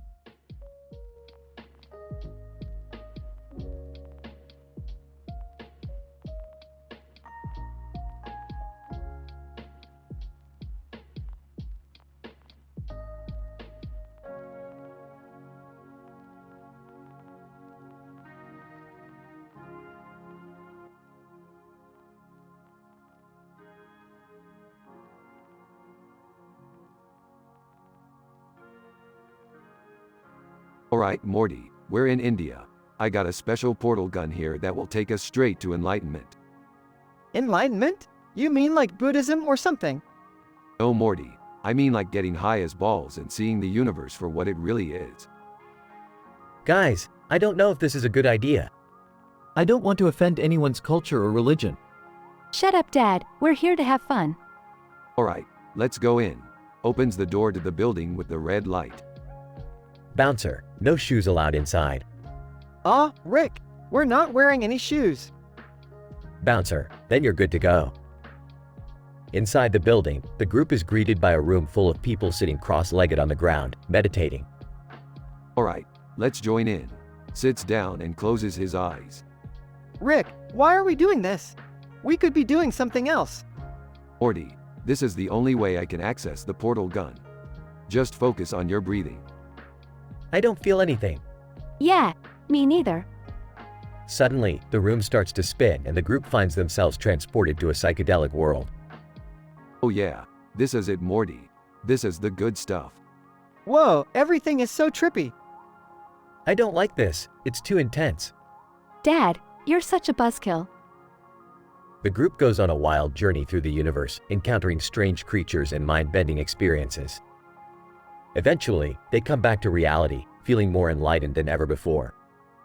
Rick, that was insane. I feel like a new person. That's the power of the portal gun, Morty. You want to go again? No, no more. I'm good. Can we at least get some food now? The group leaves the building, with Rick already planning their next adventure.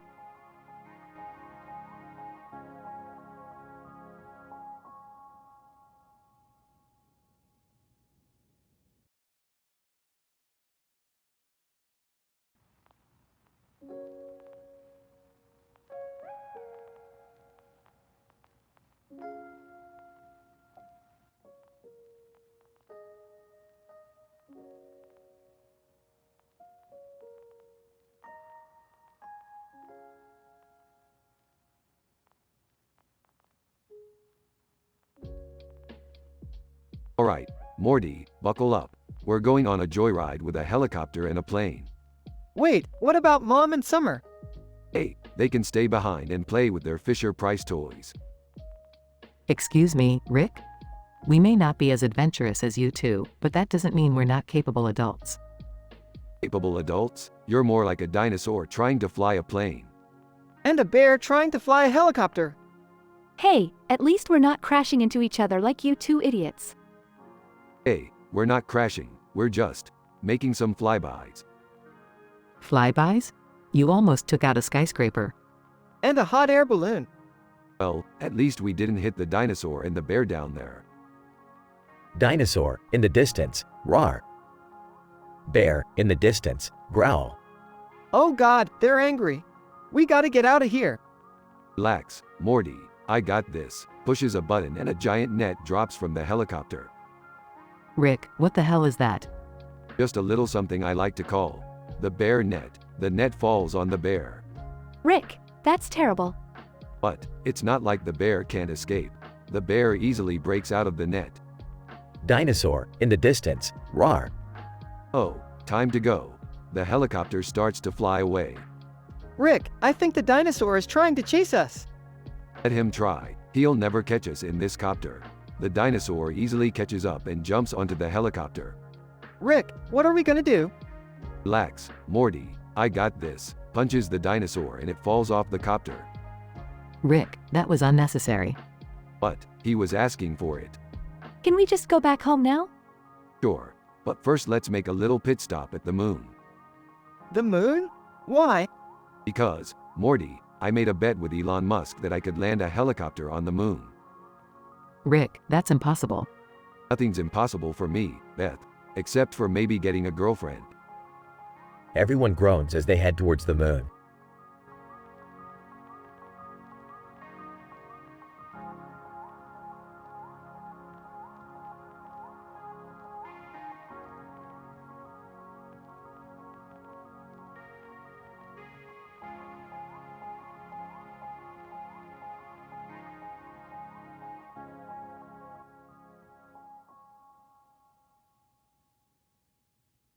Hey Morty, you know what would be cool?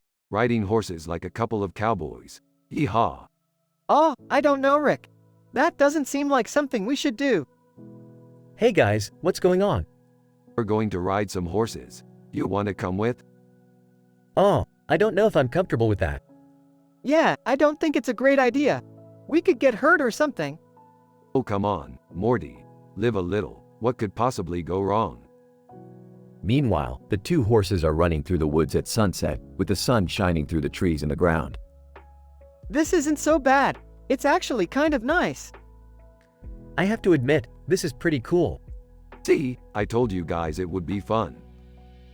Moments later, the horses are running so fast, Rick falls off his horse and lands on the ground. Ow, my hip. Rick, are you okay? Should we call an ambulance? No, I'll be fine. Just get me a drink or something. Later that night, back at the house. I can't believe we rode horses today. That was insane. Yeah, it was definitely something I'll never forget. Hey, at least we didn't get eaten by any tigers, right? Oh, I don't think there were any tigers in the woods, Rick. Well, you can never be too careful.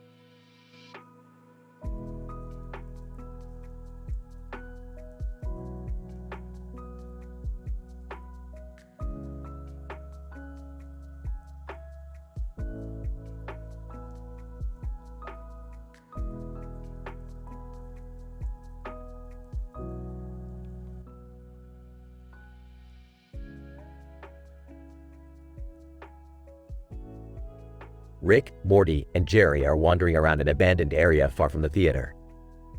Suddenly, they stumble upon a large sign that says, "Welcome to Flora Flowers." Sarcastic tone. Woohoo, a flower shop. Just what we needed. Inquisitive. Hey, maybe they have some cool alien plants or something. Optimistic. Maybe we can get something nice for Beth. As they enter the shop, they notice a man standing in front of a beautiful arrangement of flowers. Jokingly. Look, the Flower King of Flowerland. Man, friendly. Hi there, I'm the owner of Flora Flowers. Can I help you guys find anything? Curious, do you have any plants that are not from Earth? Man, excited. Actually, I have a rare species of extraterrestrial succulent that I've been waiting to show off. Impressed. Wow, that sounds amazing. As the man leads them to the back of the store, Rick notices something strange about the flowers. Alarmed. Hey, why are these flowers glowing?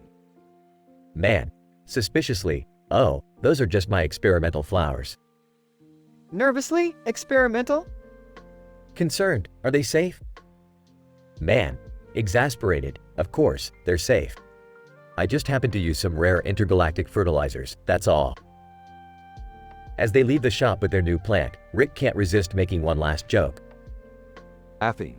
The only thing experimental about those flowers is how they're gonna mutate and destroy the planet.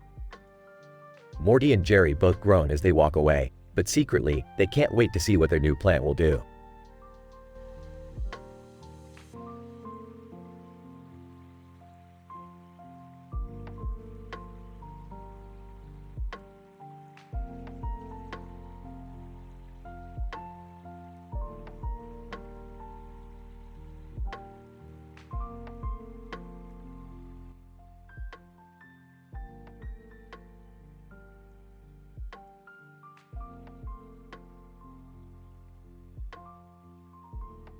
Rick, Morty, Jerry, and Summer are all in the living room watching TV when a woman with a crown on her head and a purple flower in her hair appears on the screen with a purple background. Who is she? She's the new queen of Purplonia, Morty. They just had a revolution. No way, really? I don't know if I trust monarchies. They're so old-fashioned. Oh, shut up, Jerry. Nobody asked for your political opinion. Suddenly, the woman on the screen starts speaking in a language none of them understands. What's she saying? I don't know, Morty. I don't speak Purplonian. Maybe we should study the language so we can understand her. That's a great idea, Summer. Education is always important. Oh boy, here we go. The voice of reason over here. They all start studying Purplonian, but it's a difficult language to learn. This is hard. Why do they have so many vowels? I can't even pronounce half of these words. I think I'm getting the hang of it. Listen, flibberdo means hello. That's not even close, Morty. Keep studying. Finally, after weeks of studying, they are able to understand the Queen on the TV. Queen, thank you for learning our language. As a sign of good faith, I would like to offer you all a trip to Purplonia. Oh boy, a free trip. We can't pass that up. And so, the gang sets off to Purplonia, where they discover a world of purple everything and nothing quite makes sense. Why is everything purple? And why do they worship that giant purple flower? I don't know, Morty. These people are weird. I think it's beautiful. Look at those purple mountains. Can we please go back home now? I'm starting to feel suffocated by all this purple. In the end, they all agree that the trip was an experience they'll never forget, but they're glad to be back in their normal, non-purple world.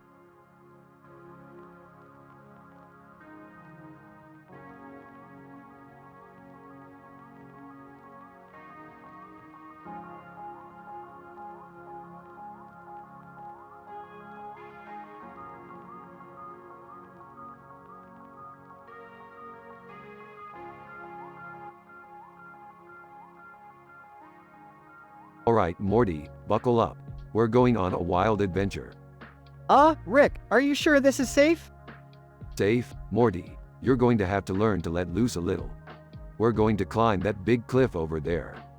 What? Are you crazy? We can't climb that. Of course we can. I've got my grappling hook and a can-do attitude. And besides, what's the worst that could happen? I don't even want to think about it. Aw, don't be such a jinx, Morty. Let's do this.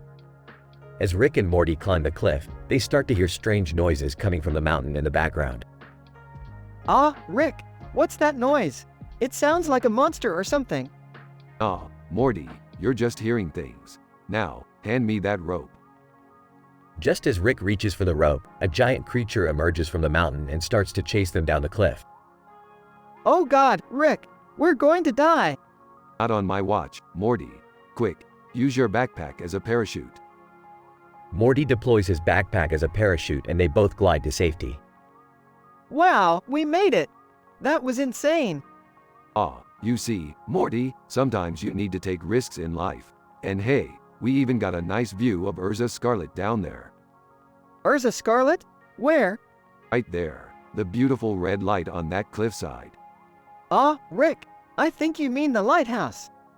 But, no, Morty, that's definitely Urza Scarlet. Trust me, I know my anime babes. I don't even know what to say to that. Aw, you're such a prude, Morty. Let's go get some pizza.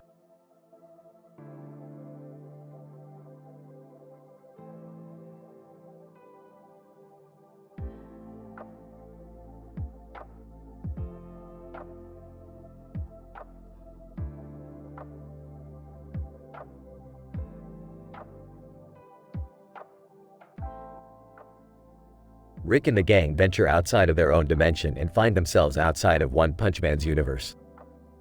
As they explore, they come across a cartoon character with gloves on and a helmet on, holding a baseball bat and glove in his hand.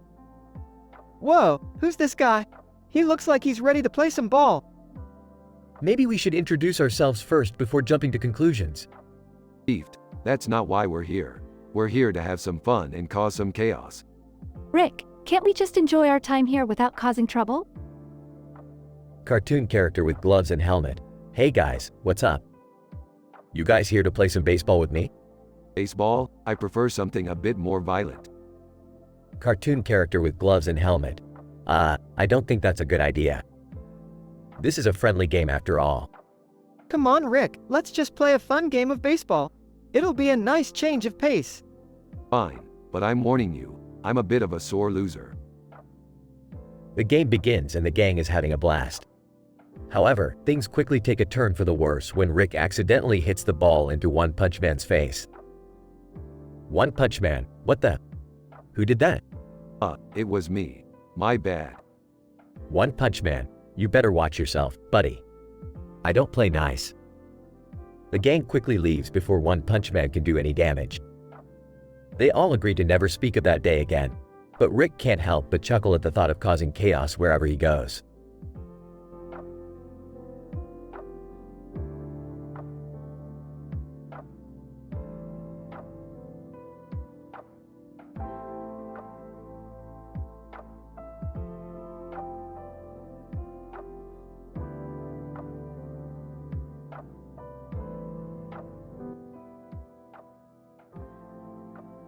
Rick and Morty are sitting in the living room when Rick suddenly gets sucked up by a portal. Morty looks around frantically until he sees a man in a top hat sitting on a rug in the middle of the room. Excuse me, who are you? Man in top hat. Morty. I am Clue, master of the game of the same name. What game? Clue, the game of life, Morty. The game where everyone is a suspect and anyone can be a murderer. Rick suddenly reappears from the portal, holding a clock. Morty, we're in trouble. This clock is a bomb and it's set to go off in 10 minutes. Clue. Oh my, this is most intriguing. It seems we have a mystery on our hands. What do we do? We play the game, Morty. Clue, can you help us solve the mystery before the bomb goes off?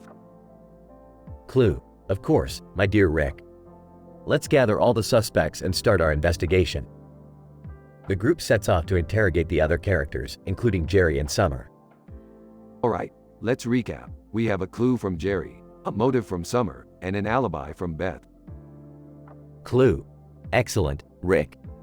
We're getting closer to solving the mystery. But what about the bomb? It was a red herring, Morty. Classic Clue move. Clue. Quite right, Rick. And with that, the mystery is solved. Wait, what was the mystery? It doesn't matter, Morty. The journey was the real mystery. Clue, and what a journey it was. Thank you for playing, my friends. The group shares a laugh as the episode ends.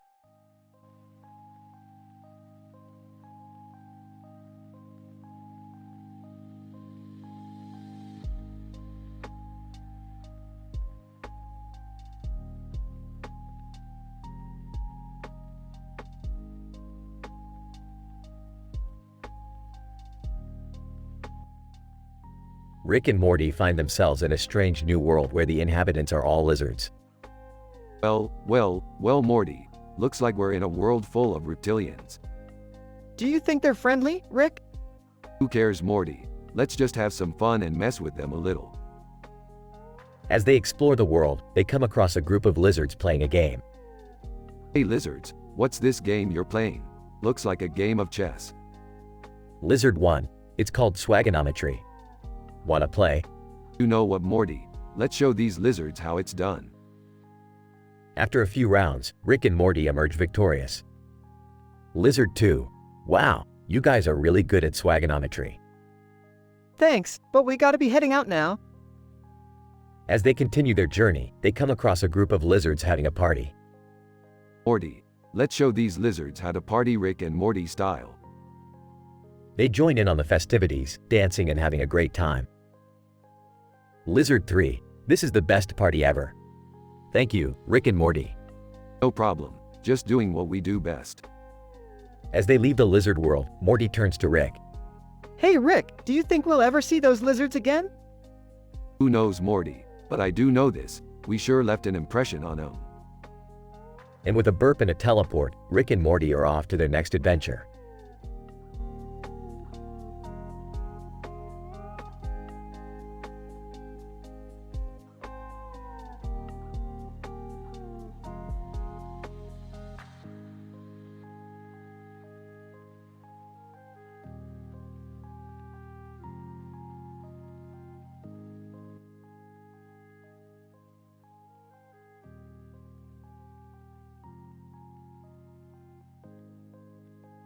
Morty, get your ass over here. We gotta jump dimensions. Not again, Rick. Can't we just chill for once? Chill? You wanna sit around and do nothing? You're a teenage boy, Morty. You should be out there exploring the universe. Fine. Where are we going this time? We're heading to a dimension where Star Wars is real. Whoa, really? Yeah, and get this. There's a new movie, and it's about Kylo Ren going on a wacky adventure. Sounds crazy. You have no idea, Morty. We're gonna meet Kylo and help him on his journey. I don't know about this, Rick.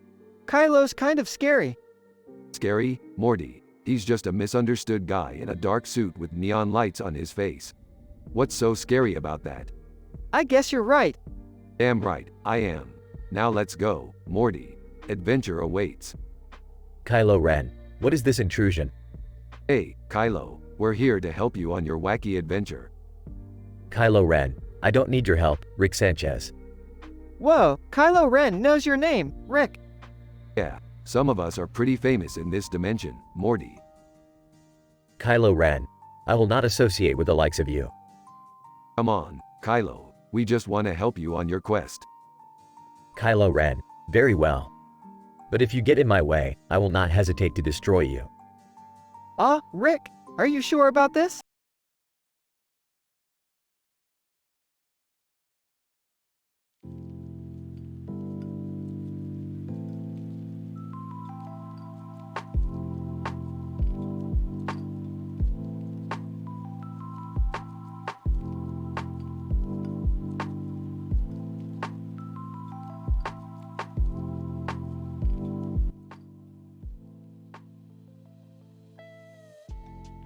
Title: The Neon City Adventure. We see the Smith family walking through a futuristic city. Wow, this place looks like a cheap knockoff of Blade Runner. It's so beautiful though. Look at the neon skyline. I just hope they have a good gift shop. I want to bring some souvenirs back for the family. Souvenirs? Jerry, this is a place where science and technology have evolved beyond your wildest dreams. And all you care about is a stupid keychain? Guys, can we focus on not getting ourselves killed in this new world? Suddenly, a group of aliens approaches them. Alien leader, we don't like your kind here. What kind is that? Smart, charming, and ridiculously good-looking? Alien leader, no, we mean humans. You guys are troublemakers. What are we gonna do? They're gonna vaporize us. I have an idea. Let's do a dance-off. Rick, Morty, in unison. What? Jerry starts dancing and the aliens watch in confusion. Alien leader, I don't understand what's happening, but this is the most entertaining thing I've seen in years. Alright, Jerry, you've saved us. But we have to get the hell out of this place before they change their minds. The Smiths start running away from the aliens, with Jerry still dancing behind them. I can't believe that worked. Thanks, Dad. No problem, Morty. I guess my moves are universal. Yeah, universal cringe. The family reaches the fountain and sits down to catch their breath. Hey Rick, do you think they have any good coffee shops around here? Jerry, I don't know what universe you're from, but we just danced our way out of an intergalactic confrontation. I think we should celebrate our victory with some space ice cream. Sounds good to me. The family cheers and heads off into the neon city, ready for their next adventure.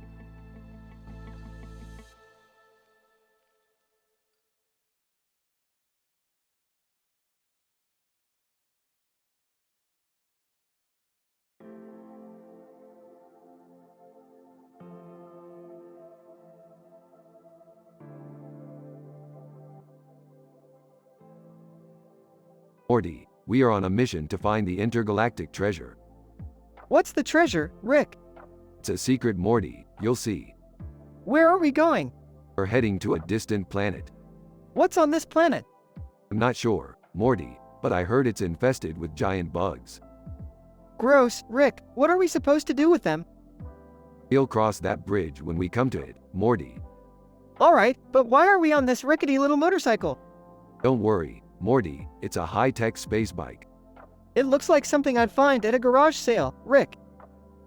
Hey, that's not just any old space bike, Morty. It's a highly advanced mode of transportation. Just watch, we'll go through this cloud and, woohoo, check out that view. We're on top of the world, Morty. Rick, we're only like 10 feet off the ground. Don't be such a buzzkill, Morty. Enjoy the ride. Did you just hear something, Rick? No, what are you talking about, Morty? It sounded like someone said, boo. You're hallucinating, Morty. Just hold on tight and enjoy the ride. Screaming, Rick, watch out for that building. Whoa, that was close. Let's try that again, Morty. No way, Rick. I'm walking back home.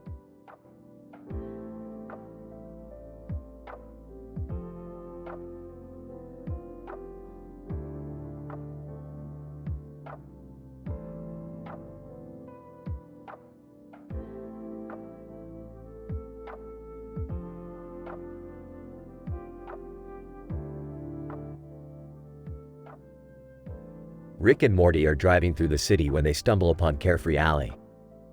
Hey Rick, what's this place? Oh Morty, this place is legendary. They have the best food in the multiverse. As they walk into the restaurant, they are greeted by the owner, Mr. Carefree himself. Mr. Carefree, welcome to Carefree Alley, where the only thing you have to worry about is what to order. I like your style, Carefree. Give us your best dish. Mr. Carefree brings out a plate of alien meatballs that are out of this world. These are amazing. What's in them? Mr. Carefree, oh, just a little bit of love and a whole lot of spices. Sounds like my ex-wife's recipe. As they finish up their meal, they notice a group of aliens causing a ruckus outside. Rick, we gotta do something. Don't worry, Morty, I got this. Rick walks outside and confronts the aliens.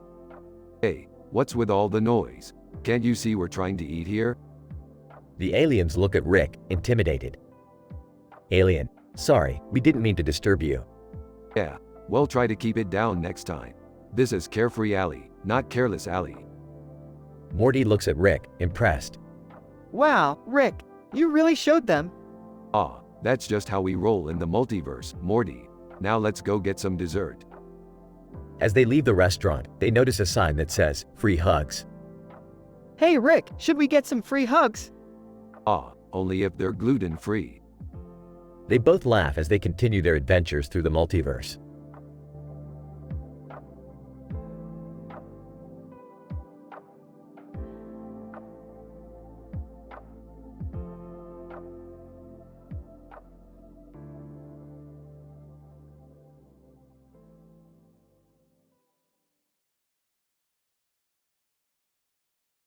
Morty, grab your golf clubs. We're going to hit the links.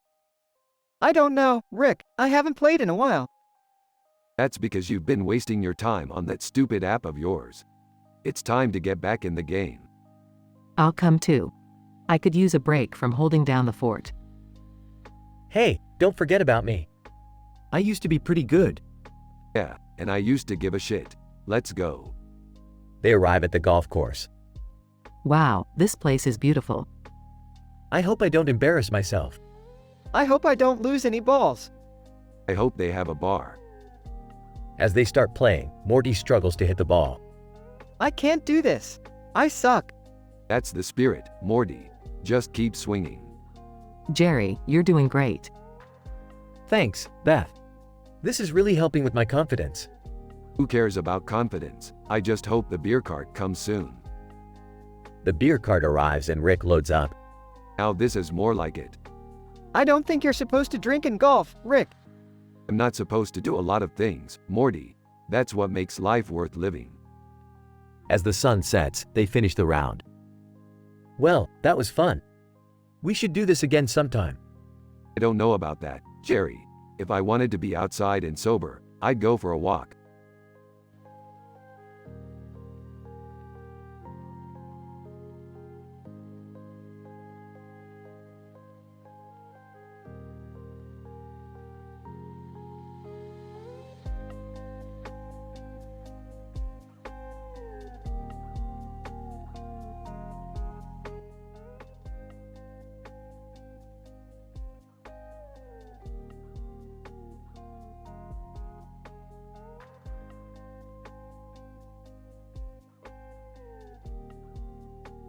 Oh man, Morty, we got ourselves a real Mexican standoff here.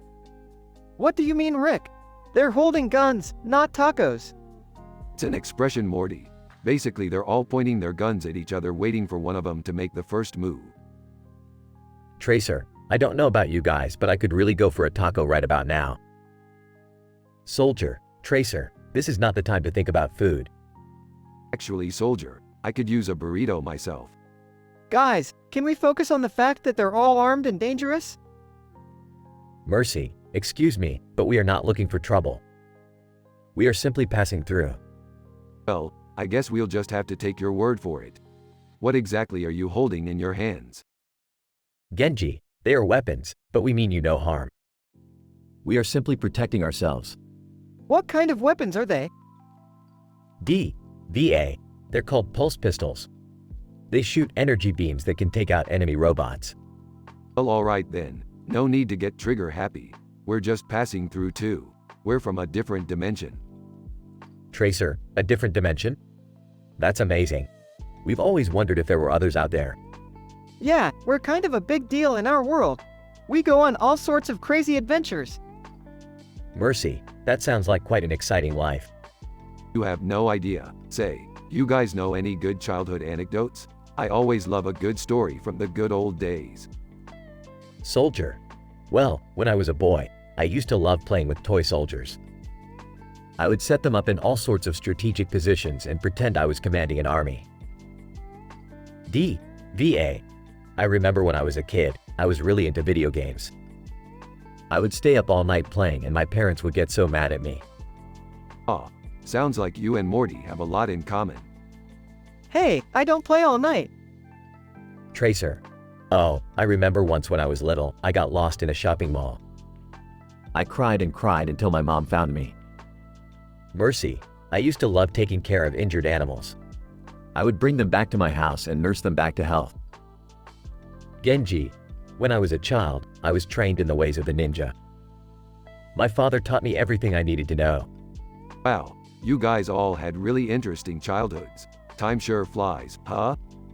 Yeah, but I don't think we'll ever forget that time we almost got shot by a group of Overwatch characters. Soldier, sorry about that, it was just a misunderstanding. We'll let you guys pass through now. Thanks, and remember, always cherish those childhood memories. They're what make life worth living. Tracer, we will, Rick. Good luck on your adventures. And with that, Rick and Morty continued on their way, leaving the Overwatch characters behind. They had narrowly avoided a dangerous situation, but as always, they were ready for whatever the multiverse had in store for them next.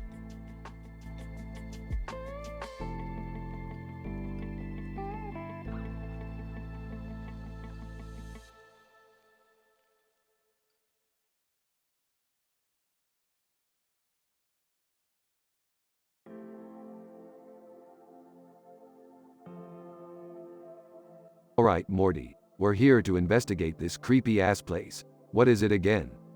It's some kind of haunted pizzeria, Rick. There have been reports of weird, glowing figures standing around in the dark. HMPH. Sounds like a bunch of baloney to me. But whatever, let's check it out. Freddy, welcome to Freddy Fazbear's Pizza. We're just some friendly animatronics here to entertain you. Bonnie, yeah, nothing to worry about here. Just some harmless, glowing robots. Chica, would you like some pizza? It's made with love and a little bit of stuffing. What the hell? I think we stumbled on some kind of demented Chuck E. Cheeses. Let's get out of here, Morty. But Rick, we can't just leave. What if these animatronics need our help? Help, Morty. They're not even real. Just a bunch of wires and metal. Let's go before they start singing that damn song. Foxy, ahoy there. Why don't you stick around for a while? We've got some tricks up our sleeves. Nope, nope, nope. Let's go, Morty. This place is giving me the creeps. Okay, but can we at least take some pizza to go? I'm kind of hungry. Jesus, Morty. Fine, grab a slice. But we're never coming back here again.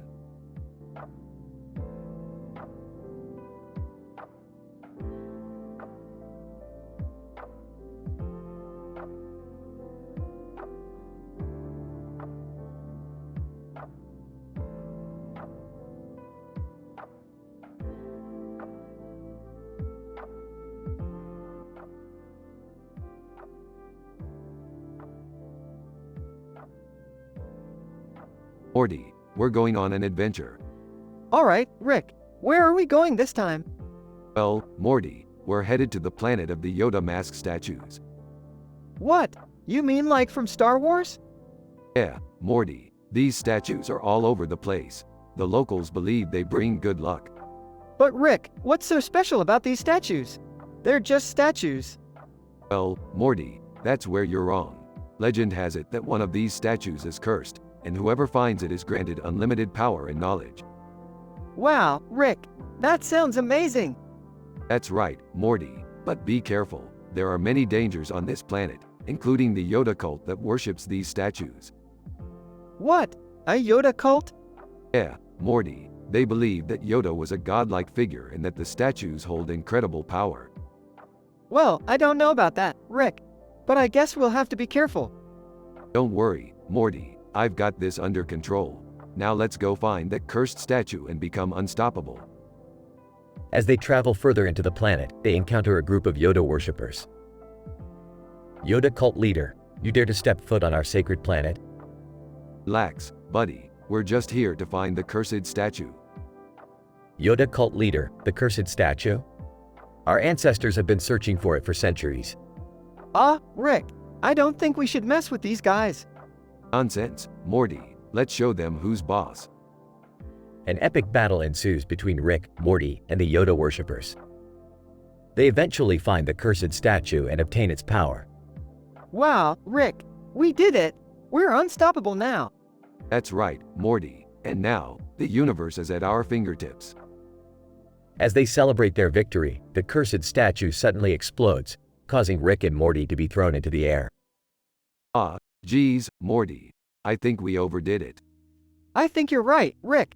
But at least we had fun, right? Yeah, Morty, we definitely had fun. Now let's get out of here before any more Yoda worshippers come after us.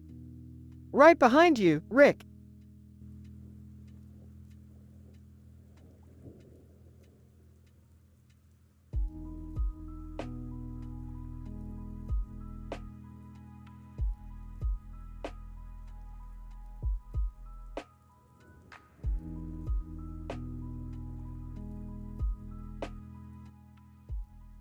Rick and Morty are on a crazy adventure through different dimensions. Morty is trying to figure out what their next move is while Rick is busy fidgeting with his yellow and black phone case. What's the plan, Rick? I don't know, Morty. I'm kinda distracted by this phone case. It's got a face on it and a cat on the back of it. What a time to be alive. Okay. Can we focus on the mission here? Of course, Morty. And speaking of missions, have you heard of the mocking SpongeBob meme? Classic stuff. Rick, that's not important right now. We have to. Oh, Morty, lighten up. Life's too short to take everything so seriously. Here, let me show you a meme I made. It's a picture of you with the caption, "When your grandpa's too busy playing with his phone case to save the universe." Very funny, Rick. Can we please get back to saving the universe now? Alright, let's get to it. But first, let me just post this meme real quick. Oh boy, here we go again. Rick and Morty continue their adventure, with Rick occasionally stopping to make memes and Morty rolling his eyes. Even with all the distractions, they manage to complete their mission and save the universe once again.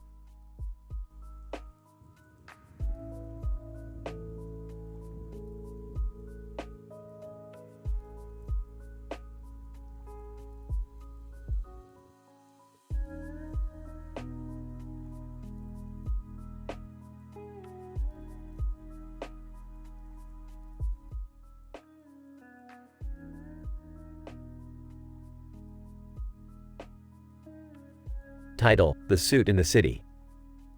The episode begins with Rick, Morty, Beth, Summer, and Jerry standing on a bridge in New York City. Alright, Morty, we gotta take care of some business in the city. Keep your eyes peeled for any shady characters. Rick, you're wearing a suit and tie. You look like a shady character. Hey, just because I'm dressed like a CEO doesn't mean I won't kick some ass.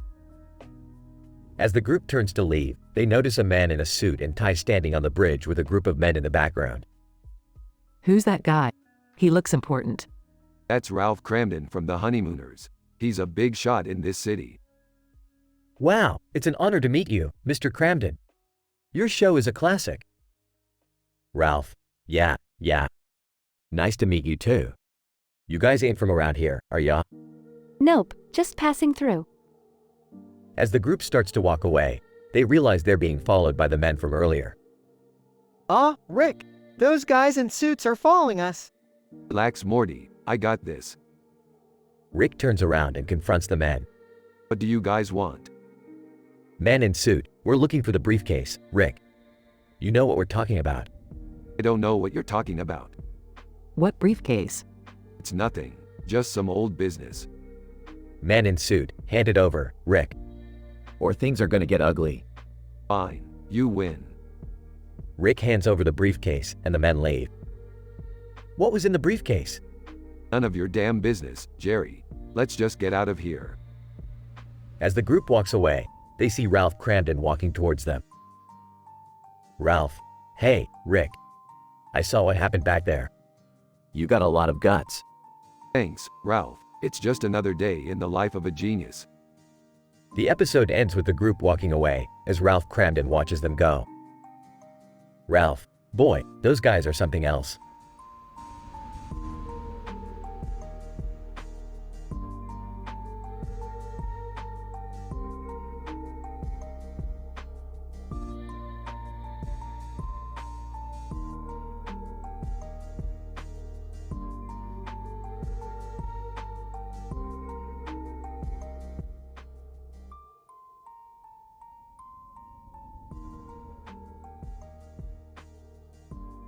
Rick and Morty are exploring an alien planet filled with zebras. Wow, Rick, these zebras are really majestic. Yeah, Morty, but don't let their beauty fool ya. These things are vicious. They'll kick you in the face just for looking at them funny. I don't think they would do that. They seem pretty peaceful. You know what? I'm sick of your naivety, Morty. I'm gonna go teach these zebras a lesson. No, Rick, that's not a good idea. Rick stares down the zebras and they stare back. Suddenly, one of the zebras starts speaking English. Zebra: Hello, humans. Welcome to our planet. What the hell? A talking zebra? I've seen everything now. Zebra: We are a peaceful species and wish to coexist with all beings. Please, enjoy your stay here. See, Rick, I told you. Shut up, Morty. They explore the planet and come across a beautiful field of grass and dirt, where they see a couple of zebras standing next to each other at sunset. Whoa, Rick, this is amazing. Yeah, it's beautiful. Almost too beautiful. What do you mean? I mean, there's something fishy going on here. This is too perfect. Something's gotta give. Suddenly, the two zebras transform into aliens. Alien zebras, ha ha ha. Fools. You fell for our trap. I knew it. What do we do, Rick? Don't worry, Morty. I have a plan. Rick pulls out a device and presses a button, causing the alien zebras to disappear. Whoa, Rick, what did you do? I just sent those alien zebras to a different dimension. No big deal. That's pretty messed up, Rick. Whatever, Morty, let's go home. They leave the planet, with Morty still in shock over what just happened. I don't know, Rick. I'm starting to question whether we're the good guys or not. Oh, shut up, Morty. You're just overthinking things. The episode ends with a shot of the zebras peacefully grazing in the field at dawn.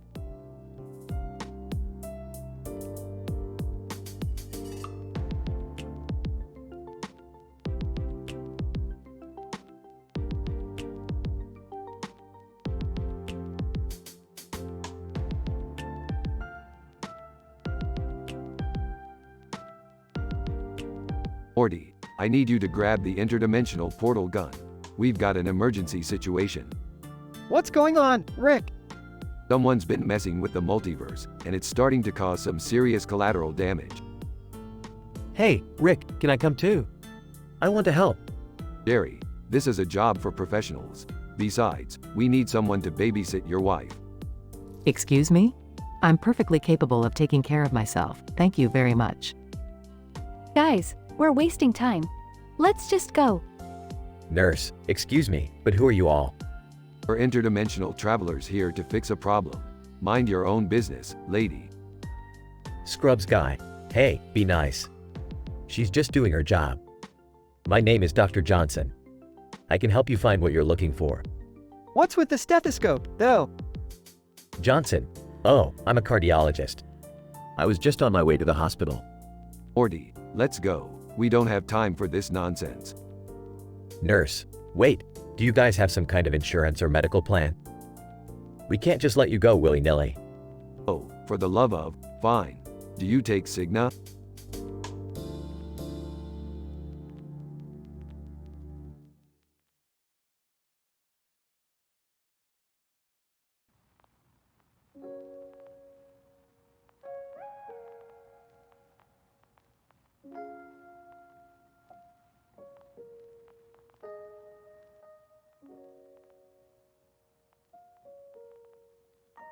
Morty, we need to get our hands on that new limited edition Panda Express bucket before anyone else does. What's so special about it? It's the only receptacle worthy of holding our new invention, the panda juice. Panda juice? You got a problem with that, Morty? No, it just sounds a little strange. Of course it's strange, Morty.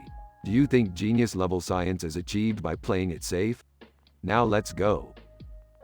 As Rick and Morty make their way to the nearest Panda Express, they encounter a mysterious figure sitting in the bucket of water with a green background and pink and yellow squares around it.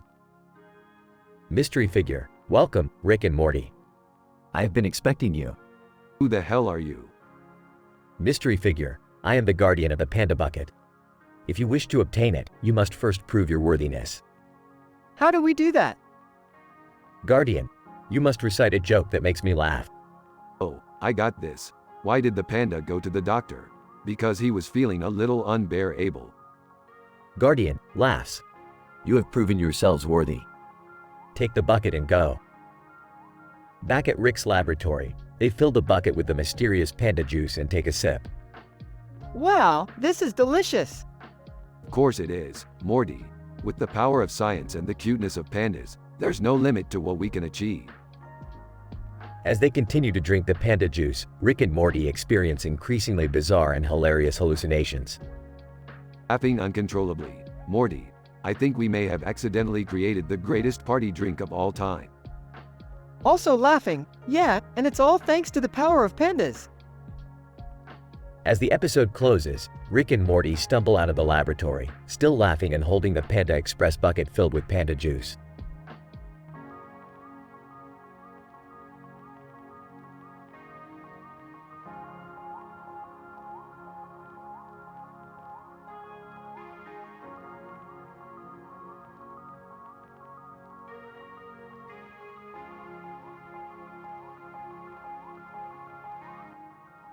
Title: Clock Tower Conundrum.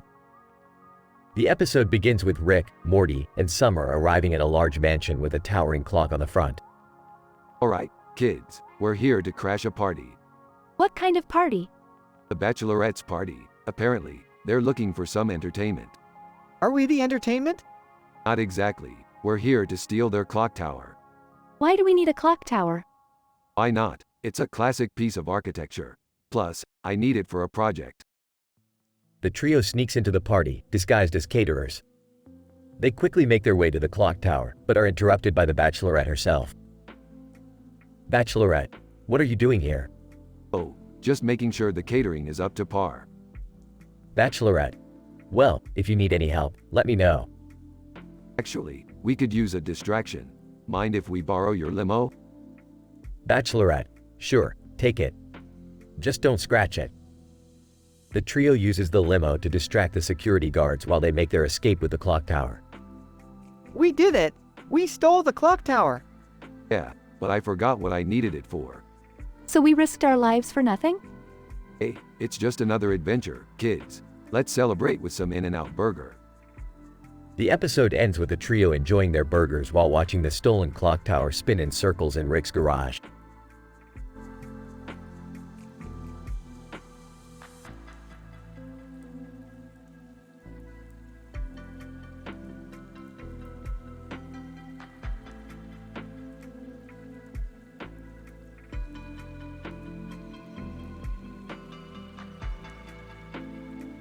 Morty, what the hell are you doing here kicking a ball? You're supposed to be playing Pokemon Go like a good little millennial. I can do other things too, Rick. Besides, kicking a ball is good exercise. Yeah, Morty. Maybe if you put as much effort into real life as you do in that game, you might actually be good at something. Hey, don't knock the power of Pokemon Go.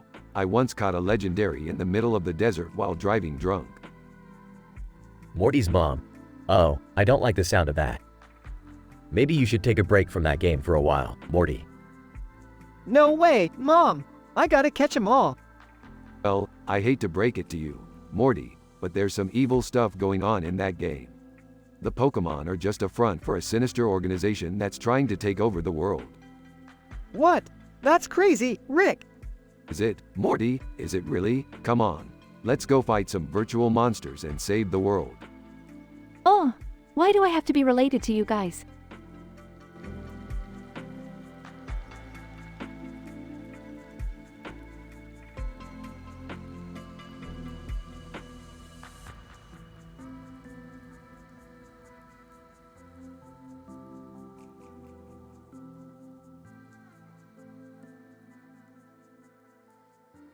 Morty, we have to go and investigate those birds standing on top of that cement road next to the beach. Bee birds? Rick, are you serious? I don't know if that's really necessary, Rick. It's just some birds. Necessary? Beth, when has our adventures ever been necessary? I don't think we should mess with the birds, guys. What if they attack us or something? Don't worry, Morty, we're scientists. We'll figure it out. Rick, you better not hurt those birds. They have a right to live just like us. No need to get your feathers ruffled, Beth. We're just going to observe. Rick, why is that bird flying above the flock dropping something? Oh geez, Morty, that's bird poop. Quick, let's get out of here. I can't believe we risked our lives for bird poop. Hey, you never know what kind of breakthrough scientific discovery we could have made. And hey, at least we got some fresh air.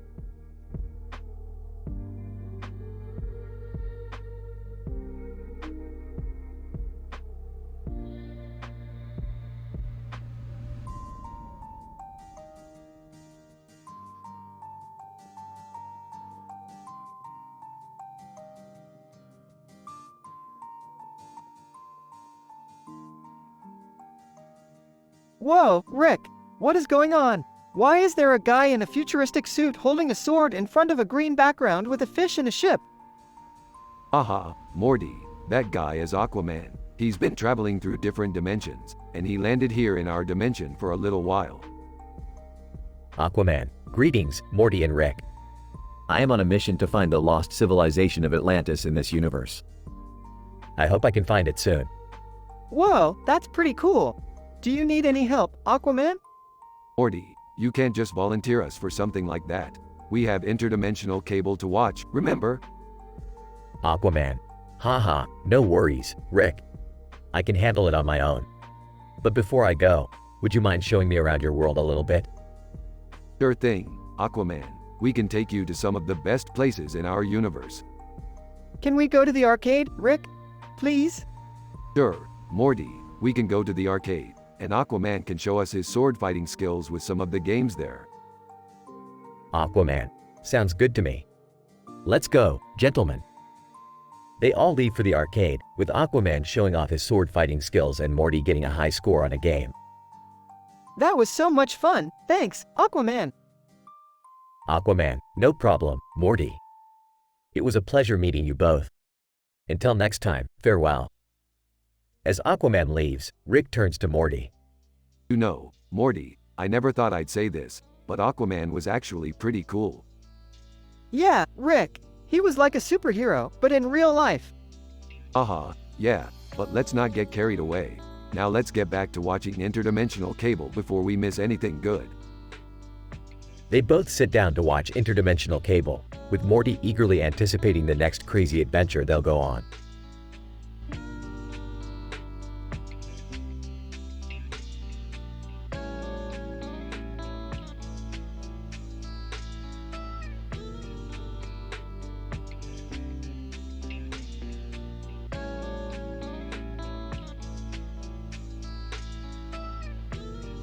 Hey Morty, we're going on a little adventure today. Oh geez, Rick, what kind of adventure? We're going to find Bigfoot. Bigfoot? Like the mythical creature? No Morty, the Bigfoot in Grand Theft Auto. It's a violent universe out there, so watch out. I don't know about this, Rick. Is it safe? Of course it's not safe, Morty. But where's the fun in that? Okay, I guess I'll try. But can we at least bring some weapons? Sure thing, Morty. Let's go get some guns from the garage. Oh man, I don't know if I can do this. Don't worry, Morty. We'll be fine as long as we stick together. And who knows, maybe we'll make some new friends along the way. I hope so, Rick. I hope so.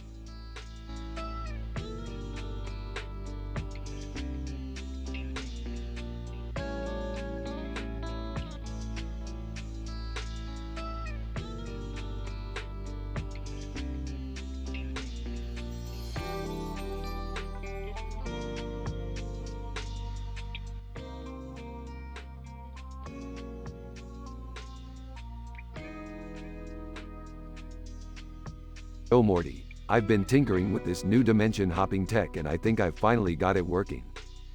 Awesome. Where are we going this time, Rick? How about we hop into a dimension where clam chowder is the greatest invention since sliced bread? Isn't that a bit lame? I mean, it's just soup. Morty, when have I ever steered you wrong? Trust me, this dimension is off the hook. They arrive in the clam chowder dimension. Whoa, this place is insane. There's clam chowder everywhere, even in the air. That's the spirit, Morty. Now let's go see what kind of wacky adventures we can get into. They come across a table with a bowl of clam chowder, a cup of coffee, and a spoon. Hey Rick, why don't we try some of this chowder out? Sure thing, Morty. Just be careful. This stuff is addictive. Takes a spoonful. Wow, this is amazing. The nuttiness of the veggies and the brininess of the clams, it's like a flavor explosion in my mouth. Takes a sip of coffee, and this coffee, Morty, it's like liquid gold. I bet there's a secret ingredient in there that gives it that special kick. Laughs, you're such a foodie, Rick. Hey, I may be a genius scientist, but I also know a good meal when I see one. They continue to indulge in the clam chowder and coffee while discussing various topics, until the interdimensional portal starts malfunctioning. Oh no, Morty, it looks like we've overstayed our welcome. Quick, Grab the soup and coffee. We need to get out of here. Holding the bowl and cup. But Rick, what about the people here? We can't just leave them behind.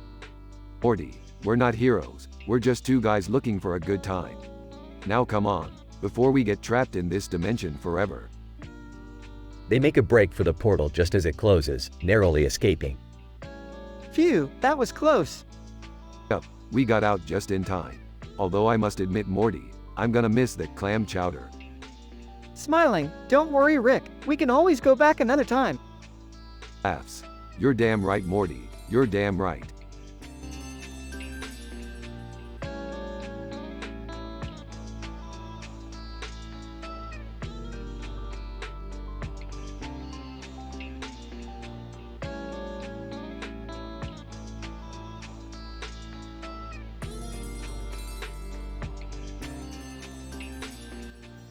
Rick, Morty, and their new ally, a woman with red hair and a green dress, find themselves stranded on a distant planet. The planet is home to a mysterious clock, which seems to control time itself. Well. Looks like we're in a bit of a time pickle, Morty. A time pickle? What does that even mean? Red-haired woman. I think he means we're screwed. Actually, I mean we're in a pickle. Time is all wibbly-wobbly on this planet. We need to find that clock and fix it. How do we even know where to look? Simple, Morty. We follow the smell of booze. Red-haired woman, booze. Are you serious? Absolutely. That clock is powered by a specific type of alcoholic beverage. We just need to find it and pour it on the clock's face. That actually kind of makes sense. Red-haired woman, I'll lead the way. I may not be a scientist, but I know my way around a good drink. As they trek through the planet's strange terrain, they encounter various obstacles and creatures, but they ultimately reach the source of the clock's power. Alright, let's do this. Everyone pour their drinks on the clock's face on 3. Wait, we're just going to waste all our booze like that? It's for the greater good, Morty. Now, 1, 2, 3. As they pour their drinks on the clock, time begins to stabilize and the planet returns to normal. Red-haired woman. Well, that was certainly an adventure. I'm glad I could be a part of it. Yeah, just don't get too attached. We've got plenty more time pickle to get ourselves into.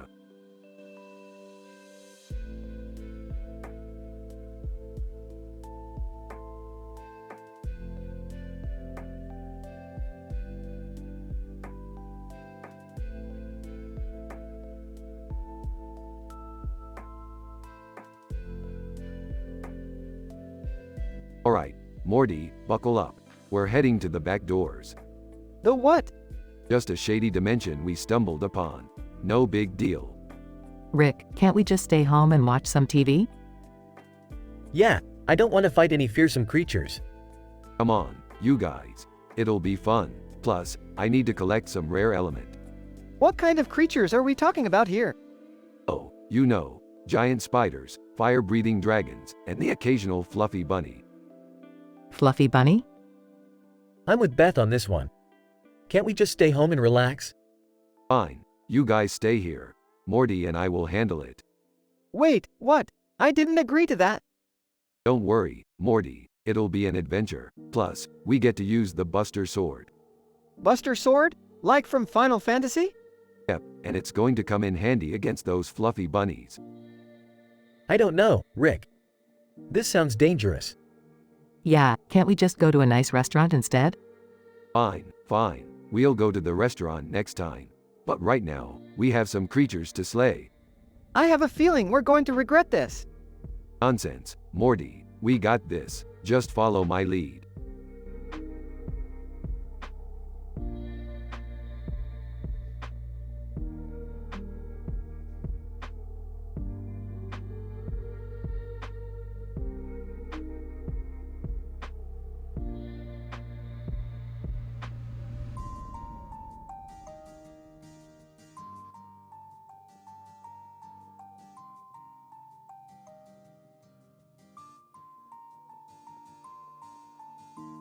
Alright, Morty, we got some time to kill before our next adventure. Wanna go check out that weird building? Sure. What is it? I dunno, could be anything. Maybe it's a secret government facility. Maybe it's a super villain lair. Or maybe it's just a really boring office building. Sarcastically, wow, sounds exciting. Hey, you never know. But first, let's grab a bus. Morty and Rick walk towards the bus stop sign. Reading sign, bus stop 69. Nice. Rolling his eyes, do we have to take this one? But, you afraid of public transportation now? No, it's just, never mind. They get on the bus. The bus driver, hey buddy, take us to that building over there. Bus driver, sure thing, but it's gonna cost you. Pulls out wad of cash. Money is no object. Morty looks worried. Bus driver, smiling, that's what I like to hear. They arrive at the building. Morty, alright, let's go see what's inside. As they approach the building, a strange creature appears. Blamf, greetings, travelers. I am Blamf, the cosmic being. What brings you to this place? Sarcastically, oh nothing, just checking out some real estate. Blamf chuckles, very funny. But be warned, this building is not what it seems. It is a portal to another dimension. Nervously, maybe we should go back to the bus.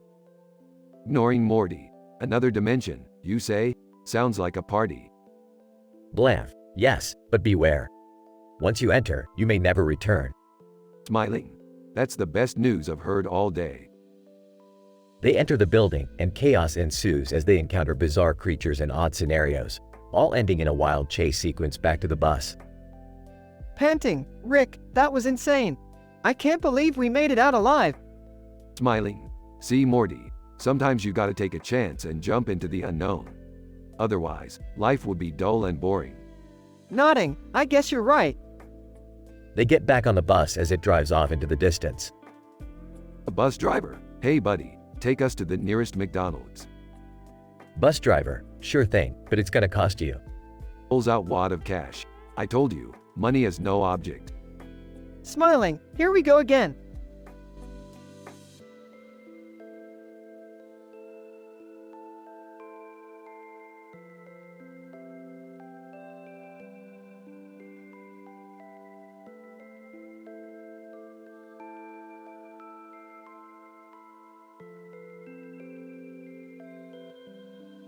Alright Morty, buckle up because we're entering the Star Wars universe. Oh man, Rick, is Darth Vader gonna show up? Who cares, Morty? Look over there, that's the rebellion. Wow, they're fighting the Empire. Yeah, and I'm gonna make a deal with the rebels. They get my advanced technology, and I get their secret base location. That sounds kinda risky, Rick. Relax Morty, it's all a part of the game. Darth Vader enters the scene. Who dares to defy the Empire? Oh great, it's Vader himself. Darth Vader, what is your business here? Just looking for a little friendly trade, Vader. We could both benefit from it. Darth Vader considers the offer very well, but any betrayal will result in dire consequences. Rick, what are you doing? We can't trust him. Relax Morty, I got this. To Vader, deal. Now, where's that secret base location?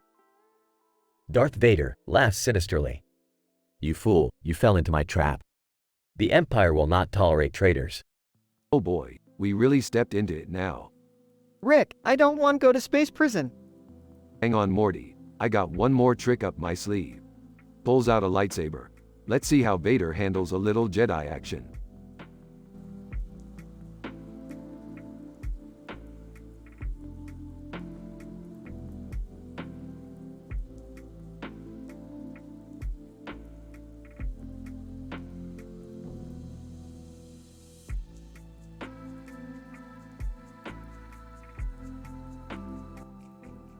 Alright Morty, buckle up. We've got a situation on our hands. What's going on, Rick? Those damn cultists have kidnapped Summer and plan on crowning her the Filipina queen. We can't let that happen. What are we gonna do? We're gonna bust in there and show those cultists what's what. Get the car, Morty. Rick, what are all those monsters doing behind you? Oh, those are just some friends I made on our last adventure. They'll come in handy if things get messy. I hope you're right, Rick. Rick and Morty arrive at the cult's hideout and quickly dispatch several guards. Alright, Morty, Keep an eye out for any signs of summer. Morty notices a door with strange markings on it. Rick, I think I found something. Nice work, Morty. Let's see what's behind door number 1. They enter the room to find Summer sitting on a throne with a crown on her head. Hey guys, what took you so long? Sorry, Summer. We got a little sidetracked. You ready to kick these cultists to the curb? More than ready, Rick. Together, Rick, Morty, and Summer take down the cultists and make their escape. That was crazy, Rick. Just another day in the life of a mad scientist, Morty. Just another day.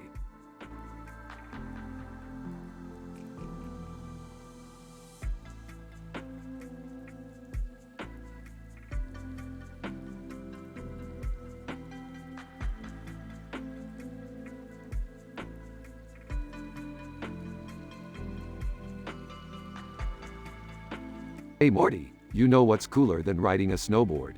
What, Rick? Riding a pogo stick. Rick, I don't think that's possible.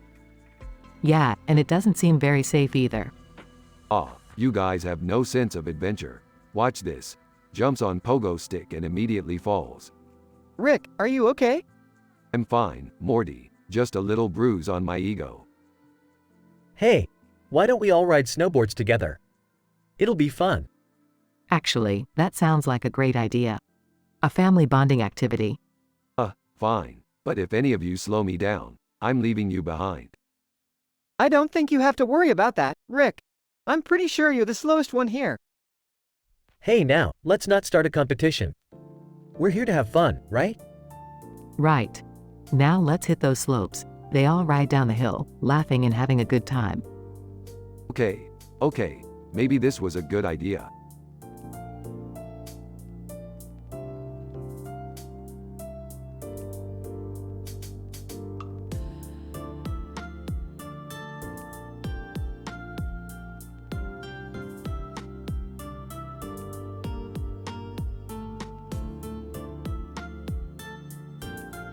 Alright, Morty. Let's go on a space adventure and find some rare space crystals. Wouldn't that be dangerous, Rick? Hey guys, what's going on? Just going on a space adventure, Beth. You know, the usual. Well, be careful.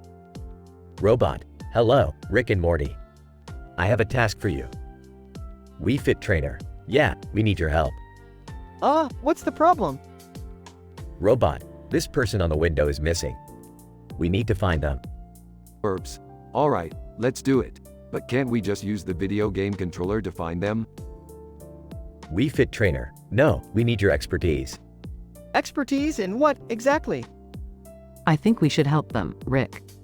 Fine. Let's go. But if things get too crazy, we're out of here. Grabs the video game controller. Robot, thank you, Rick and Morty. Good luck on your space adventure.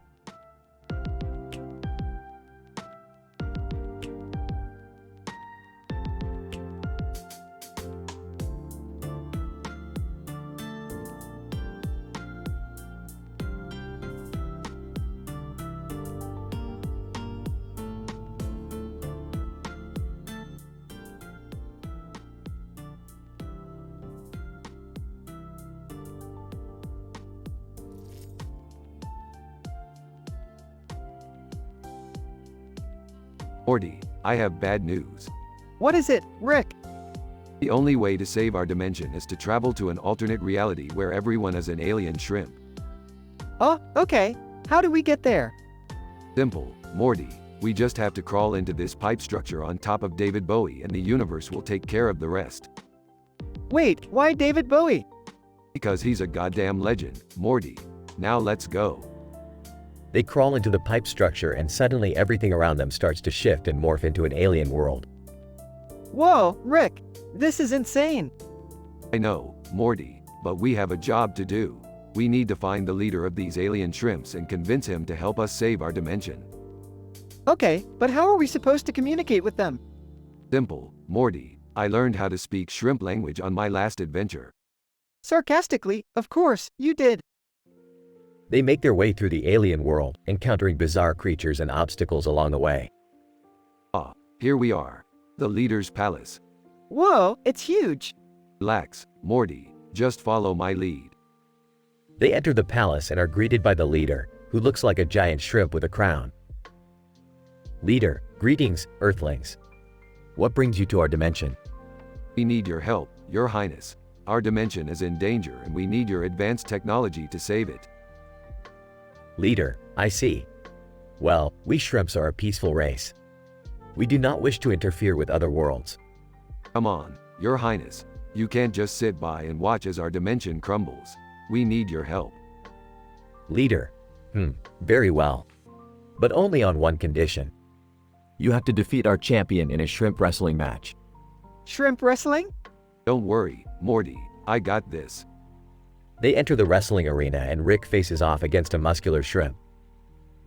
Announcer, and the match begins.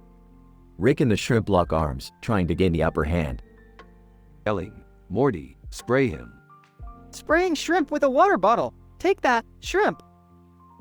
They manage to defeat the champion and the leader agrees to help them. Leader, very well. We will send our ships to your dimension and help you in any way we can. Thanks, Your Highness. You won't regret it. They return to their dimension and successfully save it with the shrimp's advanced technology. That was crazy, Rick. Smiling, yeah, Morty. But that's just another day in the life of a genius scientist. They high-five and the episode ends.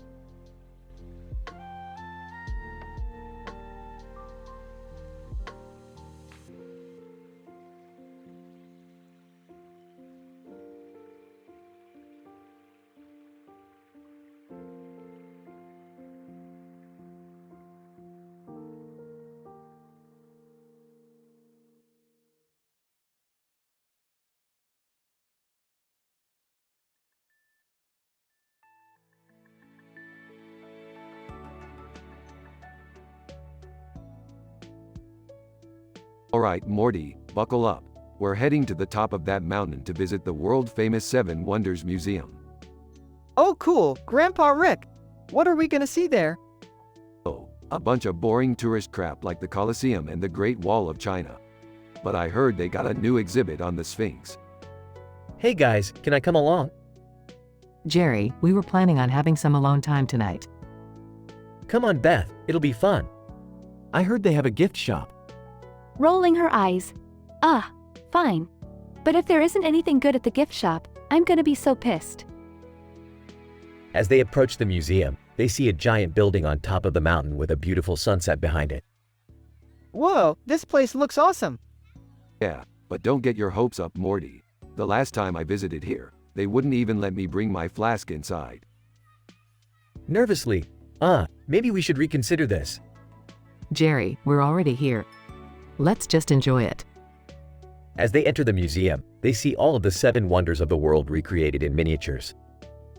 Sarcastically, oh boy, look at all these tiny buildings. I feel like I could just step on them and crush them all. Hey guys, check this out. They have a miniature version of Stonehenge, but with aliens. Excitedly, aliens? Now we're talking. I don't know about this, guys. I mean, sure it's cool and all, but don't you think we should be thinking about more important things? Jokingly, like what, Jerry? World peace? As they walk through the exhibit, they see all sorts of crazy things. There's a miniature version of the Eiffel Tower with a bunch of robots climbing up it, and a tiny Great Wall of China with dragons flying around it. Excitedly, OMG, look at this. They have a tiny Statue of Liberty with a bunch of miniature ghosts floating around it. Confused. Wait, what the heck are ghosts doing there? Smiling mischievously. Nothing we can't handle, Morty. Hey, let's grab some souvenirs and get the hell out of here. Finally, some sense. I'm all for that. Laughing, oh, Jerry. You're such a buzzkill. As they leave the museum, they all grab a bunch of random trinkets and goodies from the gift shop. Rick pulls out his flask and takes a swig. Satisfied. Much better. Smiling, that was fun, Grandpa Rick. Can we do something like that again sometime? Grinning. You got it, Morty. As long as your boring dad doesn't tag along next time. Laughing. Yeah, seriously. I don't think I can handle Jerry's bad puns again. Defeated. Hey, my puns are hilarious. You guys just don't appreciate good humor. Smiling, sure Jerry, whatever you say. As they drive off into the sunset, they all laugh and joke about their crazy adventure at the Seven Wonders Museum.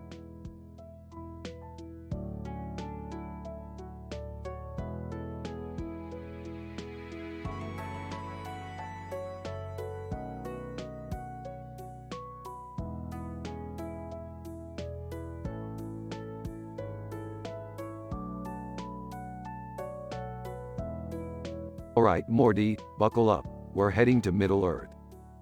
Middle Earth? Isn't that from Lord of the Rings? Intrigued, Lord of the Rings? I love that movie. Can I come too? Skeptical, what are we even doing there, Rick? Smirking. We're gonna mess with some hobbits. Maybe steal the One Ring for a laugh. Sarcastic, great plan, Grandpa.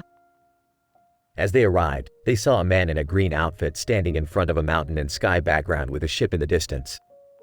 Confused. Who the hell is that guy? Man in green, stoic. I am Aragorn, son of Arathorn. Who are you? Nervously. We're just tourists. No funny business here. Whispering to Rick, should we tell him about the spaceship? Whispering back. Nah, let's just enjoy our Middle Earth vacation. The group proceeded to take selfies with Frodo Baggins and accidentally caused chaos in the Shire. They quickly hopped back into the spaceship and fled the scene. Laughing, well, that was a disaster. Rolling her eyes. You guys are unbelievable. Smiling. Hey, at least we got some sick pics to show off.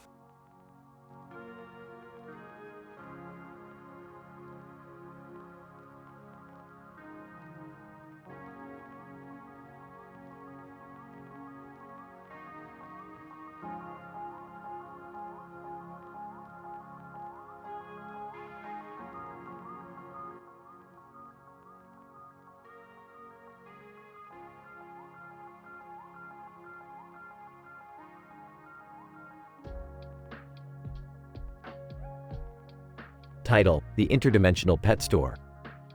Rick and Morty walk into an interdimensional pet store. Wow, Rick, this place has some pretty cool pets. Yeah, Morty, but don't get too attached. Most of these things are illegal in our dimension. What about that Rottweiler over there? He looks pretty normal. Normal, Morty.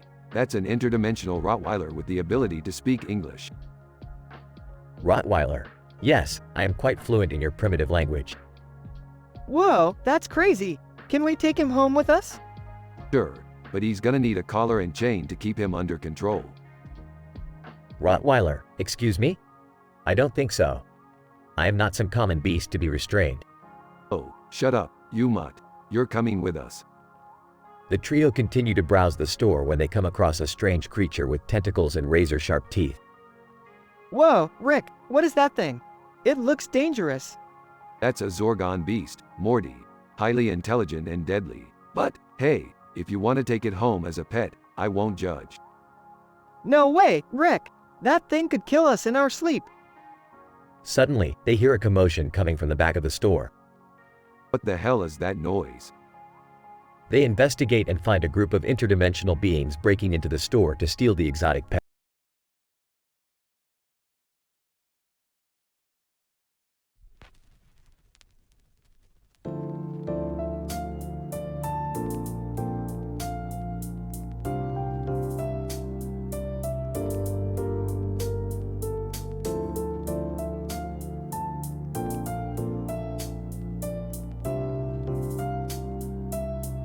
Alright, Morty. Buckle up because we're going on a wavy ride.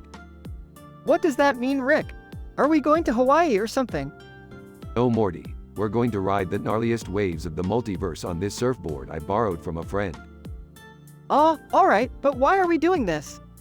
Morty, don't question the universe. Just go with the flow. Okay, I guess that makes sense.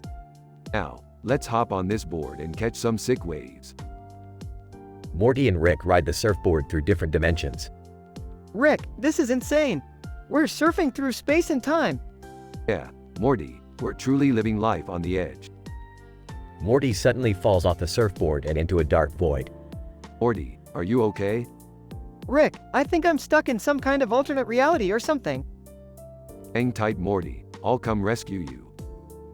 Rick jumps off the surfboard and rescues Morty. Alright, let's get out of here and never speak of this again. Oh man, I don't know if I can handle another ride like that. Fly, buzzing around. Hey guys, can I join in on the fun? Sorry, Fly. This ride is for cool dudes only. Fly. Hey, I'm a cool dude. I can do tricks and everything. Laughs. Okay, fine, you can come along. Fly, buzzing happily. Yes. Rick, Morty, and Fly continue surfing through the multiverse, encountering strange creatures and dimensions along the way.